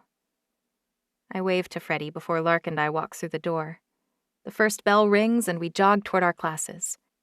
I slow down right before I walk through the doors for calculus. Mr. Mansfield inclines his head, and I swear it's like a mini bow. I wish he didn't know who I am.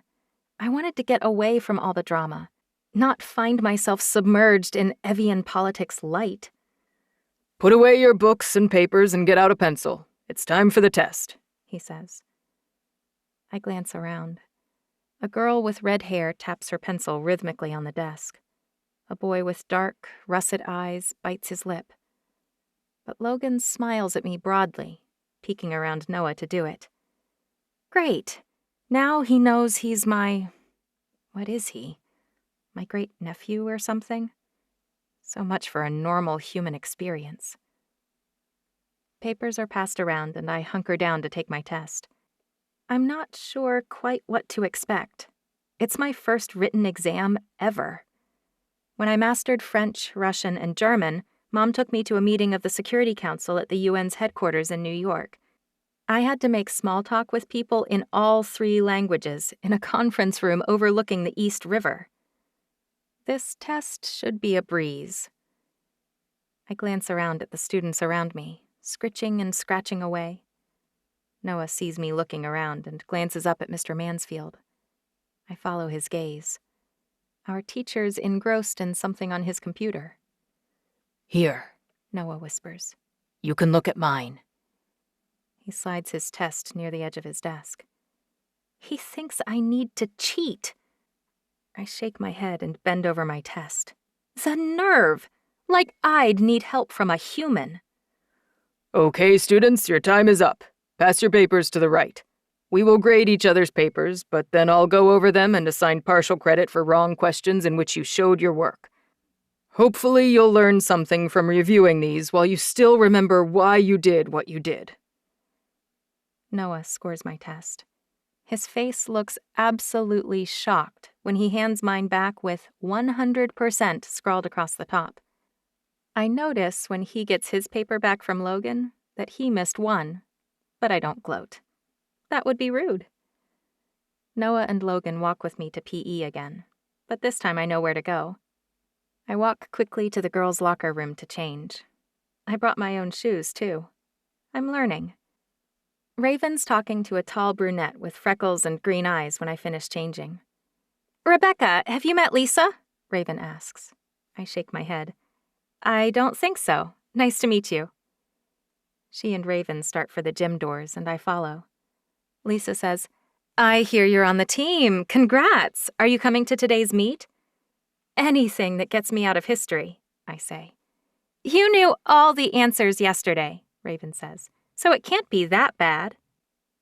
The human definition of success seems to be a situation where you learn absolutely nothing, but tout your superiority over others. It's strange. To me, the fact that I knew all the answers demonstrates the futility of the exercise. Noah and Logan are already stretching when we reach the track. We can use you for sure, Lisa says. Claire and I are terrible runners, and we're dragging Noah and Logan down. Truth, Logan says. Lisa snorts, hops up, and starts to jog. I follow her. She seems to be jogging pretty easily, which is good news for our team. Where's Claire? I ask. She's out sick, Lisa makes air quotes. Claire got bumped to alternate by Coach yesterday. She's a little annoyed, but she'll come around. Oh. I feel even worse now. That's too bad. Don't feel guilty, Lisa says. Her voice drops to a whisper. She's awful. I don't know what to say, so I focus on jogging slowly, consistently, like a human would. I don't do a very good job, because 2 laps in, Lisa's practically panting next to me. I slow down. Sorry. Lisa laughs. You run like a freaking robot. Are you about done? We aren't supposed to run more than a mile today, since it's the day of a race and all. Sorry. I slow to a walk. Is our team any good? Logan's amazing, and Noah's pretty decent too. They kind of drag the rest of us along. Noah and Logan seem pretty nice. Nice? She looks at me sideways. Logan is, I guess, if he likes you, but I've never heard Noah described as nice. No? I think about him taking pity on me in my odd clothing, showing me around, and even offering to let me cheat. He had no way to know I didn't need it. Nice is precisely the word I'd use. No. Okay, care to elaborate? I ask. Noah's smart, he's hot, and he's uber rich. He's not even nice adjacent. Good news is, if he's being nice to you, that means he likes you. So he's usually a jerk? Nah, not a jerk per se, but arrogant and standoffish and elitist? Definitely. Arrogant isn't always bad. I think about, well, every single Evian I know. I suppose he has reason to be. His dad owns, I don't know, like all of China or something. Really? I try to pretend I didn't already know. He doesn't look very Chinese to me. With those big blue eyes, you mean? Well, I've seen his parents at some school things, and his dad does. She laughs. But his mom looks like a movie star, a white movie star. But no matter how he looks, he's like the richest guy at our school. And at Trinity, that's really saying something. Huh. Interesting. She knows almost as much as Alora. I could have just asked Lisa. I wonder what it's like to have a life that's an open book. Trinity's crawling with rich kids, though. And once you get past 1 billion or so, what's the difference? Logan's dad owns the biggest computer company in America, and Tanya's mom runs the second biggest software company. Anna's dad is a 5-star general, and her mom runs a huge security firm. Conflict of interest much? Lisa smirks and wipes sweat off her forehead. Comparatively, my dad's shipping business is almost embarrassing. I doubt that, I say. Lisa seems genuinely kind. I'm sure your parents are wonderful. I said almost, she grins. We do all right. What about your parents? They're both dead. I never even met my dad, but Mom died last week. Silence. Awkward silence. Oh, she says. I'm so sorry. Well, that effectively shut down the entire conversation. I clearly suck at girl talk. Lisa slows down, and I speed up until I'm lapping her and everyone else, too. Hey, Rebecca! Someone yells. Rebecca. Someone else grabs my arm. That's enough, Edom whispers in my ear. I'm the only one still on the track. I finished my race day warm-up laps and kept on going. A little too fast, judging by everyone's expressions. Dang, Noah says. We are so winning today. His smile nearly cracks his face in half. After all the excitement of PE, I'm glad to be leaving school by 3rd period. Trinity may be the richest school in New York, but we still ride in a little yellow school bus to the track meet. I'm sitting on a seat alone, waiting for all the students to arrive, when Edom sits down in the seat across from me. So, Turbo Racer, everything okay? I blush. I got distracted. You need to pace yourself next to someone today, and it can't be Logan. I know, Alora told me. He'll probably be pacing himself against someone else. I sigh. Not saying anything here, but on your 2nd full day as a normal kid, you're running faster than any professional athlete. I shrug. What can I say? I dazzle people. You dazzle me. Edom's blatantly staring when Noah and Logan climb up the bus stairs. Hey, Adonis, you okay? Noah asks. You're kind of creeping me out. Homegirl's like, what, 17? I laugh. They're right, of course. By human standards, Edom's way too old for me. And if we weren't both going to live another 1,000 years, the age difference might creep me out. Coach Renfro was just giving me some tips, I say. Thanks, Coach. Lisa drops into the seat in front of us and turns around immediately to flutter her eyelashes at Edom. I'd love some tips. Oh, Edom says. okay, well, let's talk about pacing. Edom must have done his homework while I was studying calculus. There's no way he even knew the basic rules of cross-country before we came to New York. So, we all run our own race? I ask. Lisa nods patiently. It's technically a team sport, but really it's just scored in teams. You run the race yourself, and every single person on the team could win individually, by getting the best time. So you get the most points for the team by getting the fastest time? I ask. Just run fast, Edom finally says, clearly suppressing a smile. That's all you really need to know. Later this week, we'll start training all of you on pacing and whatnot. He winks at me. But if you run like you did in today's warm-up, we should be fine. We arrive at the meet, and I realize for the first time it's not just a single school we're running against. Wait, how many teams are here? It's the Collegiate Invitational, Logan says. There are teams from all over the country. Crap!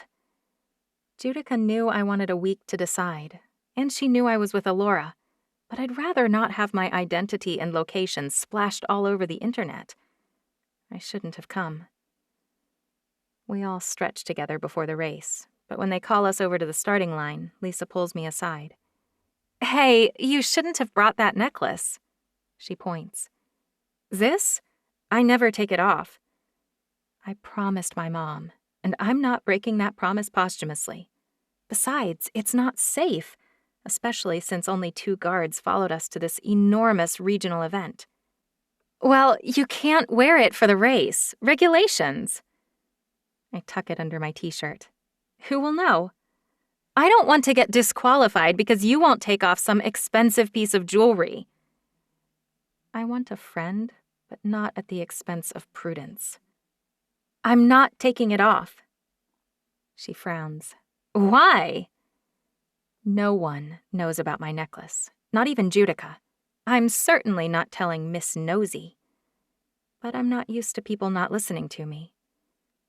I think back on the things I know about her and examine my options. I could punch her in the nose, or call Edom over and make him tell her to shove it, but both would attract undue attention. To avoid that, I need leverage. What shipping company did you say your dad owns? I ask. I didn't say. She looks at me sideways. Why? I glance at her jersey.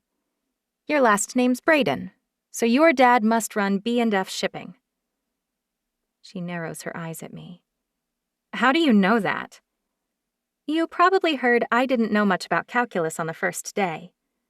I imagine that kind of mean-spirited gossip happens among humans, too. She squirms. I might have heard a few jokes. I spent my time studying other things. My family may not rival Noah's, but we boast varied and extensive interests. For instance, I know B&F Shipping needs approvals from U.S. Customs to import most of its valuable items. Many of your goods originate in Indonesia. This is getting weird. I smile. I also know Mr. Constantine. He's pretty important with the CBP, so you might have heard your parents complain about him. What do you know about him? Or the CBP? My mom and Mr. Constantine go way back. He sent me a pretty nice baby gift, if I recall correctly. Lisa clears her throat. It's not a big deal if I want to wear my necklace under my shirt. I mean, it would be such a shame if Templeton Constantine decided to look a little closer at each item, delaying or refusing delivery. I mean, if things got bad enough, your parents might struggle to pay your tuition.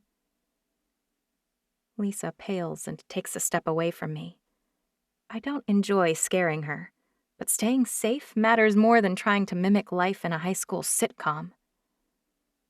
Or maybe I'm a little more like Judica than I want to believe. The difference is I won't hurt Lisa unless I have no other choice. Not that she knows that.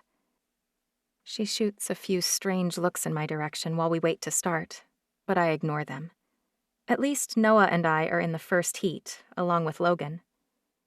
I pace myself by staying just behind Noah.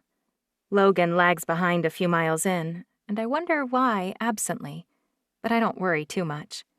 After all, Noah's fully human. If I'm pacing off of him, I'll be fine, right? Running is the first thing that's felt right since Cookie and Mom died. I close my eyes and breathe. Simple. In and out, in and out. My feet pound the hard-packed dirt, and my lungs process air. Noah keeps pace, his heart hammering along far faster than mine, almost alarmingly fast, but he's not puffing too badly. Have you ever won one of these? I ask him. He shakes his head.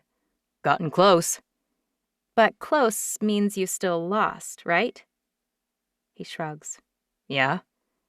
Not today, I say, urging him on. You want to win the whole thing? Noah's cheeks are red, and his lungs are heaving. I may be pressing too hard. I always want to win. Always? Noah asks. At everything? If you're not a winner, you're a loser. It seems too obvious to me. You'd think a kid from a rich family would know this already. Noah shakes his head. There are more than just victims and Vikings in the world, Rebecca. I don't argue, because what's the point? But I push him a little harder, helping him be more than he aspires to be. And slowly, we inch ahead of the couple of kids in front of us. And then we keep on pushing. Noah's practically purple when we cross the finish line. Which is when I notice that our entire group, other than Logan and Lisa, who are still running, is whooping and yelling loudly. Edom, however, doesn't look very pleased. What's the big deal? I whisper under my breath. Holy crap, Logan's dad, whose name is Roy, I think, mutters. You two broke the high school record. He and Edom share strikingly similar expressions, their lips pursed, their eyes narrowed. Which must mean he knows who I am and doesn't like me flaunting it. Not that I meant to, or not exactly. But what if I needed a win today? It's been a hard week. Why should he care? Alora's here, too. She's cheering, but even she looks a little annoyed. When I reach her, she shakes her head. That wasn't fair. Running that fast against these poor kids. I know, I say. I won't do it again. Whoops, I whisper to Edom when he comes over to pretend to congratulate me. Apparently Noah's freakishly fast, he whispers back. Maybe you shouldn't have used him to pace. He's got to have some Evian blood in his line somewhere. Alora said he doesn't. I frown. His heart beat like a hummingbird's wings, and his breathing was shallow and hitched. Also, apparently, his dad owns half of China. Edom glances at me sharply. I know, it's strange. Somehow, China has evaded Evian control for millennia. Its natural inhabitants holed up in there for so long, and communications and travel were so dicey, we didn't even realize there was a significant civilization there until a few hundred years ago. Since then, the families have fought so fiercely over it that no one has successfully held it for more than a few months. Operatives sent there keep disappearing, or returning in body bags, which is possibly more impressive. Killing an Evian operative is difficult. Strange or not, Edom whispers. He's not full Chinese. Look at him. Maybe he had a great-great ancestor who was Evian. He seems below average in looks and intelligence, so maybe his speed is some kind of genetic throwback. I roll my eyes. Below average in looks and intelligence. Oh, Edom. No one looks like he does, but Noah is definitely far, far above average in that department. He has unique, strong features, almost too strong for his face. He may still need to grow into his looks, but one day he'll be show-stopping. Even now, he looks pretty darn amazing. Nice run! When I congratulate him, Noah smiles at me, and it's refreshing when a little of his excitement spreads to me. It must be nice not to worry about excelling at something. Or maybe it's the freedom of not having any secrets. Noah! Logan calls out from across the yard. Hey man, I just finished and I heard. Congrats! Thanks, you too. My dad will be happy with 6th place overall, Logan says, but I didn't break any records. I've never had a better motivator than Rebecca. Noah gestures to me. So, when are we going to celebrate? I was telling her how your dad always takes us out on his yacht. Logan says. You didn't hear? Hear what? Noah asks. Logan steered my yacht into the dock last weekend, Roy says. It's being repaired. The dock? Noah asks. Or the yacht? Both, Roy grumbles. Which is why Logan should be grounded or doing manual labor. I did get straight A's, Logan says, and I just ran my personal best time. If you're not grounding your son, Noah says, I'm willing to invite everyone to my place instead. I think today's victory deserves to be celebrated. Edom shakes his head tightly. No way, he whispers. I need to call my sister to see whether it's okay, I tell Noah. I walk a few dozen steps away, Edom pretending to take a call himself. He's 10 feet away, but I can still hear every word. I hold my phone to my ear. No reason for them to realize neither of us are actually on a call. I could use a little fun in my life. It surprises me, but I actually kind of want to go. Besides, Noah's a contact I should cultivate. Even Alora said so. I don't know, Roy is saying behind me to Noah. Logan hasn't been exhibiting great judgment lately. I'll get some adults to come, Noah says. If that'll make you feel better. I'll go, sir. Edom taps on his phone and turns to face them again.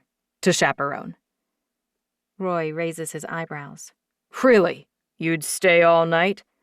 Absolutely, Edom says. Did you hear why your job was available? I hiss softly. Edom shakes his head. Coach Fimmel got involved with one of the students. I expect him to act suitably repentant, or tell Roy and Noah how respectable he is. I'm not expecting him to smile wickedly at me. You don't say. I'm glad I'm still facing away from the group, ostensibly on a phone call. No one sees my cheeks flush red.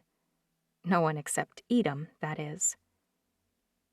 I think about the wisdom of wasting more time on a party. I do need to find out whether I could fit in at typical human functions. And I've been dying to go to a high school party since the first time I watched a human television program. I also need to decide whether to abdicate, fight for myself, or choose Edom.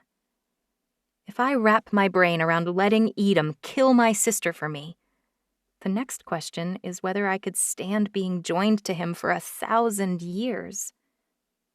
Maybe a little flirting at a party is a good idea after all.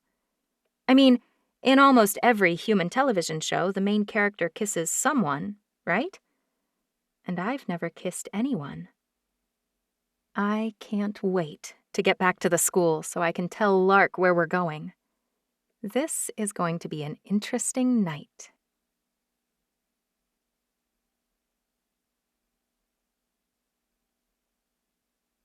"22. You need a ride back? Noah asks. I shake my head. I'll take the bus, I say. My sister Laura's still at school. Noah scrunches his nose in distaste. You sure? I bob my head. It's fine, really. What time will your party start? Noah shrugs. Sunset? That's usually when people start showing up. Logan's good about getting the word out. I start for the bus, and Noah waves and heads for Logan's dad's car. I wait until they're buckled in and driving away, before I change course and beeline toward Alora's car. I'm totally unprepared to find Edom already sitting inside. Hi there, I say dumbly. He half smiles at me. Don't you need to take the bus back to school, coach? Alora laughs from the front seat. He had Lisa's nanny fill in for him. Any approved parent can act as an official chaperone. After that blazing success, the school won't fault him for missing the full day instead of returning for the last period. I shrug. You're really going to some human party? Edom asks. You didn't seem to think it was a bad idea earlier. I gulp, remembering how my blood rushed to my face when he smiled at me. I'm an idiot. He only offered to be my consort so he can kill Judica and move into the number 2 position for the entire Alamecha family. It's not like he likes me. I don't think taking the rest of the day off from your training is a good idea. We're running out of time. Alora clears her throat. Have you decided to fight her, then? I shake my head. I haven't decided anything. You are not even considering your best option, Edom says stiffly. You don't get to decide what my best option is, I say. You're not my dad. Edom practically roars. I should hope not. Sounds like you two have some things to talk about. Alora presses the button to raise the partition between the front and back seats of the car. Edom scowls at the raising divider, as if it offends him that she's giving us privacy to yell at each other. With Evian hearing being what it is, it's faux privacy anyway.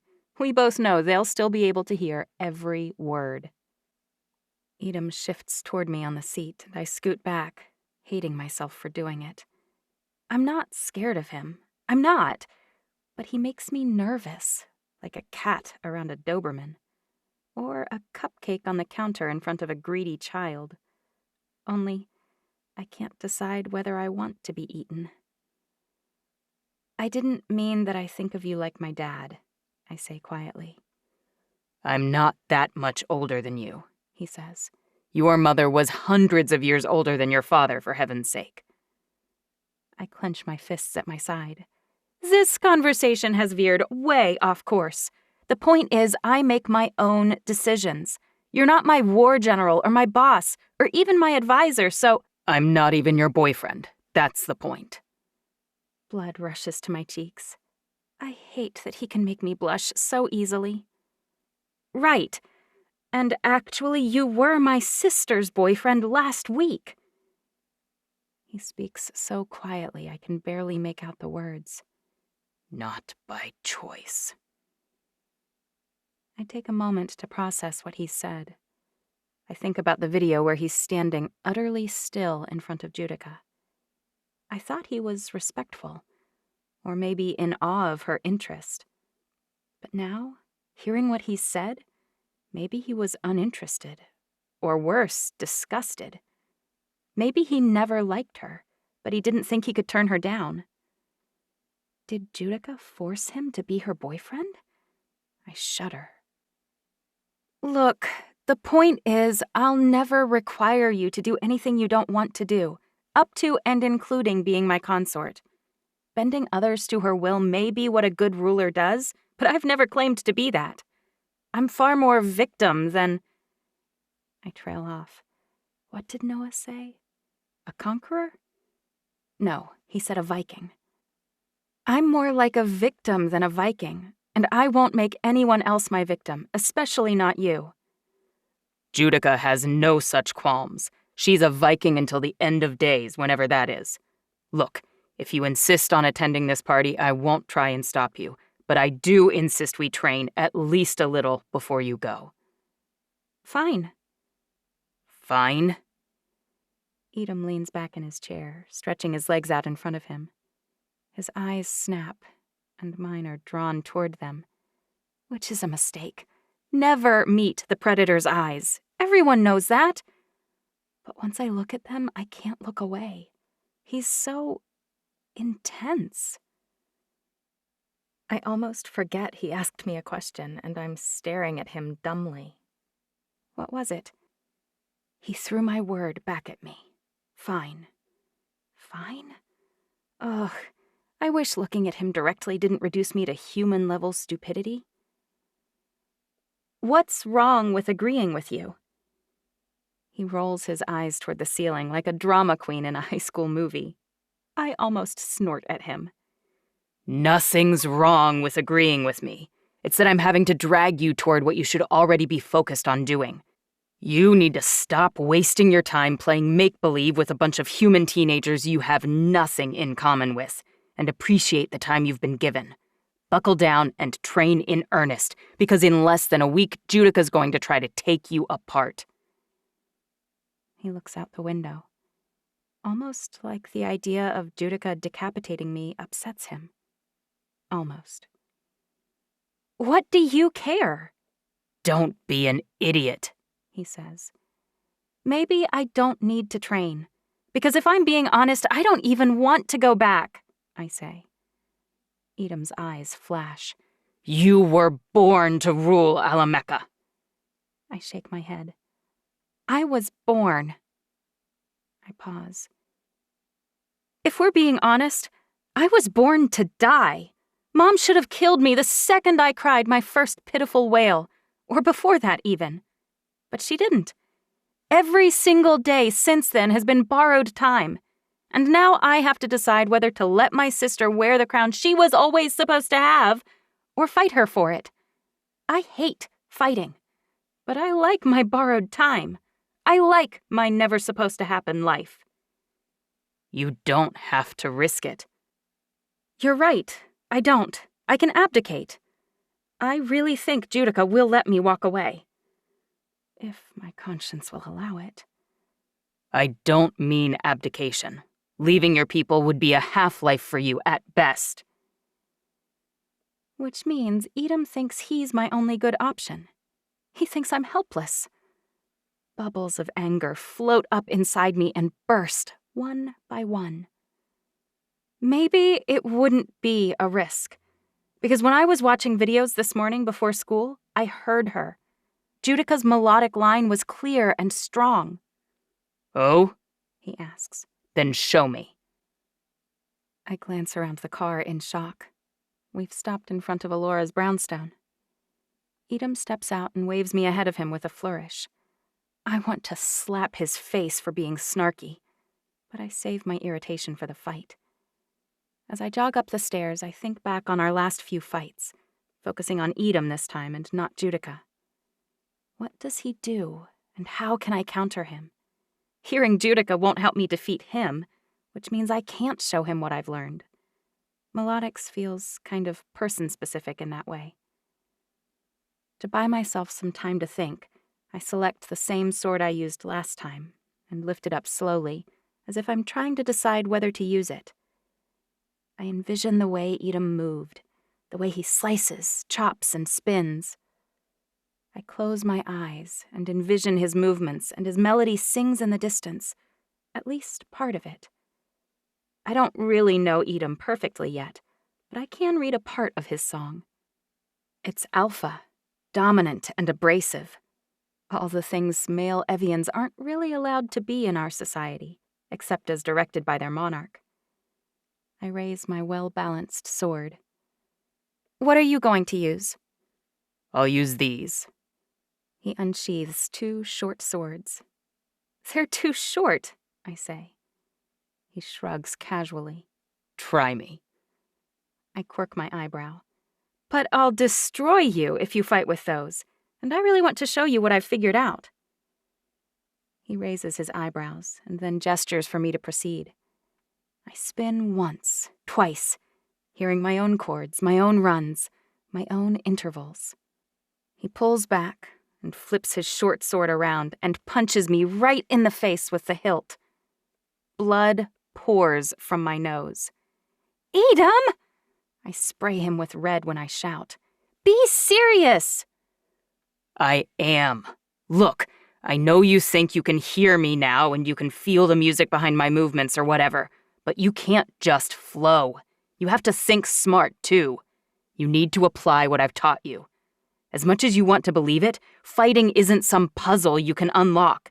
You can't drop a piece into place and then magically dominate. People are more complex than that. Melodics may have clicked for you, and there may be moves that are intuitive, sure. but people can always surprise you. That's the beauty of life, and the danger in it as well. I nod, wipe my face angrily, and resume the ready position. Legs apart, arms relaxed, sword pointed toward him. Fine! Fine! He comes after me, and I realize the pacing for the melodic line I thought I heard with him was off. I've fought him dozens of times now, and I've seen him fight Judica at the same pace, the same speed. But now I can see that he was always holding back. Edom Unleashed is faster than I can follow. He practically moves at the speed of light as I try, without success, to anticipate his moves. A new line, a new pace, a new melody surges at the edge of my consciousness, but it dances away. He destroys me like a tiger playing with his food, smirking infuriatingly the entire time. After an hour or so, I slump to the ground and toss my sword to the ground. I yield! Okay, I yield! He bows and says, You've improved a tremendous amount, but you're still not there yet. Now, let's try this again with hand to hand and focus on the basics. I pretend I haven't sunk into the depths of despair, but I doubt I convince Edom, much less myself. 23. I'm tapping out a text to Logan, explaining that something came up and I can't make it to the party, when Lark bounds up to me. Geez, what happened to you? Meat grinder? I glance around, eyes wide, but Edom's already gone.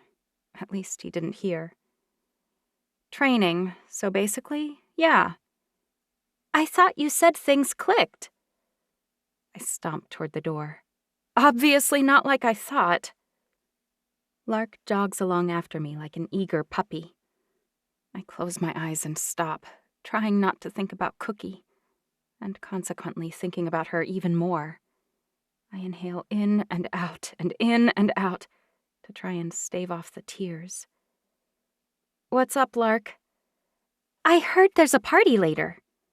She's practically bouncing on her toes. Not anymore. Her jaw drops. Wait, why not? I can't waste time on stupid parties. Lark touches my hand lightly. If training isn't going well, isn't it even more critical that you seriously consider walking away? She drops her eyes and her volume. It may be your best choice. Is it a real choice? Lark flinches, and I realize what a jerk I am. I didn't mean that humans are beneath me and living with them would be so awful I couldn't contemplate it, but that's how it came out. If I try and clarify, this is going to get even more awkward. I'm sick of walking on eggshells around her. It's time we talk about what happened. Our moms, her dad, our friendship. But I need to show her she matters to me first. So this party just became more important. It's not about thumbing my nose at Edom, or flirting with Noah or Edom, or anyone else. It's about showing Lark that I still see her, and there's life after our moms' deaths. Life that has value. You're right. We should go. Her tentative smile makes it worth it, no matter how hard going feels right now. I force myself into the shower and dress in a pair of knee-high black boots, black pants, and a hot pink top. Not that it matters when I cover it all with a long coat. Ugh, I miss the perfect weather in Hawaii. I could ignore the cold, but I'd stand out like a sore thumb among the humans, which is the opposite of the point. I leap down the stairs 2 at a time, and 4 or 5 steps away from the foyer, I almost collide with Edom. He's wearing a pair of jeans and a green t-shirt that hugs his solid frame in all the right places. The Edom I know is always on guard duty, always standing at attention. He's been in uniform more often than not, or in black training gear when he's dressed casually. I don't know how to adjust to an Edom who looks like, well, an abnormally hot human. It's disconcerting, like a panther playing fetch with a frisbee. But it's also beautiful and confusing, and I can't tear my eyes away from him. I was just leaving, I say. We can ride together, he suggests. How would we explain that? I glance at Lark. Edom raises one eyebrow. Are you worried what Noah will think? A smile lifts the corner of my mouth. You remember his name? He frowns. Of course I do. He taps the side of his head. Perfect recall. I just don't care about his opinion. Lark smiles. Well, I do. He's hot. Edom's voice is flat. He's human. I am so going to stab him in the stomach for that one later. Humans are just as good as Evians, I say. Edom opens his mouth, glances at Lark, and closes it. It's fine, Lark says.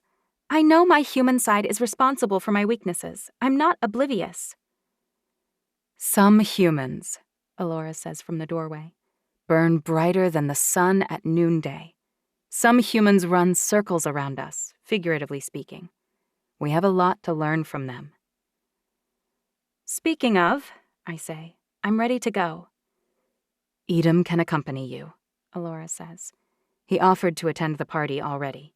Just hop out of the car around the corner, and no one at the party will know you arrived together. I'm not a child, I say. Lark and I will be fine. 5 of us will be waiting on the perimeter, Frederick says, stepping around the doorway. But I'll insist on coming as your uncle, unless you let Edom attend. I sigh. He can come. Lark and I talk about the humans we've met on the ride over, but Noah's place is surprisingly close to Alora's brownstone. Or maybe not that surprising, since we attend the same school. The second the car stops, I grab Lark's hand, ready to dart out of the car. I should go in first, Edom objects. Give us 3 minutes, I say. Then you can follow. Edom grits his teeth, but he nods tightly. When I pass through the gate from the car park area into the garden in front of Noah's house, I exhale loudly. I grew up in a palace, and I've visited the richest and most prestigious people in the world with Mom. Not much impresses me, but Noah's house does. It's the size of a small palace, and it's right on the water in Manhattan. I'd expect something like this if he were Evian and looking to impress others. But knowing he isn't? Well, maybe Alora's right. He might be a good contact to have, especially if I'm supposed to unite the world someday. Not that I'm in a rush, since the uniting of the world comes after blood and horror and just before terrible catastrophe, presumably. I don't have much time to marvel at how rich Noah must be before he's standing in front of us. I've barely cleared the gate. I'm glad we ditched Edom in the car. Noah looks different away from school. Older, with a sense of command I hadn't noticed before. You came, he says. I was beginning to wonder if you really would. I thought about bailing, I admit. I convinced her to come, Lark says. I bob my head. Then I owe you a debt of gratitude, Noah says. Laura, right? Lark blushes and nods. We've reached the front steps by now, and the doors open without a single touch. Not sliding doors, but solid, heavy wooden doors, swinging wide to allow us access. For a nanosecond, I wonder whether there's some new technology I don't know about. But then a butler in a tuxedo says, "Welcome to House Wen," and bows. "Thanks, Chin," Noah says. Noah and I walk through an enormous entryway with marble floors and gorgeous crystal chandeliers that opens to the right on a shiny kitchen and to the left on a formal sitting room with a waterfall built into one corner. Then we pass a study with meticulously designed inlaid wood floors and a library with floor to 2-story ceiling books, and walk out onto an enormous veranda. Past that, a sleek yacht is tied to a private dock, the word Conqueror stenciled on the side. Dozens of teens mill around a fire pit while loud music plays from speakers spaced at even intervals all over the yard. Probably 20 more are soaking and splashing in a gargantuan hot tub, and another 10 or 15 are flirting on the yacht.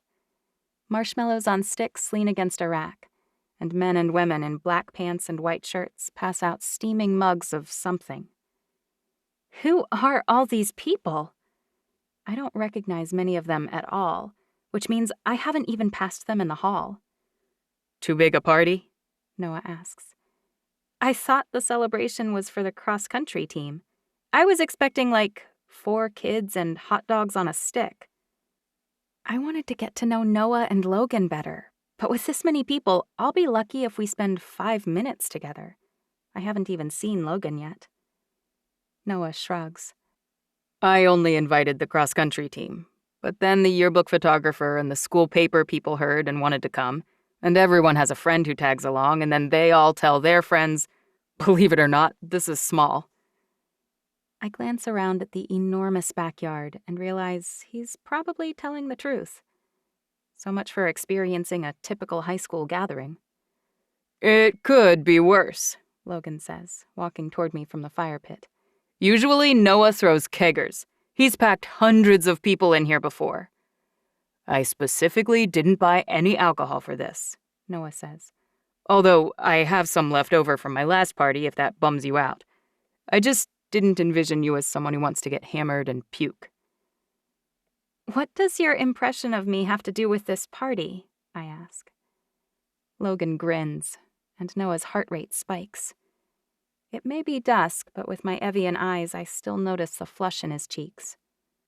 Well, nothing, except you and I both broke the record, you know. You for the girls and me for the boys. So it's really a celebration for the two of us. Logan laughs. Noah planned this whole party for you. He's showing off. Noah glares at him. Laura, is it? Logan holds out a hand to shake.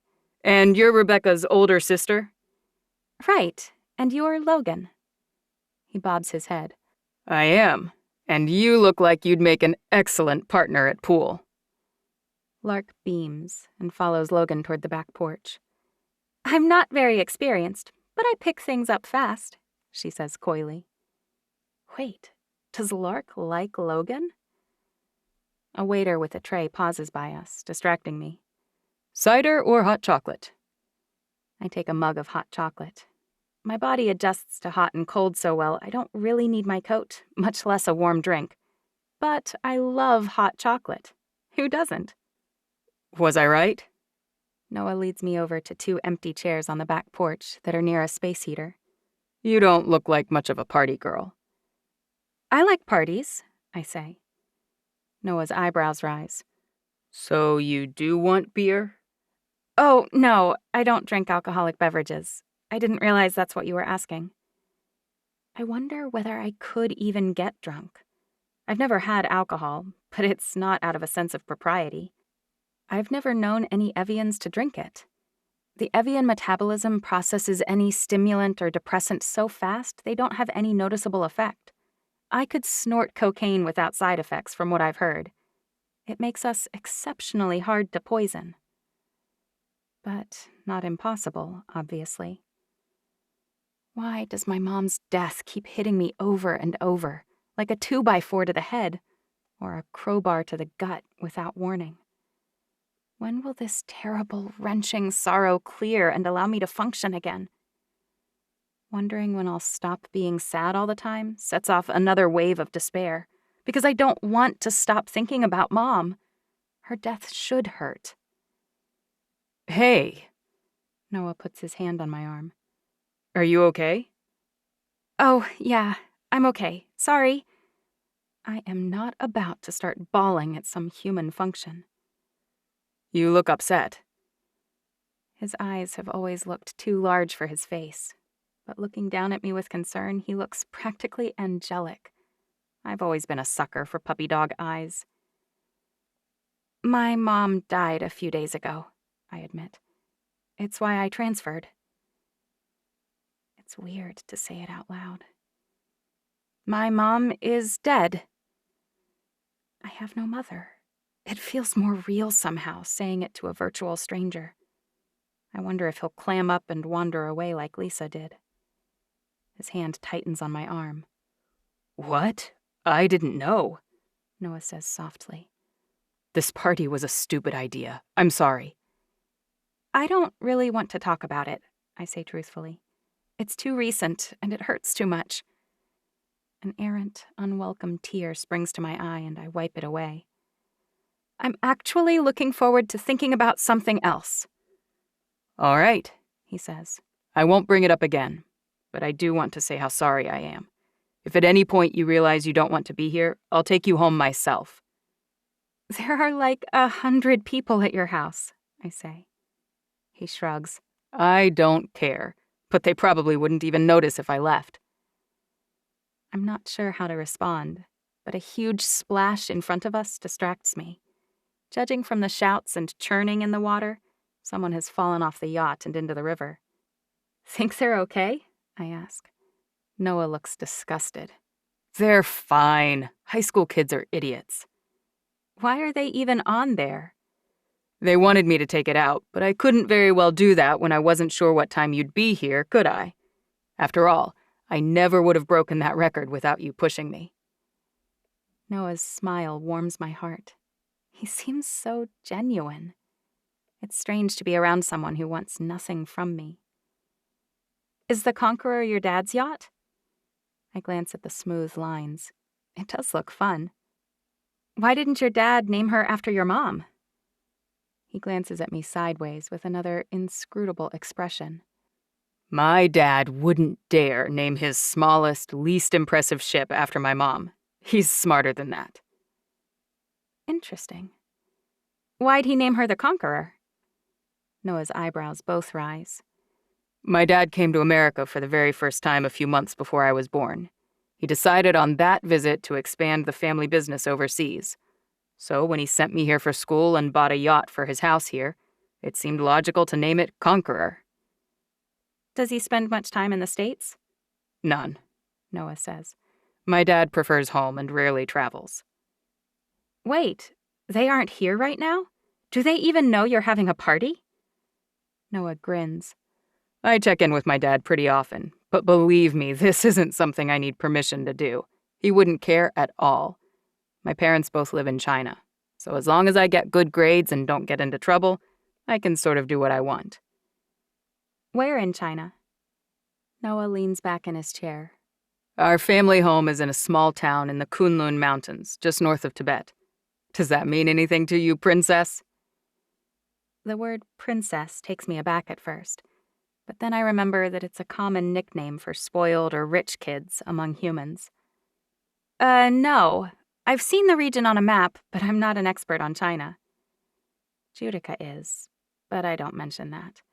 I doubt he'd appreciate knowing my sister salivates over the idea of seizing control of his country. Knowing the general region on a map is better than most people can boast, he says. I can't believe your parents would send you here alone. He shrugs. I'm the youngest son. Like that explains it. Logan strolls up and sinks into a chair next to me, slinging one arm around the back of it. Noah's filling you in on his dad's plans for world domination? Prickles run down my spine, and the hair on my arms rises under my jacket. A chill that has nothing to do with the temperature. World domination? I listen for Noah's heartbeat again. It's far too fast for him to be anything but human. And Alora looked into him. I force a big breath in, and then out again. This isn't a plot. Not everything is some kind of manipulation. Hey, where's Laura? I ask Logan. She's talking to some kids over there. She stinks at pool, by the way. So did you lose? I ask. Logan laughs. Heck no. I could win with a blow-up doll as a partner. You mean the only girl dumb enough to have you? Noah asks. Logan rolls his eyes. You're one to talk. Noah's been here since he was 5, off and on, and he's never had an interest in any girl for more than half an hour. The thought makes me smile. I've never had a boyfriend, and I always figured I was behind everyone else in the world. But maybe not. You've been here that long without your family? It sounds terribly lonely. I go home for summer and holidays, he says. And people come visit me here. My family is huge. Don't pity me, princess. I'm happy. Princess? I glance at Logan to see whether he mentioned anything. If Noah knows who I really am, I want to know it. Logan shakes his head imperceptibly. It fits you. Noah shrugs. I don't know why. Does it bother you? No, I say. Whatever. Well, if you two are done making up pet names for each other, Logan says, there's a new poker game starting over there. I demur. I don't gamble recreationally. Recreationally? Logan smirks. So what? You're strictly a professional? I roll my eyes. Of course not. I just meant I never gamble for fun. I know what recreational means, Logan says. Surely Logan comprehends that my entire life is a series of gambles right now. So much for him smoothing my way with humans. Oh, come on, Noah says. A few hands won't hurt. It wouldn't be fair for me to play against these kids, even Logan. My mom's been teaching me to read people since practically the day I was born. Sorry, hard and fast rule, but don't let me stop you. Wow, Noah, I think your girlfriend's worried she'd destroy us, Logan says. She's not my girlfriend, Noah says. Under his breath, he mutters, Not yet. Better for Noah that you sit it out, Logan says. He sucks. In fact, he owes me like $3,000. Noah quirks one eyebrow. Nice try. Logan sighs heavily. It might be the other way around. But if we don't play, how will I ever win my money back? A short kid with dark-framed glasses and shaggy brown hair shuffles a deck of cards at one of the patio tables. So are we playing or what? What do you play for? I ask, curious. Cash? Noah nods. What else? I don't need money. I shrug. Not interested. We're attracting more attention now, and a half a dozen new kids have gathered around. Noah rubs his hands together. If you don't need money, then let's change the stakes. What do you need? I like seeing what makes people tick. How about we change the game entirely? Have you guys ever played Truth or Dare? He looks into my eyes, and I can tell he's weighing something, but I don't know what. Sure, why not? Noah introduces me to the dozen or so kids who have gathered around. I notice several hands of cards are strewn on the coffee table, as well as a few stacks of cash. Noah grabs one and stuffs it into his pocket, and a few other kids do the same. So we're done with poker? Logan asks. That's not cool. I'm way behind. Noah laughs. I'm doing you a favor, man. Logan punches his arm. You usually don't destroy me that bad. Who were you trying to impress? Logan looks at me and grins.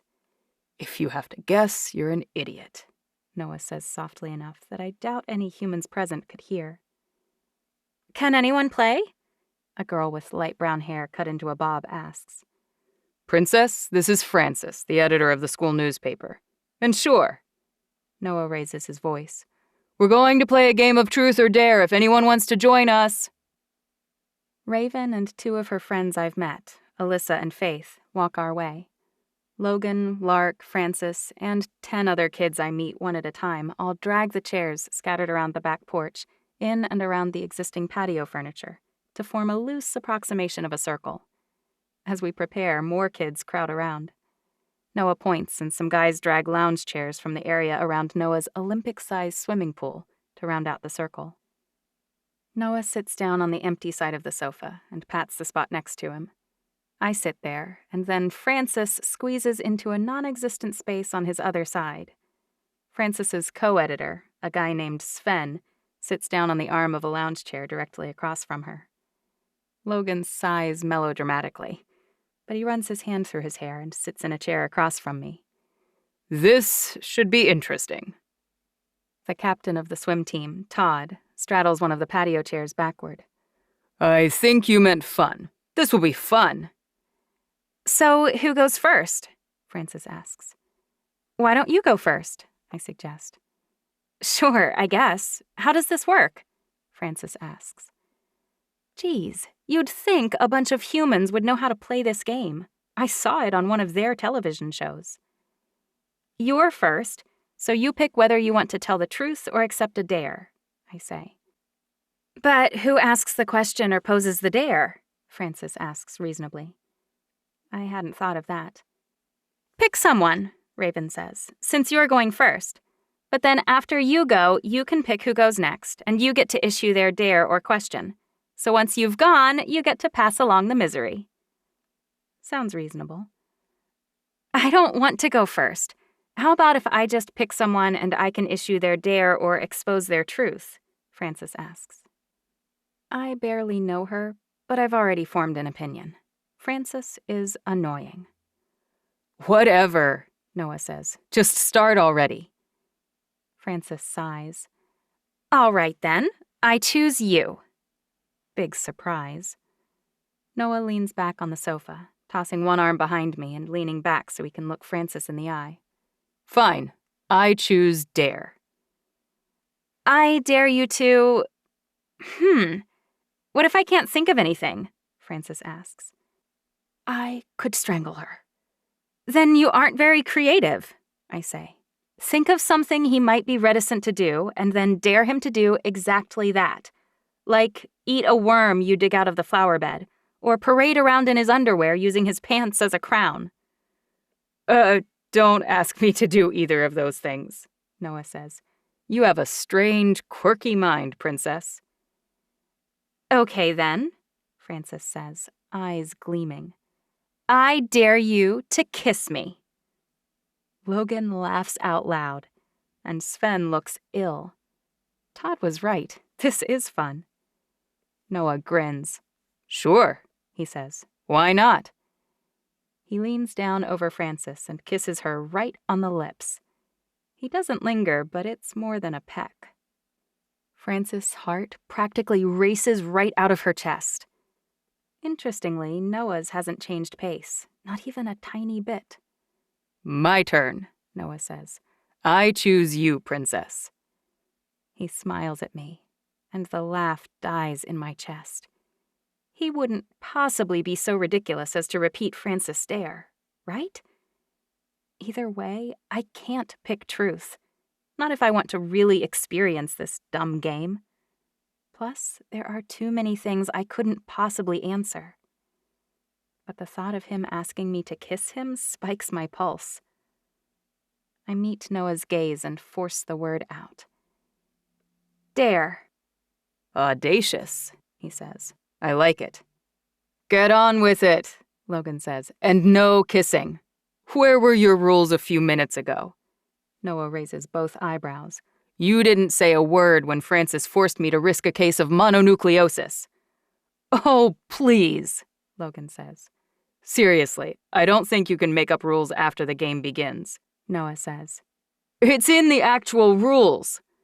Logan holds up his phone and shows it to the people on either side of him. I got tired of you people yammering and pulled them up online. They don't prescribe kissing, but it specifically says you can't repeat someone else's dare. Come on, Noah says. I was never going to dare the princess here to kiss me. If my only hope of kissing her is daring her in a game, well, that's sad. Francis squeaks and runs off. She brought that one on herself, but I still feel bad about it. Nice, Noah! Sven stands up and glares at us before jogging off after her. Maybe Lisa was right. Noah isn't such a nice guy all the time. Whoops, Noah says. Every face turns toward him, all of us happy for a distraction. Well, I handled that badly. But don't worry, we'll get this back on track. In fact, to keep things interesting, let's make it a double dare. What does that mean? Raven asks. Everyone looks at Logan. He glances down at his phone for a moment before he says, It means if Rebecca refuses, she owes him a forfeit. But if she does whatever he proposes, he owes her a forfeit. What's the forfeit? I ask. A forfeit is like a gift or a favor, Raven's red-headed friend Faith says. I'm surprised because for some reason I didn't expect her to be very smart. I know that, I say. I meant, what is the forfeit if I pass? I get to choose something. Noah smiles. What's your dare then? If it's not too bad, I could use an undefined favor from someone whose dad owns vast regions of China. I could dare you to jump in the pool, but that would be dumb since it's heated. The river, on the other hand, will be freezing right about now. So how about that? I dare you to jump in the river. I glance at the river. Dark and cold. But that's nothing to a typical training session. I was worried he'd pick something truly hard. Even so, I need to sell this. May as well earn a decent forfeit. Noah grins. You going to pass? What would you want from me? Noah's lips compress and he taps them. His eyes light up. I've always wanted a pony. The thought of Noah on a pony curls my lip upward. As badly as I want to see you riding one, I'm not losing. Right, your thing about never losing. Noah grins. I almost forgot about that. I stand up and walk down toward the water.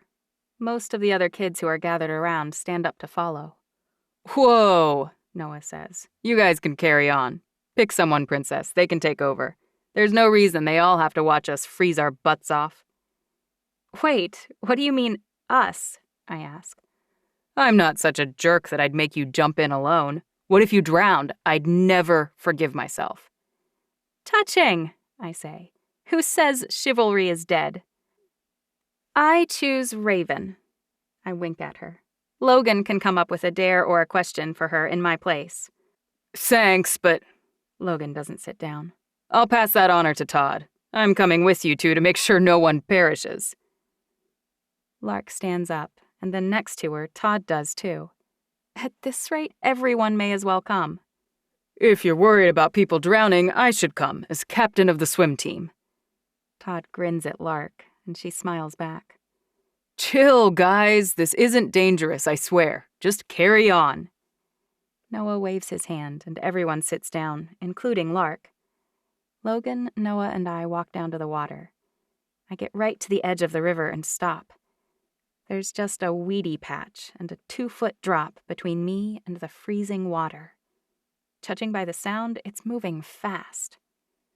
We're upriver from Conqueror, so even if we get dragged a bit, we can grab the pilings for the dock. Noah touches my arm and drops his voice. But you don't have to do it at all if you really don't want to. That's why I didn't want everyone following us. I don't even need a boon, truly. Noah spoke quietly, but Logan still heard, of course.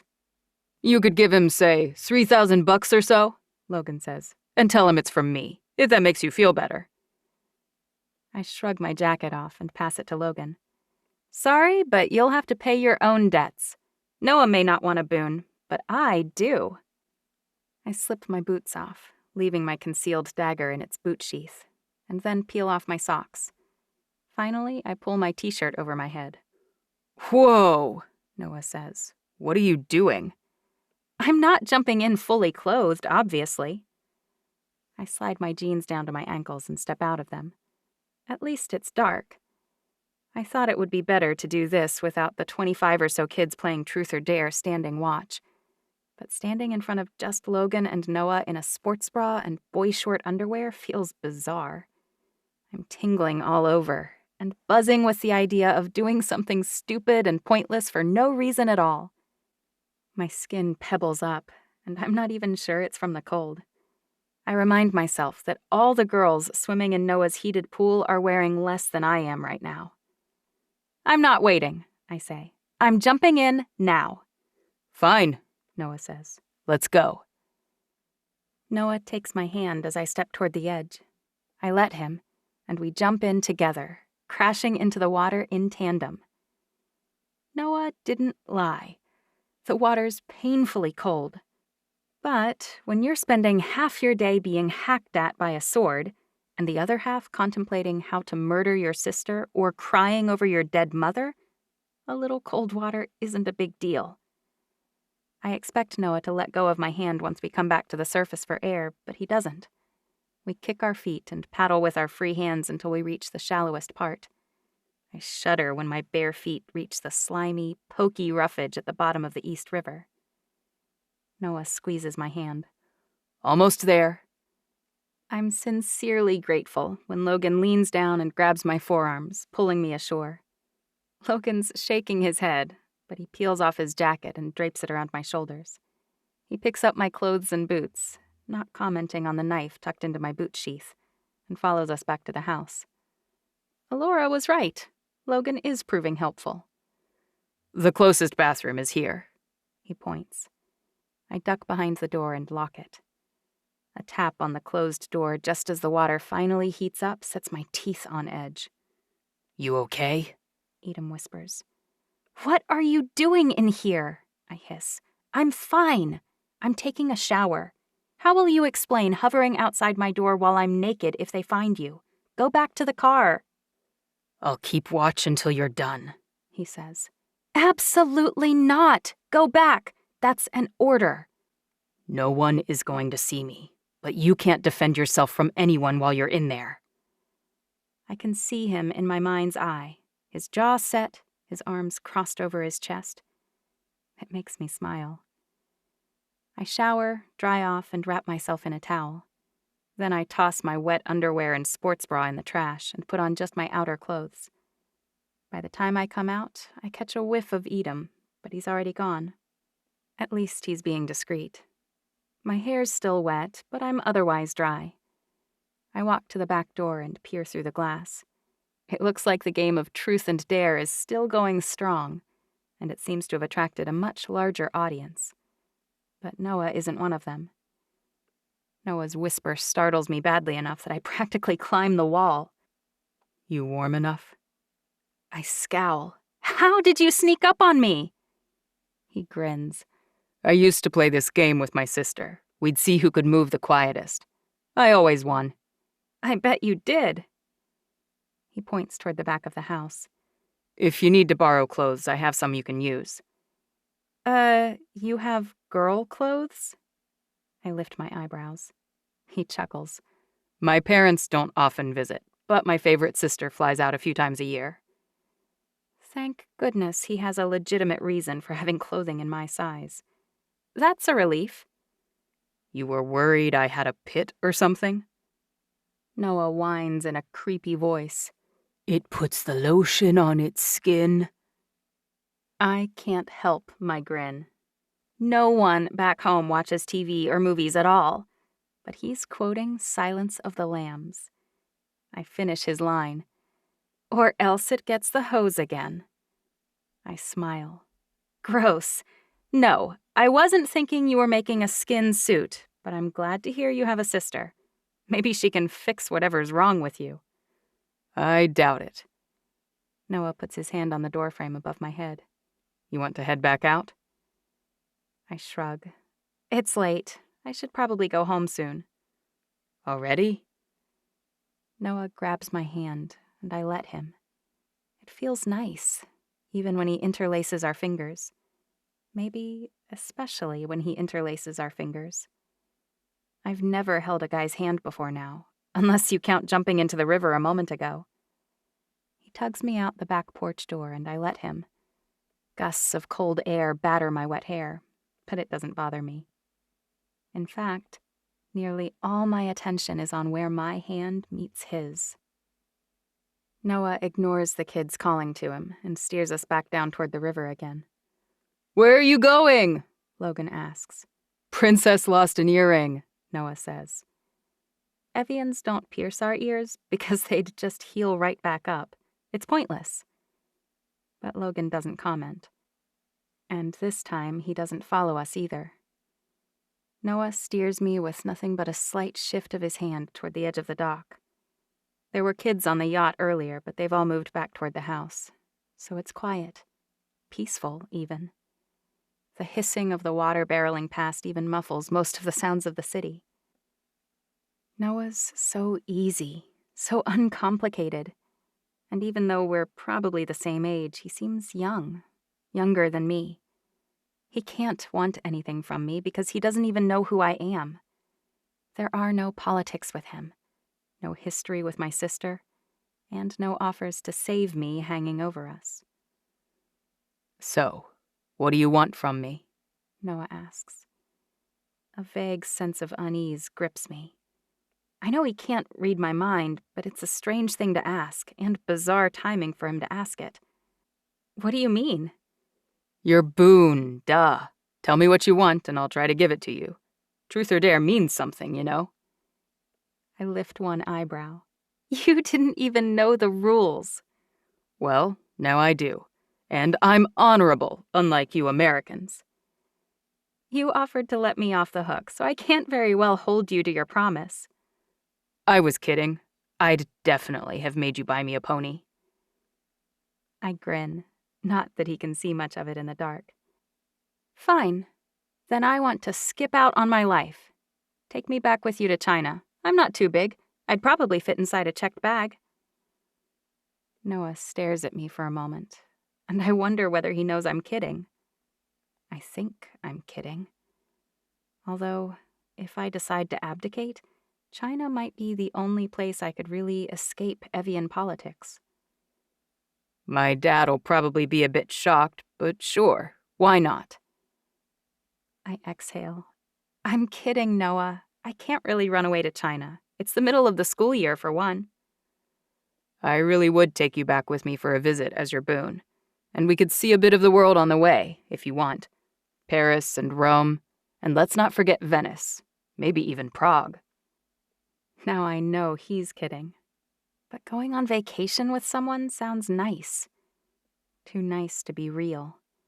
Visiting places, snapping photos, seeing sights like a normal person. Would you really want to travel with me? Noah's not as tall as Edom, but he's taller than me by a few inches at least. Our relative similarity of height means his face is already hovering near mine when he says, Say the word and we'll leave tomorrow. His breath blows warmly over my face. The word. Noah's grinning when his mouth lowers toward mine. But surprisingly, I don't feel his perfect teeth when he kisses me. When his lips press against mine, all I feel is a soft fullness. I close my eyes and sigh against him. His arms circle my waist. My heart goes on vacation, which is fine. Heartbeats are overrated. I turn toward Noah's warmth, my hands balling up the fabric of his t-shirt. It's soft, and I release it and splay my hands against his chest. He's bulkier than I would have guessed, corded muscles taut underneath his shirt. When he pulls back abruptly, I'm dizzy. His eyes dance as he shifts slightly and nibbles on the edge of my mouth. When he presses tiny kisses down my jaw to my neck, I gasp. He's smiling again when his hands cup my face and pull my mouth back to his. I want to fall into this exact moment in this exact place forever. This is why people want to live 1,000 years. It has taken me 17 years to figure this out, but not all moments are created equal. Some stretch, some fly by, and some drag miserably on and on. But some moments, like this one, make the rest worth it. Maybe I should try to convince him to return to China with me and never look back. Loud, punctuating explosions above my head pulverize my thoughts. I leap away from Noah, eyes searching the sky for a split second, until I recognize the sound. Fireworks! I watch the sky blossom with a sense of wonder. Wow! Tell me you didn't plan that. He points behind me. I wish I had that kind of game, but no, that's nothing more than garden variety luck. They're rededicating Lady Liberty after the work they had to do fixing the torch. I don't know why that thing has so many issues, but I forgot about the fireworks entirely until this very moment. Bartholdi was a little bit in love with my mom, you know. That's why... I choke and cough. What am I saying? Noah would think I'm crazy. Huh? Maybe he doesn't even know who Bartholdi is. Nothing, I say. He leans back and puts a little space between us. If you want to talk about your mom, I'm happy to listen. About anything. Whatever. I look down at where our fingers are still interlocked. I don't. That's fine too. I look up at the fireworks and then down at the reflections of light the explosions cast on Noah's perfect profile. They're beautiful, but the kiss didn't need them. He leans closer and closer until any less space would make my eyes cross. I've wanted to kiss you since the minute I saw you, all overdressed and lost. Now that I have, I don't want to stop. Then don't. He pulls my mouth back to his and my hands tighten on his shirt again. What the hell? Edam's standing at the bottom of the dock, fists clenched. Your sister called. It's time to get home, Rebecca. Noah drops me and steps backward. He inadvertently stumbles against the edge of the dock and almost falls in, pinwheeling his arms to keep his balance. It might have been comical under other circumstances. I thought you were kidding about chaperoning, Noah says. How'd you even get my address? Edam ignores Noah. Let's go. Did I miss something? Is Coach Renfro taking you home? I should probably have admitted to knowing him earlier, but he's friends with my much older sister, the one who enrolled Laura and me. I force a laugh. I'm pretty sure that's how he got the job. Noah straightens up and reaches for my hand. I let him take it. So you know him, like outside of Trinity? I nod. Yeah, I just didn't want to start off at a new school as, like, the friend of a teacher. Seriously, Edam barks. I can't risk angering your big sister. She is my patron. Noah turns back to Edam. What's your problem? Geez, it's barely after 10. I get that it's late for a school night, but it's not like epically late. She hasn't had a drop of alcohol. I'd think you'd be glad she's getting to know some of the kids at her new school. Getting to know them? Edam glances around. The only person I see here is you. I'm the best of the bunch. Noah tilts his head in a particularly arrogant way. Edam glances down to where I'm holding Noah's hand, and his anger morphs into something else. An emotion I recognize, though I've never seen it on Edam's face. He's hurt. I drop Noah's hand and take a step toward Edam. It's not what you think. Edam stiffens. I wouldn't dare think anything at all. I reach out to touch his arm and he steps back. I drop my hand and my shoulders slump. What's going on? Noah glances at Edam before he says, You don't act like a friend of her much older sister. Noah looks at me and then back at Edam, and I can see when the realization dawns in his eyes. You guys are involved somehow, aren't you? His lip curls. Ew! I mean, how old are you exactly? Does her sister know? I don't say anything, and neither does Edam. Wait, are you here with me to make him jealous? Noah looks from Edam to me and back again. Because that's messed up. My tone is strong, commanding even, when I order Edam. I'll meet you at the car. Grab Laura and give me a minute to talk to him. Now. Edam hesitates, but finally he nods and heads for the group of teenagers, ostensibly to collect Lark. Noah, we aren't involved, I say.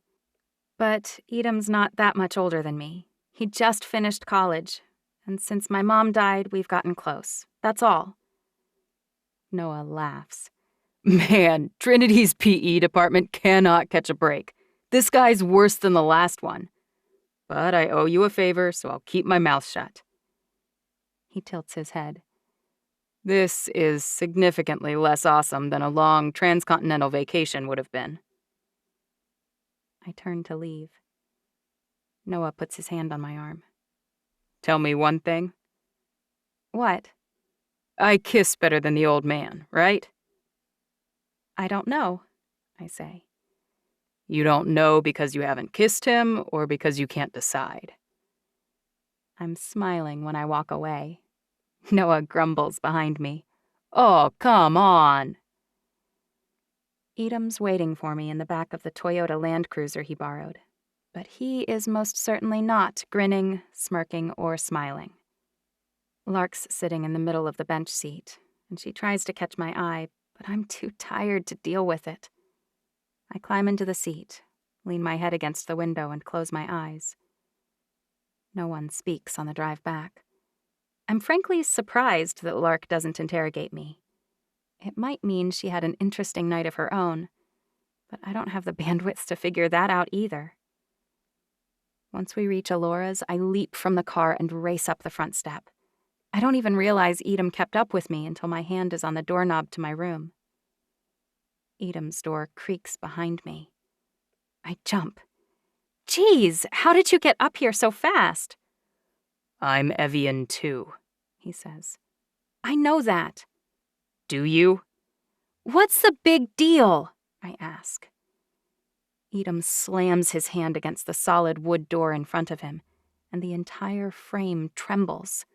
What's the big deal? Yeah, I ask. What are you so mad about? I'm trying to make some big decisions here, and I need you to lay off the smoldering fury. You're making your big decisions based on what? On how good a kisser the human is? What exactly is that going to help you decide? Are you kidding right now? I clench my fists, but resist the urge to hit anything. I'm not that juvenile. My choices are to go back and fight my sister and possibly die, or, best case, kill her, my own twin, my blood. Or, in a shocking turn, I could choose to abdicate, and if I hide well enough, I can lead a normal life, which for the record is the life I've always wanted. And if I do that, I'll be dating Edom. I'll be looking for someone to spend my time with. Don't you think it's important for me to find out whether any of the humans will even like me? Like you? He snorts. You're perfect. You have luminous hair, a face that would make an angel weep, long legs, and not an ounce of fat on you. Even so, you have perfect curves, high cheekbones, and the most beautiful smile I've ever seen. The humans will fall all over themselves to pursue you. Even among Evians, you're smarter, funnier, stronger, and faster than everyone else. Guys will literally collapse at your feet if you abdicate. You're acting like that's a bad thing.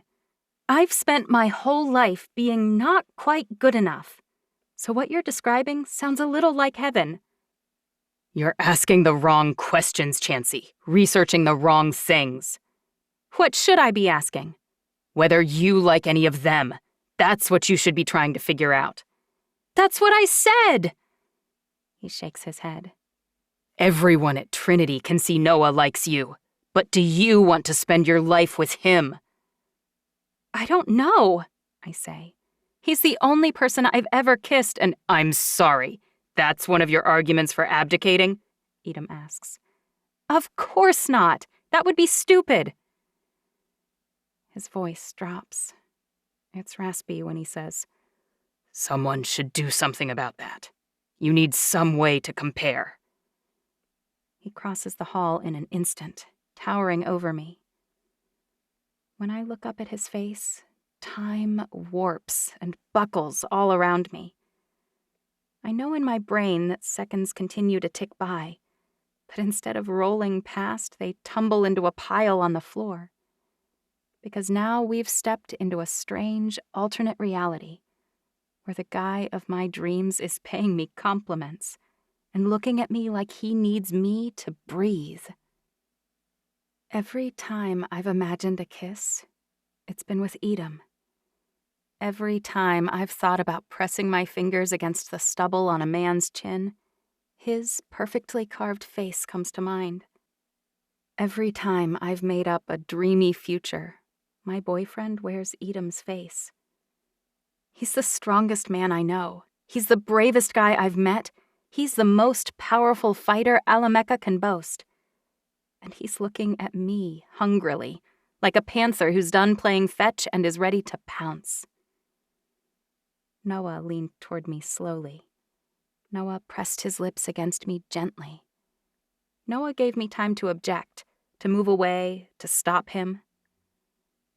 Edom comes after me like he does in training, but this time his hands pull me closer instead of thrusting me away. His mouth closes over mine from above, angling down hard, capturing my lips with his own. My sigh is lost in the heat of his body, pressed against me from knees to lips. My fingers run over the hard planes of his chest and down to his abdominal muscles. My knees buckle, but his arm wraps around to hold me up. My teeth bite his lip with the knowledge I can't hurt him. No matter what I do, no matter how much I give or take, Edom won't break.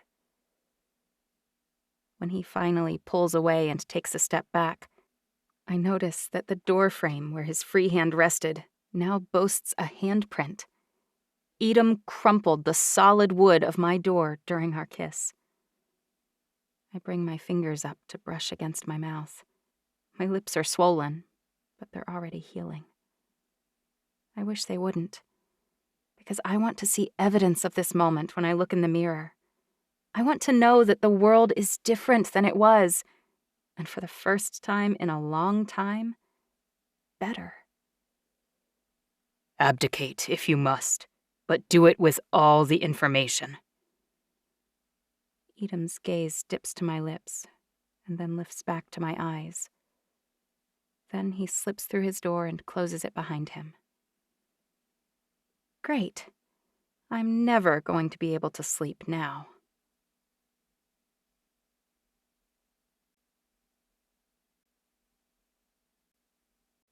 "24.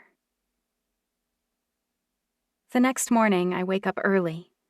My hands shake when I pull my pants on. My breathing hitches when I yank my shirt down over my head. I'm not tired. I slept fine.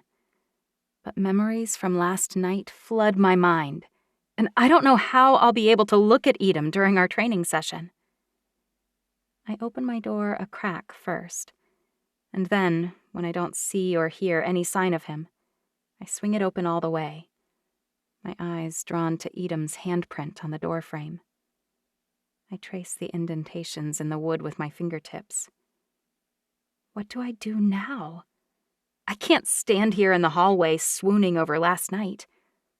Maybe I'll head for the training room early and run through forms for a while before our session starts.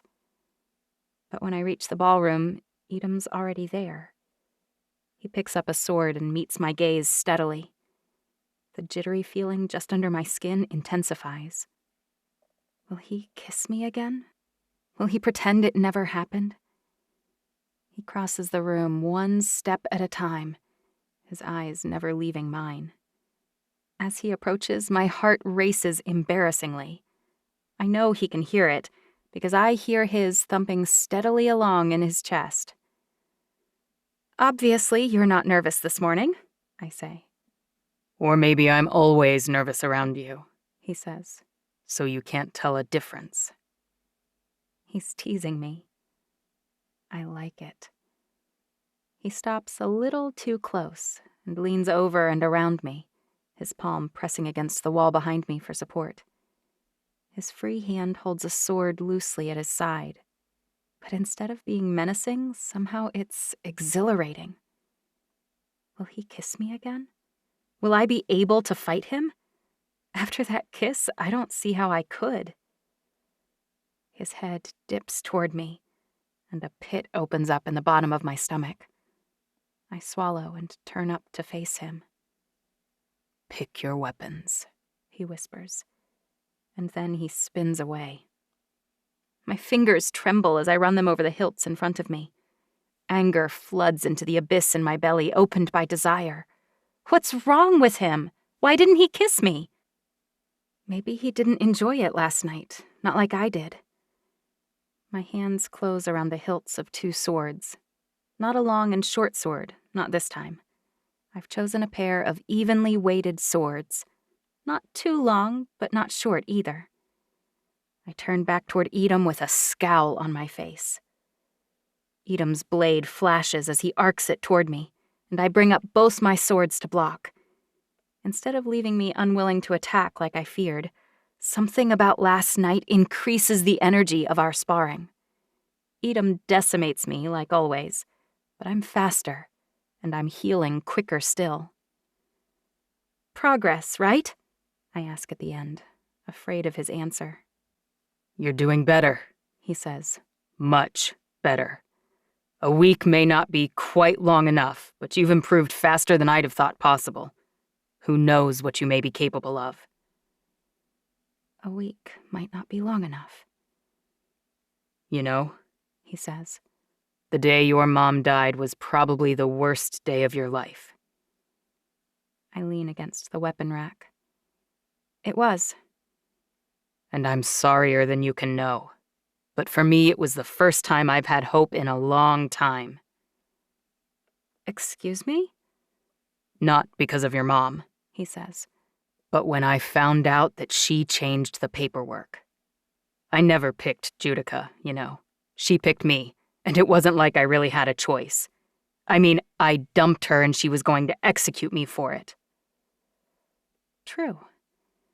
But when I heard the paperwork had been changed and you were the new empress instead of her, I couldn't believe it. I know you feel like you are not savage enough to rule, and maybe that's true by comparison to other rulers. I even get why the empresses act the way they do. It's a kill or be killed world. But the Evian system is messed up. Something has to change. And Judica's a one-way ticket to the status quo. You're door number 2. No one's quite sure what might lie behind it, but I'm not afraid to find out. I'm exhilarated. The same word I'd just used to describe my feelings about him. And I agree with what he's saying on so many levels. Exiling Evians and kicking out half-Evians from our society must stop. We've also allowed humans to form into patriarchal societies all over the world because men follow rules easier. But it's suppressed billions of human women. And that's just the tip of the iceberg. Without talking to others, I'll never find out how many things must be changed or come up with the best solutions. Which is why I ask, what would you prioritize? I get that women's bodies don't experience deletions to their eggs as they age. It means you'll have as genetically perfect a child in 900 years as you'll have now. But that shouldn't mean that the opinions of men don't matter. Male Evians have become expendable commodities. We're literally bought and sold like stallions for breeding stock. Did you know your mother paid 6 times for me what she paid for anyone else because I'm 7th generation, same as you? Doesn't that bother you? Like our worth has nothing to do with who we are and everything to do with what we are. My jaw drops. I've been thinking about female humans for years, but I hadn't even considered the injustices to Evian males. Human men mistreat and abuse women because they're stronger. But with Evians, the genders are much closer in strength.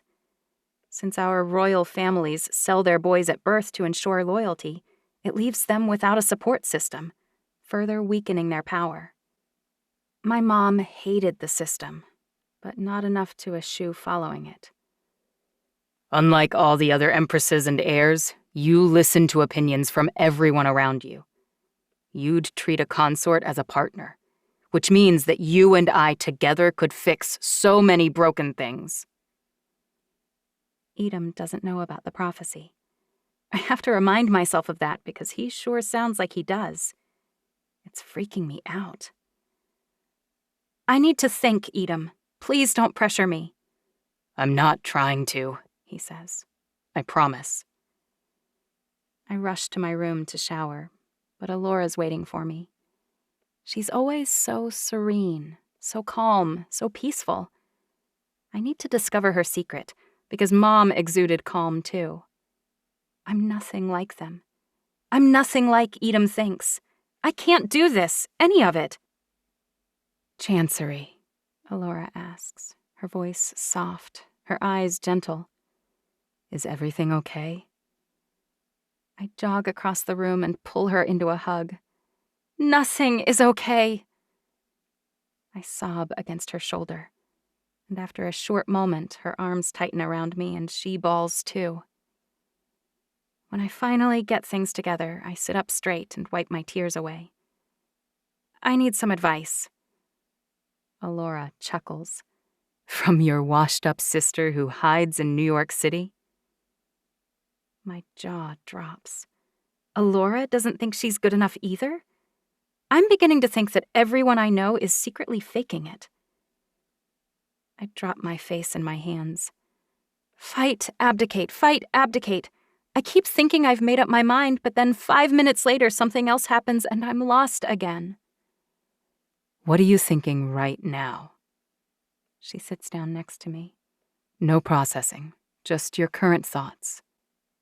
I can't fight, I say. I'm trying, but I'm still lousy. I can't beat Judica.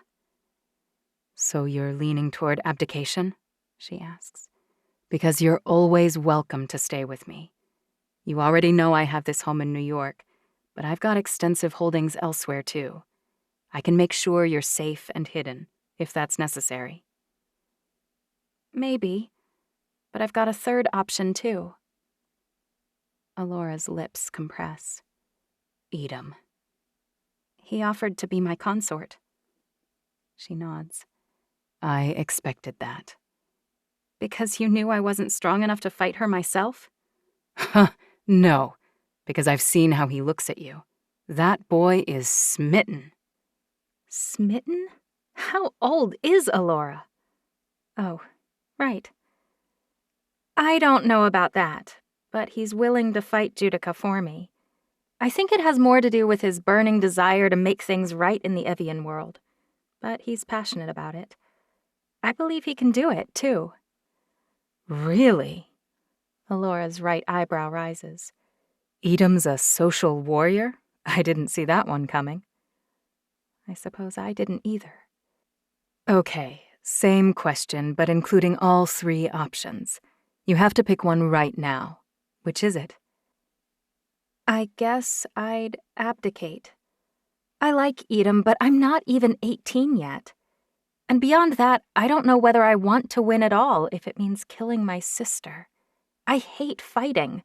Slashing someone with a sword until they're dead isn't who I am. I doubt letting someone else do it by proxy will be much better. At the end of the day, whatever they do is still my fault. I shudder. Can Edom just win the fight but not kill her? Like, hold his sword to her throat until she surrenders? Alora closes her eyes and runs a hand over her face. When she opens her eyes, they're sad. You can't, Chancey. You know that. How do I know that? Why can't I? My older sister, Melina, the one who shares a dad with Judica and I, she challenged Mom, right? When Mom gave birth and refused to kill one of us. That's what I heard. Alora looks at me funny. I don't know the details since I wasn't there and Mother never discussed it. But I heard the same as you. Melina challenged Mother, and they fought hours after she gave birth to you and Judica. Clearly Mom won, but Melina's still alive. So why can't I let Judica live? Alora looks sad. I don't know exactly what happened. No one does. Mother threw everyone out of the room before exiling her. But she lives in Mom's territory. Alora nods. She lives in Austin and can't leave, from what I understand. And Mother forbade her to participate in politics. Not just Alamecha's politics, but all Evian politics. Melina agreed, and Mother trusted her word. Why can't I do something like that? You can't forcibly remove an heir. Judica could choose to abdicate, but do you think she would? Alora looks at me sideways. Judica will never, under any circumstance, abdicate. Never. So if I defeat her and don't kill her, I say, she'll simply challenge me again the next day. And if you defeat her that day, she'll challenge you again. I groan. So I have to kill her or bow out. You won't know whether you can defeat her until you're in the ring, not for sure. Training is very different than a real fight to the death, Allura says. It may come more naturally to Judica, but being able to easily strike another human doesn't make her the better warrior. Anyone can learn to fight. I had no taste for it, but I improved. I actually think part of what you need to know is coded into your genetic material. She smiles. Which is how I became the best fighter in my century. Wait, I shake my head. You were a fighter? Allura raises one eyebrow. I don't look it to you. I take in her ballerina's body. Long, lean lines, an arched neck, and understated grace. No, I shake my head. Sorry, but I'm kind of glad you don't look like a warrior. You wouldn't be you. I won first place in combat in the Centennial Games in 1900. Humans have the Olympics every 4 years, but Evians live a millennium. We don't need a competition every 4 years. Once a century is quite often enough to have thousands of Evians compete in 4 events: endurance, regeneration, strategy, and combat. How did I not know that Allura won combat? Why aren't you training me then, instead of Edom? Allura looks at me sadly. Melodics can't be mastered in a week. It's not about quick tricks or smart thinking or fighting strategy. To have any hope of winning, you need to know your opponent. It's about understanding them well enough you know what move they'll make and why. And at the risk of sounding like a fortune cookie, you can only understand them when you understand yourself. I could go through the forms with you, but you can only master melodics when you master your own heart, enough to see clearly into the hearts of others. So you think that melodics is dying because no one takes the time to understand themselves anymore, much less the people around them. Yes, I believe that's why melodics has fallen out of favor. Wow. Edom would laugh so hard at all this, but I almost understand her. Chancery, you would be an excellent ruler. I think you can master the principles of combat too, but only if you desperately want to do it. And only if you dig deep. Our family motto is pretty cheesy, but it's also true. It's time for you to accept the world as it is or do something to change it. Do you think I should be the one fighting? Fighting isn't the only way to change the world, Allura says. And if I were you, I wouldn't fight Judica. You wouldn't? I'm beginning to think I don't know a thing about my favorite sister. She laughs. What did Mother tell you about my life? Did she recount any stories of my youth? I shrug. Not really. I rack my memory and come up with just a few facts. I know Allura was born in 1706, and that she was heir for more than 100 years, until Inara's birth in 1820. Mom hadn't said much else, not that I could recall. Just a few small things here and there. Allura loves Chinese food. Allura moves with grace. Allura detests rudeness. But no anecdotes or stories about her early years. I wasn't an exemplary heir, so I shouldn't be surprised she didn't share. Actually, maybe I should be grateful. But it still hurts your feelings, I guess. Not anymore. I passed beyond getting my feelings hurt by anything our family does long ago, Allura says. What's the story? I fell in love with a human, a man without even a drop of Evian blood. I must look surprised because she smiles fondly. It wasn't as unlikely then. Mother hadn't created her island palace, and humans surrounded us much of the time. We didn't always have Evians cleaning and cooking and serving us. We used humans for those tasks. After this, she opted for seclusion, at least until the formative early years had passed for Inara, and later for Melina, and now for you and Judica. In any case, his imperfect blood notwithstanding, you might have heard of the man who caught my eye. I'm not sure if they still teach about his life on Ni'ihau, but he's still part of the curriculum in public schools around here. His name was Benjamin Franklin. I snort. Yeah, he's come up, I say. He made the first lightning rod, and was born in 1706. Wow. I never made that connection before, because why would I? But you're the same age. Alora looks away from me, her eyes glassy, as if thinking about this pains her. We first met in London. He was brilliant, Chancey. Brilliant and imperfect and full of life and fire in a way that no Evians I knew were. So what happened? I ask. I want to hear every detail. Alora glances at her watch. One day I'll share the whole story with you. But since it's getting close to time for school, I'll skip to the critical part. I became pregnant. I can't breathe. Oh. For years, I thought Mom would change her mind if she were confronted with a half-Evian child or grandchild. I guess I was wrong. Mother presented me with my options. I could give the child up and remain her heir, or I could leave. She made it clear that if I left her side, I would never be welcomed back. I splutter. Whoa! You left way back then? Alora's shoulders droop, and her eyes won't meet mine. The worst mistake of my life is that I didn't. I gave him up. Benjamin raised William himself, never revealing the identity of William's mother to anyone, including William himself. Her voice trembles. I forsook the man I loved, and I abandoned my child. I can never undo that misstep. Never. Then why are you— You're wondering why I live like an outcast now, I suppose. Alora smiles ruefully. It's not really that bad, you know.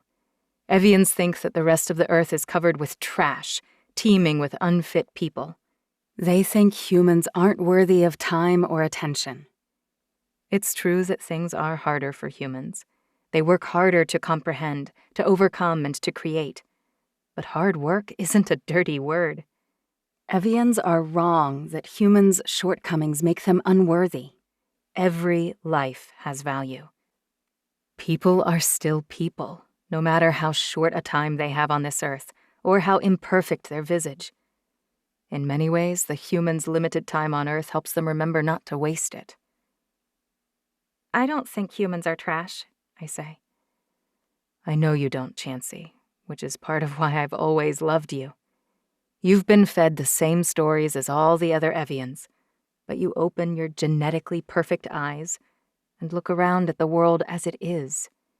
You draw your own conclusions, even when they're not popular ones. Alora drops her voice.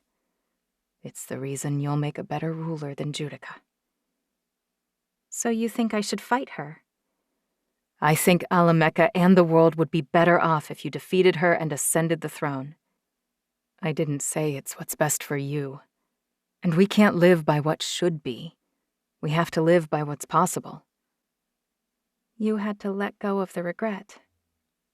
Alora nods. I did. If you weren't exiled, why did you come live with the humans? Why didn't she stay in Ni'ihau for me? I could have used her help and guidance. After I gave them up, I mourned. Mother thought it would pass, but it didn't. Part of that may be Benjamin's fault. Alora looks wistful. He really was incomparable. The man never gave up on anything. Every time he popped up somewhere, I relived my mistake, regretting it anew. Mother was furious every time, but I wasn't a complete moron. When I gave up the child, I made Mother promise she would protect William, and his troublemaking father as well. Mom swore, not realizing how difficult her promise would be when she saw how distracting they were to me. But Mom would never— Alora chokes. Don't, Chancey. Don't defend her to me. I know you spent every waking minute with her. You think you know her, and maybe you do. But you don't know how much keeping you changed her, fundamentally.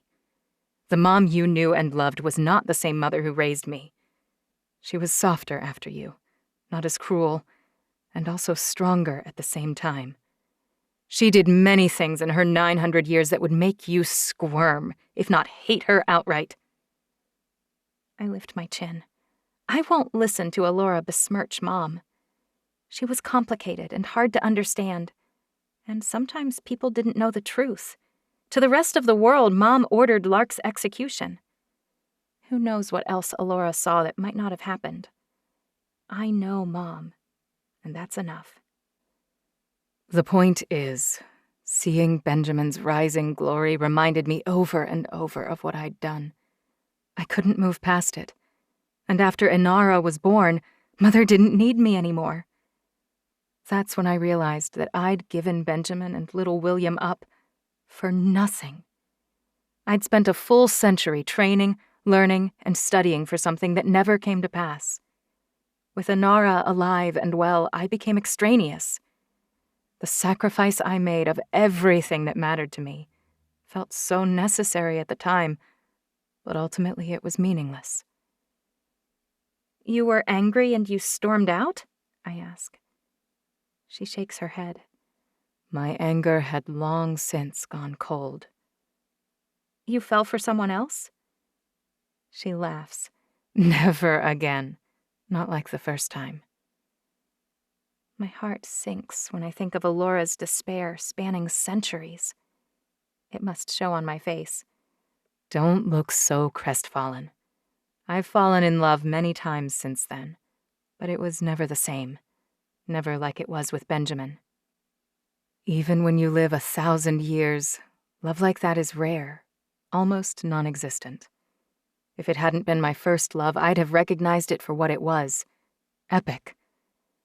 I found the kind of love that changes who you are. And coupled with my loss, she swallows.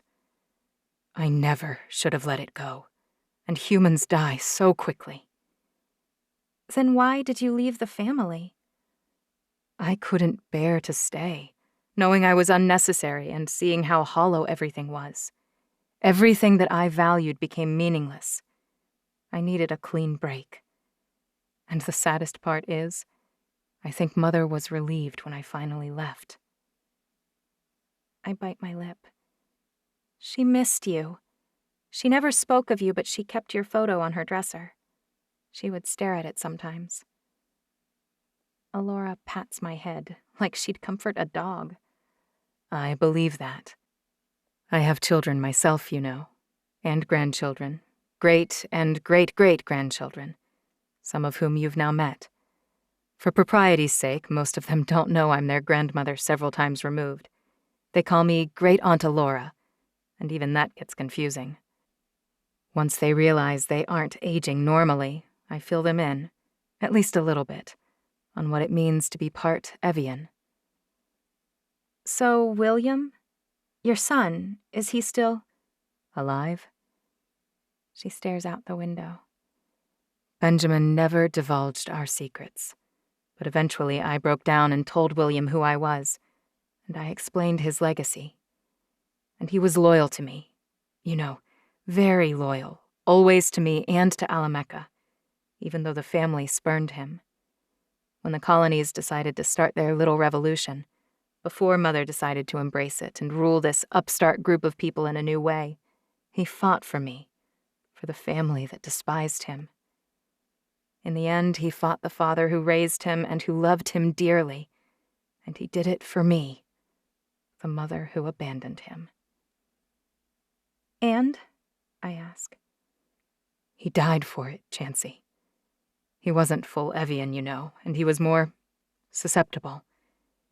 In the end, we think it was poison.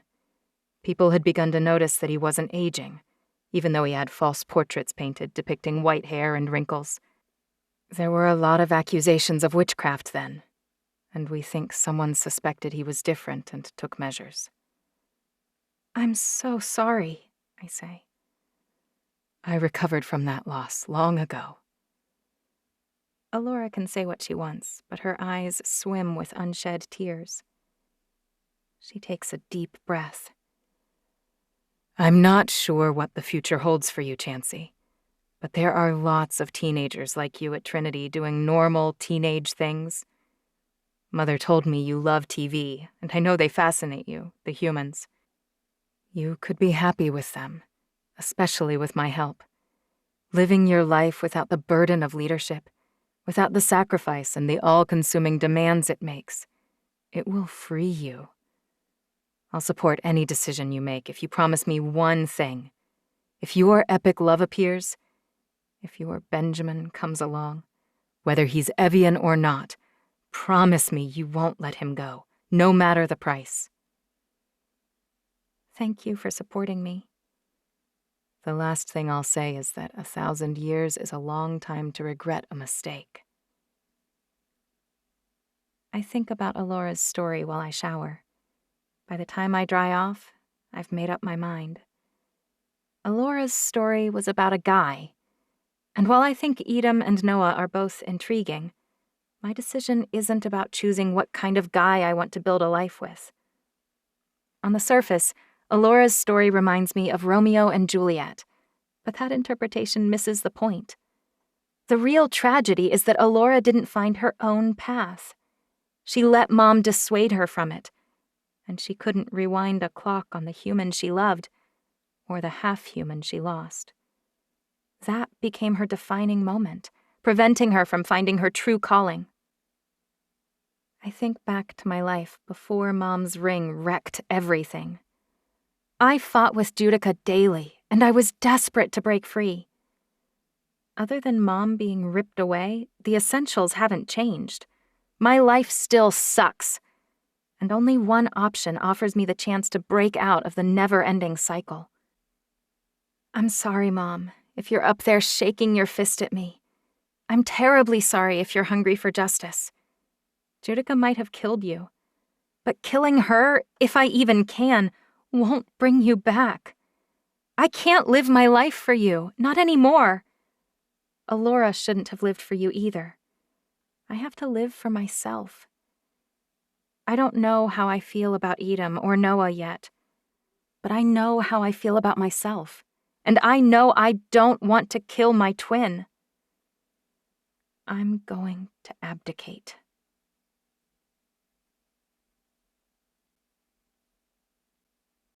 "25. I ought to run downstairs and tell everyone that I've made my decision. But I don't. Alora told me to be 100% positive, and I'm only a hair away from that. It's hard to go to breakfast and ride to school, all while pretending I'm crippled by indecision.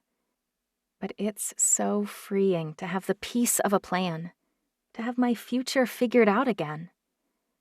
I flirt shamelessly with Noah during calculus, and again while we circle the track. So, what are you doing after school today? He asks. Studying, I guess, I say. Huh, Noah says. You've gotten 100 on every single assignment. I quirk one eyebrow. How do you think I do that? I study.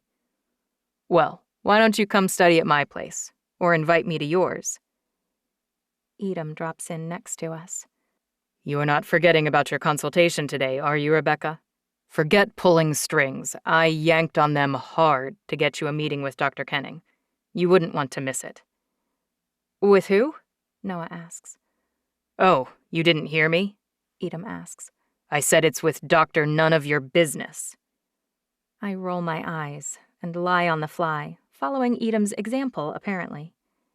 He's a running specialist. He's going to analyze my pacing to see how I might improve. With her time, as a female, she could be Olympic-bound and soon. Edom beams at Noah. What about me? Noah asks. I'd be happy to pay for the entire consultation, if he'd like to take a look at my pacing. Edom shakes his head. I pitched you, believe me, but since you're a Chinese citizen technically, it was a hard sell. Dr. Kenning works exclusively with U.S. Olympic hopefuls. Edam's a better liar than I gave him credit for. Noah drops to a walk. Another time, then, he says to me. For sure.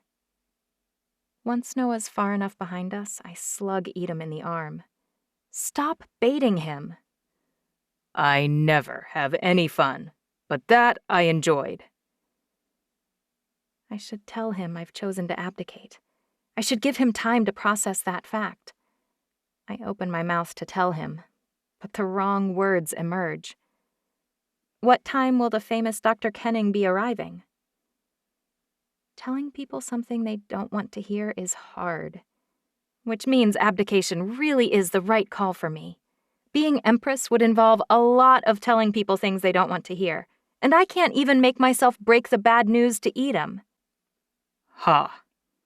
Seriously, though, what time are we training? Right after school. I have some new ideas, actually. New ideas? I ask. Like the one you had after the party at Noah's? Not that I mind the flirting. Edam grins wickedly. But maybe save it for when I'm not posing as your teacher? He drops his voice. The humans are staring. Right. I drop to a walk and pretend I don't feel foolish while I stretch and head to the girls' room to change. I prepare myself all day to tell Edam about the decision I've made, but after school he doesn't give me an opening. He shows me a few new moves and points out some places I can use them, but he doesn't bring up the looming decision I need to make at all. Alora has prepared a big dinner in the dining room right after we finish. All my guards, Lark, Edam, and a few of Alora's children are present. Edam takes the spot on my left, like a consort would. Lark takes the seat of the heir on my right. It's strange to be sitting at the head of the table. I don't like it, which just strengthens my resolve. The next morning, I steel myself to tell everyone. I can start with Lark, who will support me no matter what, and then I'll tell Alora, and I'll save Edam for last. He won't be pleased, but he deserves to know. I've barely finished knotting my sneakers when I hear a tap on my door. I've gotten downright casual in my school attire, and I wonder what Alora will say, seeing as she had me dressing in a suit the first day. My older sister pokes her head into my room and looks around, her eyes wide, her heart practically racing. Is everything okay? I ask. She comes over to my bed and drops an envelope on the end of it. A letter came for you yesterday via the normal postal service. Because my name was listed first as a care of, my staff unwittingly dropped it into my regular mail. My stomach lurches. A letter from whom? Alora glances down at the thick ivory envelope, and I follow her gaze to the familiar handwriting. My stomach lurches. It's only a letter? No package with it? Alora shakes her head, squeezes my arm, stands up and walks out.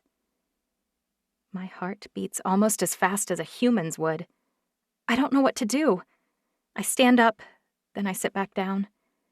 I reach for it like I might reach for a pit viper, tentatively. Scared, excited, nervous.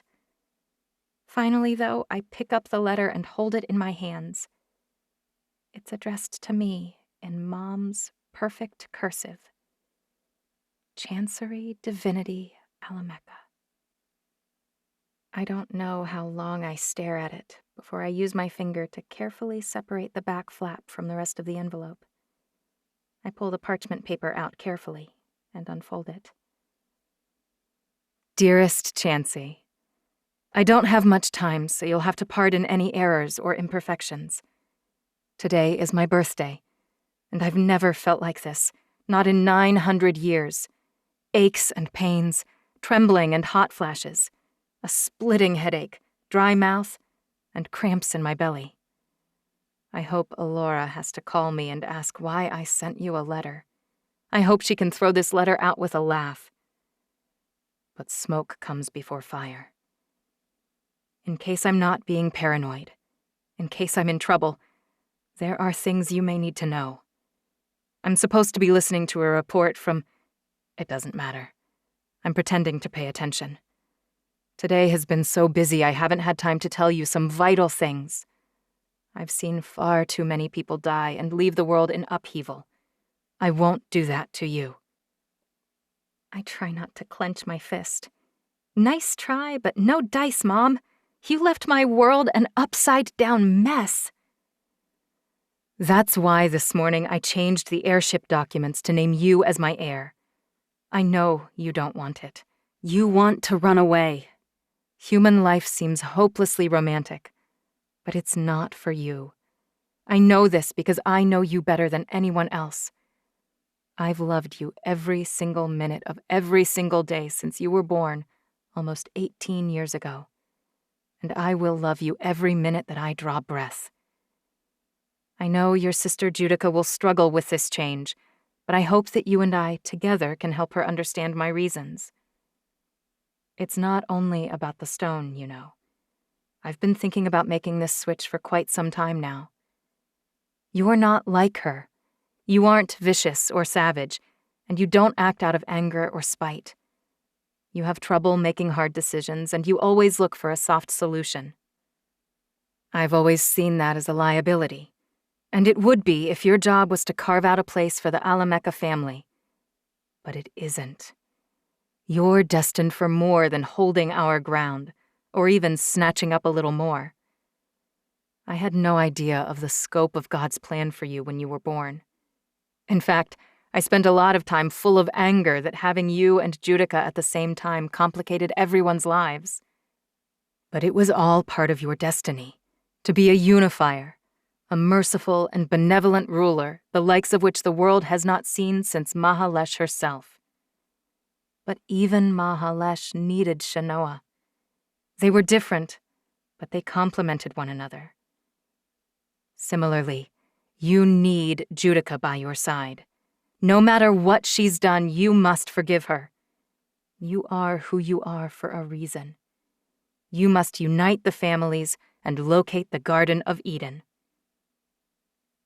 If you're reading this, it means I'm sick from being poisoned and I have died. It means I hid my ring and it's probably still missing. I didn't want it to be stolen by whomever is poisoning me. You will need time to sort all of this out. And by hiding the ring, I hope to delay the investiture to give you that time. You will know where I hid it, if you think about it. When the time is right, the clues I left you will make sense.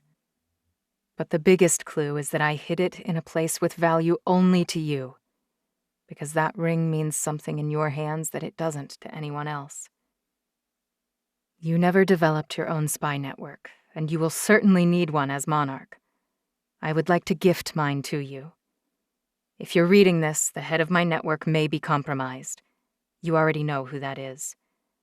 I fear that individual may have had a hand in my demise. I hope it isn't the case, but don't approach her. Contact my second lieutenant instead. If you think about the one I love more than any other, you'll be able to puzzle out my key code. It's almost time for my party, and I must close this. But before I do, I need to tell you something that will probably break your heart as much as it does mine. Judica has resented you since she was old enough to feel the emotion. You know your father died while I was pregnant with you, but you may have wondered why I never chose a new consort or tried to have another girl. A new daughter would have solved all our problems, you may have thought. I can't answer that simply in the time I have here, but I will say I loved my first consort, Althusala, as I have never loved another since. When I met your father, I was dwindling. I was thinking of walking away from everything, of abdicating the throne and spending what remained of my time here on Earth in retirement. Your father and I didn't share an epic love, and we were incompatible in many ways. But he made me feel again. When I lost him too, my heart closed off forever. Or so I thought.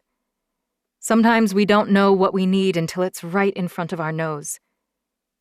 Even without finding love again, I might have tried for another daughter.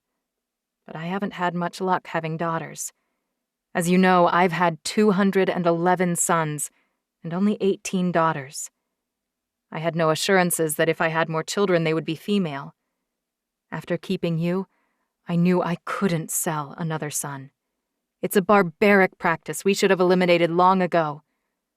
But I selfishly wanted you girls to have options for consorts who had been raised by Alamecha, so I didn't ever take a stand against it. Be very careful with complacency, my daughter. A day quickly grows into a week, and a week quickly graduates into a month. If you feel something must change, do it now. Do not wait. I'm 900 years old and have lived a remarkably full life. If I am not with you any longer, please don't let your mourning dictate your course of action. I'm sure you'll ignore this because the heart is what it is. I feel robbed of the years I yet hoped to spend with you.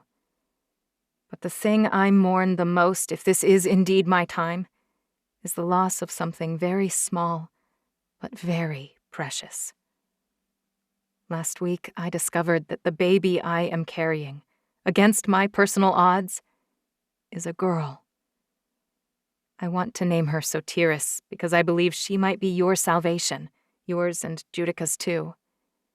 If only she can come into the world, perhaps the enmity between you and your sister will finally evaporate. But if not, mourn your almost sister, dear one, as I mourn the loss of my time with you both. Accept the world as it is, or do something to change it. And I do believe you will change it, in ways no one will expect, not even you. From the moment of your conception, you've been throwing things off balance. Stop assuming it's a bad thing. Stop apologizing for it. You're more extraordinary than you can possibly know. All my love, Mom. It takes less than 5 minutes to read my mom's letter, twice, but I still can't believe what I've read. Mom was pregnant, and with a little girl. Questions crowd my brain. Why? Who's the father? And then an overwhelming sorrow knocks me to my knees. I'll never meet my sister. She didn't even have a chance. And selfishly, I mourn what her loss means to me. Mom was right. Treacherous would have set me free. Last night, I decided to abdicate, to let Judica rule Alamecha and selfishly take control of my life for myself. I was ready to live as Alora does. I was thinking of creating a society for the half-Evians. Lark and my future children would have a place, somewhere to belong. But if Mom was pregnant with a girl, then maybe she wasn't killed because Judica realized she was making me her heir. After all, Judica could have challenged me and defeated me after Mom died. I wasn't much of an impediment to her ascent to the throne. A new baby is different, though. A new daughter would be an heir who would displace both Judica and me. And if Mom was pregnant, she might have taken a new consort. Evians have been known to have children as late as 961 years old. She might have had even more daughters. A lot can happen in 60 years. Mom might not have stood up for me against my twin, but if she saw Judica as a threat to a new baby, I have no doubt she would have taken action. Judica knew that. I thought she killed Mom before, but now I close my eyes and every part of my body shakes with anger and sorrow. Mom might have wanted me to forgive Judica, even for taking her life. But this is different. Judica killed Mom because she was having another child, because we were both being displaced. Mom can't avenge Treacherous, but I can. I'm not abdicating. I'm going back, because Judica can't be rewarded for what she's done. And even more than that, she must pay.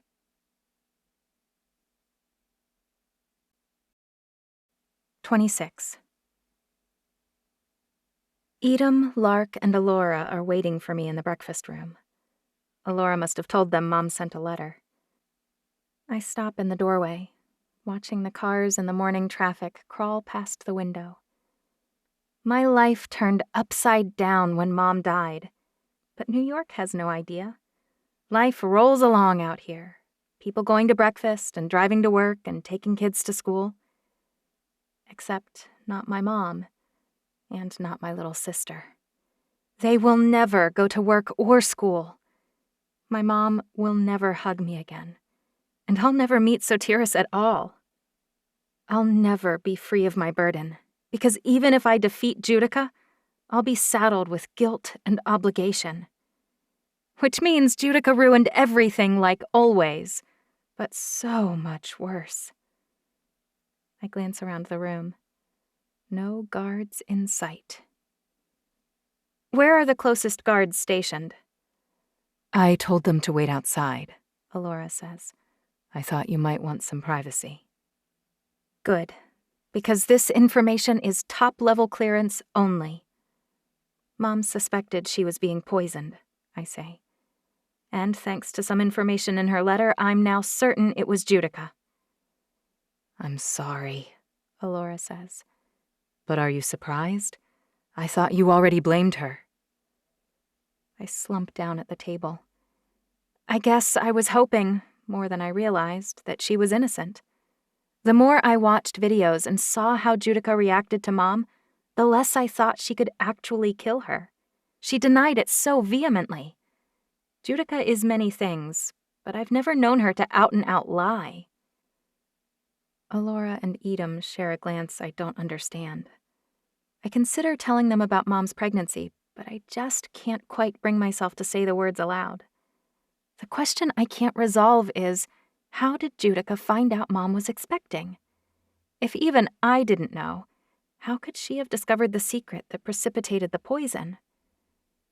I think back on the tiny heartbeat I attributed to a mouse in the dark tunnel.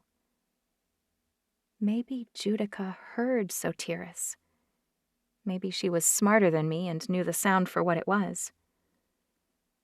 I can't let her get away with it, I say. I just can't. I'm going back. I'm not going to abdicate. Edom's smile melts almost as quickly as it appears, but it's there. He's pleased, and for some reason that annoys me. You missed our session this morning. Ready to make it up now? He asks. I shake my head. I'm eating a quick breakfast, then I'm off for school. I'm probably going to be late as it is. Alora's eyebrows rise. You're still going to school? Why? Because Judica's watching her, Lark says. Exactly, I say. If I don't show today, someone will report that I've decided to stay home. How do you think she'll react once she knows I'm not attending? I don't need to make myself a target. She gave me time to decide whether to abdicate, not a week to sit in your brownstone and prepare to kill her. But you're wasting time at Trinity, Edom says. Unless, have you decided about my offer? I slam my hand down on the table, and my reaction tells me that I have decided.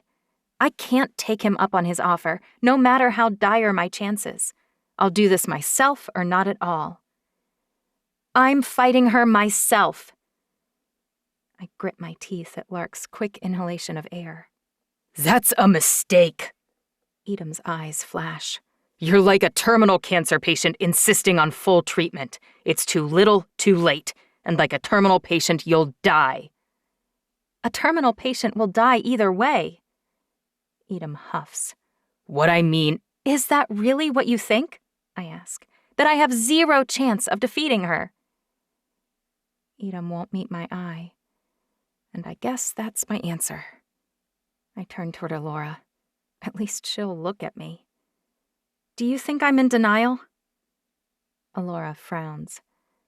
I didn't say that. You haven't said anything about it at all. Inara told me to let Edom fight for me. Edom's my trainer, and he thinks I don't have a chance. But you're a melodic's master. If anyone would know whether I can defeat her with my current level of skill, it's you. I need someone to tell me I can do this. As though we're connected somehow, Lark says, "You can defeat her, Chancery. I know you can." I close my eyes. I could barely defeat my half-human best friend. I love Lark and always will, but I need someone other than her to believe in me. Alora sighs heavily. It doesn't really matter what I think, Chancery. The only person who needs to believe it is you. "Did you see that on a bumper sticker yesterday?" I ask. She doesn't even believe in me enough to attempt a lie. I grab a muffin and a banana and storm out of the breakfast room, bound for the car. Lark trails me, and so does Edom. When I stop, Lark continues on ahead. "I'll tell Frederick to prepare the car," she says, ditching me with an angry man. Your sister won't tell you straight, Edom says. And Lark will walk right up to the edge of the cliff and jump off with you, never once complaining. But this isn't a movie where the impossible happens because Hollywood wants to boost ticket sales. If we had more time, you could learn what you need to know. I believe in you all the way. You can defeat your twin, but a few more days won't give you enough time to get there. And how much time would be enough? I hiss. Another week? 2? A month? 2 months? I shake my head. If you don't believe in me now, you never will. You'll always want me to need you, want me to use you. You'll never help me stand alone. Edom flushes like I slapped him. This isn't about my ego.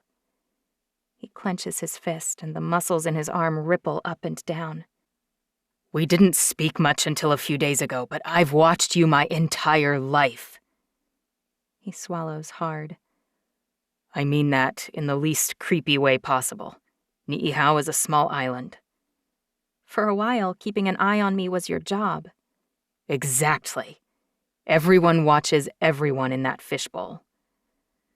But recently, I've seen you survive and rise above. I guess you're right that this is about me, but not in the way you think. He reaches out tentatively and touches my arm, and a tingle zips from my chest out to my fingers and toes. He drops his hands to his sides, his voice the barest of whispers. I want to fight her in your place because I can't bear the thought of losing you. Surely you know that by now.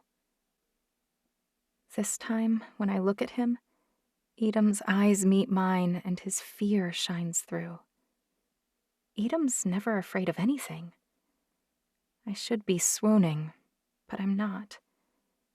Because his fear is based on an honest assessment of my skill. He thinks I'll lose, and that's not very heartening. I wish my mom was here because I need her advice more than ever.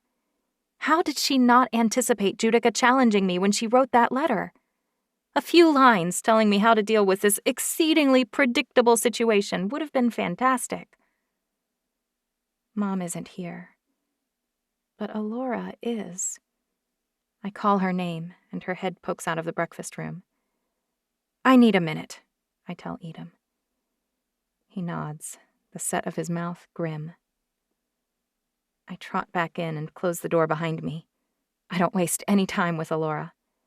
No more vague opinions or noncommittal answers, and don't even think about telling me to follow my heart. I want to know what you'd do if you were me. Right now, with the experience you have, what would you do? Alora sinks into a chair. You don't want to hear this, and so telling you will probably cause you to retrench. You're just like Mother. But you should take Edom's offer and live. No matter what other hang-ups you may have, if you don't defeat Judica, you die. It's a hurdle you need to clear, and Edom's a sure thing. That boy loves you. It's clear in every line of his body, every look, every grunt, every moody overreaction. I didn't tell you this before because no one else can feel what you feel. No one else knows whether this arrangement is something you can live with.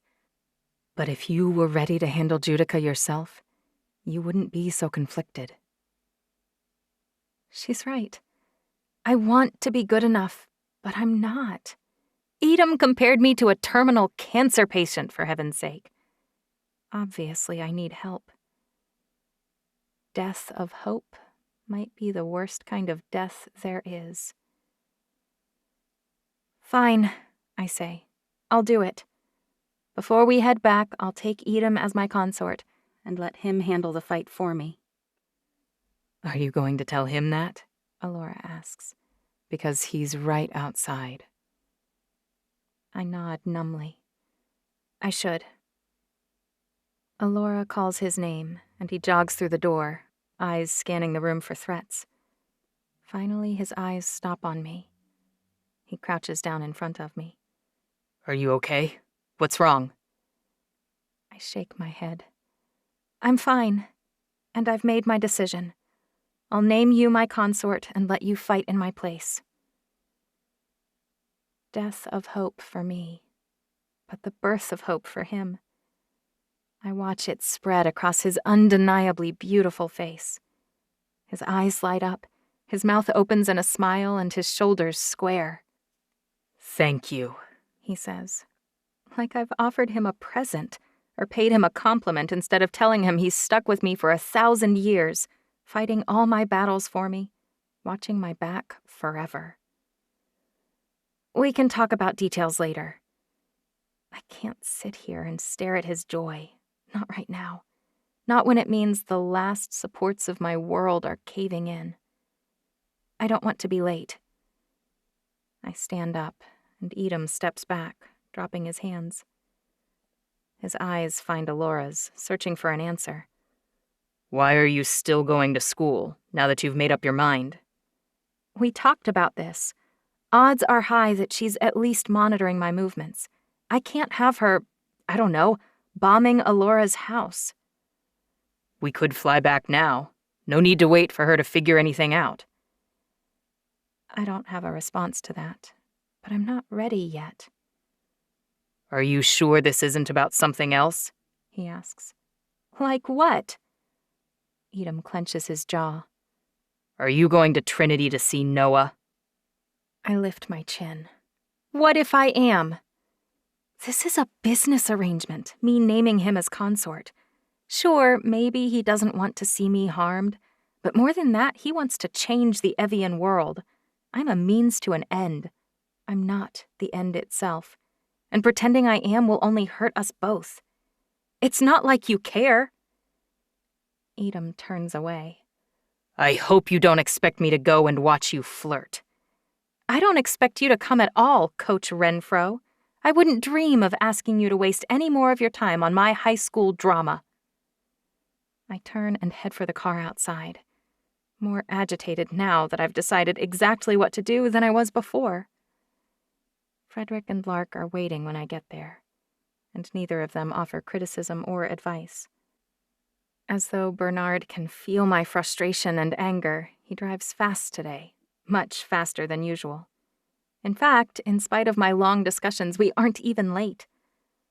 But before I go into the school, I pull out my phone and call Inara. She picks up on the first ring. Is everything okay? She asks. Did you get everything I sent? I did, thanks.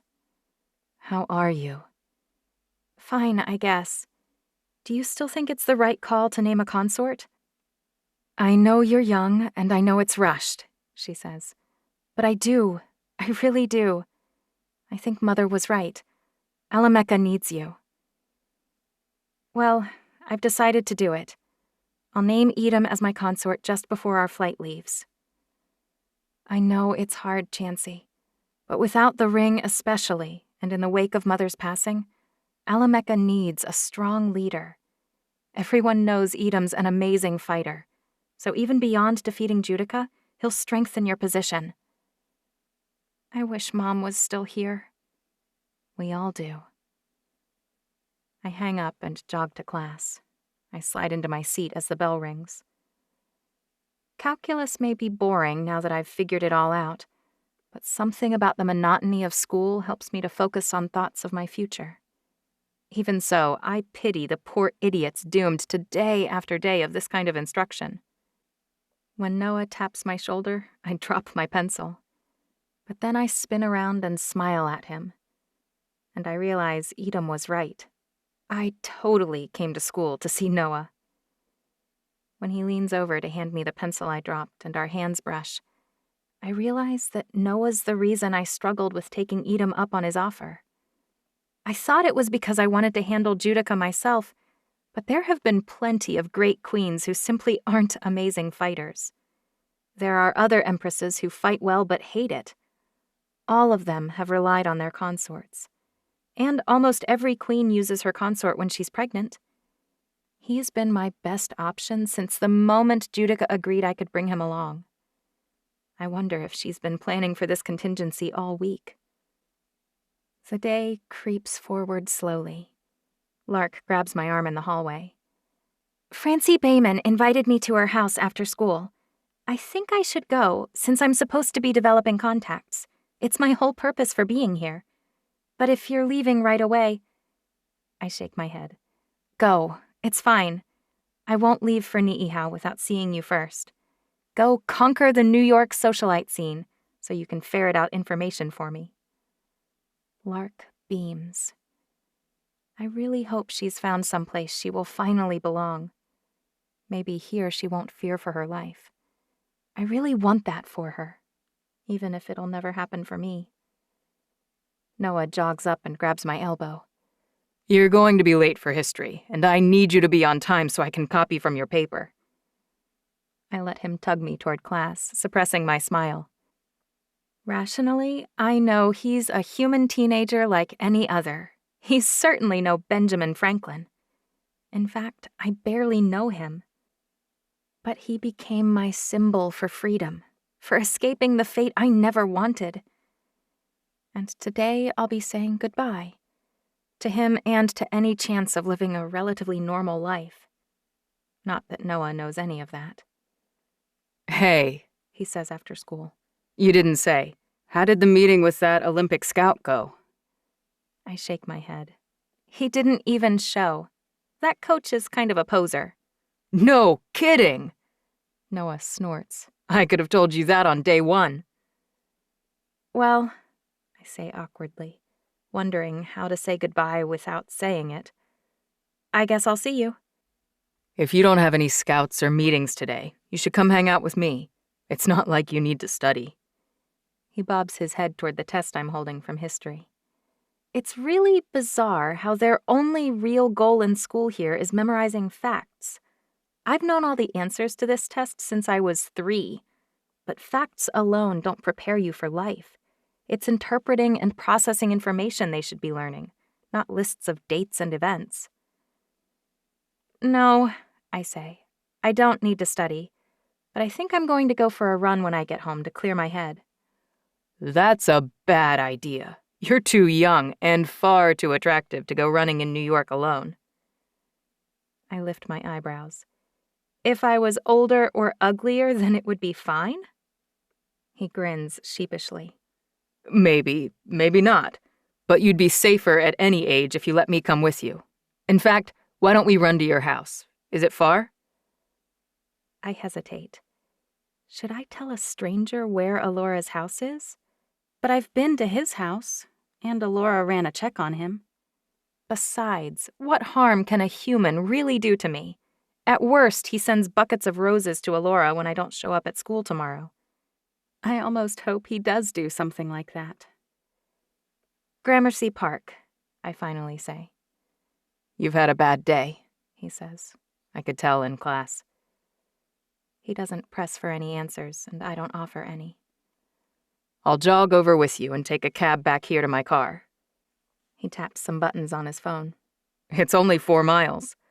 Or if you want a more scenic run, if your driver drops us off, we could jog by Gracie Mansion and walk along the East River. He cranes his neck. Isn't that your driver? I follow his gaze to where Bernard's waiting on the curb. Yep. Where's your sister? Noah pays attention. She went home with a friend, I say. So, is that a yes? Jogging down the East River with a cute guy and driving around town? I'm not ready to stop pretending this could be my life. And it's not like I need to rush back to train, not anymore. Sure, why not? Noah waves at Bernard. Hello there, sir. Are you familiar with FDR by the 9th Street ferry terminal? Bernard frowns. I know all of Manhattan. Which Noah probably doesn't believe, but I'm sure is true. Could you drop us there so we can take John Finley down to Gramercy Park? Bernard looks over his shoulder at Frederick, who shakes his head vehemently. But Frederick isn't my boss. I'm his. And if I can watch Edom kill my sister, I can call the shots on the route for a jog. Today is the nicest day we've had since I landed in New York, I say. There can't be many clear, sunny, 50-degree days like this. Besides, I don't need to train with Edom, not anymore. I have all the time in the world. So you'll drop us off without complaint. I pin Frederick with a stare I hope is half as strong as Mom's. Frederick nods, but he looks nervous. I whisper softly as I climb in the car. You can have some guys trail me when we get out. Frederick's resigned expression eats at me, but I ignore it. I'm going to be getting a lot of huffy looks in the coming weeks until people become used to the fact that I'm in charge. When Bernard stops the car and we get out, Noah extends his arm, offering to carry my bag. So stinking cute. My human wannabe boyfriend is going to take my bag so my arm doesn't get tired. I shake my head. I'll leave it in the car. Duh, he says. I'm an idiot. You're a cute idiot. He beams at me. We start off at a brisk pace, and I try to watch the scenery and not the human. He doesn't even bother to look at anything but me. So, what's going on with us? Excuse me? I ask. We kissed, and from my end there were fireworks, literal and figurative, and then you essentially bolted after that. Okay. Was it really that bad for you? Noah bumps my hip with his, and the movement is so natural, so casual, so normal, that it physically pains me. This is what I want. Maybe not with him, but with someone exactly like him. All the things Evians can't have. All the things I'll never have. That's what I long for. But is it only because I know I can't have it? Things in my life are complicated, I say. Really, supremely, more than you would ever believe, complicated. Please tell me you aren't dating Coach Renfro just for his senior discount, he says. Because I'm loaded. You don't need a discount with me at all. I've never even used a coupon in my entire life. Not even a Groupon. Wait, you have money? I heard you were at Trinity on scholarship. I roll my eyes. Noah stops cold, and I stumble a step or two to stop. Seriously, he says. I joke a lot, but I really want to know. Did I ruin everything by kissing you? You can tell me, and as pathetic as this sounds, even if you're not into me, I'm okay with being friends. He cringes. Or, I'll try and figure out how to be okay. You barely know me, I protest. I've seen enough. He's seen enough. It's my appearance, I realize. My perfect DNA is hard for humans to ignore. Of course he's into me, what with raging teenage boy hormones. At least with Edom, I know he likes me for more than my looks, since Judica's match mine precisely, and he detests her. Noah, it's not... He kicks a soda can. It's not you, it's me. Huh? Nothing, he says. I promise not to bring it up again, okay? Unlike every other person I know, practically, Noah wants nothing from me except my time and company. He doesn't want power or prestige or position. He's not asking for a favor or hoping that I'll owe him one in the future, because he has no idea who I really am. It's nice pretending. Really nice. You miss her, don't you? He asks. Before I can respond, he says, I'm sorry, I shouldn't have pressed you, or badgered you to talk about your mom, or us either. I'm so used to being selfish that sometimes I don't even realize when I'm being a jerk. I shake my head. I miss her every minute of every day. I think I always will. But you didn't know her, so it's okay. No one knows how to act around me, even my own family. I get it. I wish I did. Me too, I say. And I mean it. Mom would have liked Noah's insouciance, his snark, and she would have hated it a little bit too, which I would have loved. He reaches over and takes my hand with his, lacing our fingers together again. And it's so easy and relaxing and calm. He doesn't say anything else, and he doesn't try to run again either. He simply strolls along the road next to me. I can almost pretend we're normal high school students walking amidst shoppers, joggers, moms with kids in tow, bike messengers, and groups of teenagers. When I look over my shoulder, I notice Donovan and Rennie in black, strolling down the road. If I glance far ahead, I see Matthias and Simeon. But other than that, I can almost pretend I'm not who I am. It's really beautiful in the spring, He says. In a few more weeks, these streets will be lined with cherry blossoms and, leaves on the bushes. It's already beautiful, I say. Look at the people on the benches and the people running to make it to a meeting. They all have a purpose. They're all doing what they can with the time they have. Alora's right. Humans have a different perspective because their time is so limited. You're introspective today. If you get any more somber, I may drag you back into the river. You just want to see my undies again. Noah rolls his eyes. Duh.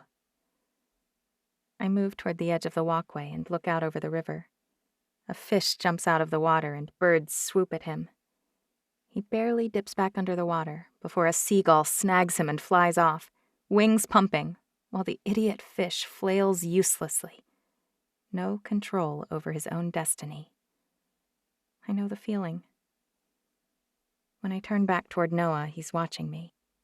I cross my arms and wonder what he sees. You look so sad. He takes 2 steps toward me, his heart beating faster than usual. Almost like you're trying to figure out how to say goodbye to me. Which is crazy because you just moved here, right? He's far too perceptive for a human kid. Maybe because he doesn't have an agenda. When you're trying to work an angle, it's harder to truly see into another person's motivations. Your desires get in the way. I want to tell him the whole truth about who I am and what happened. I want to tell him about Judica and the ring and Mom's death. I want to get perspective from someone with nothing to gain and nothing to lose. But I can't because I can't really think why I can't.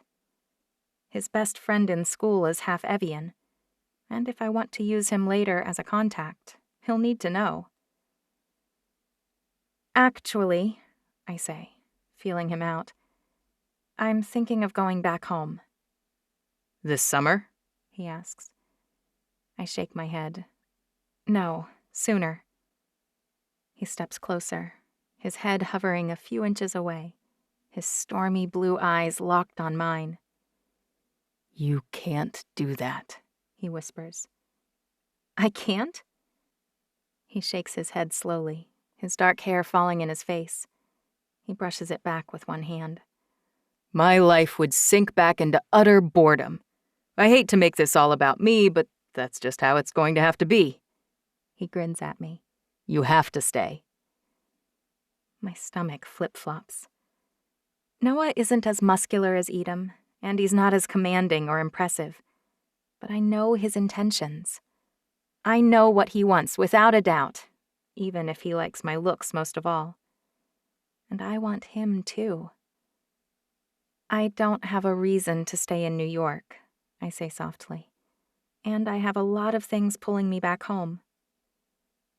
You don't have any reason to stay here? Noah's hand brushes against mine, his fingers rougher than I remembered. No reason at all. His head dips lower.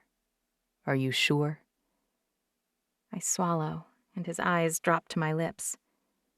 In the space of one blink, he closes the space between us and presses his mouth to mine. It's just like our first kiss, and it's completely different. It's the cry of seagulls and the wind in our hair. It's the freedom of his arms and the uncertainty of leave-taking. It's longing and resignation and desire, tangled like our hands, mussed like our hair, and urgent like his lips against mine. Don't go, he whispers. I can't promise to stay, so I kiss him back instead. His arms wrap around my waist again, pulling me closer without demanding things, sheltering me without dictating my future. And somehow, in the midst of my crazy, tumultuous world, I'm safe in the circle of his human hands. Nothing can hurt me with Noah by my side. But of course, none of this is real, because I'm reinforced steel to his tissue paper. Noah can't keep me safe. His world is a sandbox compared to my lion's den. When I pull back, Noah lets me, but the longing in his eyes tugs at my heart. I wish I'd been born into another life, another family. Then, maybe, Noah could be the one for me.